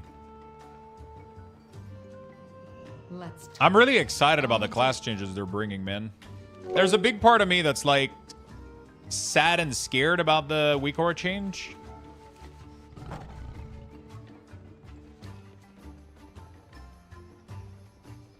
I'm excited for you, but it's WoW. I mean, it's kind of cool right now, but it's a very, very early alpha stage, so it's It's a very early alpha stage, so we don't have much going on in terms of, you know. We don't have much to go on. Like, I'm not going to be able to play this for, like, 3 weeks nonstop, you know? Like, we got some content. We got some dungeons. I just don't know how to even...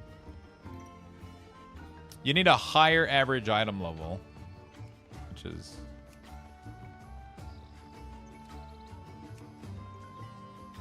I need 651, and I'm currently like 90 item level, so this is... I can't queue for dungeons. I gotta go check out my house so you guys can see it. The week aura change mean you get to spend time more with chat? It does, but it's also a large part of revenue that I was making, right? I was making money from sharing my UI to Patreons and sub. A lot of people sub to the channel to get my full UI. And a lot of people knew me and got to discover me through week auras. So it's a very big and scary change for me.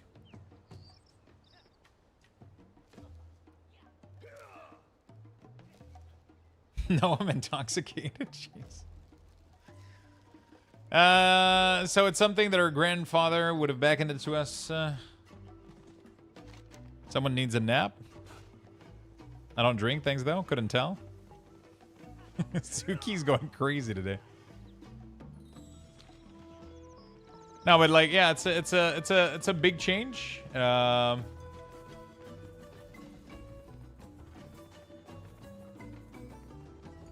It's a big change. It's kind of scary to me because I've built almost my entire stream and my entire community over this, but yeah.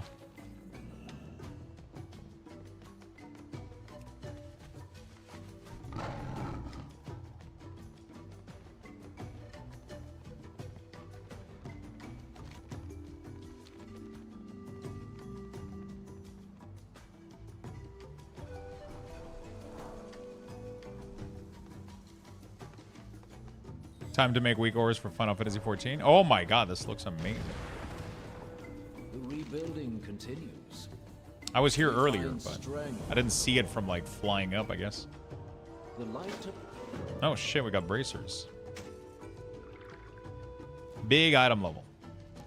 So I have a magic hatchet that allows me to cut lumber, but I don't think I've found any lumber yet.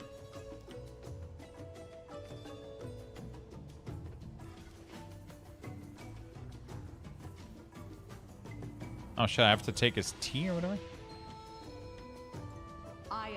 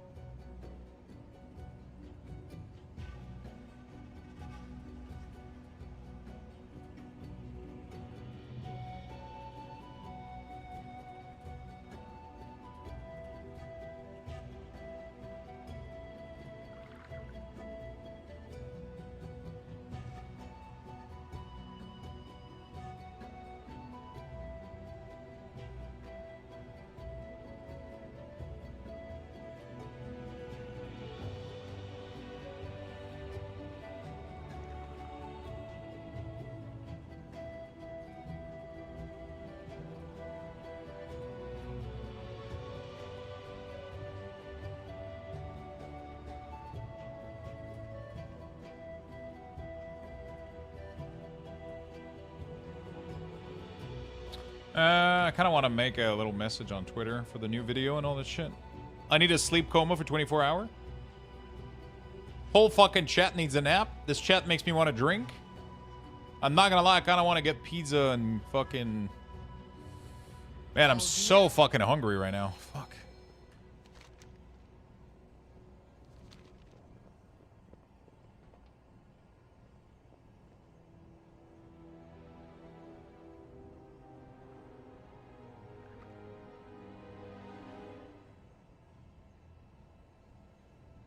Oh my goodness. Zepla. Thank you for the massive, massive raid. Welcome, welcome, folks. Thank you for the love. Thank you for the share. What the fuck, Suki? Zebla, thank you again for the massive, massive raid. Welcome, everybody. Hello, hello, people. And Suki with the 50 gifted sub out of fucking nowhere land. What the fuck, my friend? Thank you so fucking much for that. You broke my chat. I can't even see my chat anymore. What the hell? Hello, people. What's up? Hello, hello. How was your stream today? Were you playing WoW? Were you checking out Midnight? Assuming you... Oh, my goodness. Oh, my goodness. A lot of folks. Hello, people. Midnight Alpha all day? Fuck yeah. World of Warcraft. I like it. Void with the 10 gifted. Thank you so much, my man. Thank you for the big love. Thank you for the big 10, man. Thank you for the big 10. Thank you for the hype train, chat. We got a hype train in one more event.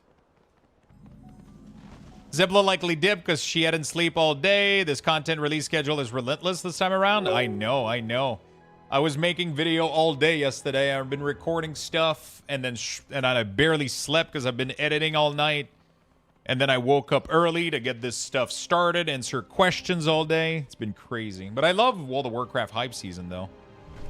It's fun to be excited about World of Warcraft. Sad Sleepy Girl Gaming, thank you for the massive 5 gifted sub. Feisty, thank you for the biddies. Thank you for the hype train, everybody. You guys are fucking awesome. I think it's fun to have a hype season, you know? I think it's fun to be excited about the state of the game, you know? It's a good thing. All I can say is Homes Warrior Mastery is so simple. Ben Stiller could call it Jack. Would call it Jack. I mean, every class is simple, right? Every class is simple, and Holy DK is very, very, very, very straightforward.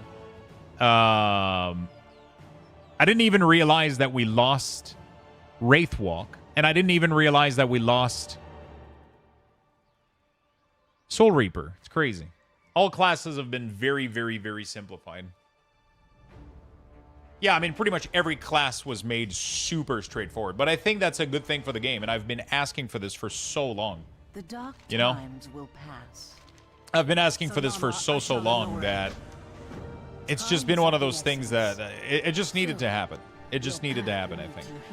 I like being able to focus more on the content that I'm doing than trying to track like a million buff, a million ability, too many bloats. Too much ability bloat and too much, you know. Everything been simplified in Midnight, you mean? Yeah, exactly. Every single classes in Midnight has been heavily simplified. Most classes have 1 to 2 cooldown. Everything is really, really, really straightforward. And it's a good thing. It's a very, very, very good thing.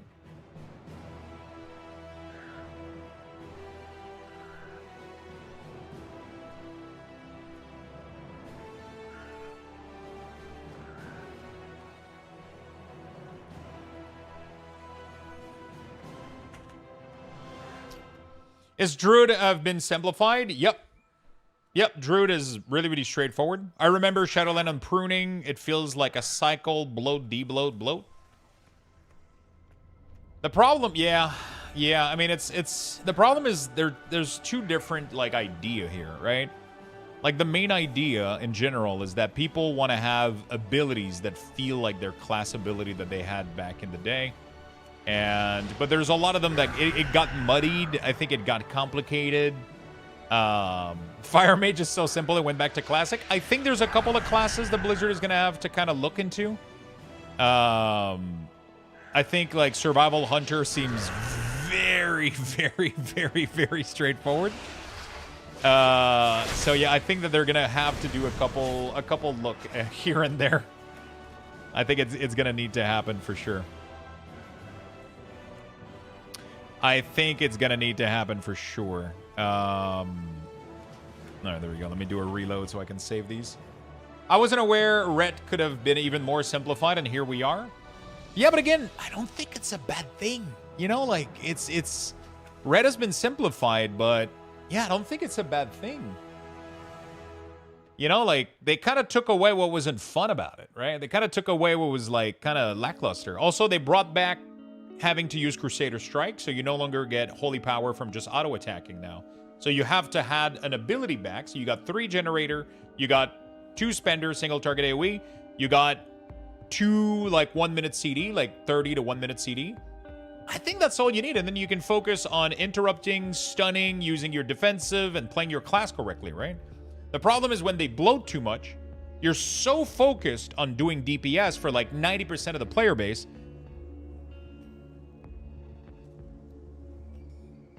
Crusader Strike has been removed, no. You get Templar Strike charge? Yeah, but you have to press the button, right? You have to press the button. So instead of being auto attack, right?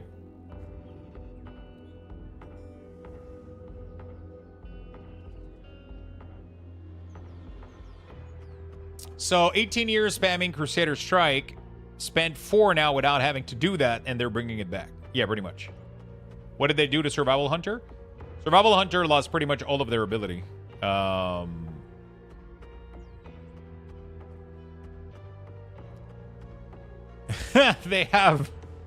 no longer have coordinated assault. They no longer have flanking strike. They no longer, but they got some new ability to compensate.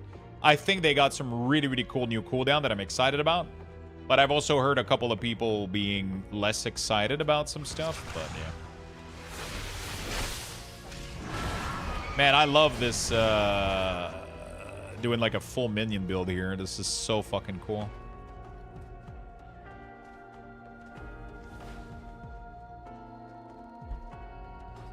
Survivor Hunter got middle child. I mean, even Beastmaster got like, you know. Yeah, I mean, I so far I think I'm okay with most of the changes. I don't think any of the changes are bad or anything. How do I relocate a fucking Lynx thing? I kill him? Is that how I relocate? Okay, apparently killing people is how you relocate them. Survival, they said it will be rethinked. Yeah, I mean, there's clearly stuff that isn't completed. You can see that there's a lot of pieces missing, you know? Is it beta or it's alpha? This is alpha. How you doing, Philly? This is alpha. Beta is not going to be there for, I'm assuming early December we'll get beta, maybe?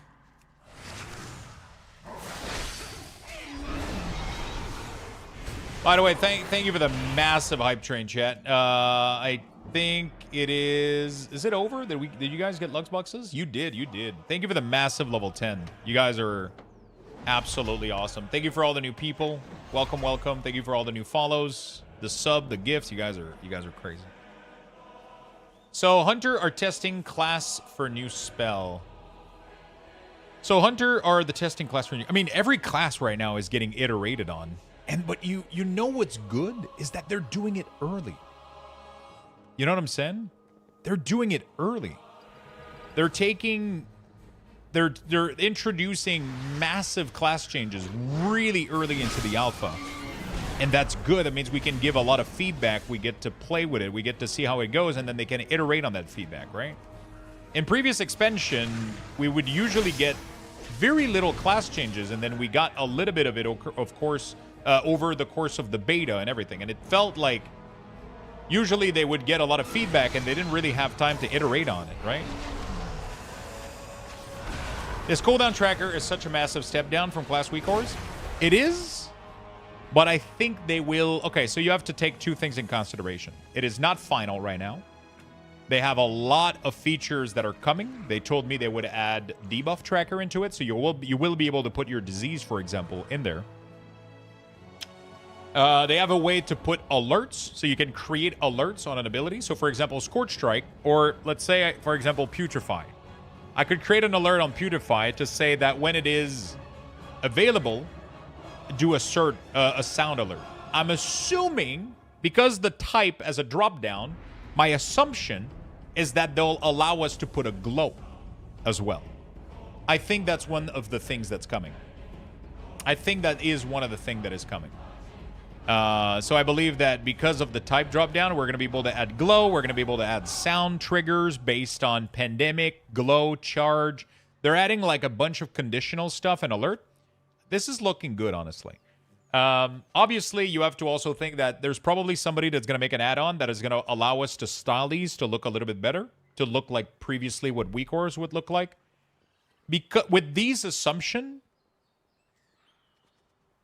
I'm optimistic about the future of that.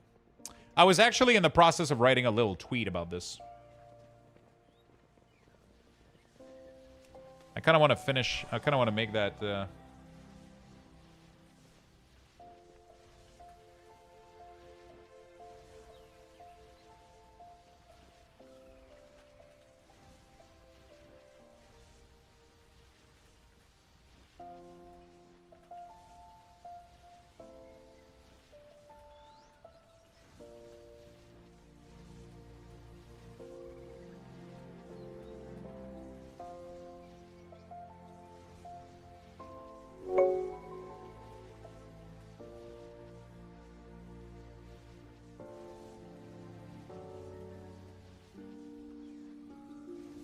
All right. Voodoo, thank you for the 56.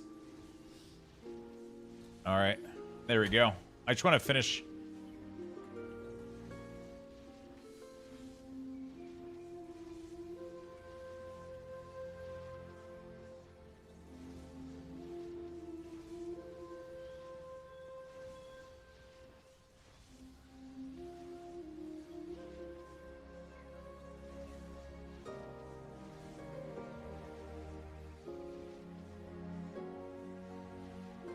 All right, beautiful. And we're listening to Olden Night music. I mean, I got some good musics in here, my friend. I got some good musics. I got a lot of Final Fantasy stuff, World of Warcraft play. I got a massive playlist filled with like a shit ton of song from a bunch of stuff. I did play through when I took a break from World of Warcraft. I played almost pretty much the entire story of Final Fantasy over the course of a couple months. We started from 0 and we went all the way to beating Endwalker? It's Shadowbringer? Fuck, I never remember. It's Shadowbringer and Endwalker, right? Endwalker, yeah. We did the whole fucking thing. And I fell in love with the music, the stuff, the story was great. I didn't do Dawn Trail, though. We didn't do the last one. We're not there yet. I saw your YouTube video. Thanks for still making a new weak horse. Yeah, I'm about to make a little tweet out of this. I was just going to make like a little tweet. Like, I'm not going to lie. I'm a bit scared and sad about not being able to provide class weak cores for the community for Midnight anymore. That said, I'm optimistic about the upcoming changes to the cooldown manager, and I'm excited to craft and share new profiles with the community. Thank you for supporting me on this journey and allowing me to provide tools to the community for over 7 years. Endbringer sounds kind of dope. Probably for the best. That's what I've heard, yeah.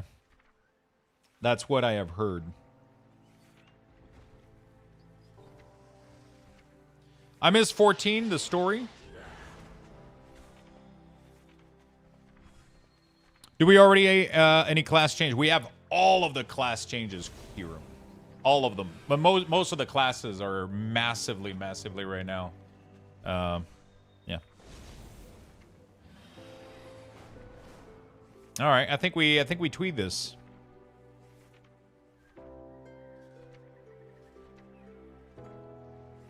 I guess I can remove scared. I'm not I mean, I am a little bit scared, but I don't wanna, you know.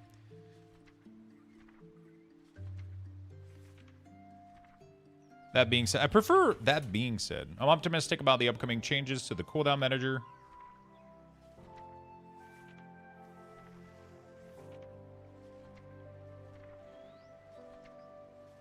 I didn't get that part. No more Luxthos weak cores. I'm a bit worried, maybe? I'm a bit worried and sad about not being able to provide class weak cores to the community for Midnight anymore. That being said, I'm optimistic about the upcoming changes to the cooldown manager and excited to craft and share new profiles with the community. Thank you for supporting me on this journey and allowing me to provide tools to the community for over 7 years.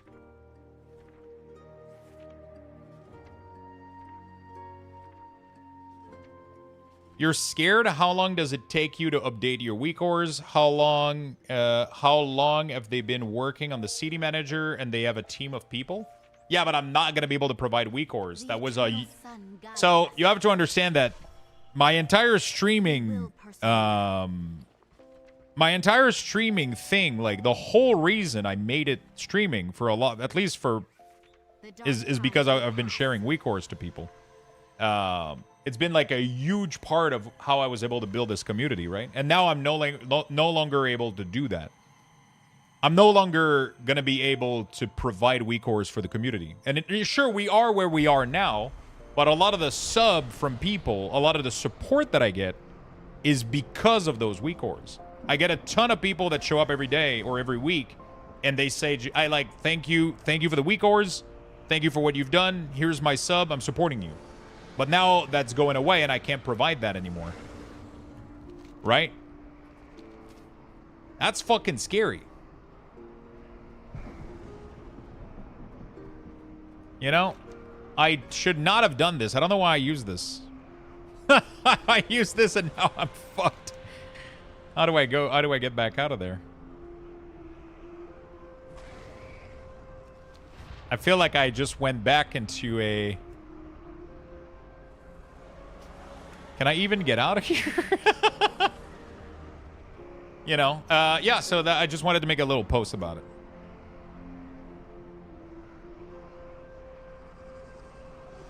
There we go.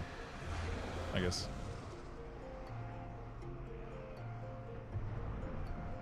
There you go, chat. I made a little video about my thoughts and the future of...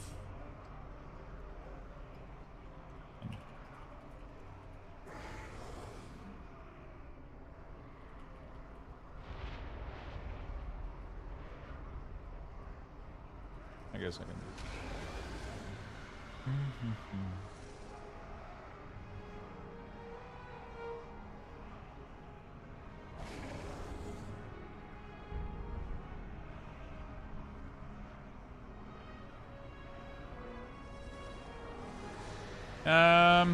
Where's the link to my video?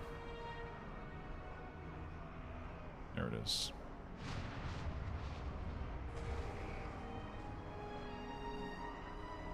Got a little, where is it? There we go.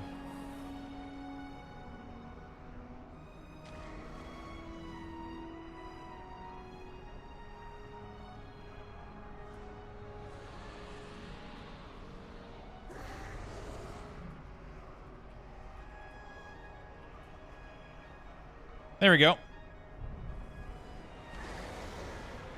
I made a little video about my thoughts.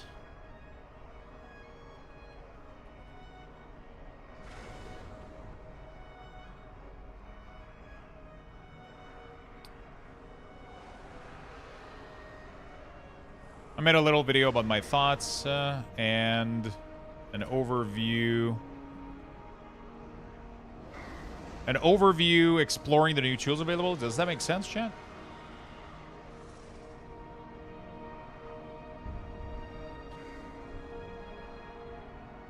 I made a little video about my thoughts and an overview. I feel like that doesn't make any... that doesn't read well.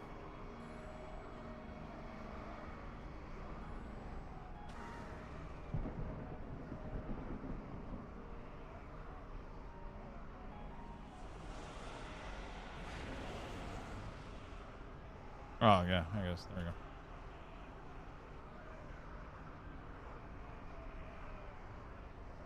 There we go. I guess that is what it is. There we go. So, I'm excited, but at the same time, yeah, I mean, it's a lot to take in, for sure. But we'll see how things go. Can I jump down there, you think, chat? Am I going to survive? Oh, my God. I should have aimed for the...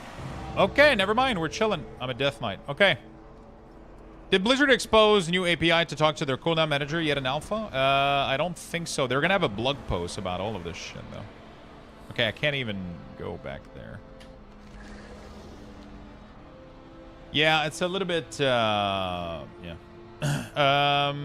I think you add a lot of discoverability through WeCourse to start, and maybe a decent idea to look into that add-on idea you mentioned about the personal resource bar to continue that if you want.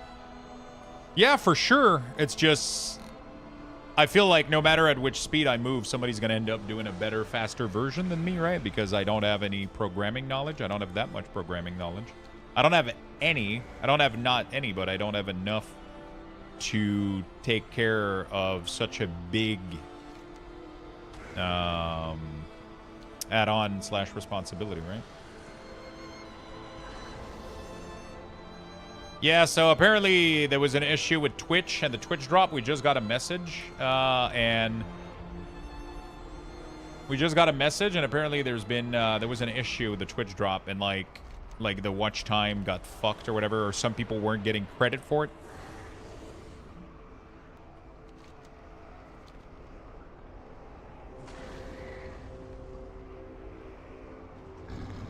I have no idea how to get out back there, I'll be honest. Fuck. I clicked this thing to go back there, and now I'm fucked.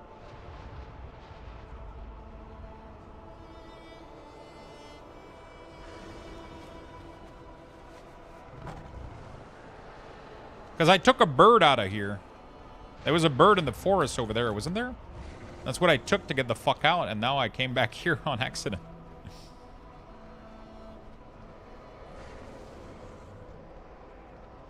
Let me see if the bird is still there, maybe? I don't know.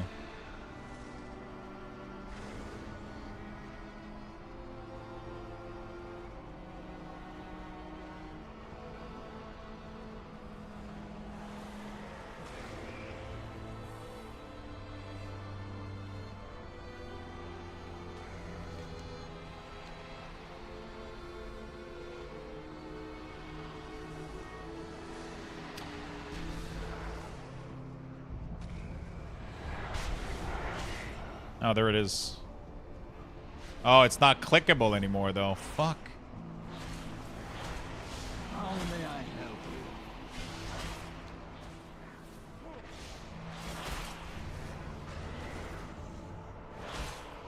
Yeah, this is... Like, right now, I would never touch Unholy. Unholy looks cool as hell.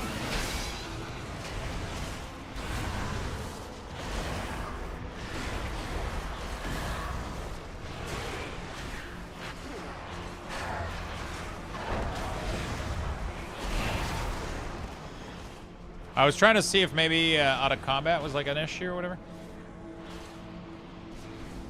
No, I'm just stuck here. I don't know how to leave this island. I guess, okay, let me go to the Valley of Strength. There might be a portal open back to the Sunwell. To Silver Moon.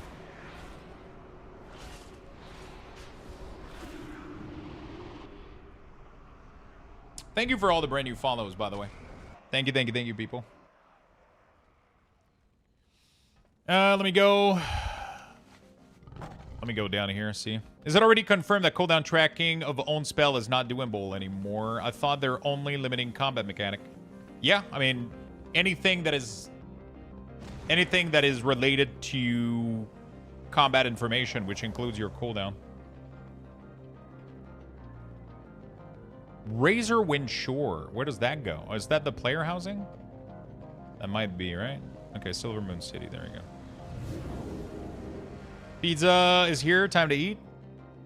So everything that's related to combat information, everything that is accessing combat regarding the state of a character or anything is no longer going to be accessible.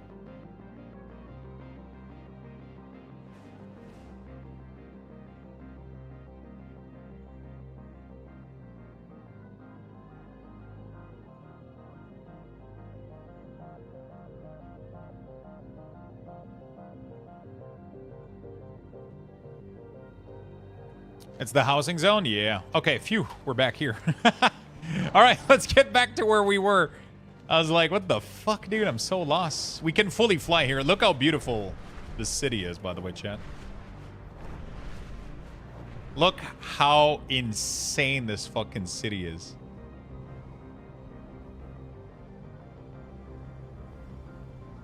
Like, we've never been able to fly here.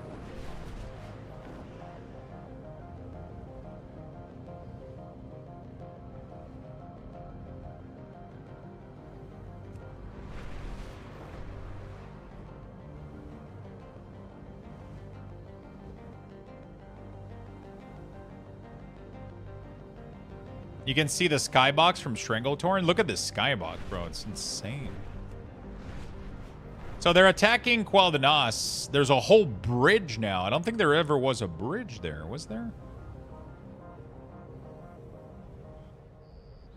There's a road straight to it, and then the Sunwell is just being, like, absolutely fucking invaded.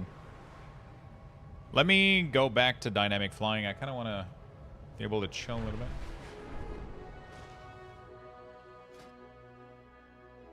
Yeah, I think it would be a cool idea, Swiftar, for sure. It would be, it would be nice. I just, yeah. Yeah. It's just, I start from so far out, you know? I wish I had the knowledge to make it. The problem is I'm never going to be able to spend the time to make it and do all the class change it. You know what I'm saying? Like all the, you know, that's the, unless I do this 24/7 for the next, not 24/7.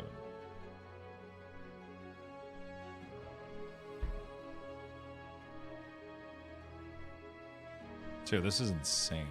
This looks gorgeous. All right. I just wanted to... Have you checked out the dungeon journal for bosses in raid and dungeon, or are you trying to avoid those? I'm not excited about bosses and dungeon and shit. That's not something that I'm like, oh my god. Oh my god, I get to fight the Horde Monger. You know, like... I'm mostly excited about class changes. I like visiting new areas. That's fun to me. I would love to go do the dungeons. I have no idea how to do that right now.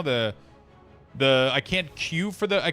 there's only 2 dungeons. I can't queue for any of the dungeons. For Midnight, I think I need to be 81. So right now I'm trying to quest to get to 81 so that we can go do that. Right?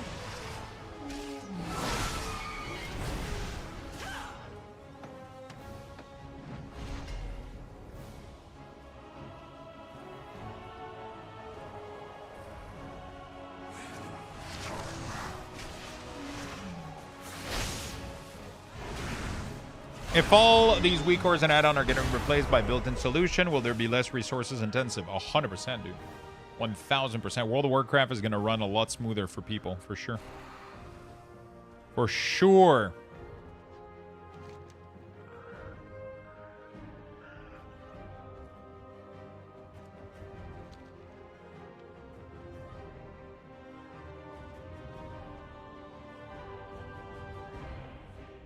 If Lux pulled it up now, we'd be like, what? Wait, what are you talking about? There's no spoiler in here.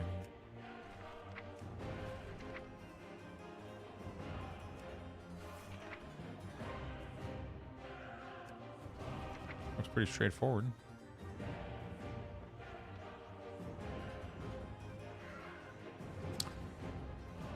Will your XP bar weak ores be okay? I have no clue. That's going to be something that Demus might have to investigate when the time comes. It shouldn't get affected by the... Keep going? Well, I mean, the other... Nexus Point. Lothraxian, I guess? We're not supposed to... Is he going against us?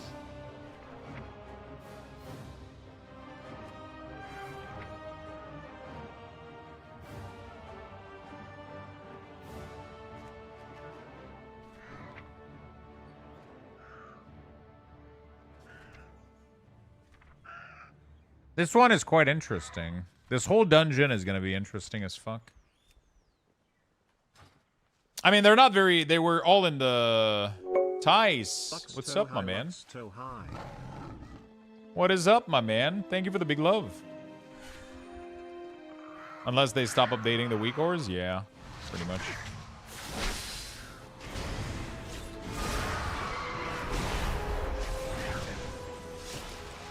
Blizzard was promising to fix nameplate for how long? 10 years? How do we know that their parsing of combat events stayed will be as efficient as OmniCC weak cores? I mean, it won't be as efficient. That's the whole point of them taking control of it. Right? The whole point of them removing these tools is that they were becoming way too powerful. But the thing is, they're not going to need to be as powerful because the game is going to be very simplified. Oh my god, Suki's blue now. Holy shit. The raid we got the dream something, which is there's a big god creature. Okay, that looks fucking badass, dude. What the? There's a big god creature, the Chimerus, the Undreamt God. It is a one boss raid. Then Void Spire is a 6 boss raid, from what I understand, right? 1, 2, 3, 4, 5, 6. And then March on Quel'Danas is a 2 boss raid. You have some bird and something called Midnight Fall.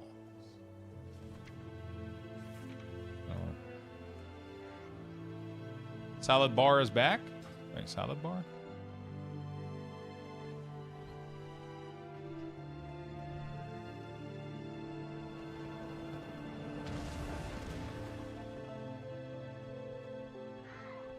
Dude, I don't know what I'm doing here. What's the...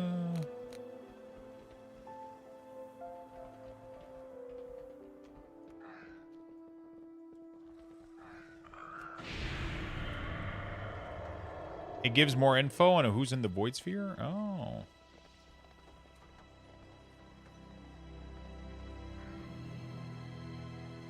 Glory to the Sindora. What business have you? Yes. Oh shit, it's the cat. I get it now. Dude, this quest has been painful as fuck. I'm not able to see what I'm doing. Yeah, a lot of the quality of life add-on, you know? So seeing dot duration on target is target frame is forced off now. We're gonna be able to track the dot in the cooldown manager. They just haven't implemented it yet. But I did ask that question specifically during a Q&A that we had, and I was given yeah, I was given that response pretty much. I asked them like, hey, you guys are missing debuff, and they're like, yeah, we're implementing that. So we're gonna be able to. When was that Q&A? It was at a special summit that we had with them, with Blizzard. But they didn't take my question. They answered it which is what I was doing yesterday, why I wasn't streaming. Because we were doing like a special, something special with World of Warcraft. We were doing like a special event, revealing like a bunch of stuff. They allowed us a little bit of time to ask question. I was able to ask question to the UX designer and Ian. And my question it was pretty much transcribed in the World of Warcraft. Wowhead made like a script of everything that we said, and one of my question was in there. Yeah, my question was in there. Okay, I gotta figure out food, bro. It's 7 fucking... What do I get, chat?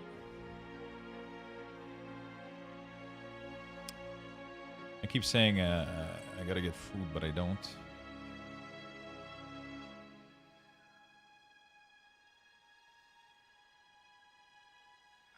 I don't know what to get.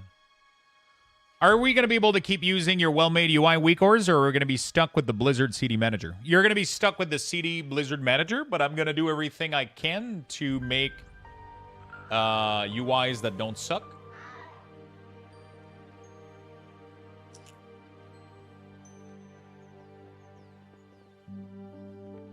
And I'm going to try to share them with you.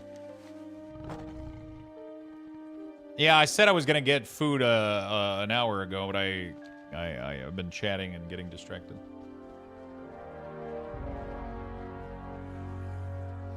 I've been chatting and getting distracted. You hail from above. May you lend your... Hey, we leveled up. Maybe I can do a dungeon now. Remember the sun well. Stay the course. Sheesh. We got a talent point. I gotta figure out my build though. This is probably not even that great.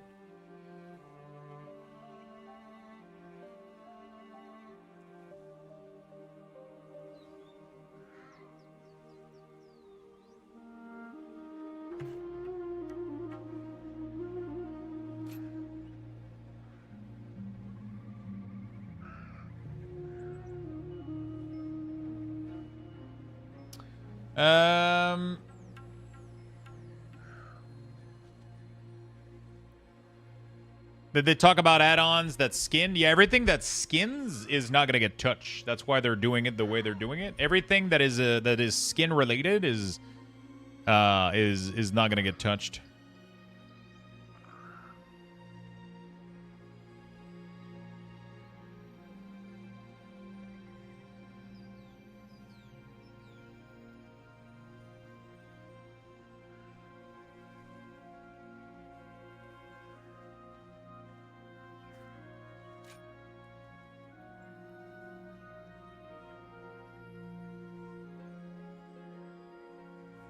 Most add-on like cells, they're just gonna skin the UI. They're not gonna be able to track any buff, debuff, healing over time.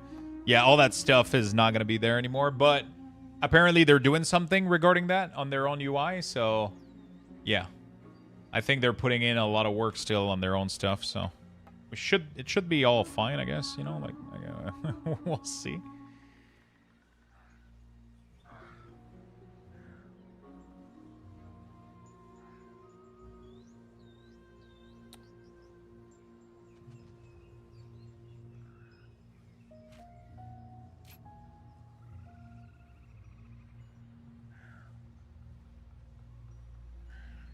I'm trying out like a weird build, but it should kind of work out pretty well.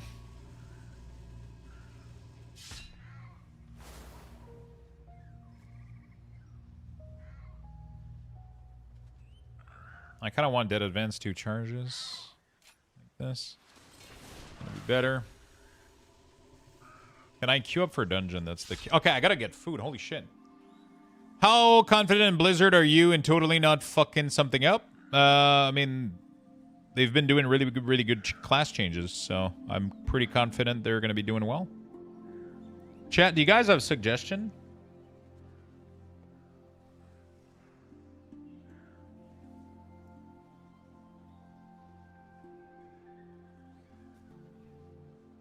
Taco Bell? We don't have Taco Bell in Quebec. That doesn't exist here.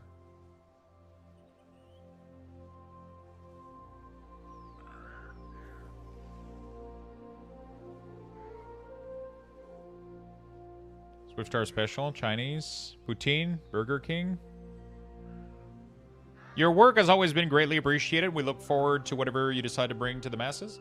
Yeah, I mean, I would love to be able to make these little UI and customize them and share them with folks. You live in Quebec? Base, get Poulet Rouge. Poulet Rouge would be pretty good, yeah. Poulet Rouge would be pretty good. I do live in Quebec, yeah. Poulet Rouge could be pretty goated. I think it's closed, though, now. Hey, how is it going? I welcome the combat changes. We're getting some good stuff. Fast food has broken us. McDonald's for sure. Oh, that would be great. Grill chicken salad. Taco Bell lost the fast food wars, and Pizza Hut reigns supremes in Quebec. We have one Pizza Hut in Quebec, I think. Yeah, nameplates are getting massive changes.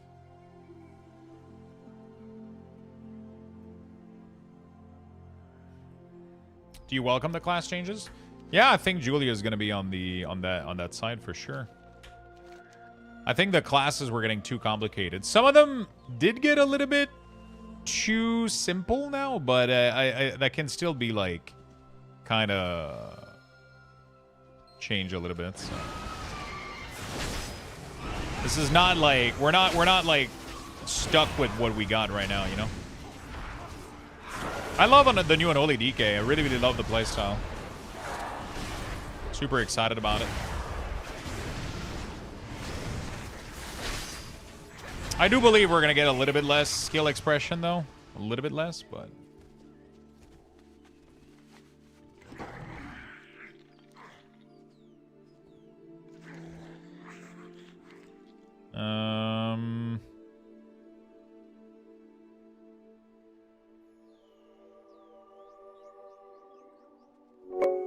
Buy one, get one free. What is this?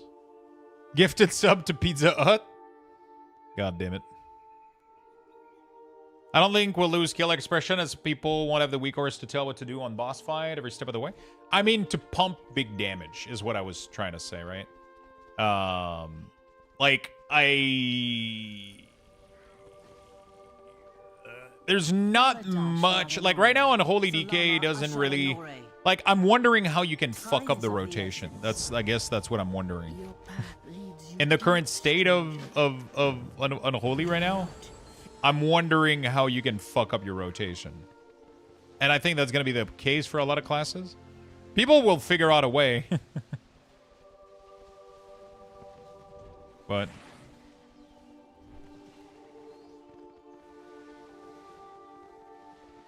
oh, don't worry, I'll show you. Yeah, for sure. Not preparing for raid mechanic for sure. I guess we'll see. We'll see how everything plays out. Because one part of the enjoyment that I have is I love doing big damage. You know, like I love doing good damage. And when there's a little bit of complexity, and I want to be clear here. I'm excited about the changes that are happening right now. Thank you for the gifted sub to Taco Bell. Really appreciate that. Thank you for the. I really appreciate that. I can get two little like Italian sandwich sub. They look delicious.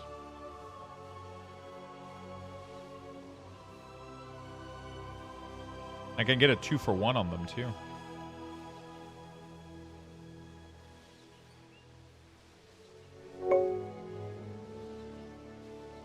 That's insane. It's like a 2-for-1, so I get 2 sandwich for $16.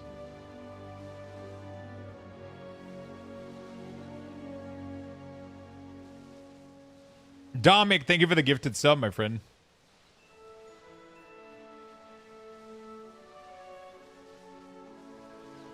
Yiro? It's just this deal is too good to pass, right? It's like I get double sub for. I'm not ignoring yellow. I'm just going with whatever is going to be the best bang for my buck according to my deals. I didn't see any deals for Yiro. I would have paid the same price for only 1 Yiro. Like now I get 2 sub for the same for that price for fucking $20. Fully delivered and everything, so. Thank you so much for the gifted to Julia. Appreciate that very much. Thank you for all the love today. You guys are awesome.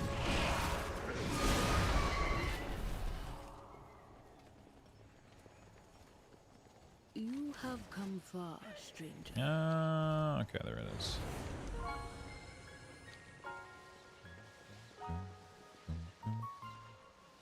I love the new zone, man. It's so fucking beautiful and colorful.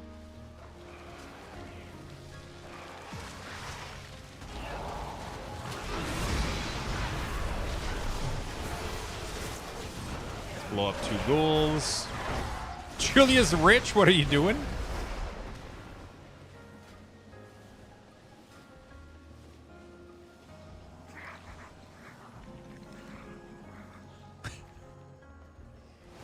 Finally, we might get another meme started over Luxthos Millionaire Streamer.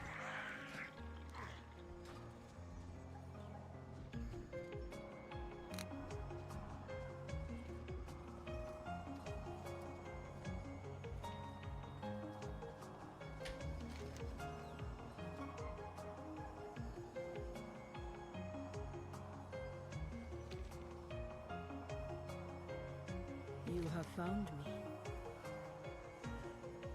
Let nature take Okay, let's get some. I think I can do dungeons. I really want to try the new dungeons. Let me try to equip some gear though first.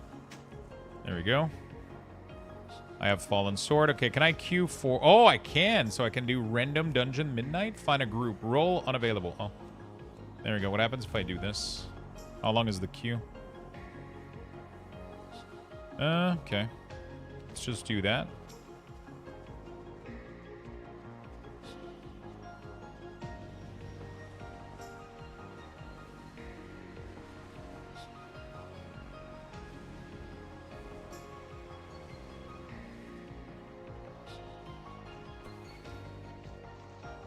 Another $500 to spend? That sucks. I don't know what that is, Suki. See, she didn't deny it. Oh, so these are the light creatures that are popping out or whatever. Man, I'm so happy with like the disease automatically spreading upon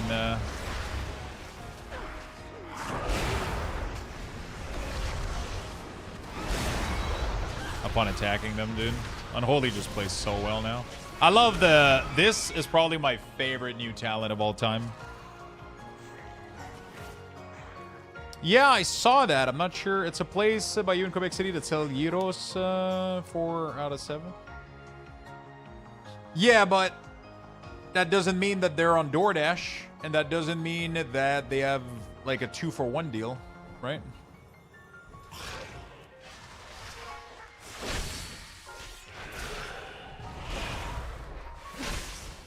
Right now, I'm getting double the amount of food for the price of 1 gyro. 4.7 out of 10. So you need a 2-for-1 to be satisfied with good food. Yeah, I'm definitely a quantity guy over quality. I love quality, but if I can get quantity for the same price, bro, if I can get a gyro delivered here for 20 bucks or 2 good quality Italian sub for the same price, I get double the amount of food. I love good food. I ordered from a really, really nice place. They just have a really interesting deal that makes me get more food for less money. So now I can put one in the fridge and eat lunch for tomorrow, and it makes it so my dinner was only $10 instead of $20, right? You know what I'm saying? Like, or I can be a fat piece of shit and eat both. I can do whatever, you know? That's the beauty.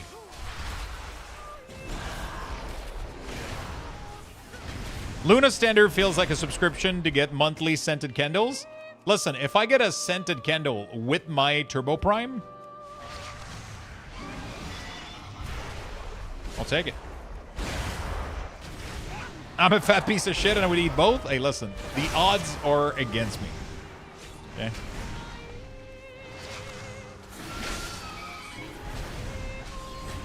Same logic as McDonald's selling burger for less than the average price of beef. Yeah, everything inside is legit. Yeah, but the place that I'm ordering is a high quality. It's a very good, nice place. They have really, really good ingredient, really fresh ingredient, good bread, good, like, everything in there is, I love the place. They're doing really, really good sub. They're doing like classic Italian sub with like a small mini baguette. And they just put like, it's just nice. They're just delicious. And I get 2 of them, so. You know?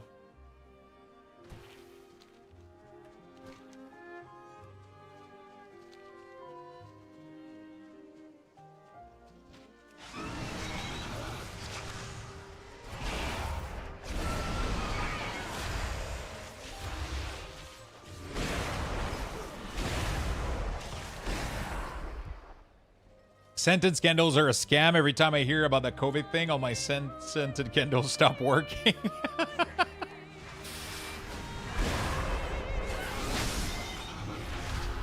Are they open late? This place is closing in a couple of minutes, so I placed the order, and they should order it. It should go through. Somebody's already picking it up. So, it literally with tip, everything included, it cost me like 20 bucks Canadian for 2 subs. Do they still do Monopoly and McDonald's in Canada? I think they do, yeah. They had it last year, I'm pretty sure.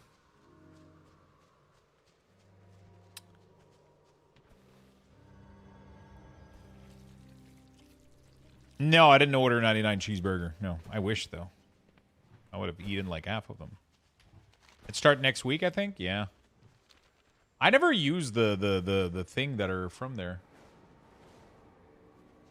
Every time I get a ticket that says free, like whatever, I never complete the game. I'm just looking for the free stuff. But I don't really eat McDonald's that often. Like I'll have it like maybe 3-4 times a year max or some shit. Tim Hortons still doing roll up the rim to win. That family is so sad they sold. I'm not sure if they're so sad, bro. I mean, Tim Hortons sold to Burger King, right? But they sold for how much?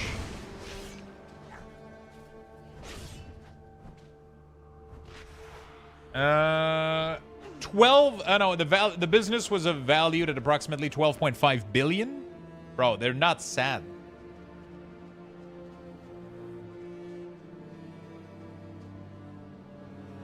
Unless that's not what you're talking about when you say they sold.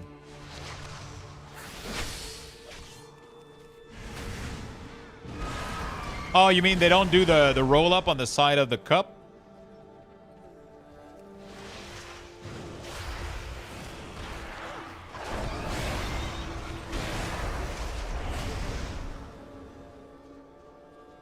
Yeah, you have to like scan your drink or some dumb shit. Not sure why they did that. Not that anybody cared, honestly.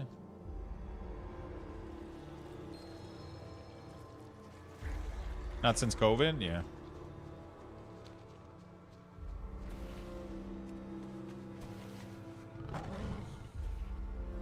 They stopped. The quality went to shit. I stopped going to Tim for coffee and go to McDonald's now.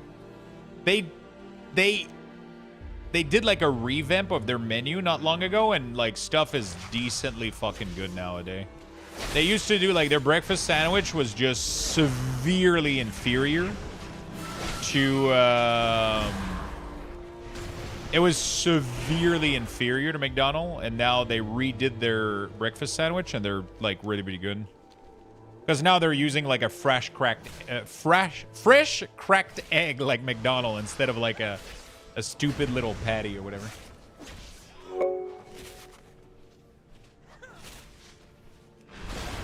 Coffee Addict, thank you for the 28 months, my friend.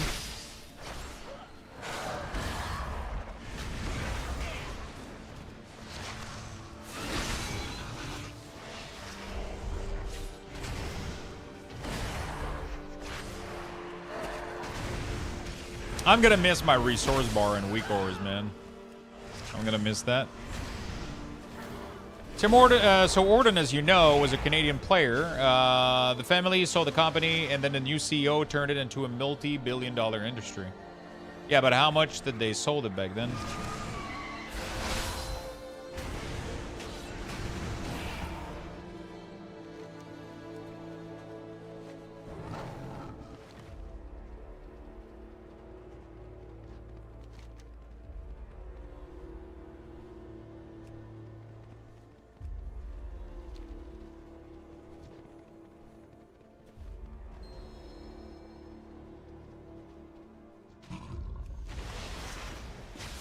Doesn't matter, sold it for less than what it's worth now? Wait, but... That's... You're aware that if you sell something for money, you can then take that money and invest it into something that can grow even faster than that, right?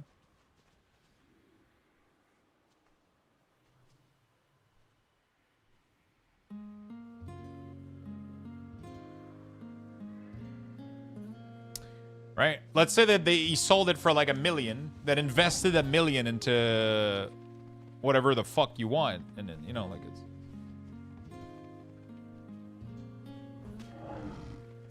I've been playing the Ultra Hardcore add-on while waiting for Fellowship at midnight. Kind of excited for everything right now, man. I'm really, really am.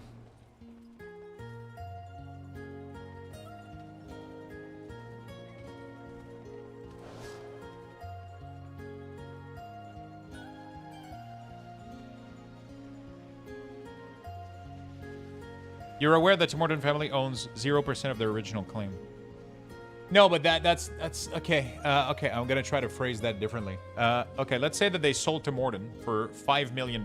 Okay, back in the day, back in the fucking 70s or whatever, they sold it for like $1, $2, $3, $4, $5 million. Right? They take that $5 million and then they buy fucking Charizard Pikachu card with it. Okay. Now they're fucking billionaires, okay? That's how money works. You can invest it in whatever the fuck you want. You don't have to still have Tim Hortons fucking shares. You can put that money into anything. They could have put all of the $1 million into fucking S&P 500, and now they're fucking rich as fuck, you know, because that shit has been growing for about like 10% every fucking year, and then they're reinvesting it, you know, like it. You don't. They sold it then, and then obviously if they just fucking put the money into fucking crack and hose, like, sure, it was a bad investment. But if they invested the money afterwards, it doesn't matter that they sold and that Tim Horton is worth more now. You know? Listen. Thank you for the gifted sub to Tim Hortons. God damn it. Oh. No, I think you are. Wait, who is? I think you're missing my point, sir. No, I'm not missing. I'm not missing the point. You can't look at something that you sold. Okay, I'm gonna give you another analogy, right? I bought Lord of the Ring collector booster a while ago for like $600-700, and I sold them for $2,000. You know what? They're worth $3,000 now.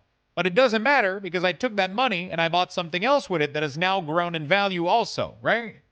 I didn't lose money. I just invested it elsewhere. That's how life works. That's how money works. That's how that works. You know what I'm saying?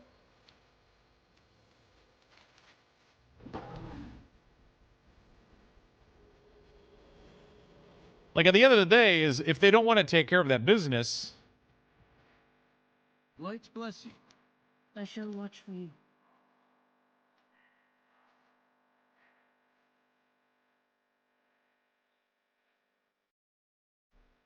Yeah, I mean, yeah.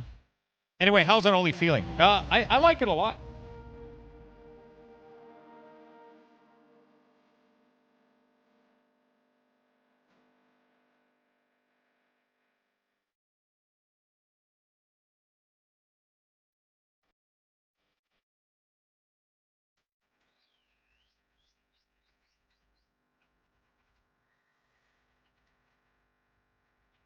There we go.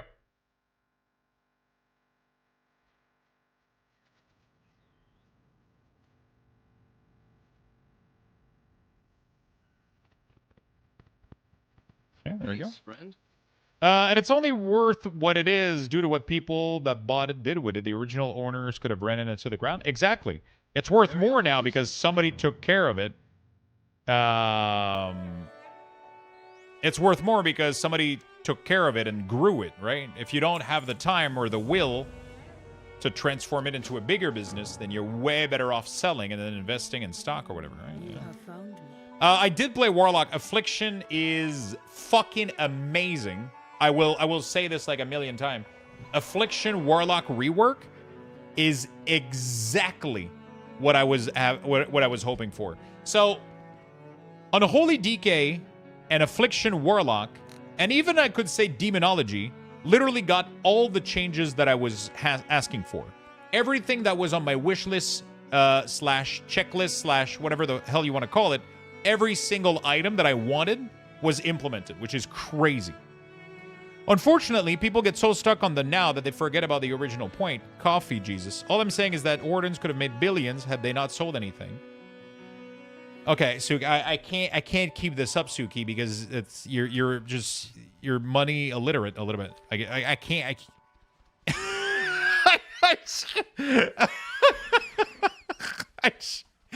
I just know that you're completely wrong. You're completely wrong. That's not how money works. Money can grow in many, many, many, many ways. It's not because they sold their assets that they didn't invest their money into something else that didn't make them billions.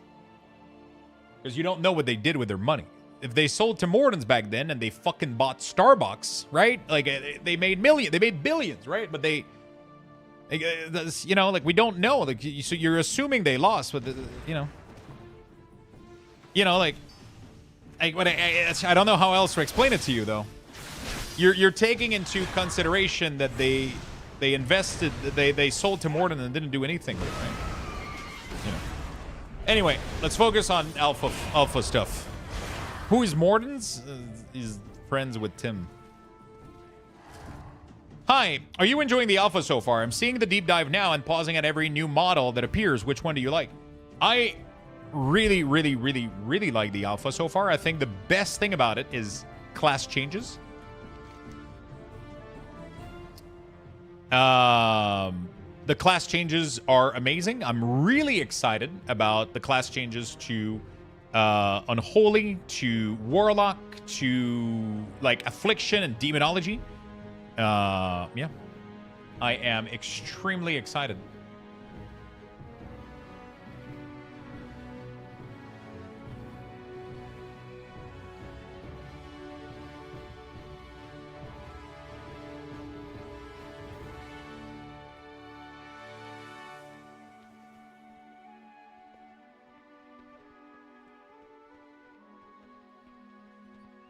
But not the physical edition that is real money only. Yeah, you can pre-order the deluxe edition, not the collector edition with gold. Yeah.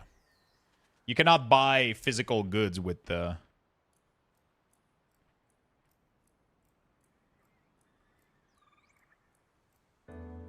What the fuck is my dasher, bro? You cannot buy physical goods with the...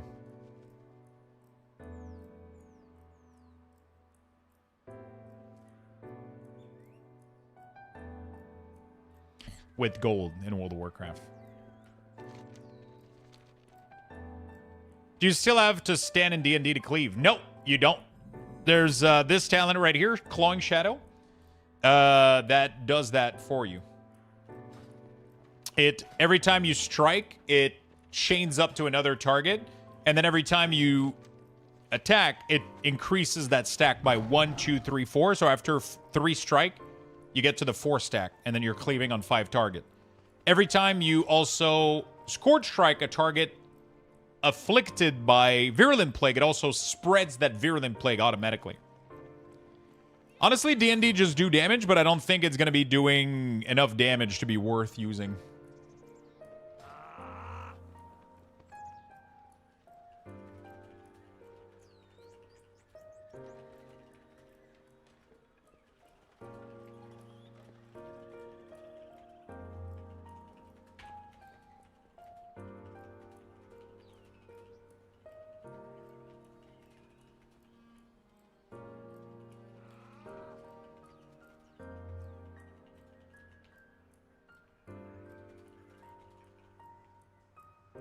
Yeah, there we go. Hello, friend. Yo, what's up, Side Effects? I'm so sorry. I'm trying to... I'm waiting for my food right now. I haven't eaten dinner, and I did order food, and my DoorDash... Okay, there we go. There he is. Okay, I'll be right back real quick. I'm going to give you guys some Luxboxes, and I'll be right back. I'll just go get food, and then we get to play the game. Type exclamation point join in the chat for a chance to win. Good luck, everyone.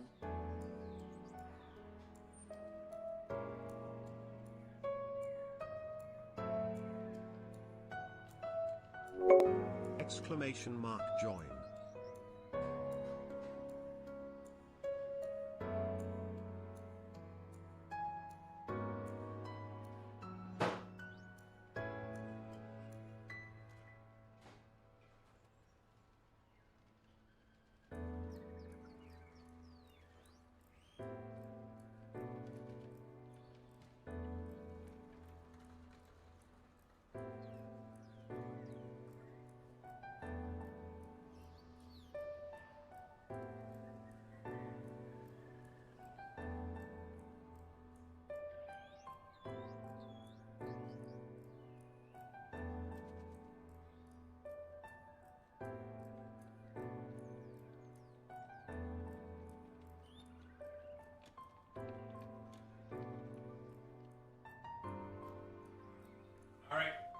Sorry about that.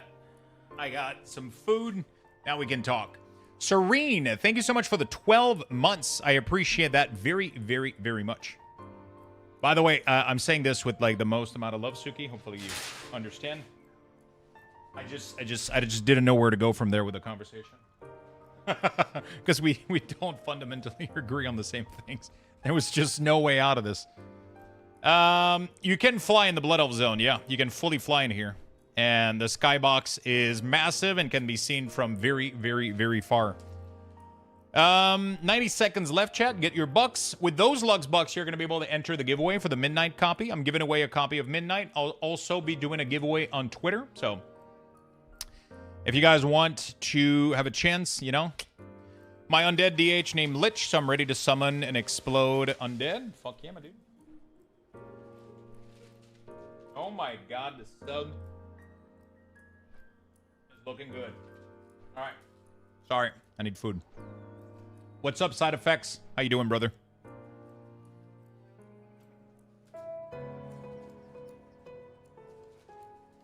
Ooh. Oh my god, this beautiful little stuff.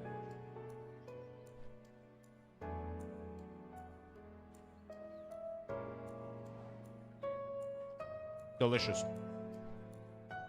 I'm using Old Flying, yeah.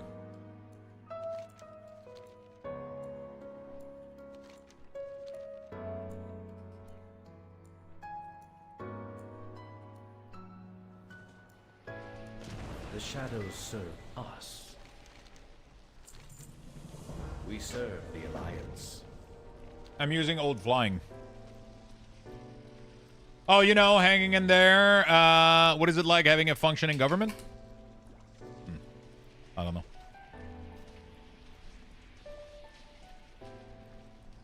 Yeah, I've been using the... I've been using this, the old flying for a while now. I'm not a big fan of brand new DK. Brand new DK in the alpha. Yeah, I mean the same one I've been playing all day.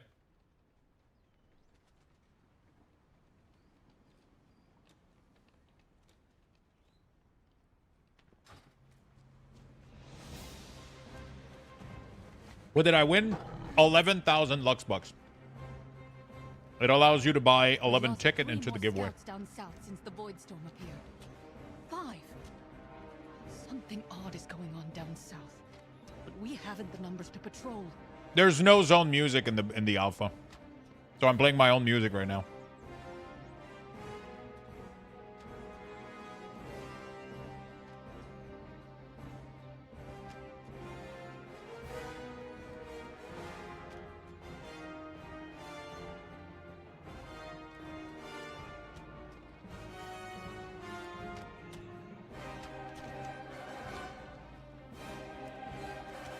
You're gonna be sad as fuck, Suki. I pre-ordered a Lego the other day and I forgot that you could get me a discount.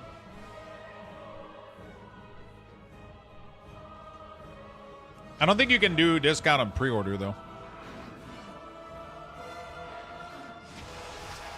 What's for dinner? Subtil. Sub. Little sub sandwich. They have a 2-for-1, so.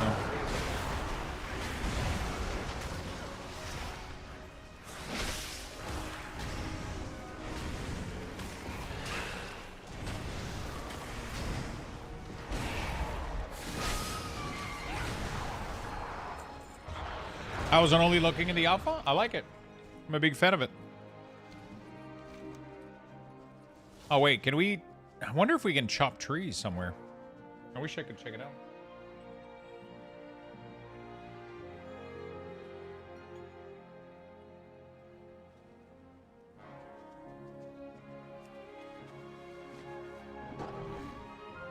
Alpha is invite only, yeah.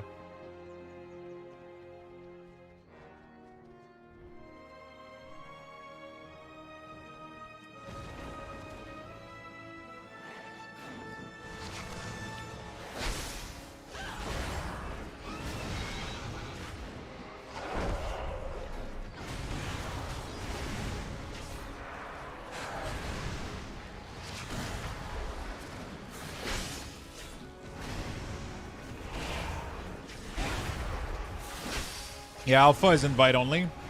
They might do an open beta. I think they're doing an open beta, right? Because they're... I mean, no, actually, it's you have to buy the expansion, I think.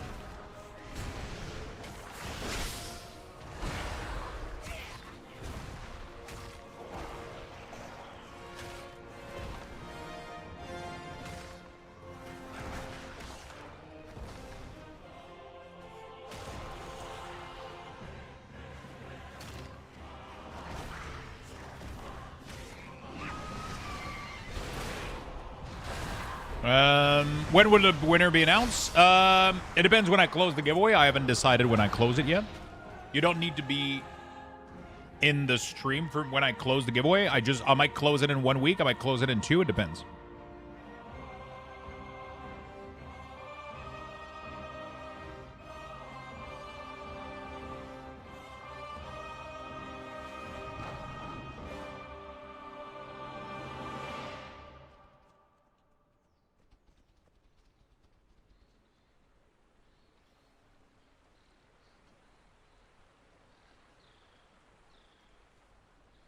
RC loot console shouldn't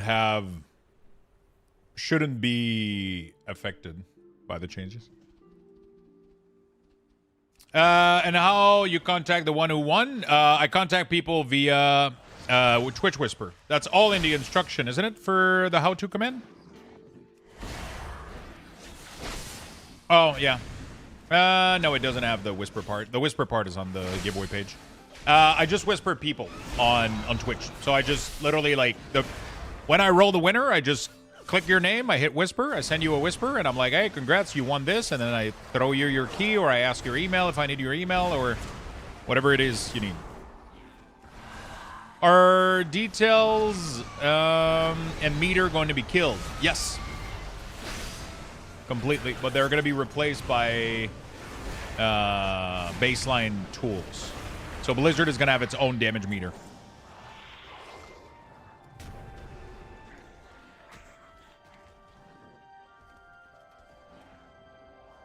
No problem, my friend.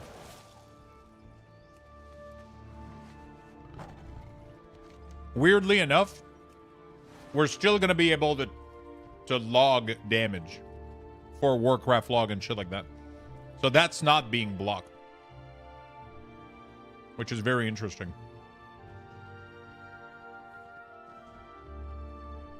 So you're going to fully be able to log still.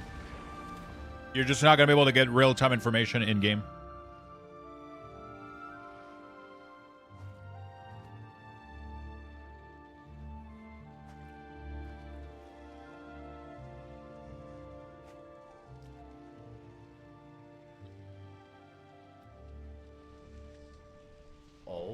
Yeah, there's going to be built-in damage meter.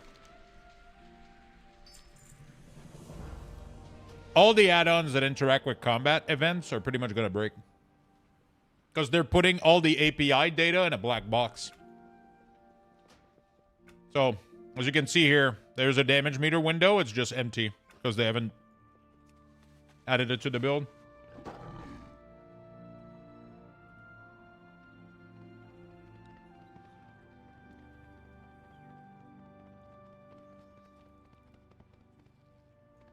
Baladash Malinore.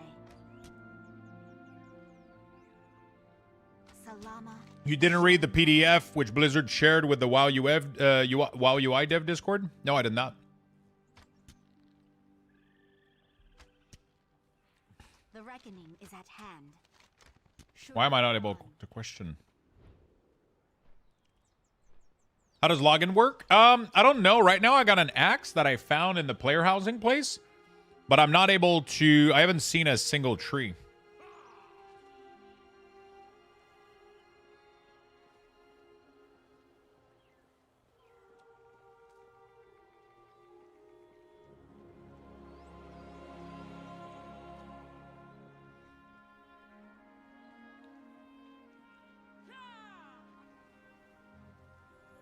So yeah, right, not once you're in instance, all chat parsing and add-on communication is blocked. Yeah, exactly, but that's not what I said. I didn't talk about that. I said combat logging. Combat logging is outside the game. It's dumped in a file that is outside of the game, and then they use that file to parse it and look at the data. It has nothing to do with what you're talking about.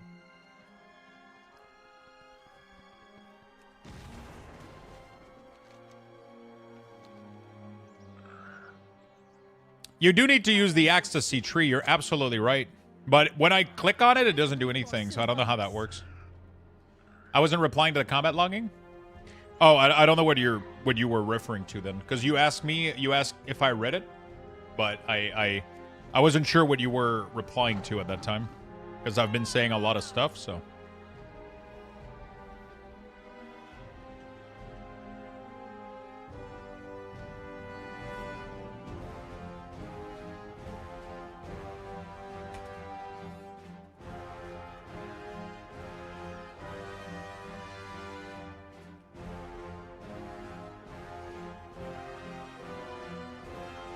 I was replying to RC Loot Council is all good.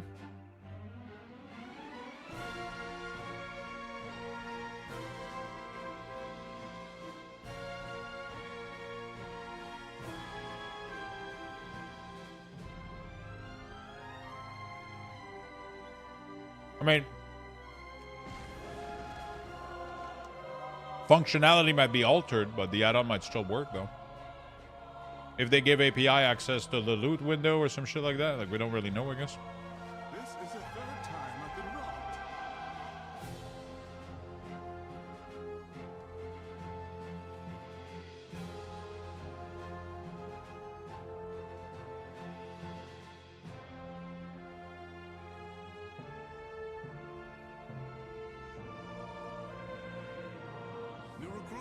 Splendid.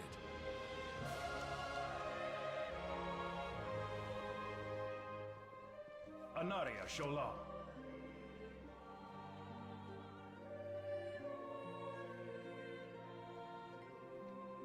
Farewell.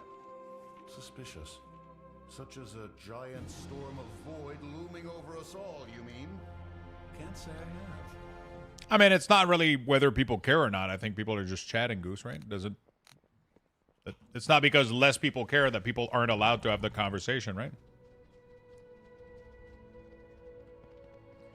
Side effect is a big boss now. Is feeling my pain today on a day-to-day.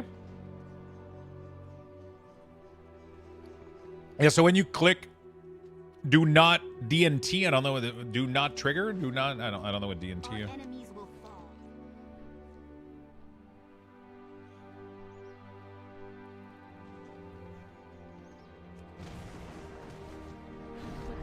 Oh shit. Do not trust.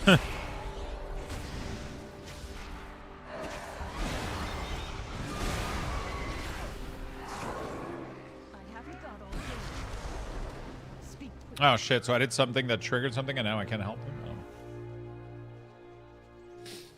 I'm also just chatting, voicing what I think. Yeah, I know, it's just your response seems a little bit, you know, like you're pushing back against people talking about that, right? That's kind of how it sounds a little bit. Or maybe that's just me. These nuts though? Yeah, these nuts indeed.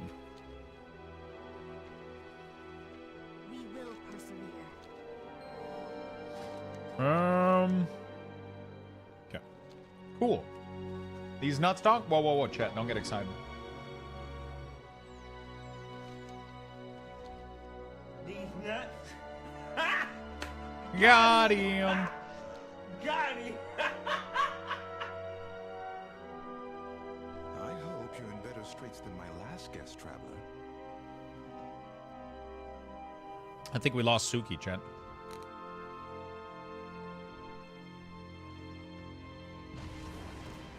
one-of-a-kind items. A void elf woman rushed out of here last night as if she was trying to flee.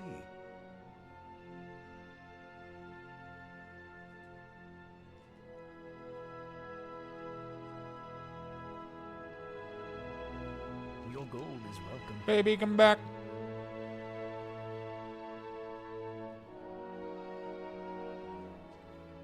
It's nice and peaceful for a change. I like when Suki's here.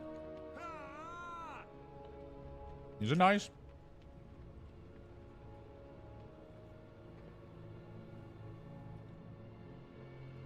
We just couldn't agree on one thing, you know. You know? That happens. It happens.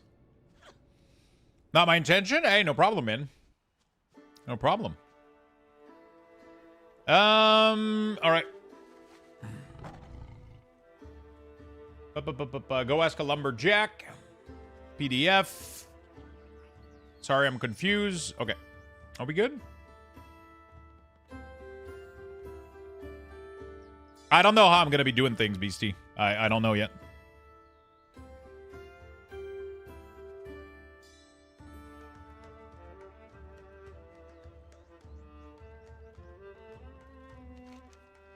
There's two ways to go about it. I don't know which one I'm doing yet. Greetings. Steady travels. Maladash, Malanore. So you can do a private neighborhood with 50 people. So it's 50 people that you invite. So if I do it this way, I would open up a forum. People would register and be like, hey, I want to be part of the neighborhood. I'll see how many people we get. If we get over 50, then it doesn't really work because then we can't invite everybody. The other option is to do a guild neighborhood, but then that forces people to be part of the guild. And because World of Warcraft doesn't allow you to be part of multiple guilds at once, it blocks a lot of people from being able to be part of the neighborhood because a lot of people are in guilds to raid, right? So a lot of people are not in the guild. So it makes it a little bit complicated. Some people are raiding with their guild, but they would still like to hang out with us in the community. So To fix that, I would have to do a private guild and then manually invite everybody. But if I do that, we're limited to 50 maximum in the neighborhood. Wouldn't people just need to have an alt in the guild? They could, technically, yeah. But I guess that could work. You could invite an alt to the guild and then have that character make the house. I guess.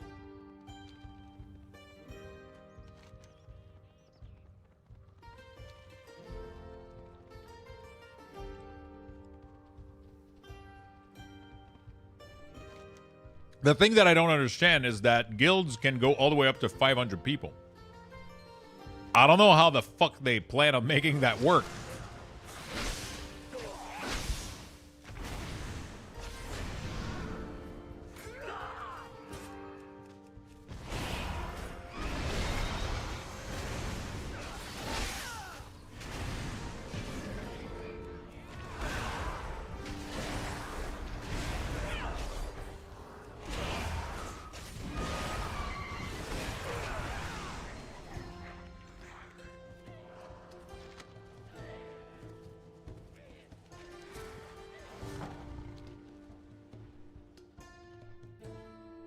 Unholy rework is really, really nice.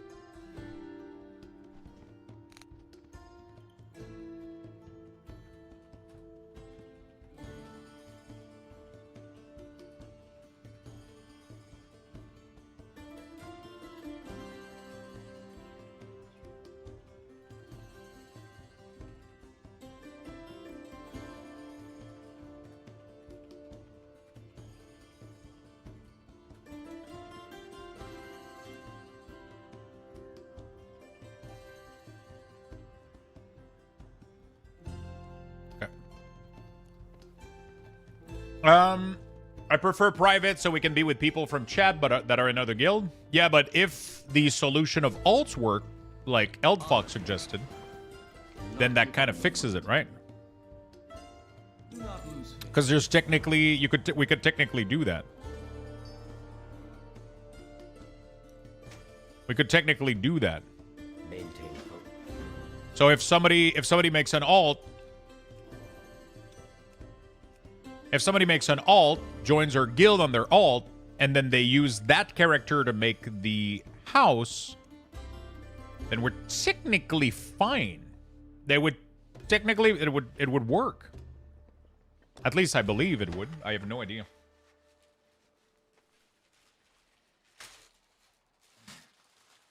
All right. I'm done with that. Sorry about that. You know, so they should allow for community. Yeah.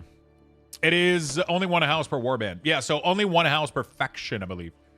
So I think you can have a horde house and an alliance house, I think, from what I understand. But I'm not 100% sure. It's still a little bit complex because they gave out a bunch of information at Gamescom, and a lot of it ended up being not correct. So, like, literally when they said, I mean, Ian rectified it in the interview. But one of the things that they told us initially was that we were going to be able to...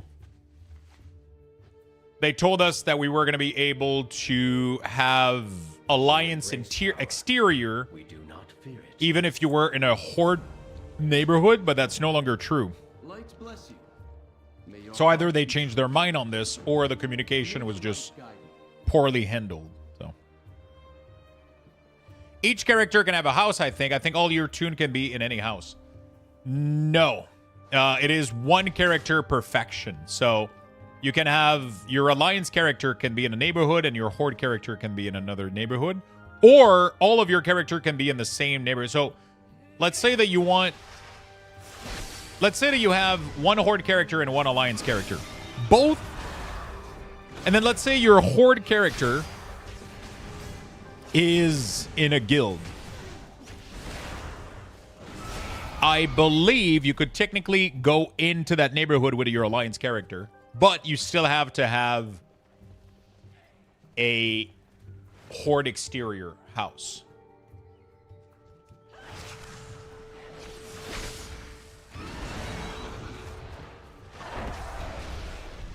Or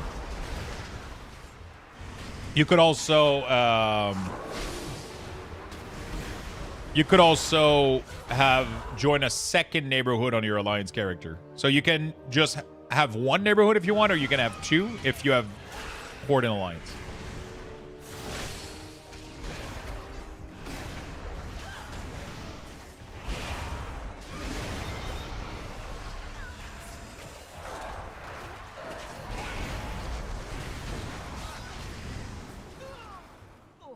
We're doing a lot of good damage now. We're doing a lot of good damage. Are the videos doing well? The videos are doing okay. Not too shabby.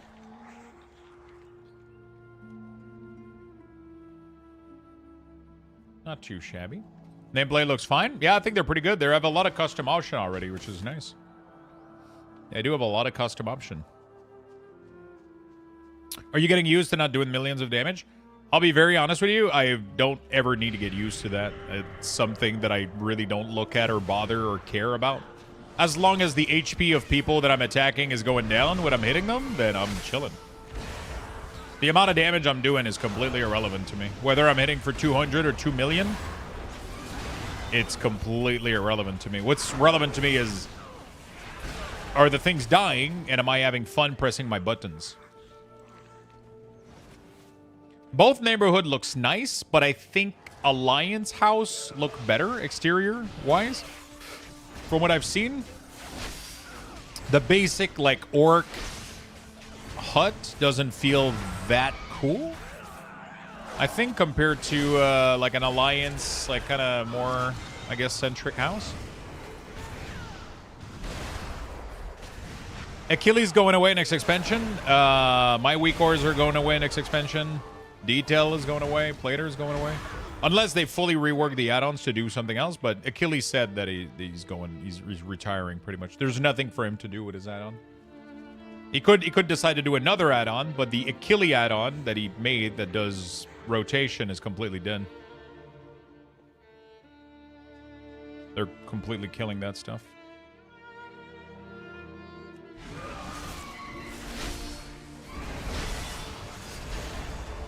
They're completely killing it, yeah.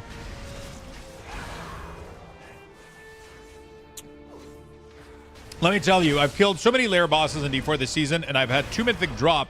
Granted, I've been able to create another 6, but still.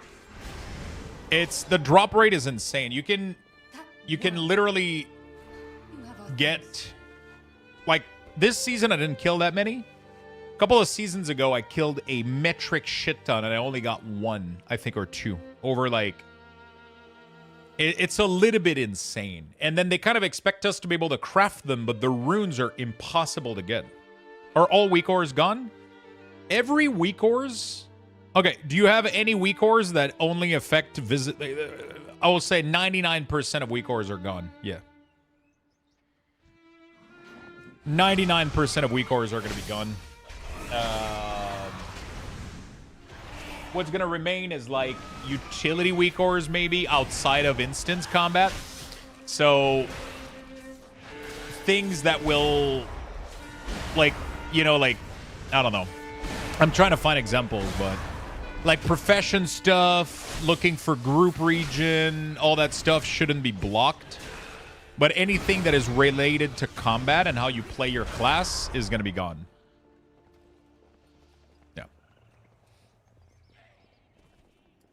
So all my class HUD, all of that, that's gone. Yeah, like the weekly tracker and shit like that, that should still work. But everything that's related to combat is gone pretty much.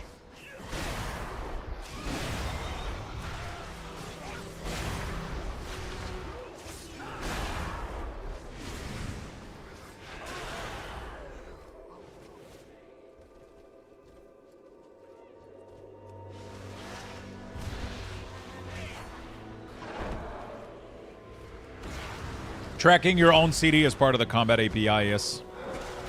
is part of all. That's part of the information that's going to go in the black box. Tracking the state of any spell, pretty much, is something that goes into the black box. I really hope it can, too. Things are promising, initially. They're going to be adding a lot more stuff coming up. That's what they told me. And they told me what they're adding. And, you know, it's going to be a good start. I love your weak horse. Thank you, my friend. Hopefully I'll be able to create something good enough using the tools that we have accessible to us right now. That would be my... Yeah. Good day to you. For justice.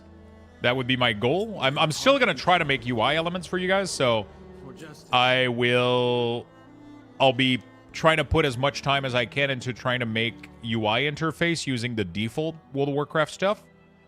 And then we'll still be sharing UI element with you guys. I would love to still provide that to the community. So if I can make something and share it, then I will do that with you guys. DBM is gone too, but Blizzard is implementing their own version of DBM. So yeah. Nope, Cell is not going to work anymore. At least not the good part of Cell that you enjoy. The part that tracks your debuff and your healing over time on your friends and all that shit's gone too. Apparently they're working on their own version, though, of doing all that sort of stuff, so...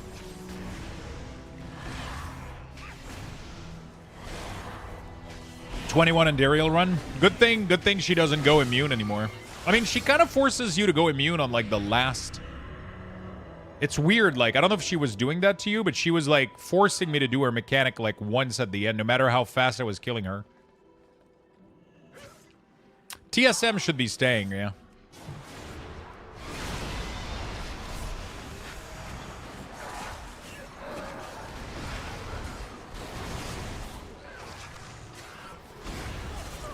That's, like, one of my favorite things to do. You can do so much burst damage doing this. It's crazy.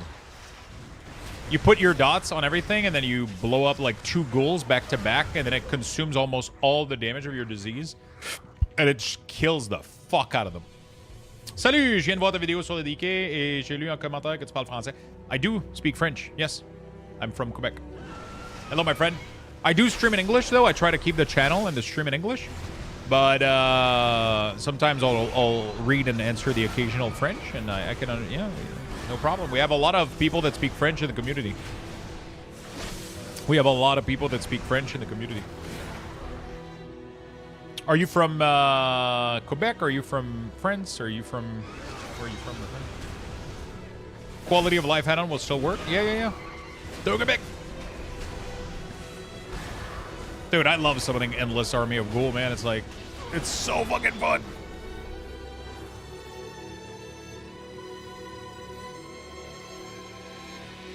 I'm loving the play style of Unholy, man. Fuck. So good.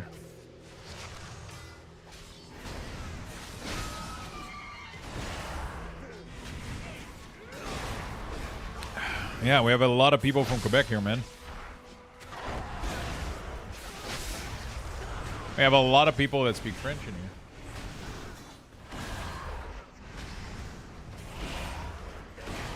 I love the new Unholy playstyle, man. Fuck.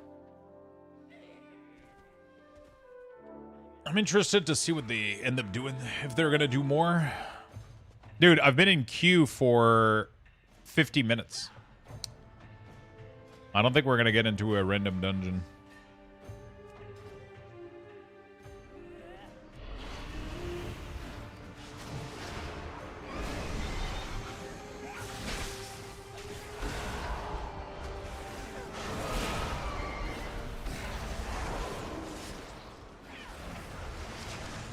Okay, so I don't like the explosion consuming the disease because it doesn't make it work with this.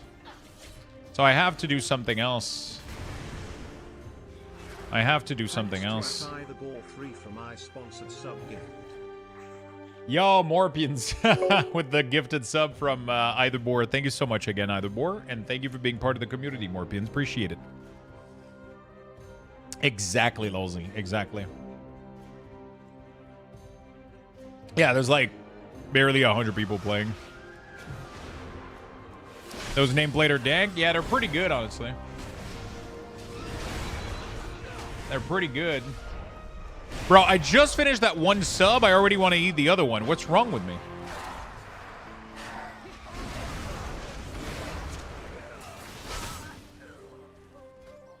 I don't know how I like this.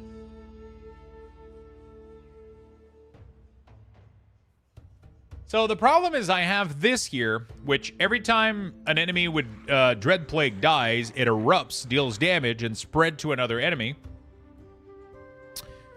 And then, but every time I putrefy, it consumes a time on the disease to make it do damage. So then it doesn't allow it to kind of go from target to target. No, not Subway. Subtil.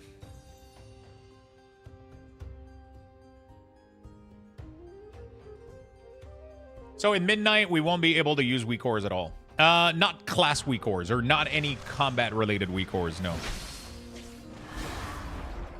You won't be able to use Detail, you won't be able to use Plater, you won't be able to use Cell, Voodoo, DBM, Bigwig, class weak ores. All of that shit is gone. It's a place in Quebec that does like little kind of Italian style sub with like shredded lettuce, tomato, and then a little bit of mayo, a little bit of turkey or ham, a little bit of bacon, and then like in a little like baguette style type of bread. It's really cool. It's really good. May the light guide you. Liz UI is so ugly. XP weak ore will still work? Maybe. I think so. Yep, DBM is not going to be usable anymore, but Blizzard is adding its own DBM. It's called Combat Warning. So Combat Warning is going to have like a full timeline, combat timeline. It's going to have critical warning, medium warning, and ordinary warning. So the game is literally like, it's going to have everything built in. It's crazy. Right? It's going to have like a metric shit ton built in. They're building in the whole DBM thing with like boss abilities. You'll be able to see when boss abilities are coming. You'll have alerts. You'll have all that stuff.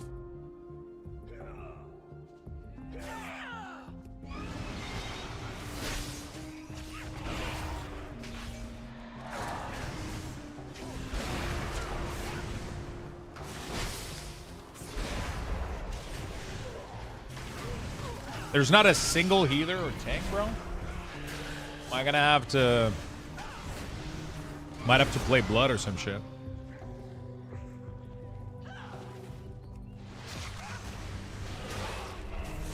Just realized I don't have a VIP this month. Yeah, they were resetted. You can purchase it, though, for token points.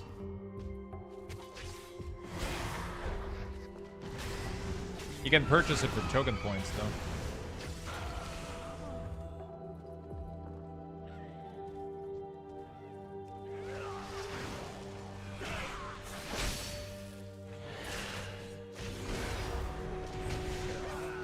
Is there a list of check all add-ons I won't be able to use? I mean, it's really straightforward. It's really straightforward. If the add-on interacts with either, if it treats the information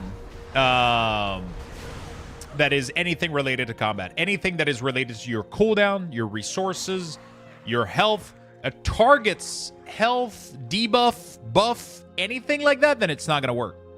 If it's related to your combat log, your chat about having to figure out like how much damage something is doing, tracking stuff like that, all of that is dead completely. Which literally annihilates every single add-on that just do anything in combat. If it helps you during an encounter, it's gone. It's literally that simple. If it gives you information related to anything happening around you in a combat related instance, or just like a random mob even, then it's not going to work.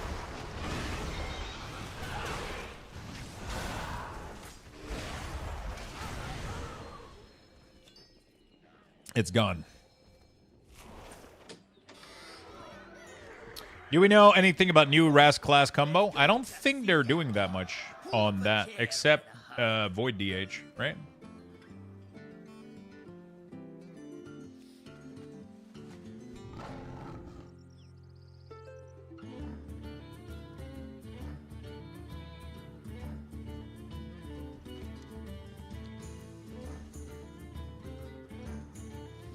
I have luck. Be open to possibilities. Cloak or cloak. Let's do haste mastery. Do not bend to the whispers. Let's do haste mastery back. Beautiful. Greetings. It's so sad I need direct tier DK. That would be pretty cool. That would be pretty cool. Blizzard UI is so ugly? I don't think so. I think the Blizzard UI is pretty cool. I mean, we're still technically going to be able to make weak ores for Classic. That's kind of fucking hilarious that I'm saying this, but technically we're going to be able to still do all of that shit in Classic. Wow. I don't know whether I don't know if they're bringing. I don't think they're bringing these changes to like Classic and all that shit, which is weird. To think that World of Warcraft retail is going to go in a new era where most add-ons aren't working, but then you can play Mist of Pandaria with full weak ores and damage, and you know.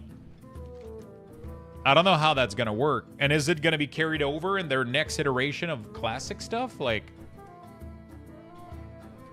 I don't know. Maybe that's going to even carry over into Classic Plus, right? You know what I'm saying? What do I do with a Rune Stone, brother? Rune Shield Charge. Missing region. Okay. I don't know what I need. Regarding all the add-ons changes, I'm pretty sure Ian said we'll get more info in the next few days. Yeah, there's going to be like a blog post. But they gave us a lot of info yesterday, so... I mean, I ask a question, a couple people ask a couple of questions, and it was pretty clear the way they were explaining it to us, and I think they kind of communicated that pretty well. I think right now they're trying to... I feel like they've been... They did this in a very clever way. I don't know if they did it on purpose, but they kind of gave the information vaguely over the past couple weeks, months, so that people understood different level of information and people didn't get all upset all at once. I think most of us knew what was coming, but a lot of people were kind of just like, oh, you know, we're probably going to still be able to use it. And people didn't get like, not everybody started like kind of crying and raging and shit. But I think we're about, like, people are about to fully realize what's coming. And because the information has been so, like, sporadic and unclear and just, like, kind of a little bit, like, all over the place, I think that's kind of funny that happened this way. I think it helped mitigate, I think, the hit, I think, of people learning about this. Just because people didn't understand what was going on. Where's the clue? Is there another level to this? I think there is. Nope, yep. What is the #1 change that you guys are excited about so far? Is it class changes? Is it player housing? Is it,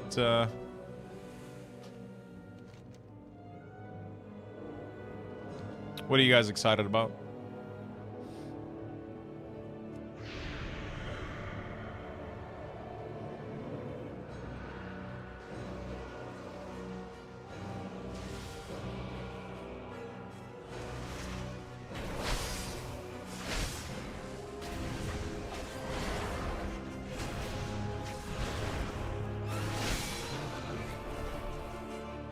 Housing, class changes are not far behind. Everything that is coming in midnight. DK, of course. Devour, class changes. Housing for me. Are you genuinely excited about housing, Void? That's probably the most I've heard you talk about World of Warcraft.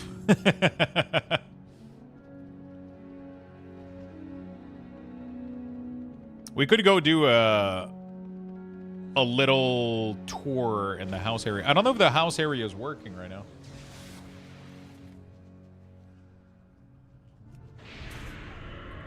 Decorating and housing and stuff. You know what's crazy is that the tools in the player housing are so insane that you can actually do so much. Somebody could actually create a jump parkour in their house and then invite you to their house to try to do the jump parkour. You can take any element, you can take a carpet, and then you can rotate it and make it float in midair if you want.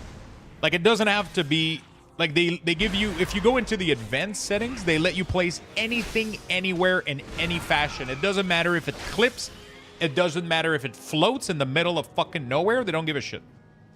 They literally don't give a shit, it's crazy. Luxthos, wow, Luxthos, wow, Luxthos, wow, Luxthos, wow, Luxthos, wow, Luxthos, wow, Luxthos, wow, Luxthos, Luxthos, wow, Luxthos, wow, Luxthos, wow, Luxthos, wow, Luxthos, wow, Luxthos, wow, Luxthos, wow, Luxthos, shake 51 months down.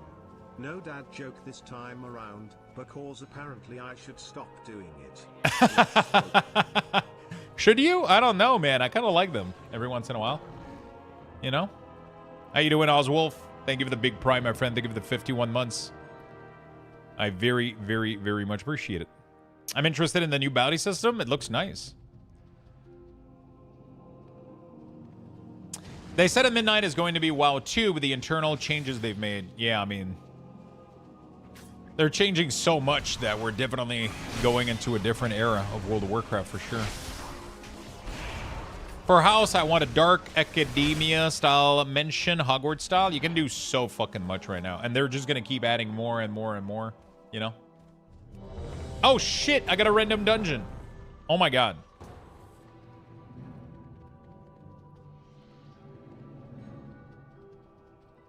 Don't worry, chat. I'm pretty certain that I'm going to be able to do some cool cooldown manager profile and share them with you guys. I have a feeling that the way that Blizzard is going to introduce the cooldown manager, they're going to give you like very powerful tools, but they're not going to really configure them in a proper way upon logging in on your character. So my plan is that we're just going to take the tools that Blizzard is going to give to us, and I'm just going to create profile for all classes. And that's going to give a good base for every player to start, because instead of having to open the cooldown manager and figure out how it all works, you'll just be able to get my profile, and then you'll have a good base, because you know that all the important abilities are going to be tracked. You know that all the important debuffs are going to be tracked. And if we're able to add glow and conditioning, I'm going to make sure that the proper glow and conditioning are added in there.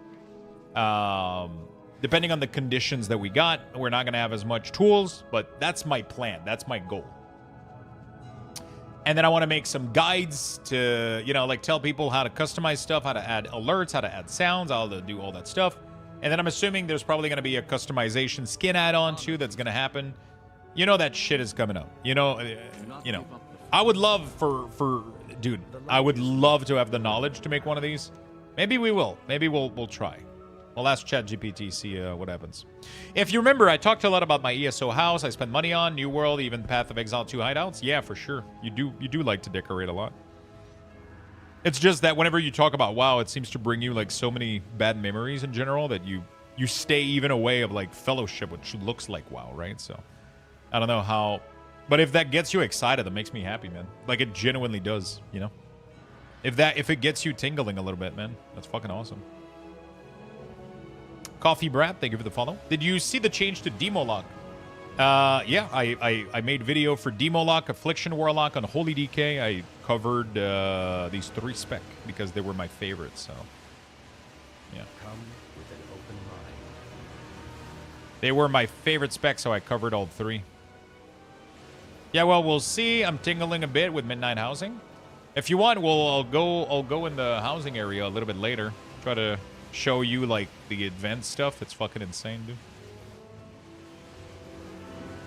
You have to purchase it in the beta right now. It's like 1,000 gold. You literally just go to the... I'll show you guys the entire process for the housing stuff. It's really, really cool.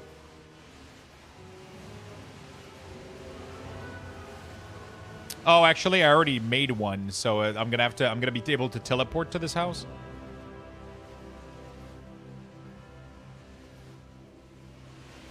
Wait, what's going on here?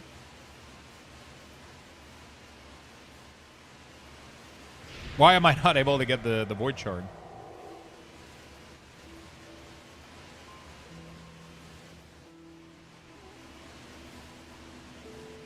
Oh, you got to do them one by one and bring them to the middle. God damn it.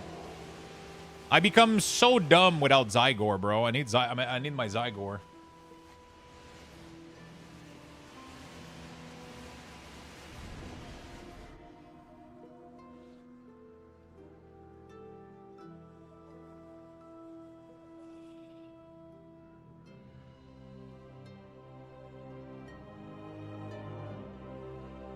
All paths are possible. Teleport is Bork, I think. Yeah. Oh, good, as long as it's not like FF14. They're impossible to get a house there. Yeah, no, it's not like that at all.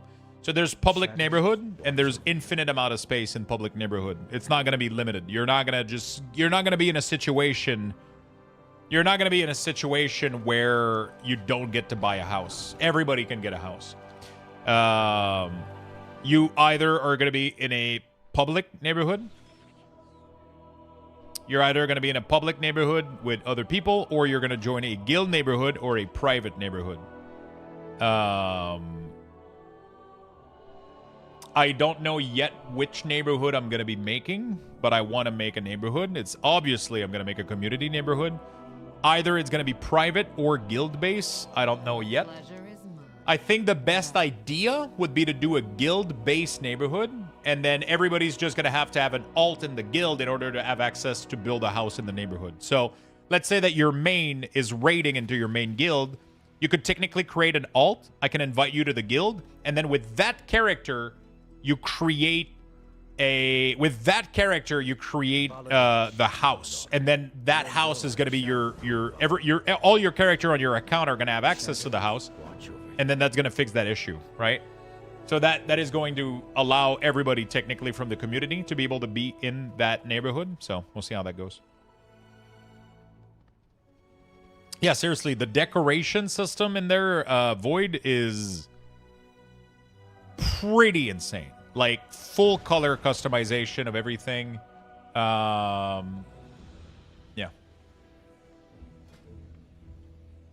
Oh, that's a motherfucking delve. One perfection, technically, yeah. You can have two houses. One perfection is kind of the go-to.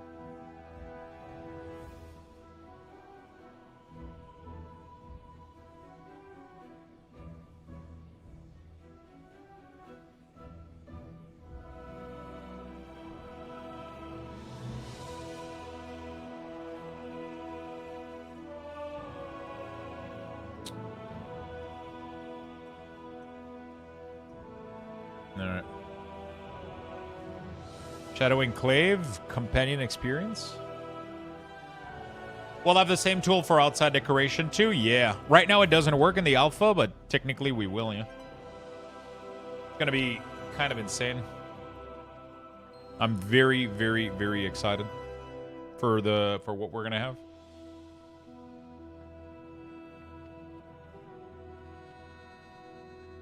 Yeah, that's the first delve. Oh boy, this map is not looking good. It's not done yet.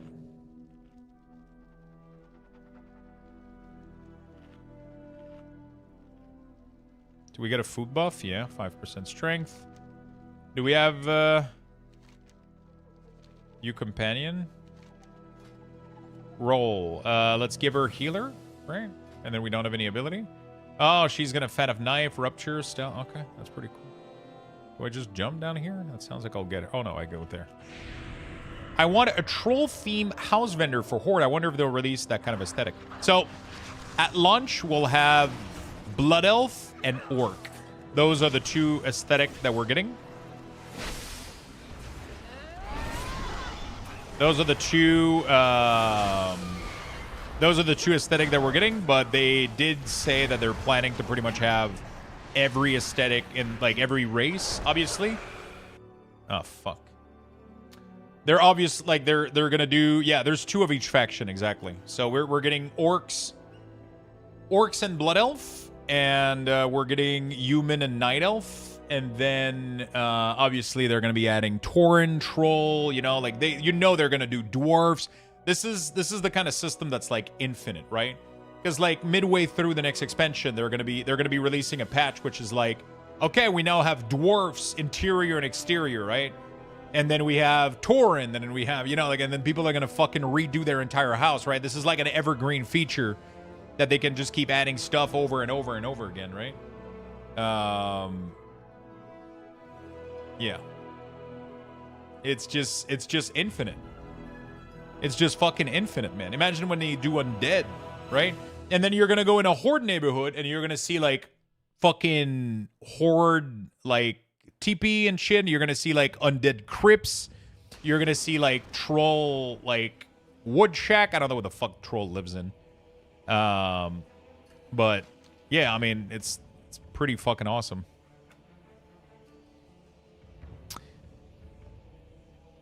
It's gonna be pretty fucking awesome in my opinion.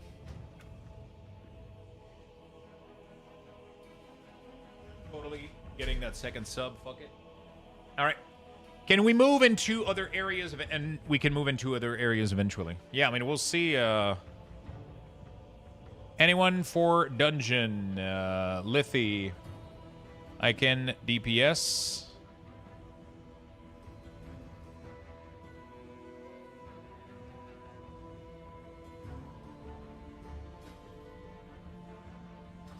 Tauren will just have a tent on top of a big hill. Yeah, pretty much. Okay, they just need a healer.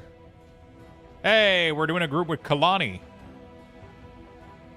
Hi, folks. This is Kalani.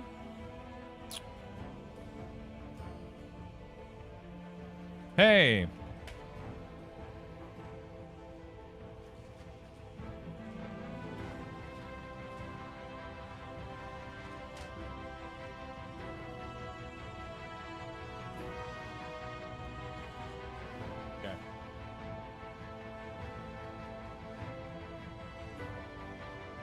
Alright, we're good. Tauren will have a 10. Zandalari Tron will be stone and shit ton of gold trimming.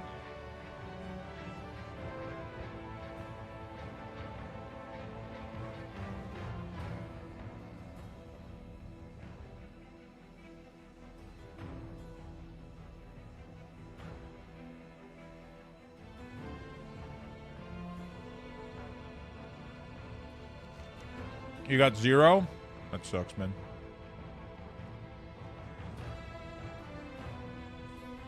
Hey, look at the name of the quest.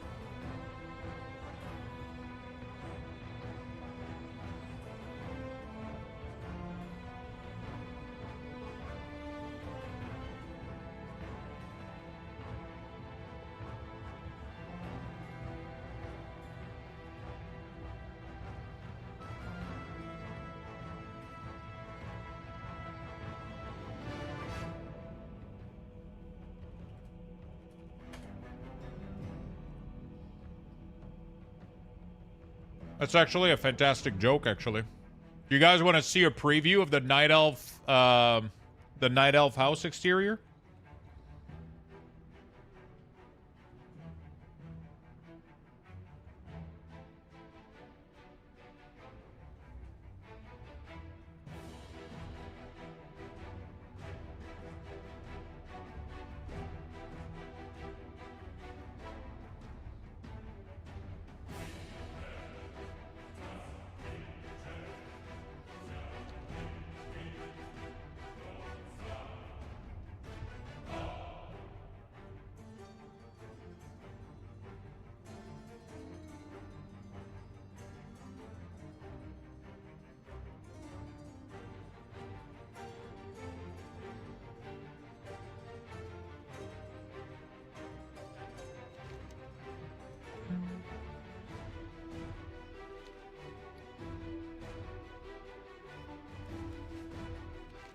Worgen is just London.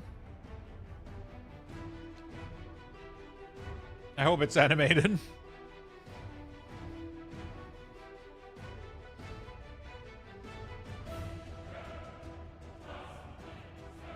Okay, we should be able to do a dungeon. I wonder, can I just keep doing? I DC'd last time. I don't know if it was related to the delve or if it was just random.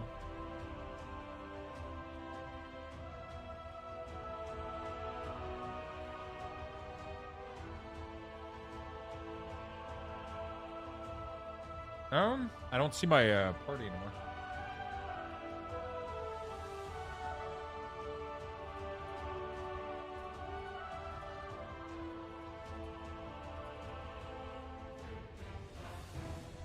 Nope.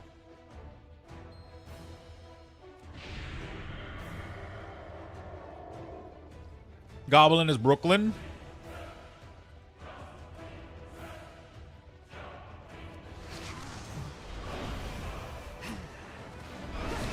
We're gonna go do some a dungeon after this.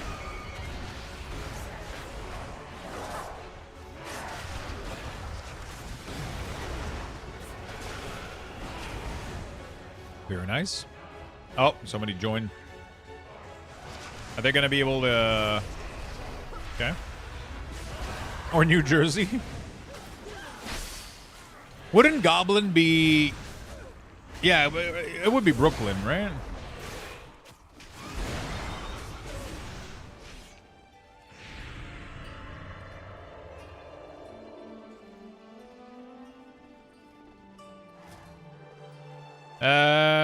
Yeah, let me leave. Unless it lets you.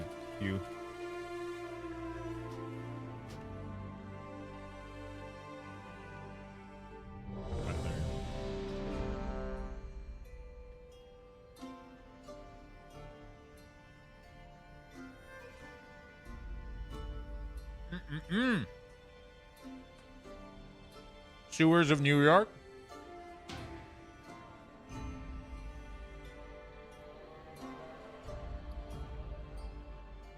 Hold on, I have a lot of rig gear. I don't know where we can repair.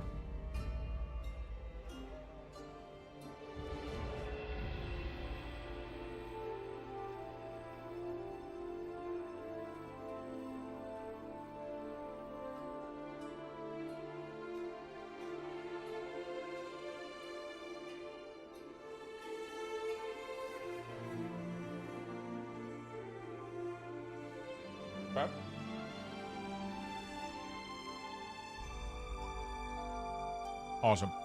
Goblin is a pastiche of Jewish Italian.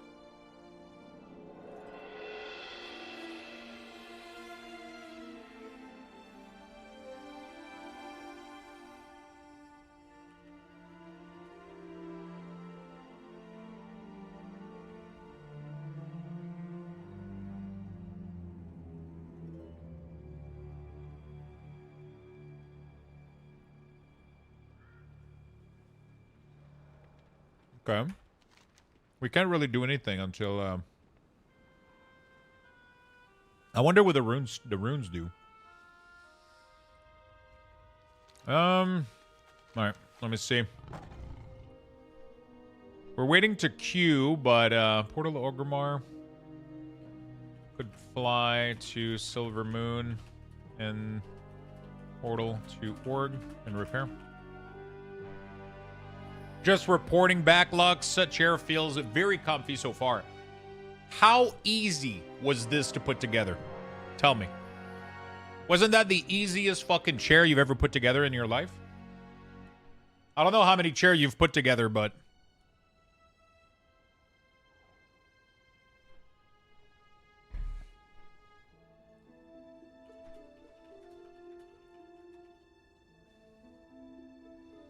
Wasn't that the most easiest chair you've ever put together?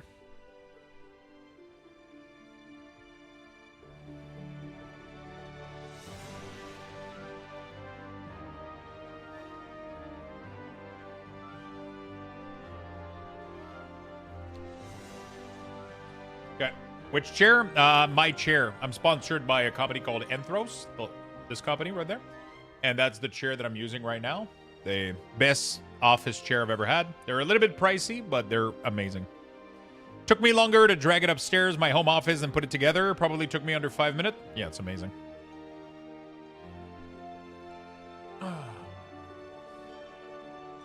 Yeah, it looks like... I mean, it's an alpha map, right? When they put these maps together, it's just like a picture of the sky view of the area. You know?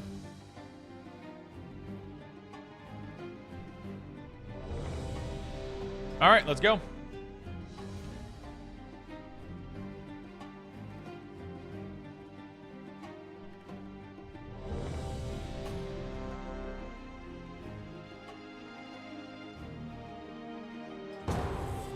Oh, is that Magister Terrace?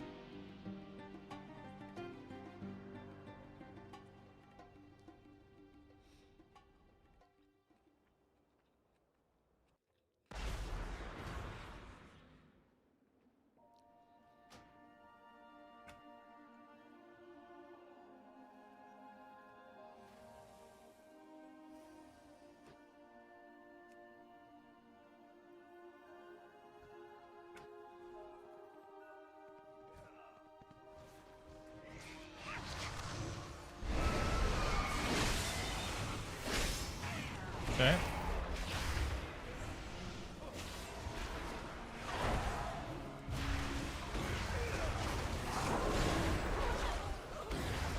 Beautiful.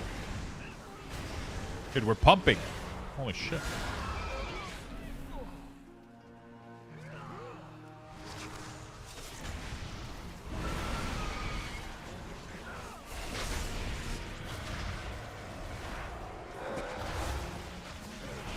Dude, Demon Hunter is just attacking from so far off, man. That's crazy. It's literally a range class. I wonder if you can fully play at range.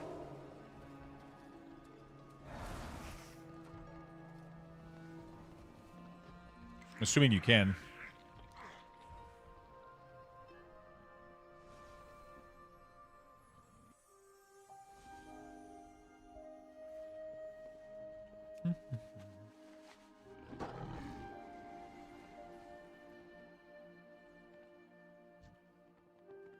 What business have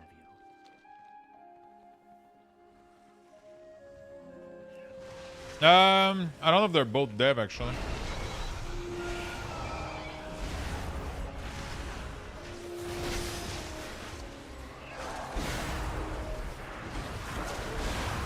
It feels so good not having to press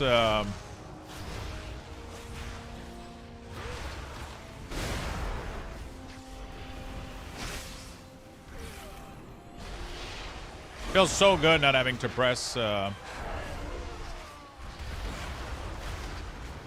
and Decay. I'm just like attacking stuff. I'm cleaving it.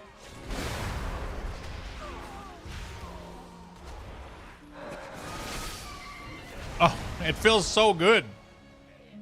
Nobody knows how much damage we're doing, though. That's the thing. We don't know if we're doing well or not.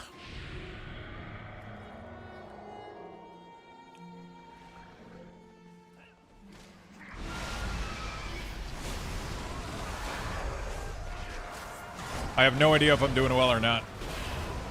I just hope I am.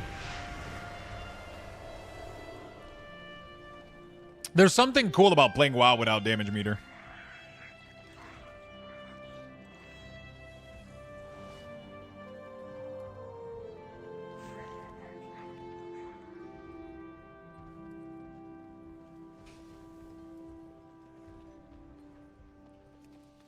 There's something cool about it. You know what I should do? I should go farm Invincible on this server just to have it during the beta.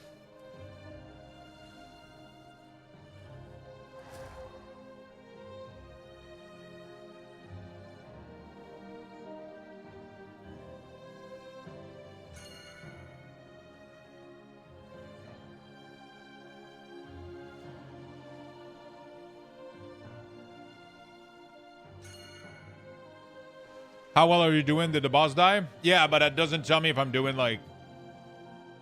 Hey folks, it's Kalani.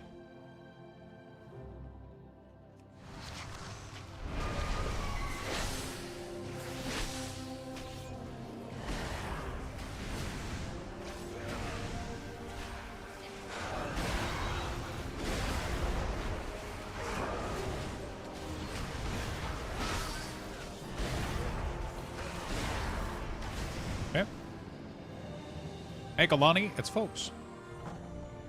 Hi, everyone. This is Luxthos. I've said that one so many times.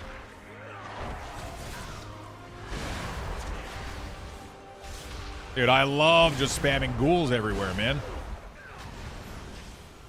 The only issue that I have is they're pretty slow. They take a while to get to the target, you know?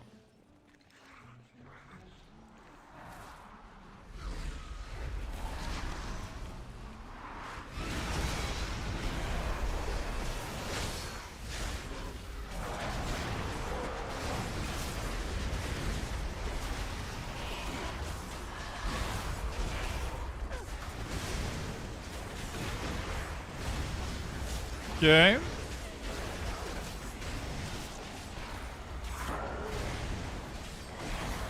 I love being able to summon like a bunch of these ghouls.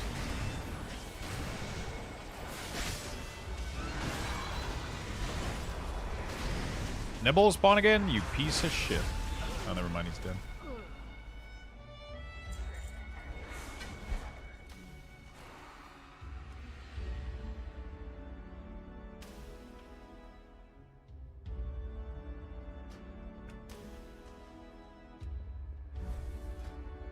My life is dedicated to destroying the Burning Legion. Oh, shit. Thanks.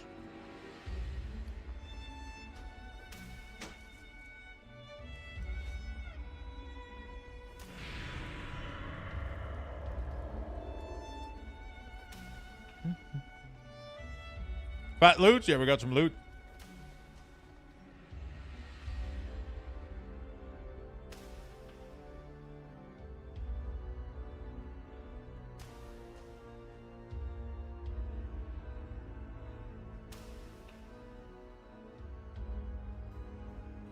Yes.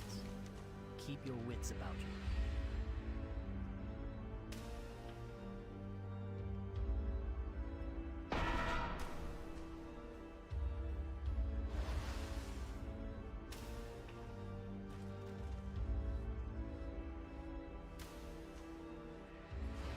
What the fuck is this part of the...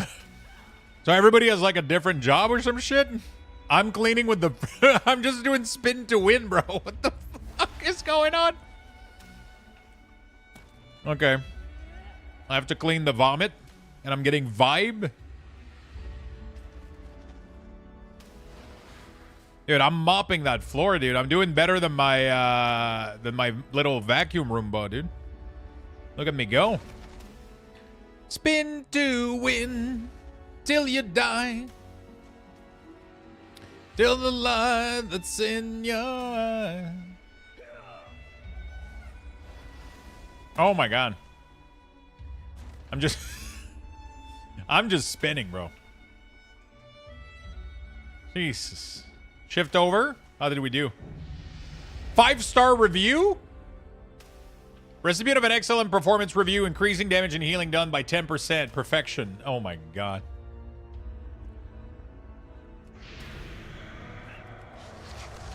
That is either the best or the most dumb thing I've ever seen.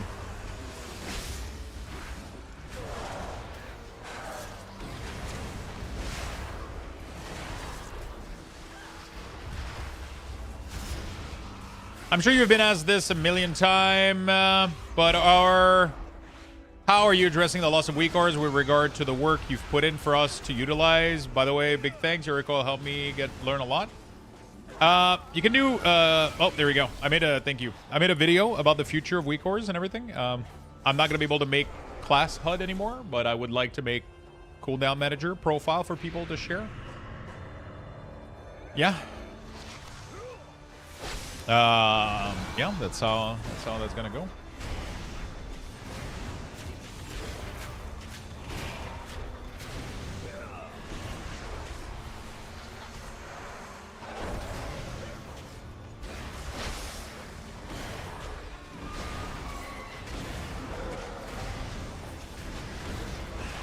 I keep forgetting to put my disease on, man. I'm not used to looking at nameplate.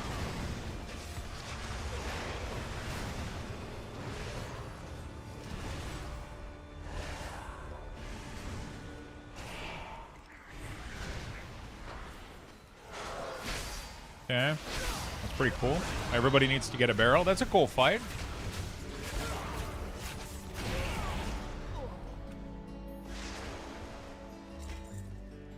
Getting some wrist, and I'm getting gear. I'm getting stacked up. You have good wrists? 120? Okay, you got 122.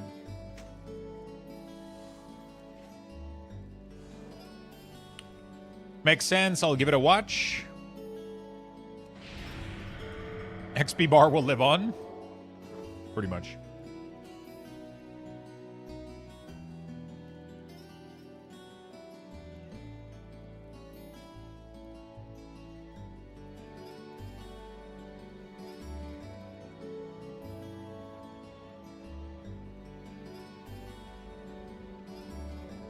Healing streamer? Jack, but I don't know if he's live. Automatic Jack.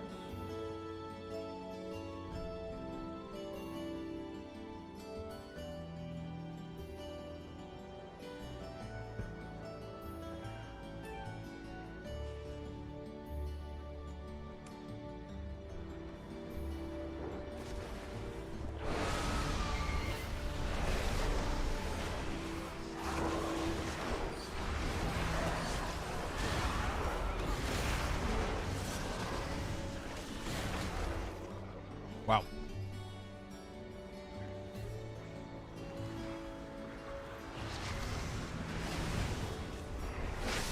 He's not live anymore? He's probably going to be live tomorrow. Right now, I don't know who's live right now, but there's most likely a couple of healers. New DH spec looks kind of OP right now. Yeah, that's what I heard too. I wonder if it's fun to play though. I guess I'm going to have to make one tomorrow and test it out for myself. I want to also go play... I want to run Dungeon as my Affliction Warlock.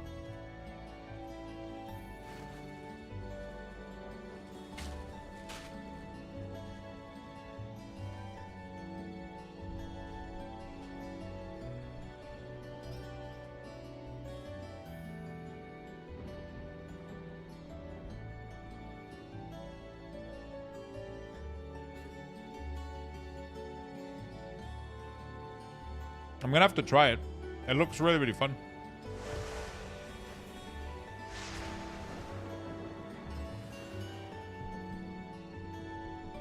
I don't know about the new Apex talent. I would have to sacrifice so much to use them. I don't know.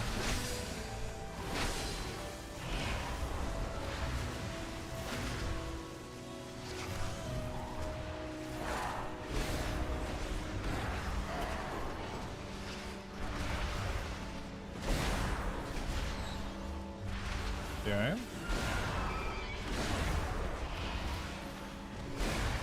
Yeah, Affliction looks really fun. I want Alpha 2, dang. The beta should go live in like a couple months. You'll be able to play that if you want. For sure.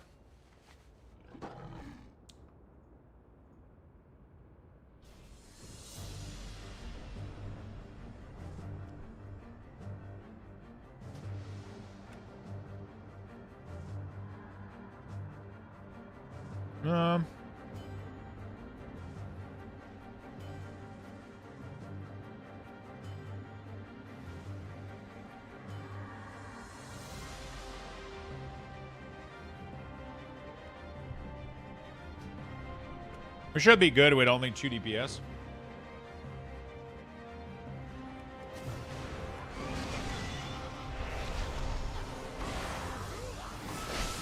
Okay.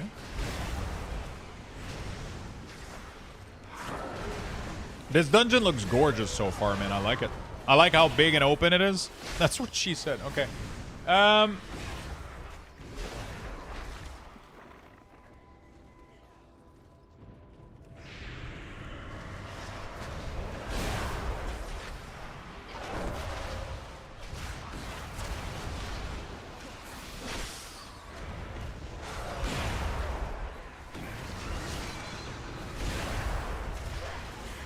So after 2 explosion, you have to fully refresh your diseases.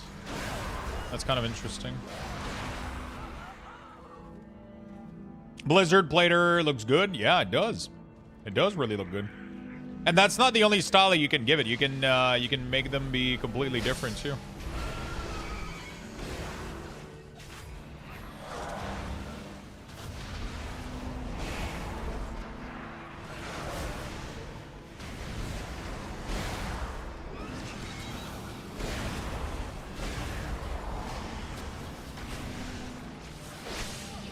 we're good.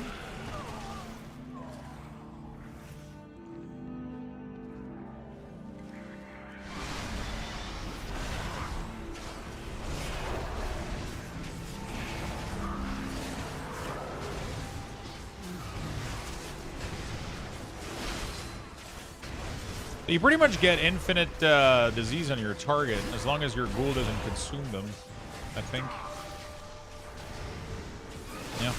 Seems like I'm able to keep them forever. I love that I can target swap with Unholy Man. Oh, it's so fucking good.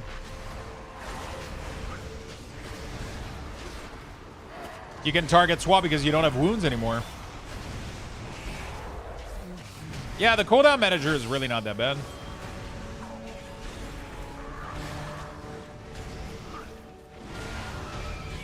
Nice. I think I just leveled. I think I just leveled, boys. What do I want to put my point into? I don't fucking know.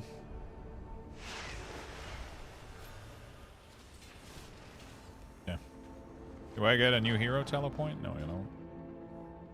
But the wounds, champion. You have to mend them.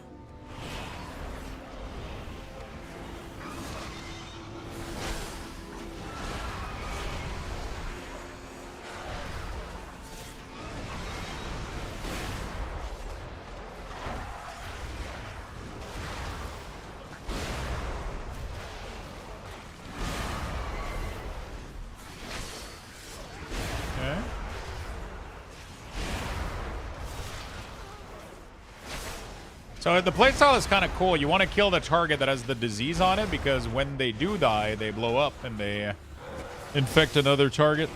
You don't have to reapply. It's pretty nice. No, it's 5 minutes. Just we had somebody leave.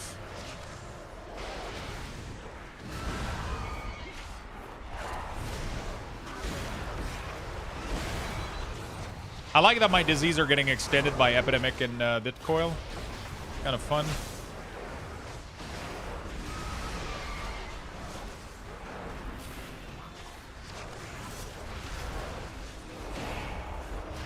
Oh my god, somebody is just obliterating shit. Is it me or like what's going on?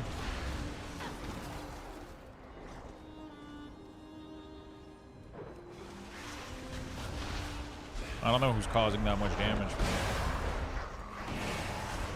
Oh. Whoops.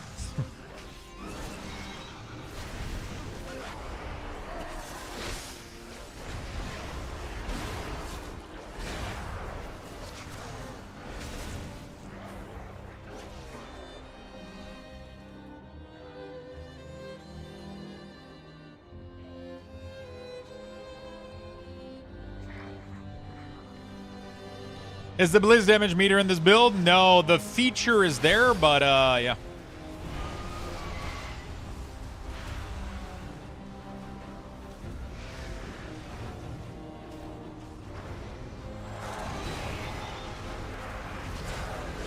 It's the frame is there, so there's like a spot for it, but there's like a spot in the edit UI, but there's no widget to it. Hopefully that makes sense.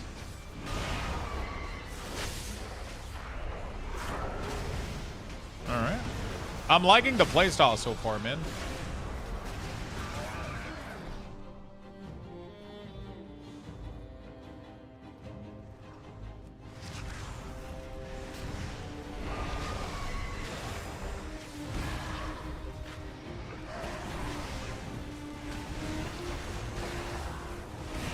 Dude, I seem to be doing crazy numbers in here. Our item level is scaled in here, isn't it? Oh, no, it's not. We just have the... Okay.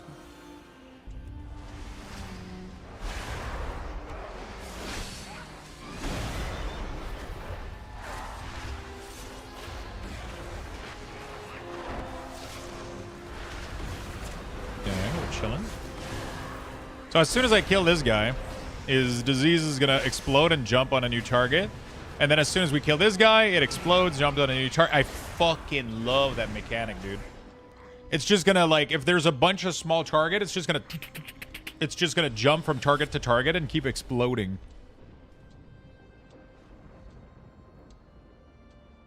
Ooh. The fuck just happened?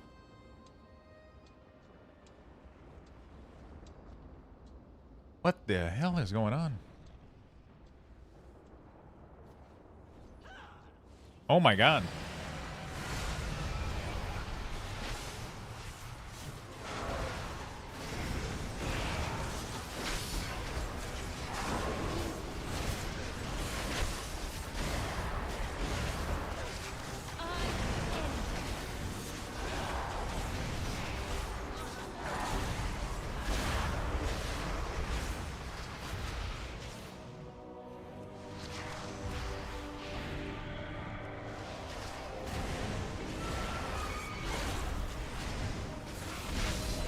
Wait, what is this portal? I have no idea what's going on. Oh, we had to take the gate. We had to take the gate to go over the mechanic. I just fucking went straight through it. I was like, hey, who gives a shit?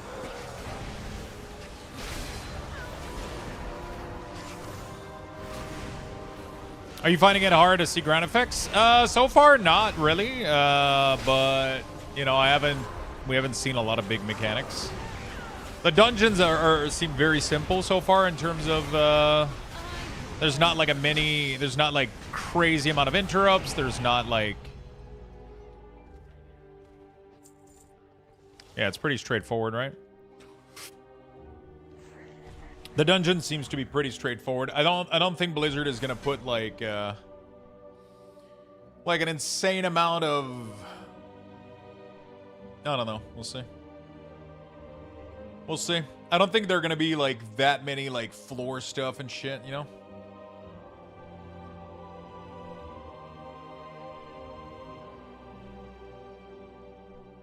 How's everyone liking the alpha so far? I'm enjoying it. It's been fun. It's been really, really fun. I'm enjoying the class. Yeah.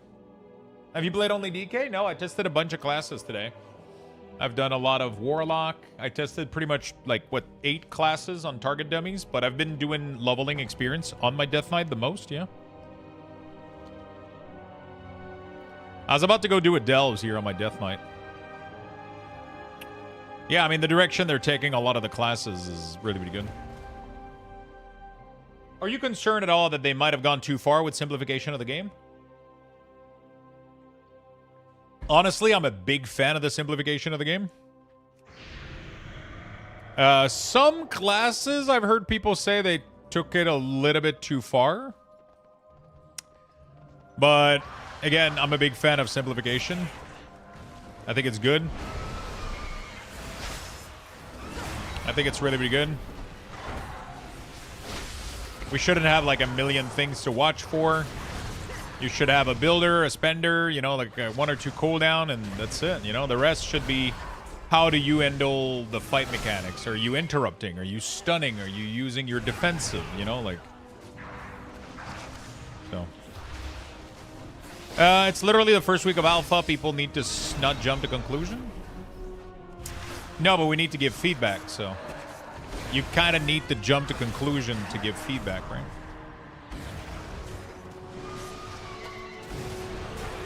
Because if you just pretend like everything is going to be different...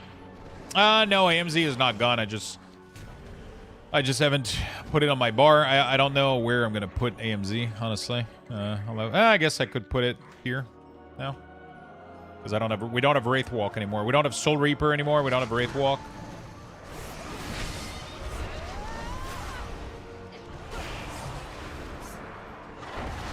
I like the simplification of the classes. I think it's amazing. I can see how some classes are very simple. Apparently, a lot of people are talking about like Fire Mage being extremely simple. But we don't know if that's their final build of Fire Mage. But I think it's still important to give that feedback in case it is. You know? I've heard that Fire Mage is literally like Fireball, Fireball, Fire Blast, and then you just combust. Like, it doesn't have like... It's really, really, really simple.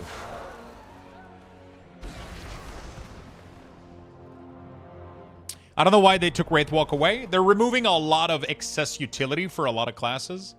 They're removing a lot of CC as well in PvP. They're doing a lot of changes, which is why they're removing a lot of the CC break and shit like that, just because they're cleaning up a ton of things across the board.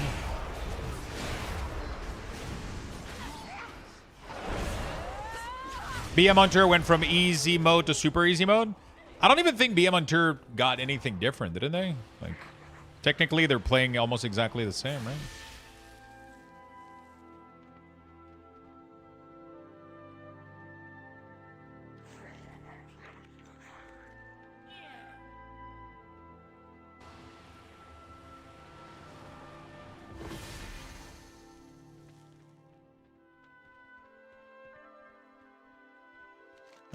Okay, how does this work?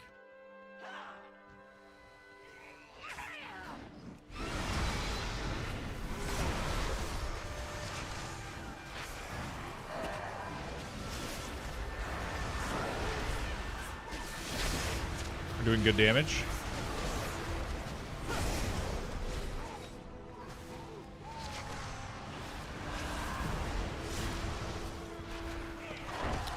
Fair enough. Extra movement ability was nice for non-rider. Yeah, for sure. We still have 2 charges of a sprint, though. It's not too bad for a class that's supposed to be immobile, right? You know?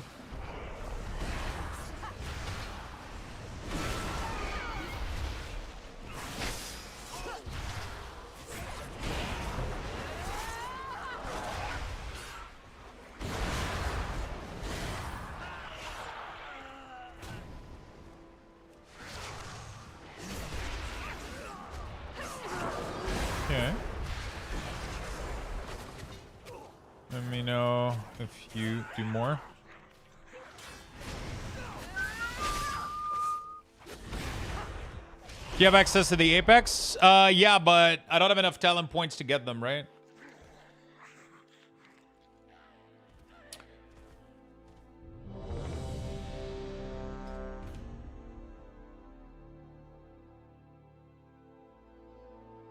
I would have to take out like a lot of I would have to take out a lot of talents to get these. That phase is not out yet. Wait, which one? They took away Call of the Wild for build that used it, gave Barb Shot an automatic spread that unaffected monster, removed many of the trap that we had clutter from, increased a lot of pet damage, made Hunter's Mark always apply a 3% damage boost for the entire boss fight, remove kill shot and multi-shot altogether. Yeah, but they did replace multi-shot with something else, though. They did remove kill shot, which was, you guys weren't even using it anyway, so, you know.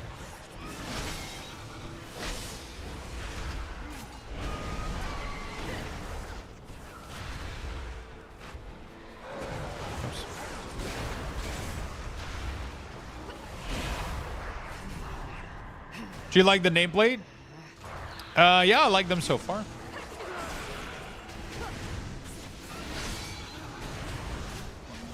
Gave Wall Trash, which has to be cast every 8 seconds as an AoE replacement. Yeah, I mean, it pretty much behaves.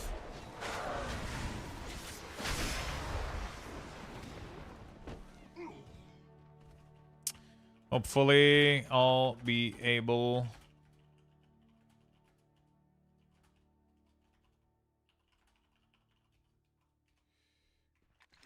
There you go.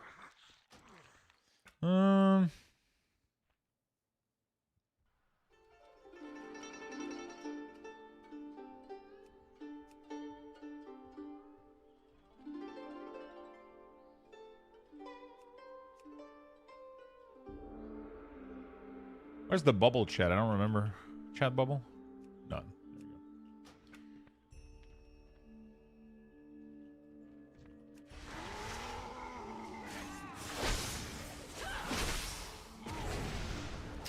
We have limited options right now with what we can do with the default nameplate. We only got like very few little options that you can change. You can't really change the color.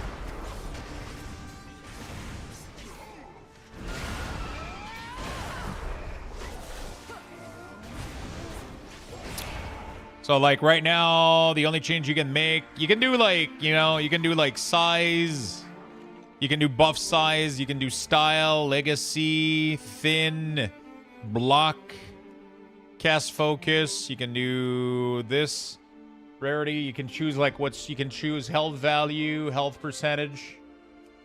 The cast bar information, you know, like highlight important casts. It's pretty cool.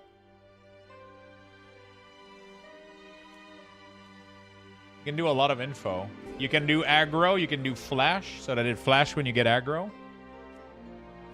Yeah, you can do a lot of shit. You can simplify nameplates for like lesser minion and shit too.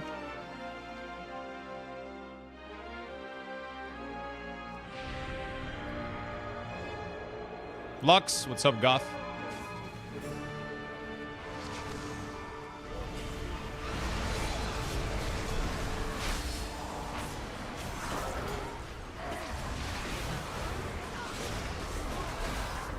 Dude, the damage is crazy.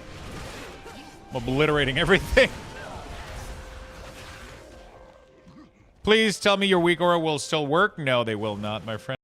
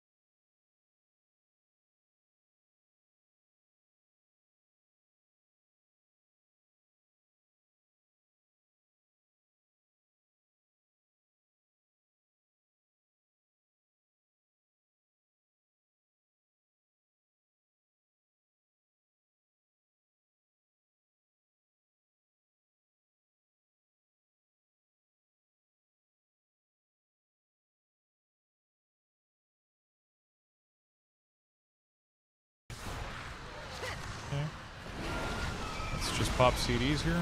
Just blow everything up. I like the new direction that Only is taking too, man. It's fucking awesome. I think a lot of people... I don't know how people feel in general. I feel like people right now are like kind of thinking that Blizzard went too far, but I'm so happy to see the changes they made, man. I'm really loving the simplification of the classes. It's amazing. I really, really do like it. You know? I like Unholy. I like how it feels. I like that every Scorch Strike I do just summons Ghoul and Ghoul and Ghoul. And so nice. I like it.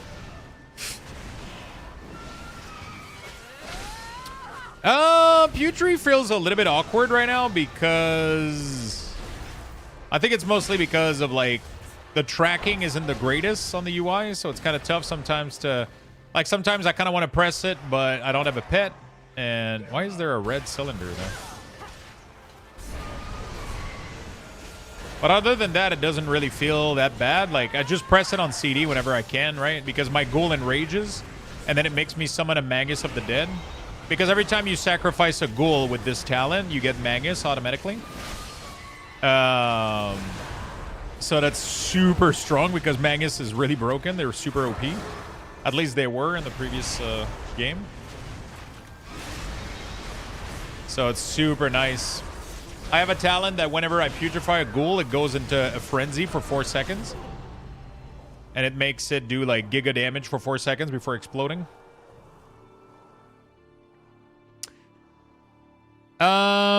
More people should try Red Paladin to see that simple can be satisfying too. I mean, that's the thing, right? Like, I was literally jealous of how simple Red Paladin was. Every time I would play my Red Pally, I was like, it felt like super simple. And they were doing like just as much damage as me that was trying my fucking hardest to do damage on like very complicated class. Right?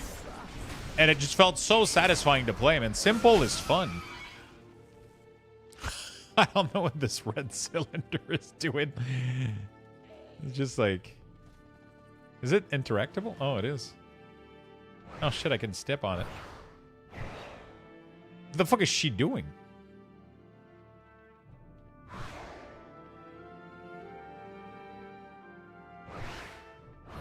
Okay. I saw a YouTube video of how they are ruining WoW. For example, item give us the ability to see boss health in number and percentage. Now it will be unplayable. The opposite of copium is real with some player that haven't seen WoW progress from the start. I mean, all of this is going to be possible in the base UI. Like, Blizzard is going to give us what we kind of need to see in the base UI, and what they think we don't need, we're just not going to get it. That's all there is to it. The reason they're pulling back from it is because...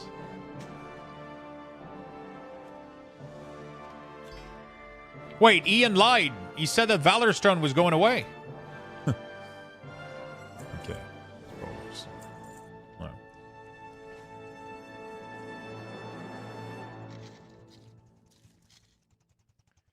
No more weak ores? No more weak ores, my friend. How you doing, Queen? So far, every class I've seen on YouTube or stream here on Twitch got a lot of good mini reworks and made them more accessible, though, even though Fire Mage went a bit far. Yeah, I mean, I personally fucking love what I've seen. Like, I want to play my AF Warlock so bad. If that, F6 that shit, I can't. Can I, Oh, it says Legacy. See? So it's just a legacy feature from War Within. So he wasn't lying.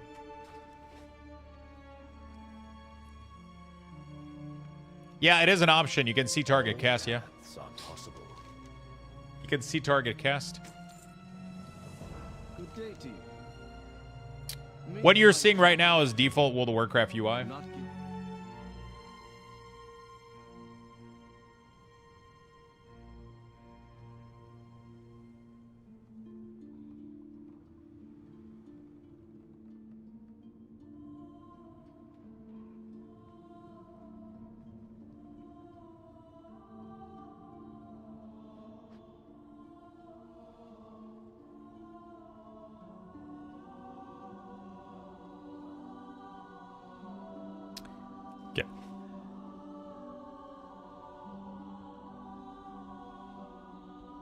Yeah, they got way more stuff coming up. Like, we're gonna be able to track debuff in here.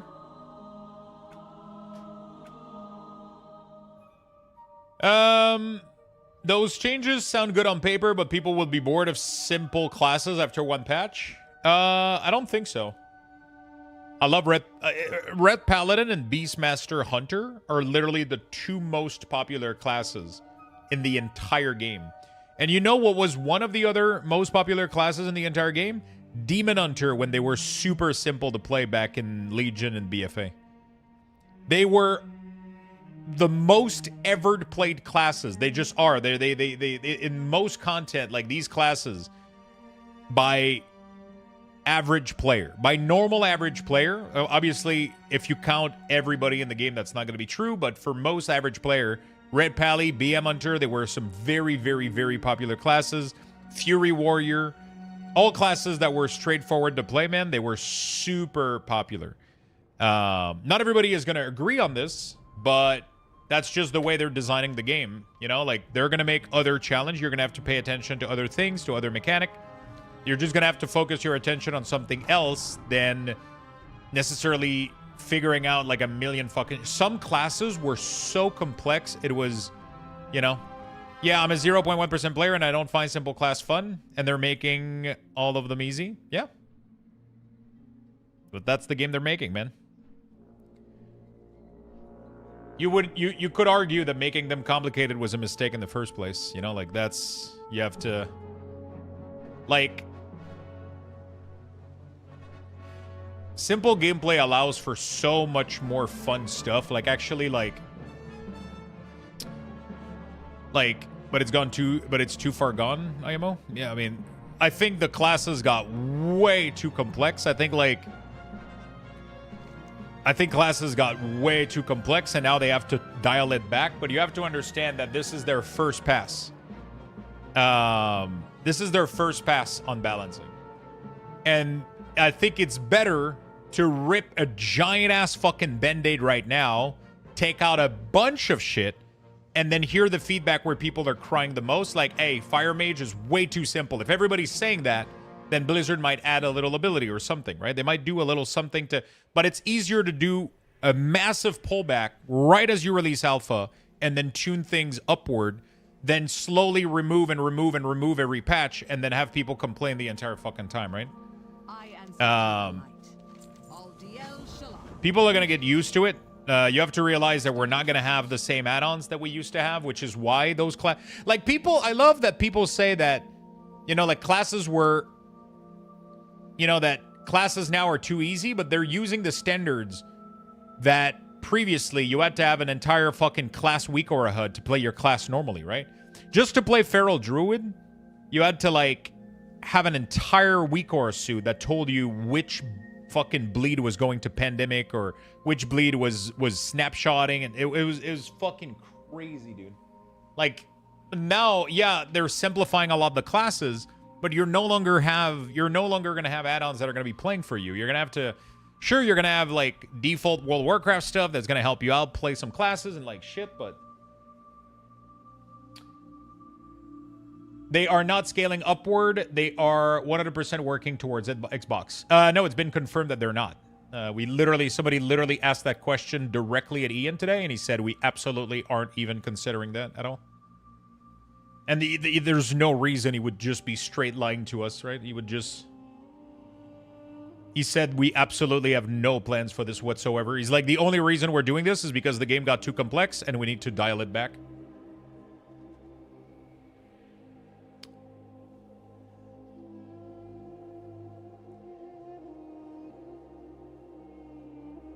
I think they're 10 years too late. No, I think they're going to do just fine, my friend. I think they're going to leave it exactly how it is, and people are going to still play, and people will kind of shut up about it in about a year.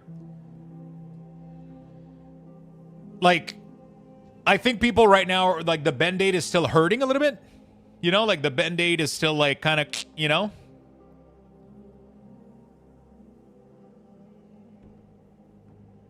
Look at PoE 2. People hated it as exactly of going backward on the vision. Yeah, but the problem is that wasn't World of Warcraft's vision. World of Warcraft vision was never to make the classes so fucking complex that people needed a million add-on to play them. That was never their vision. They just got carried away by adding fun stuff so that people could play with it, right? Because whenever they did an expansion that they didn't give people new spell and new toy, people were complaining like, yeah, my class doesn't have anything new. And then they were adding new stuff, and then class got too complex, and then it just got worse and worse and worse, man. It just got worse and worse and worse. And I don't think that was their vision whatsoever. I think that was never their vision. They just got carried away. And now they're trying to dial it back. They're trying to fix that mistake. Isn't that contradictory, though? They didn't make them more fun. No, that's not at all. You're misunderstanding completely. Giving people new toy is what's fun. Having to deal with a clusterfuck is not, right? If you have a kid at home and you give them a new Lego toy every fucking Christmas, they're gonna be fucking happy. But then when they try to go play in their new playroom and there's shit everywhere and they can't step a single foot without fucking tripping over something, that's not fun. But that doesn't mean that the gift they receive wasn't fun, right? That's the same thing with new ability in World of Warcraft. If you get a new ability every patch, you get to play with it, you have fun, but then your rotations start to feel like a fucking clusterfuck mess, and nobody's enjoying it except 3 players that are, you know, like, that just, they want to sweat so fucking hard doing their DPS rotation that they got to play on a towel, you know? Like, it's, you know, it is what it is. You know, like, but now they're just dialing it back. They're going in a different direction, and we just kind of have to accept that, right? I mean, we can voice our opinion that we don't like it, and they're going to gather the feedback, right? And they're going to go like, okay. So we got like 5 people that are complaining that we went too far, and there's 10,000 that are, oh my god, thank you, Blizzard, for making the class that I can, like, play and, like, actually pay attention to other shit now because it's not so complex. You know, like, why are you discriminating between me and my 2 friends about liking complexity? A lot of the time, liking complexity comes from... you know what? I don't even want to get into this discussion because it's just not going to end well.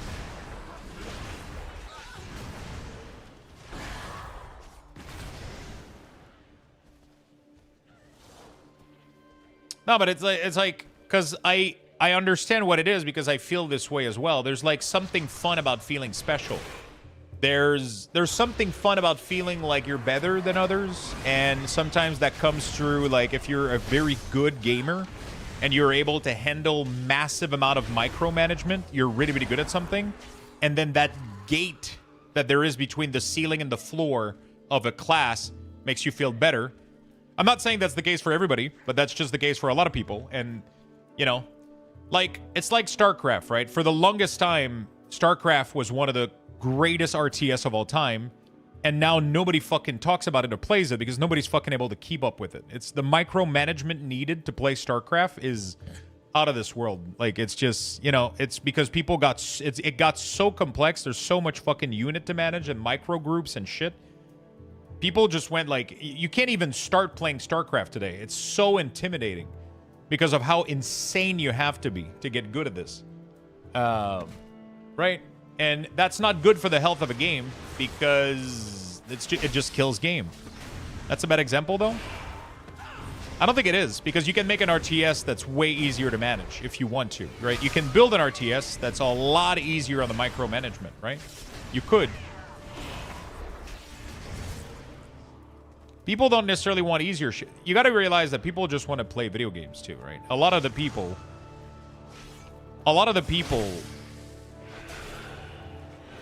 just want to play video game and chill, right? And I think a lot of the challenge is usually better if it comes from the actual encounter and the actual dungeons and bosses and trash. Having to time your interrupt, having to time your CC, having to do mechanics correctly. I think that's a more fun part of the class system. Again, this is the first pass of alpha. People have to stop, like, completely losing their shit over this too. Like, this is to be expected, right? It's literally their first pass at class tuning. This is the first time that we've gotten so many changes this early into a testing phase in World of Warcraft ever. I've done pretty much almost every single one of them since Mist of Pandaria, and we've never had this much class changes on like day one of an alpha beta cycle. Like, it's crazy. Like, every class has been completely reworked. They took it in a direction, they're trying something, and they'll hear the feedback and they'll see what comes out of it, right? Like I said, it's a lot easier to rip a massive fucking band-aid and then add stuff back than slowly pulling things away as you go. That's not a way to do it, right? Because if you do this, you're not able to get proper feedback, right? But if you take out a lot, maybe a little bit too much, you'll get proper feedback. Some classes, it might have been just the right amount, and then you're going to get good feedback. You're going to be like, you know what? You guys took out all this useless shit I didn't like on Unholy DK, and now it feels really, really good. And then Blizzard will be like, perfect. But for Fire Mage, people might be like, hey, you know what? I'm really tired of spamming fucking Firebolt and Fire Blast. Can you guys add like a little something to it? And then they might just add a little something, and then it feels perfect, right? You know? But dialing down over time doesn't really work. You kind of have to just...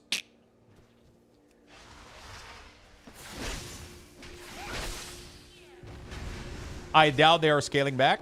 I can guarantee you they're going to do adjustment. There's no reason they're giving us an alpha with this much class changes if they don't have any intention of doing any other changes. That's not how Blizzard operate, man. They listen to, like, people have way too much pessimism when it comes to Blizzard. It's people always expect the worst out of Blizzard, and it's so much doom and gloom. It's tough sometimes. Give them the benefit of the doubt, man. I think it's gonna be fine.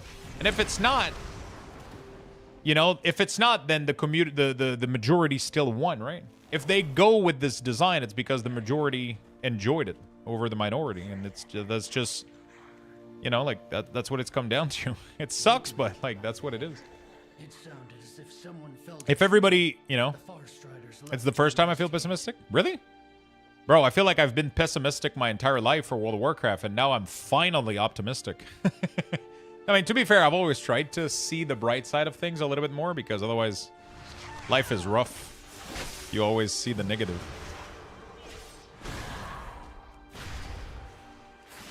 Like, I mean, they've done some really cool change in War Within. They've done some very frequent change.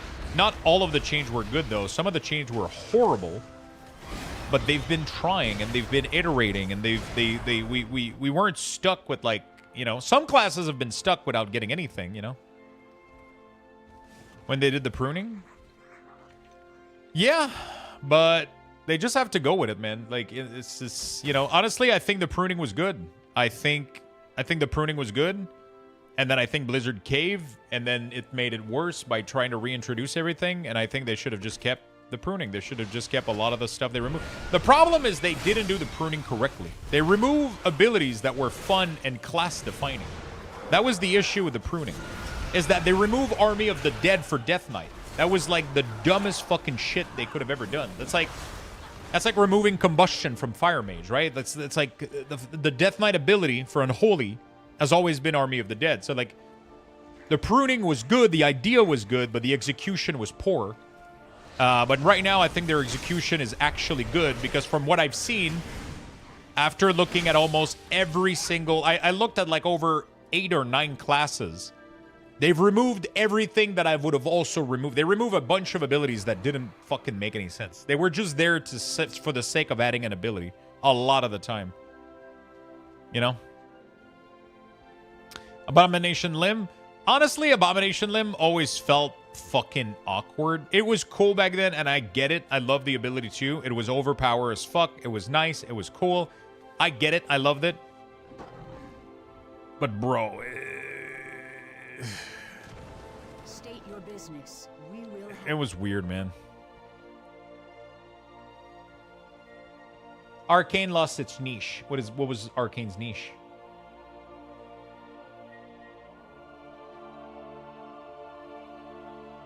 Windwalker lost CGL. You're gonna have to give me acronyms, because I'm fucking horrible with acronyms.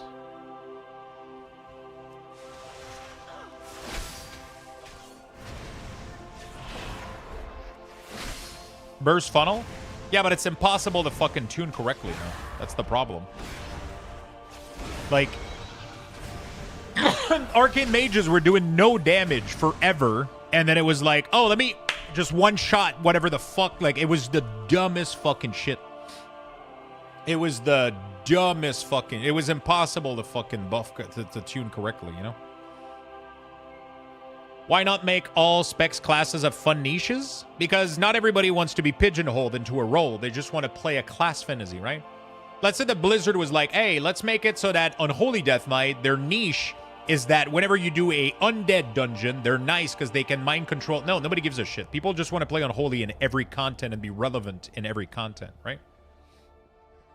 You can't start having niches for classes. People just want to play what they want to play, and they want to be relevant in every content.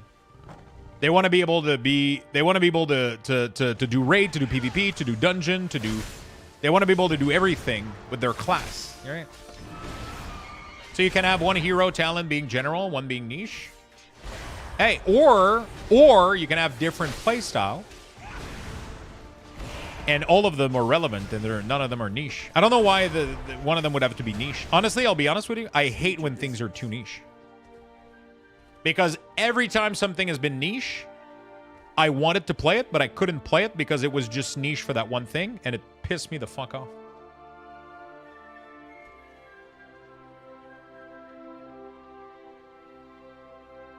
Yeah, but I mean, that's what Arcane Mage was. You brought an Arcane Mage if you needed funnel damage. But you didn't bring an Arcane Mage when you needed just good AoE damage, right? It was able to one-shot something, but it,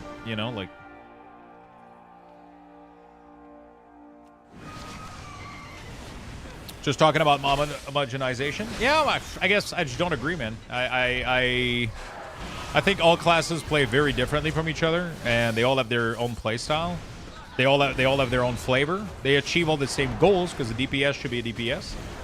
A healer should be a healer. A tank should be a tank. I don't think classes should have niche anything. They should have niche playstyle, sure, but not niche gameplay. Like, Unholy is the only one that reses, undead creature. That's its niche. Doesn't change my playstyle. It just makes it have a niche thematic.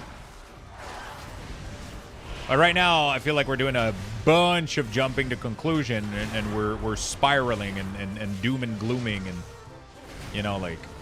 yeah. I think the important part right now is to structure feedback. Just not say things for the sake of saying things, saying why, and just providing feedback, and Blizzard will do what they think is best for the game. That's class flavor? Yeah, that's the only thing I think they should niche on. I don't think gameplay should be niche. That's a terrible idea.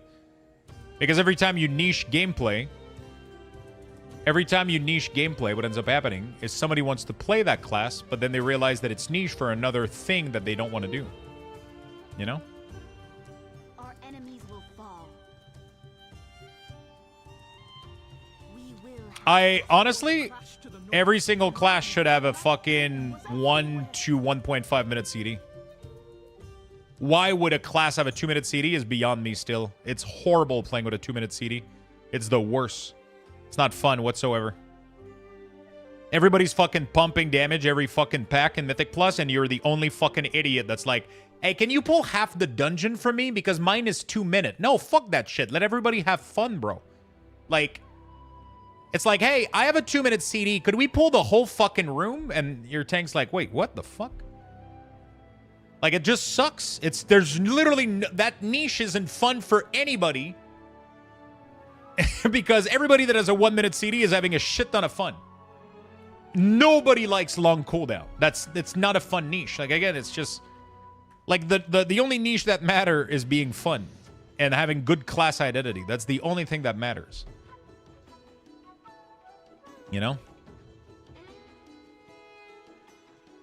You can have niche thematic and niche, fun stuff, but... Yeah, Shaman with 3-minute Ascendance, bro, is... They can lower it to 2, but outside of that, for LA, they can't for an Ents. I don't know, disagree? Yeah, I mean, it's fine. We just completely disagree, but... it's okay. We don't have to agree.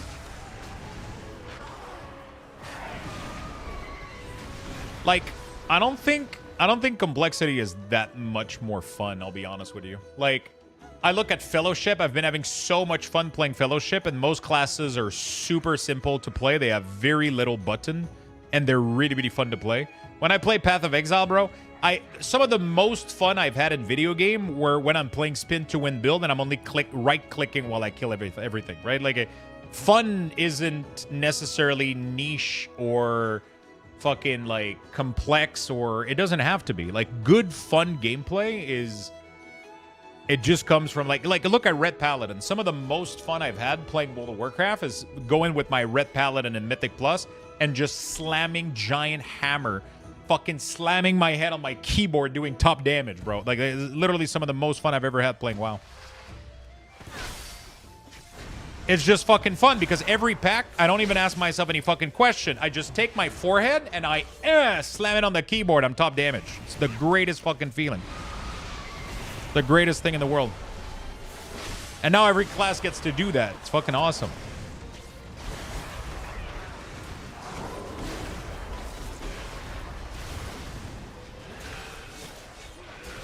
Now every class almost gets to do that. They just get to have fun, you know, slamming their head on the keyboard a little bit.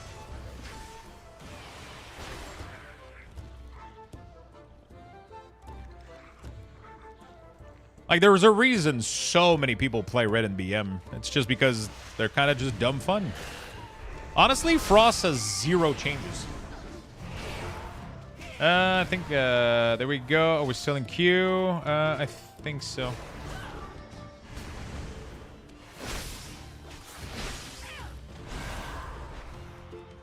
I mean,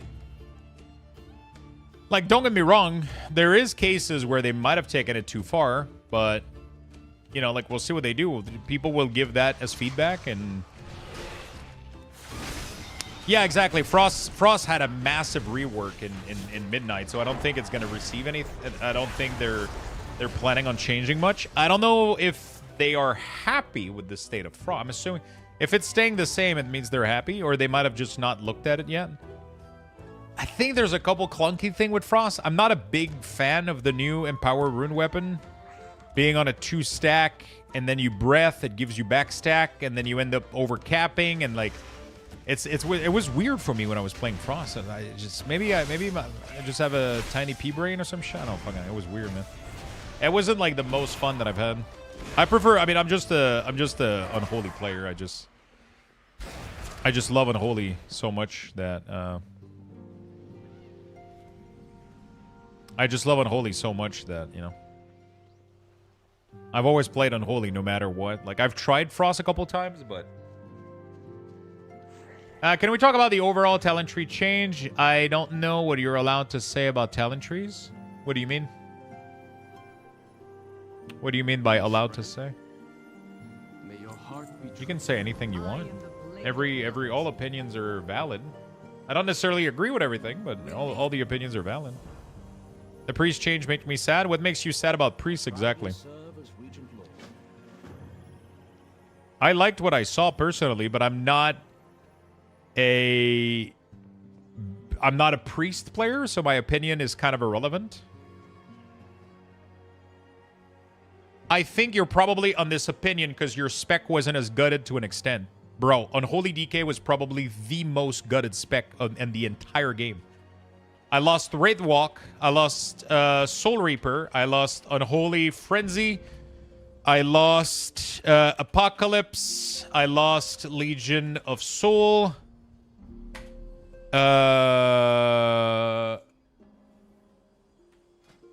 What else? We lost more shit, but I can't just...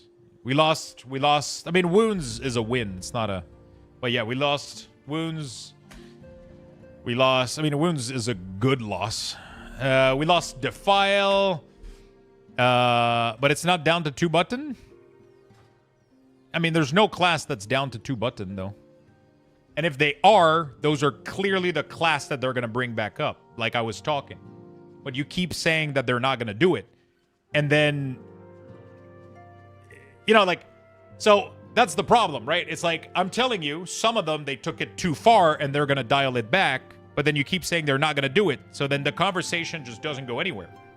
Because it's like, well, I guess, okay, well, fuck us, right? Like, you either believe or you don't, right? I mean, there's no other choices, right? It's just...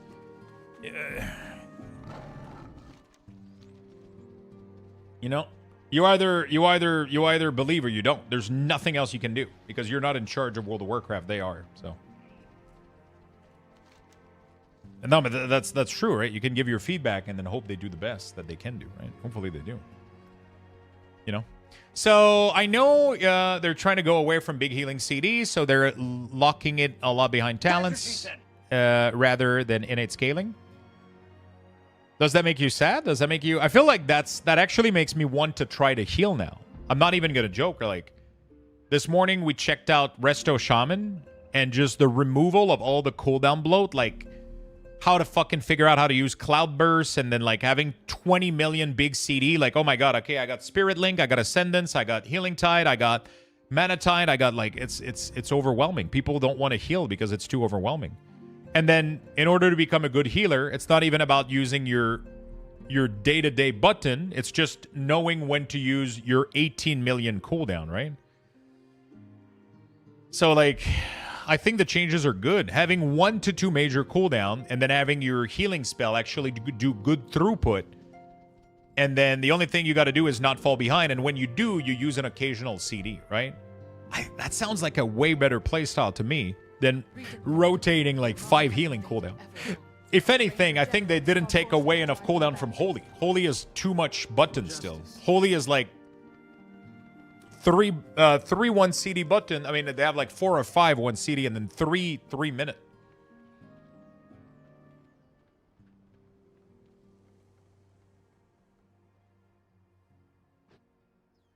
Holy has a ton of button. Like, I just opened the tree for Holy earlier today, and I just went like, nah, fuck this. You know?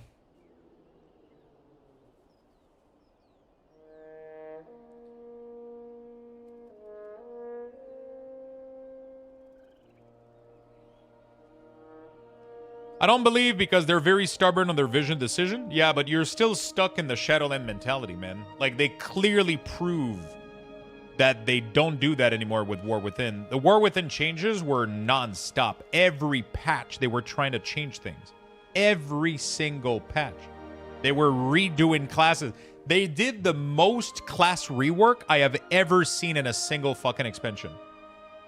I have never seen this much class changes in a single expansion in my almost 21 years now of playing World of Warcraft. Right? They try. They're trying. They're really trying. And when something doesn't work and the community is vocal about it, they made so many changes throughout War Within.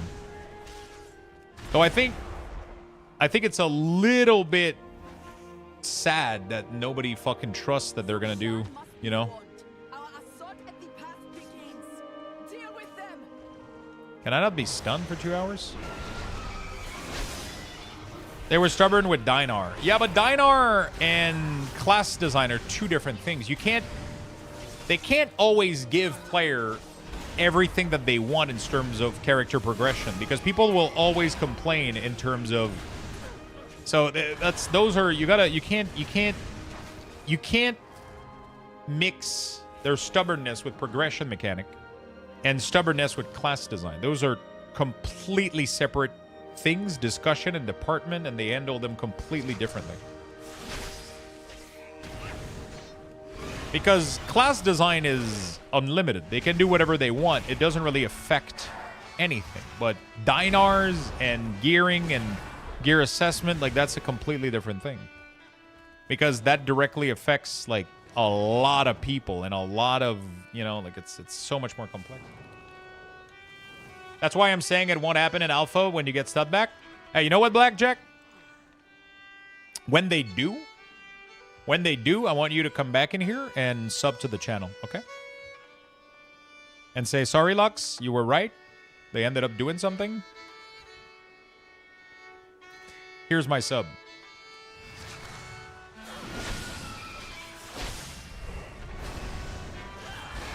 Deal?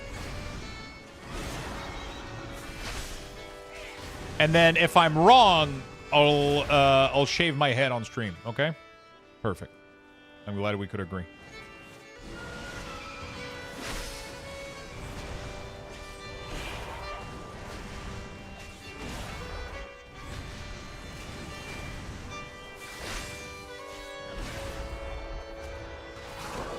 Sounds like a fair deal to me, right? You get to see me bald. I get your $5.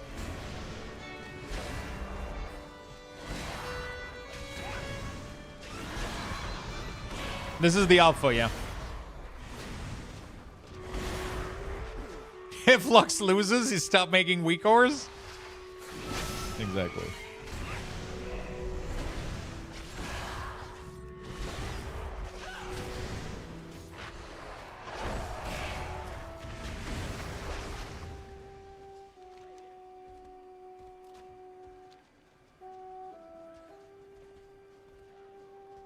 Oh yeah, you know, I've like this is not like the first time I have a conversation like this. Like, it happens a lot. I might be wrong. They might not do anything about it, but I'm optimistic that they'll do the right choice. I would rather stay optimistic when it comes to this thing than be all doom and gloom and, you know. I would rather be more on the optimistic side. When was the last time you saw your chin? I was 15 or 16 years old. I remember that I had a little bit of a beard back then, and I tried to trim it, and I fucked it up. So I had to fully shave my face. That was and I was so scared that when I saw it, I was like, fuck, I never need to see that ever again. And I've never shaved my face ever again for the past years, since I was 16 years old.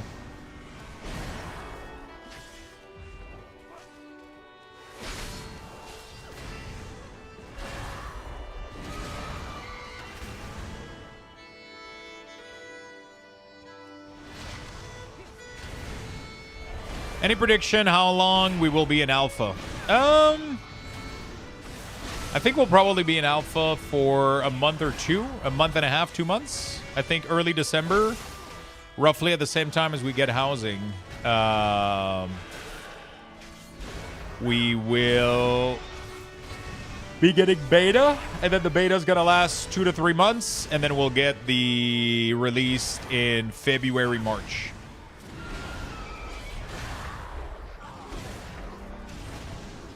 That's what we're doing. Rembez Girl, thank you for the prime. Thank you, my friend. I think the Hunter Marks change is going to be good. Same with Augment. Yeah, I think they're doing a lot of good changes. I very, very much appreciate your sub, my friend. Thank you for the big prime.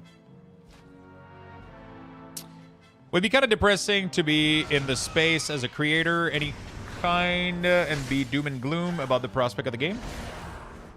I mean, sometimes I'm the one that's a little bit on the downside, you know? Like, shit happens, man. It depends. It depends how heavily invested you are in the game, and it depends if you got other games to play. It depends if... I feel like the worst people are people that only play WoW.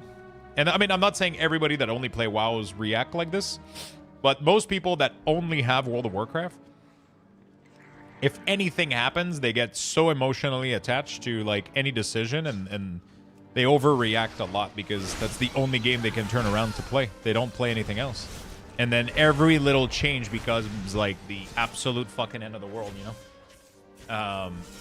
But it's... I mean, you know, it is what it is. I like that. I like the conversation. I think people are keeping it respectful. We're just going back and forth. I mean, I'm used to... what do you think about the raid encounter add-ons? I mean, I think they're implementing something really cool on their end here. Oh my god, I'm dying from a pangolin.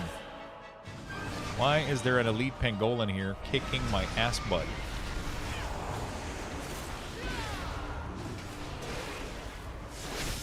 Yeah, Blizzard is adding like a nice timeline in the game, and I feel like Top Guild will just find a way to create feed info with third-party shit. No, it's not going to be possible because they're just going to block the info. They can't find a way to create anything if the info doesn't exist, right?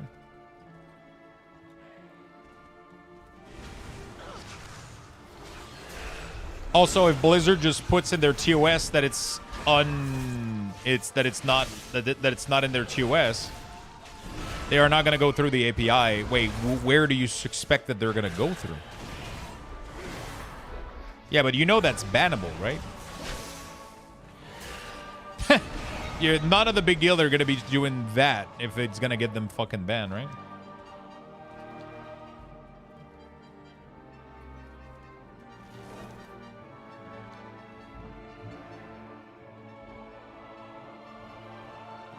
You know, that is what it is. Like that's gonna stop people? Yeah, it seems like you have a very dark vision of people and life in general. I don't know if I was going to keep having those conversations. You think to assume the worst out of everybody, and that's kind of draining me a little bit. It's kind of like draining my life force right now. Like, holy shit. I'm about to become a ghoul from one of my death knights.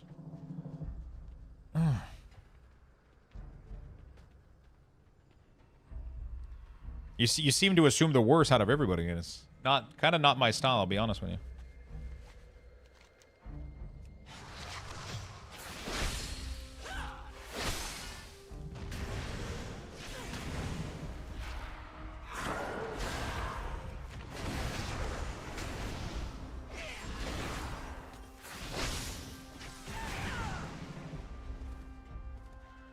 But, like, I'm not sure what your point even is, because they're going to be providing add-on to track all of the buff and the debuff.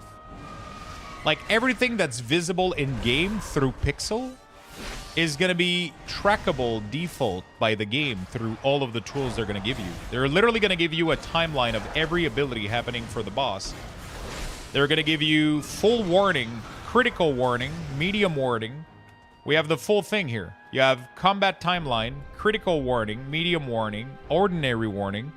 You're going to be able to control every buff and debuff through the normal UI. Like, I don't even know why people would do any of the things you say they would. Like, it's just not going to be needed, bro. The raids are going to be, like, much simpler. The mechanic are going to be simpler because there's going to be less... Blizzard is aware that there's going to be, like, less tools to...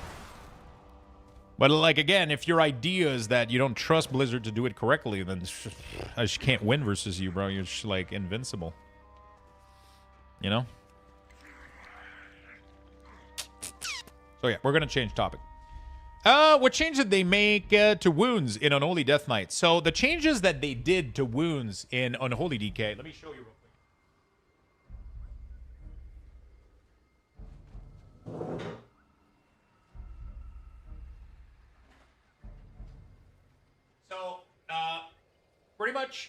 Pretty much what they did is, this is wound, okay? And that's what they did to it. That's the change. It's really, really nice. It's really nice.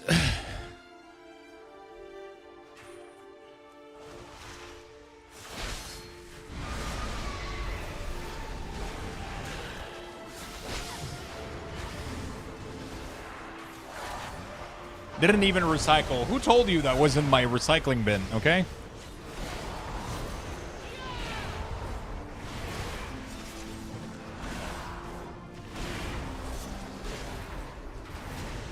No, you don't get access to alpha, no.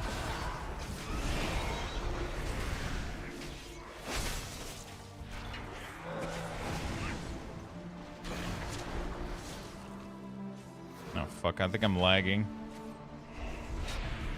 Oh, fuck.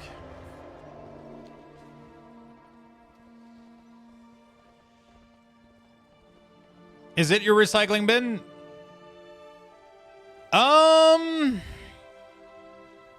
I don't know. Not really. It's my little garbage can that I keep next to my magic card desk so I can put, like, the little paper. When yeah, so it's kind of... It's not really trash. It's not really recycling. It's... I guess it's just like a temporary... You're right, I'm a bit negative. It's okay, man. It happens.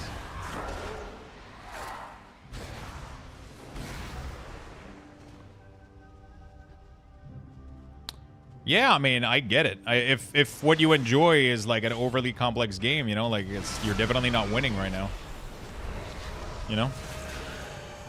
You're definitely not winning right now.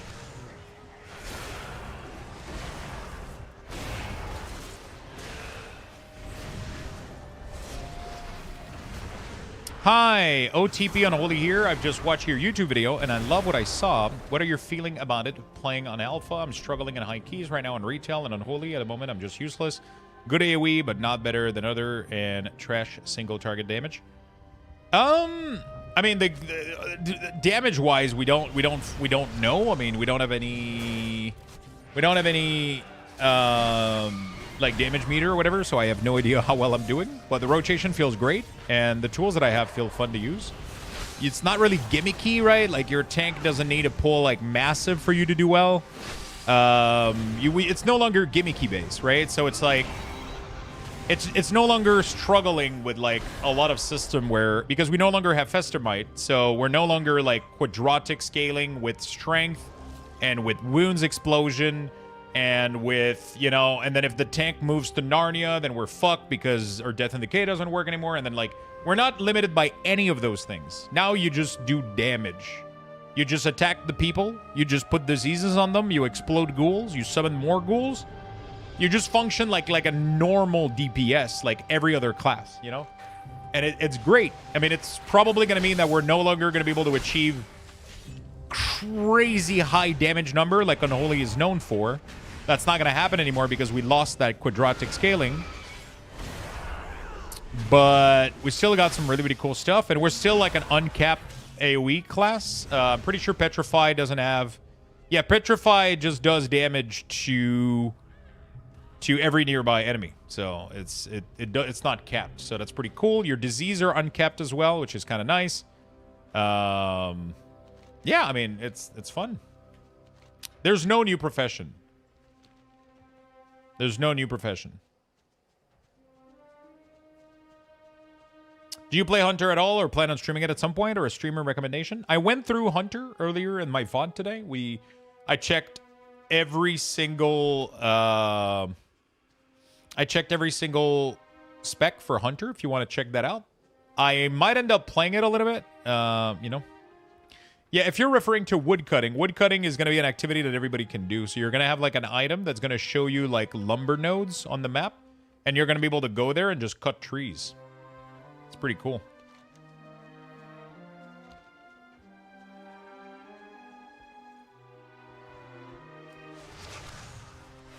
I mean, look how cool this is, man. It's just like, hey, I want to kill this guy. Let me summon a bunch of ghouls. And then all these ghouls are just going to go attack him, right? Like, it's so cool that I can, like, just stay here and I can literally just summon ghoul to go kill my target. I find that fascinating. And then I can explode said ghoul. Boom. And then that consumes all my disease damage and it makes them do an insane amount of damage. Like, it's crazy.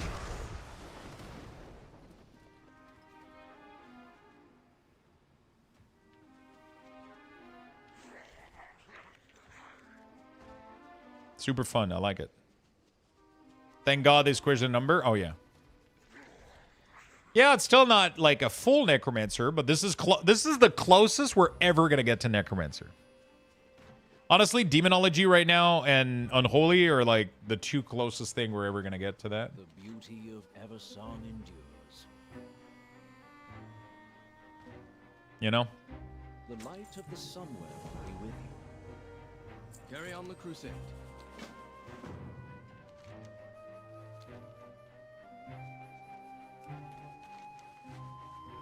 How do I find the VOD? So if you don't have Turbo or you're not subbed to the channel, you have to go in my video on my Twitch. You can also go on YouTube. I'm live on YouTube right now. So you can fully like go back and forth on YouTube and go check out in my stream from today. Or you can go in the video section. Item level is the new lootable stuff. So far, Quest has been giving me 120 item level. I keep forgetting I can fly, bro. It's annoying me. I keep forgetting.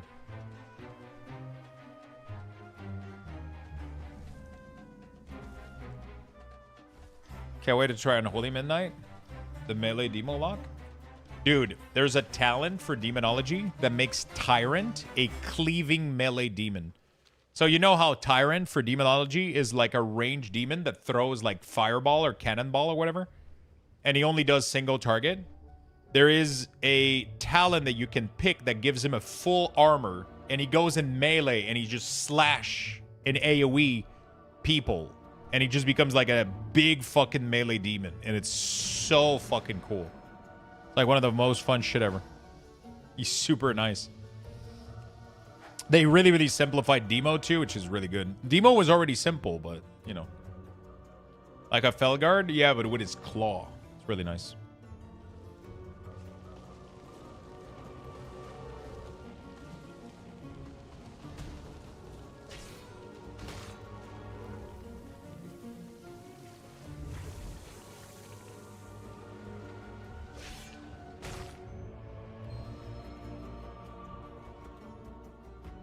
Light bless you. Do not lose faith.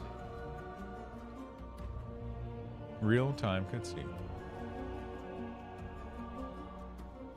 Oh man, Flying in Everwood song, like 10-year-old me screaming. I was a Blood Elf player way back in the day, and now I am on the correct faction and I can't play them.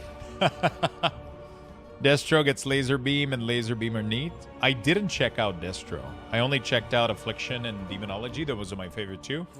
And like the changes to Affliction are some of the most fun shit ever. Like I had a personal wish list for Affliction, and they did everything that I personally wanted. So I am very excited about that.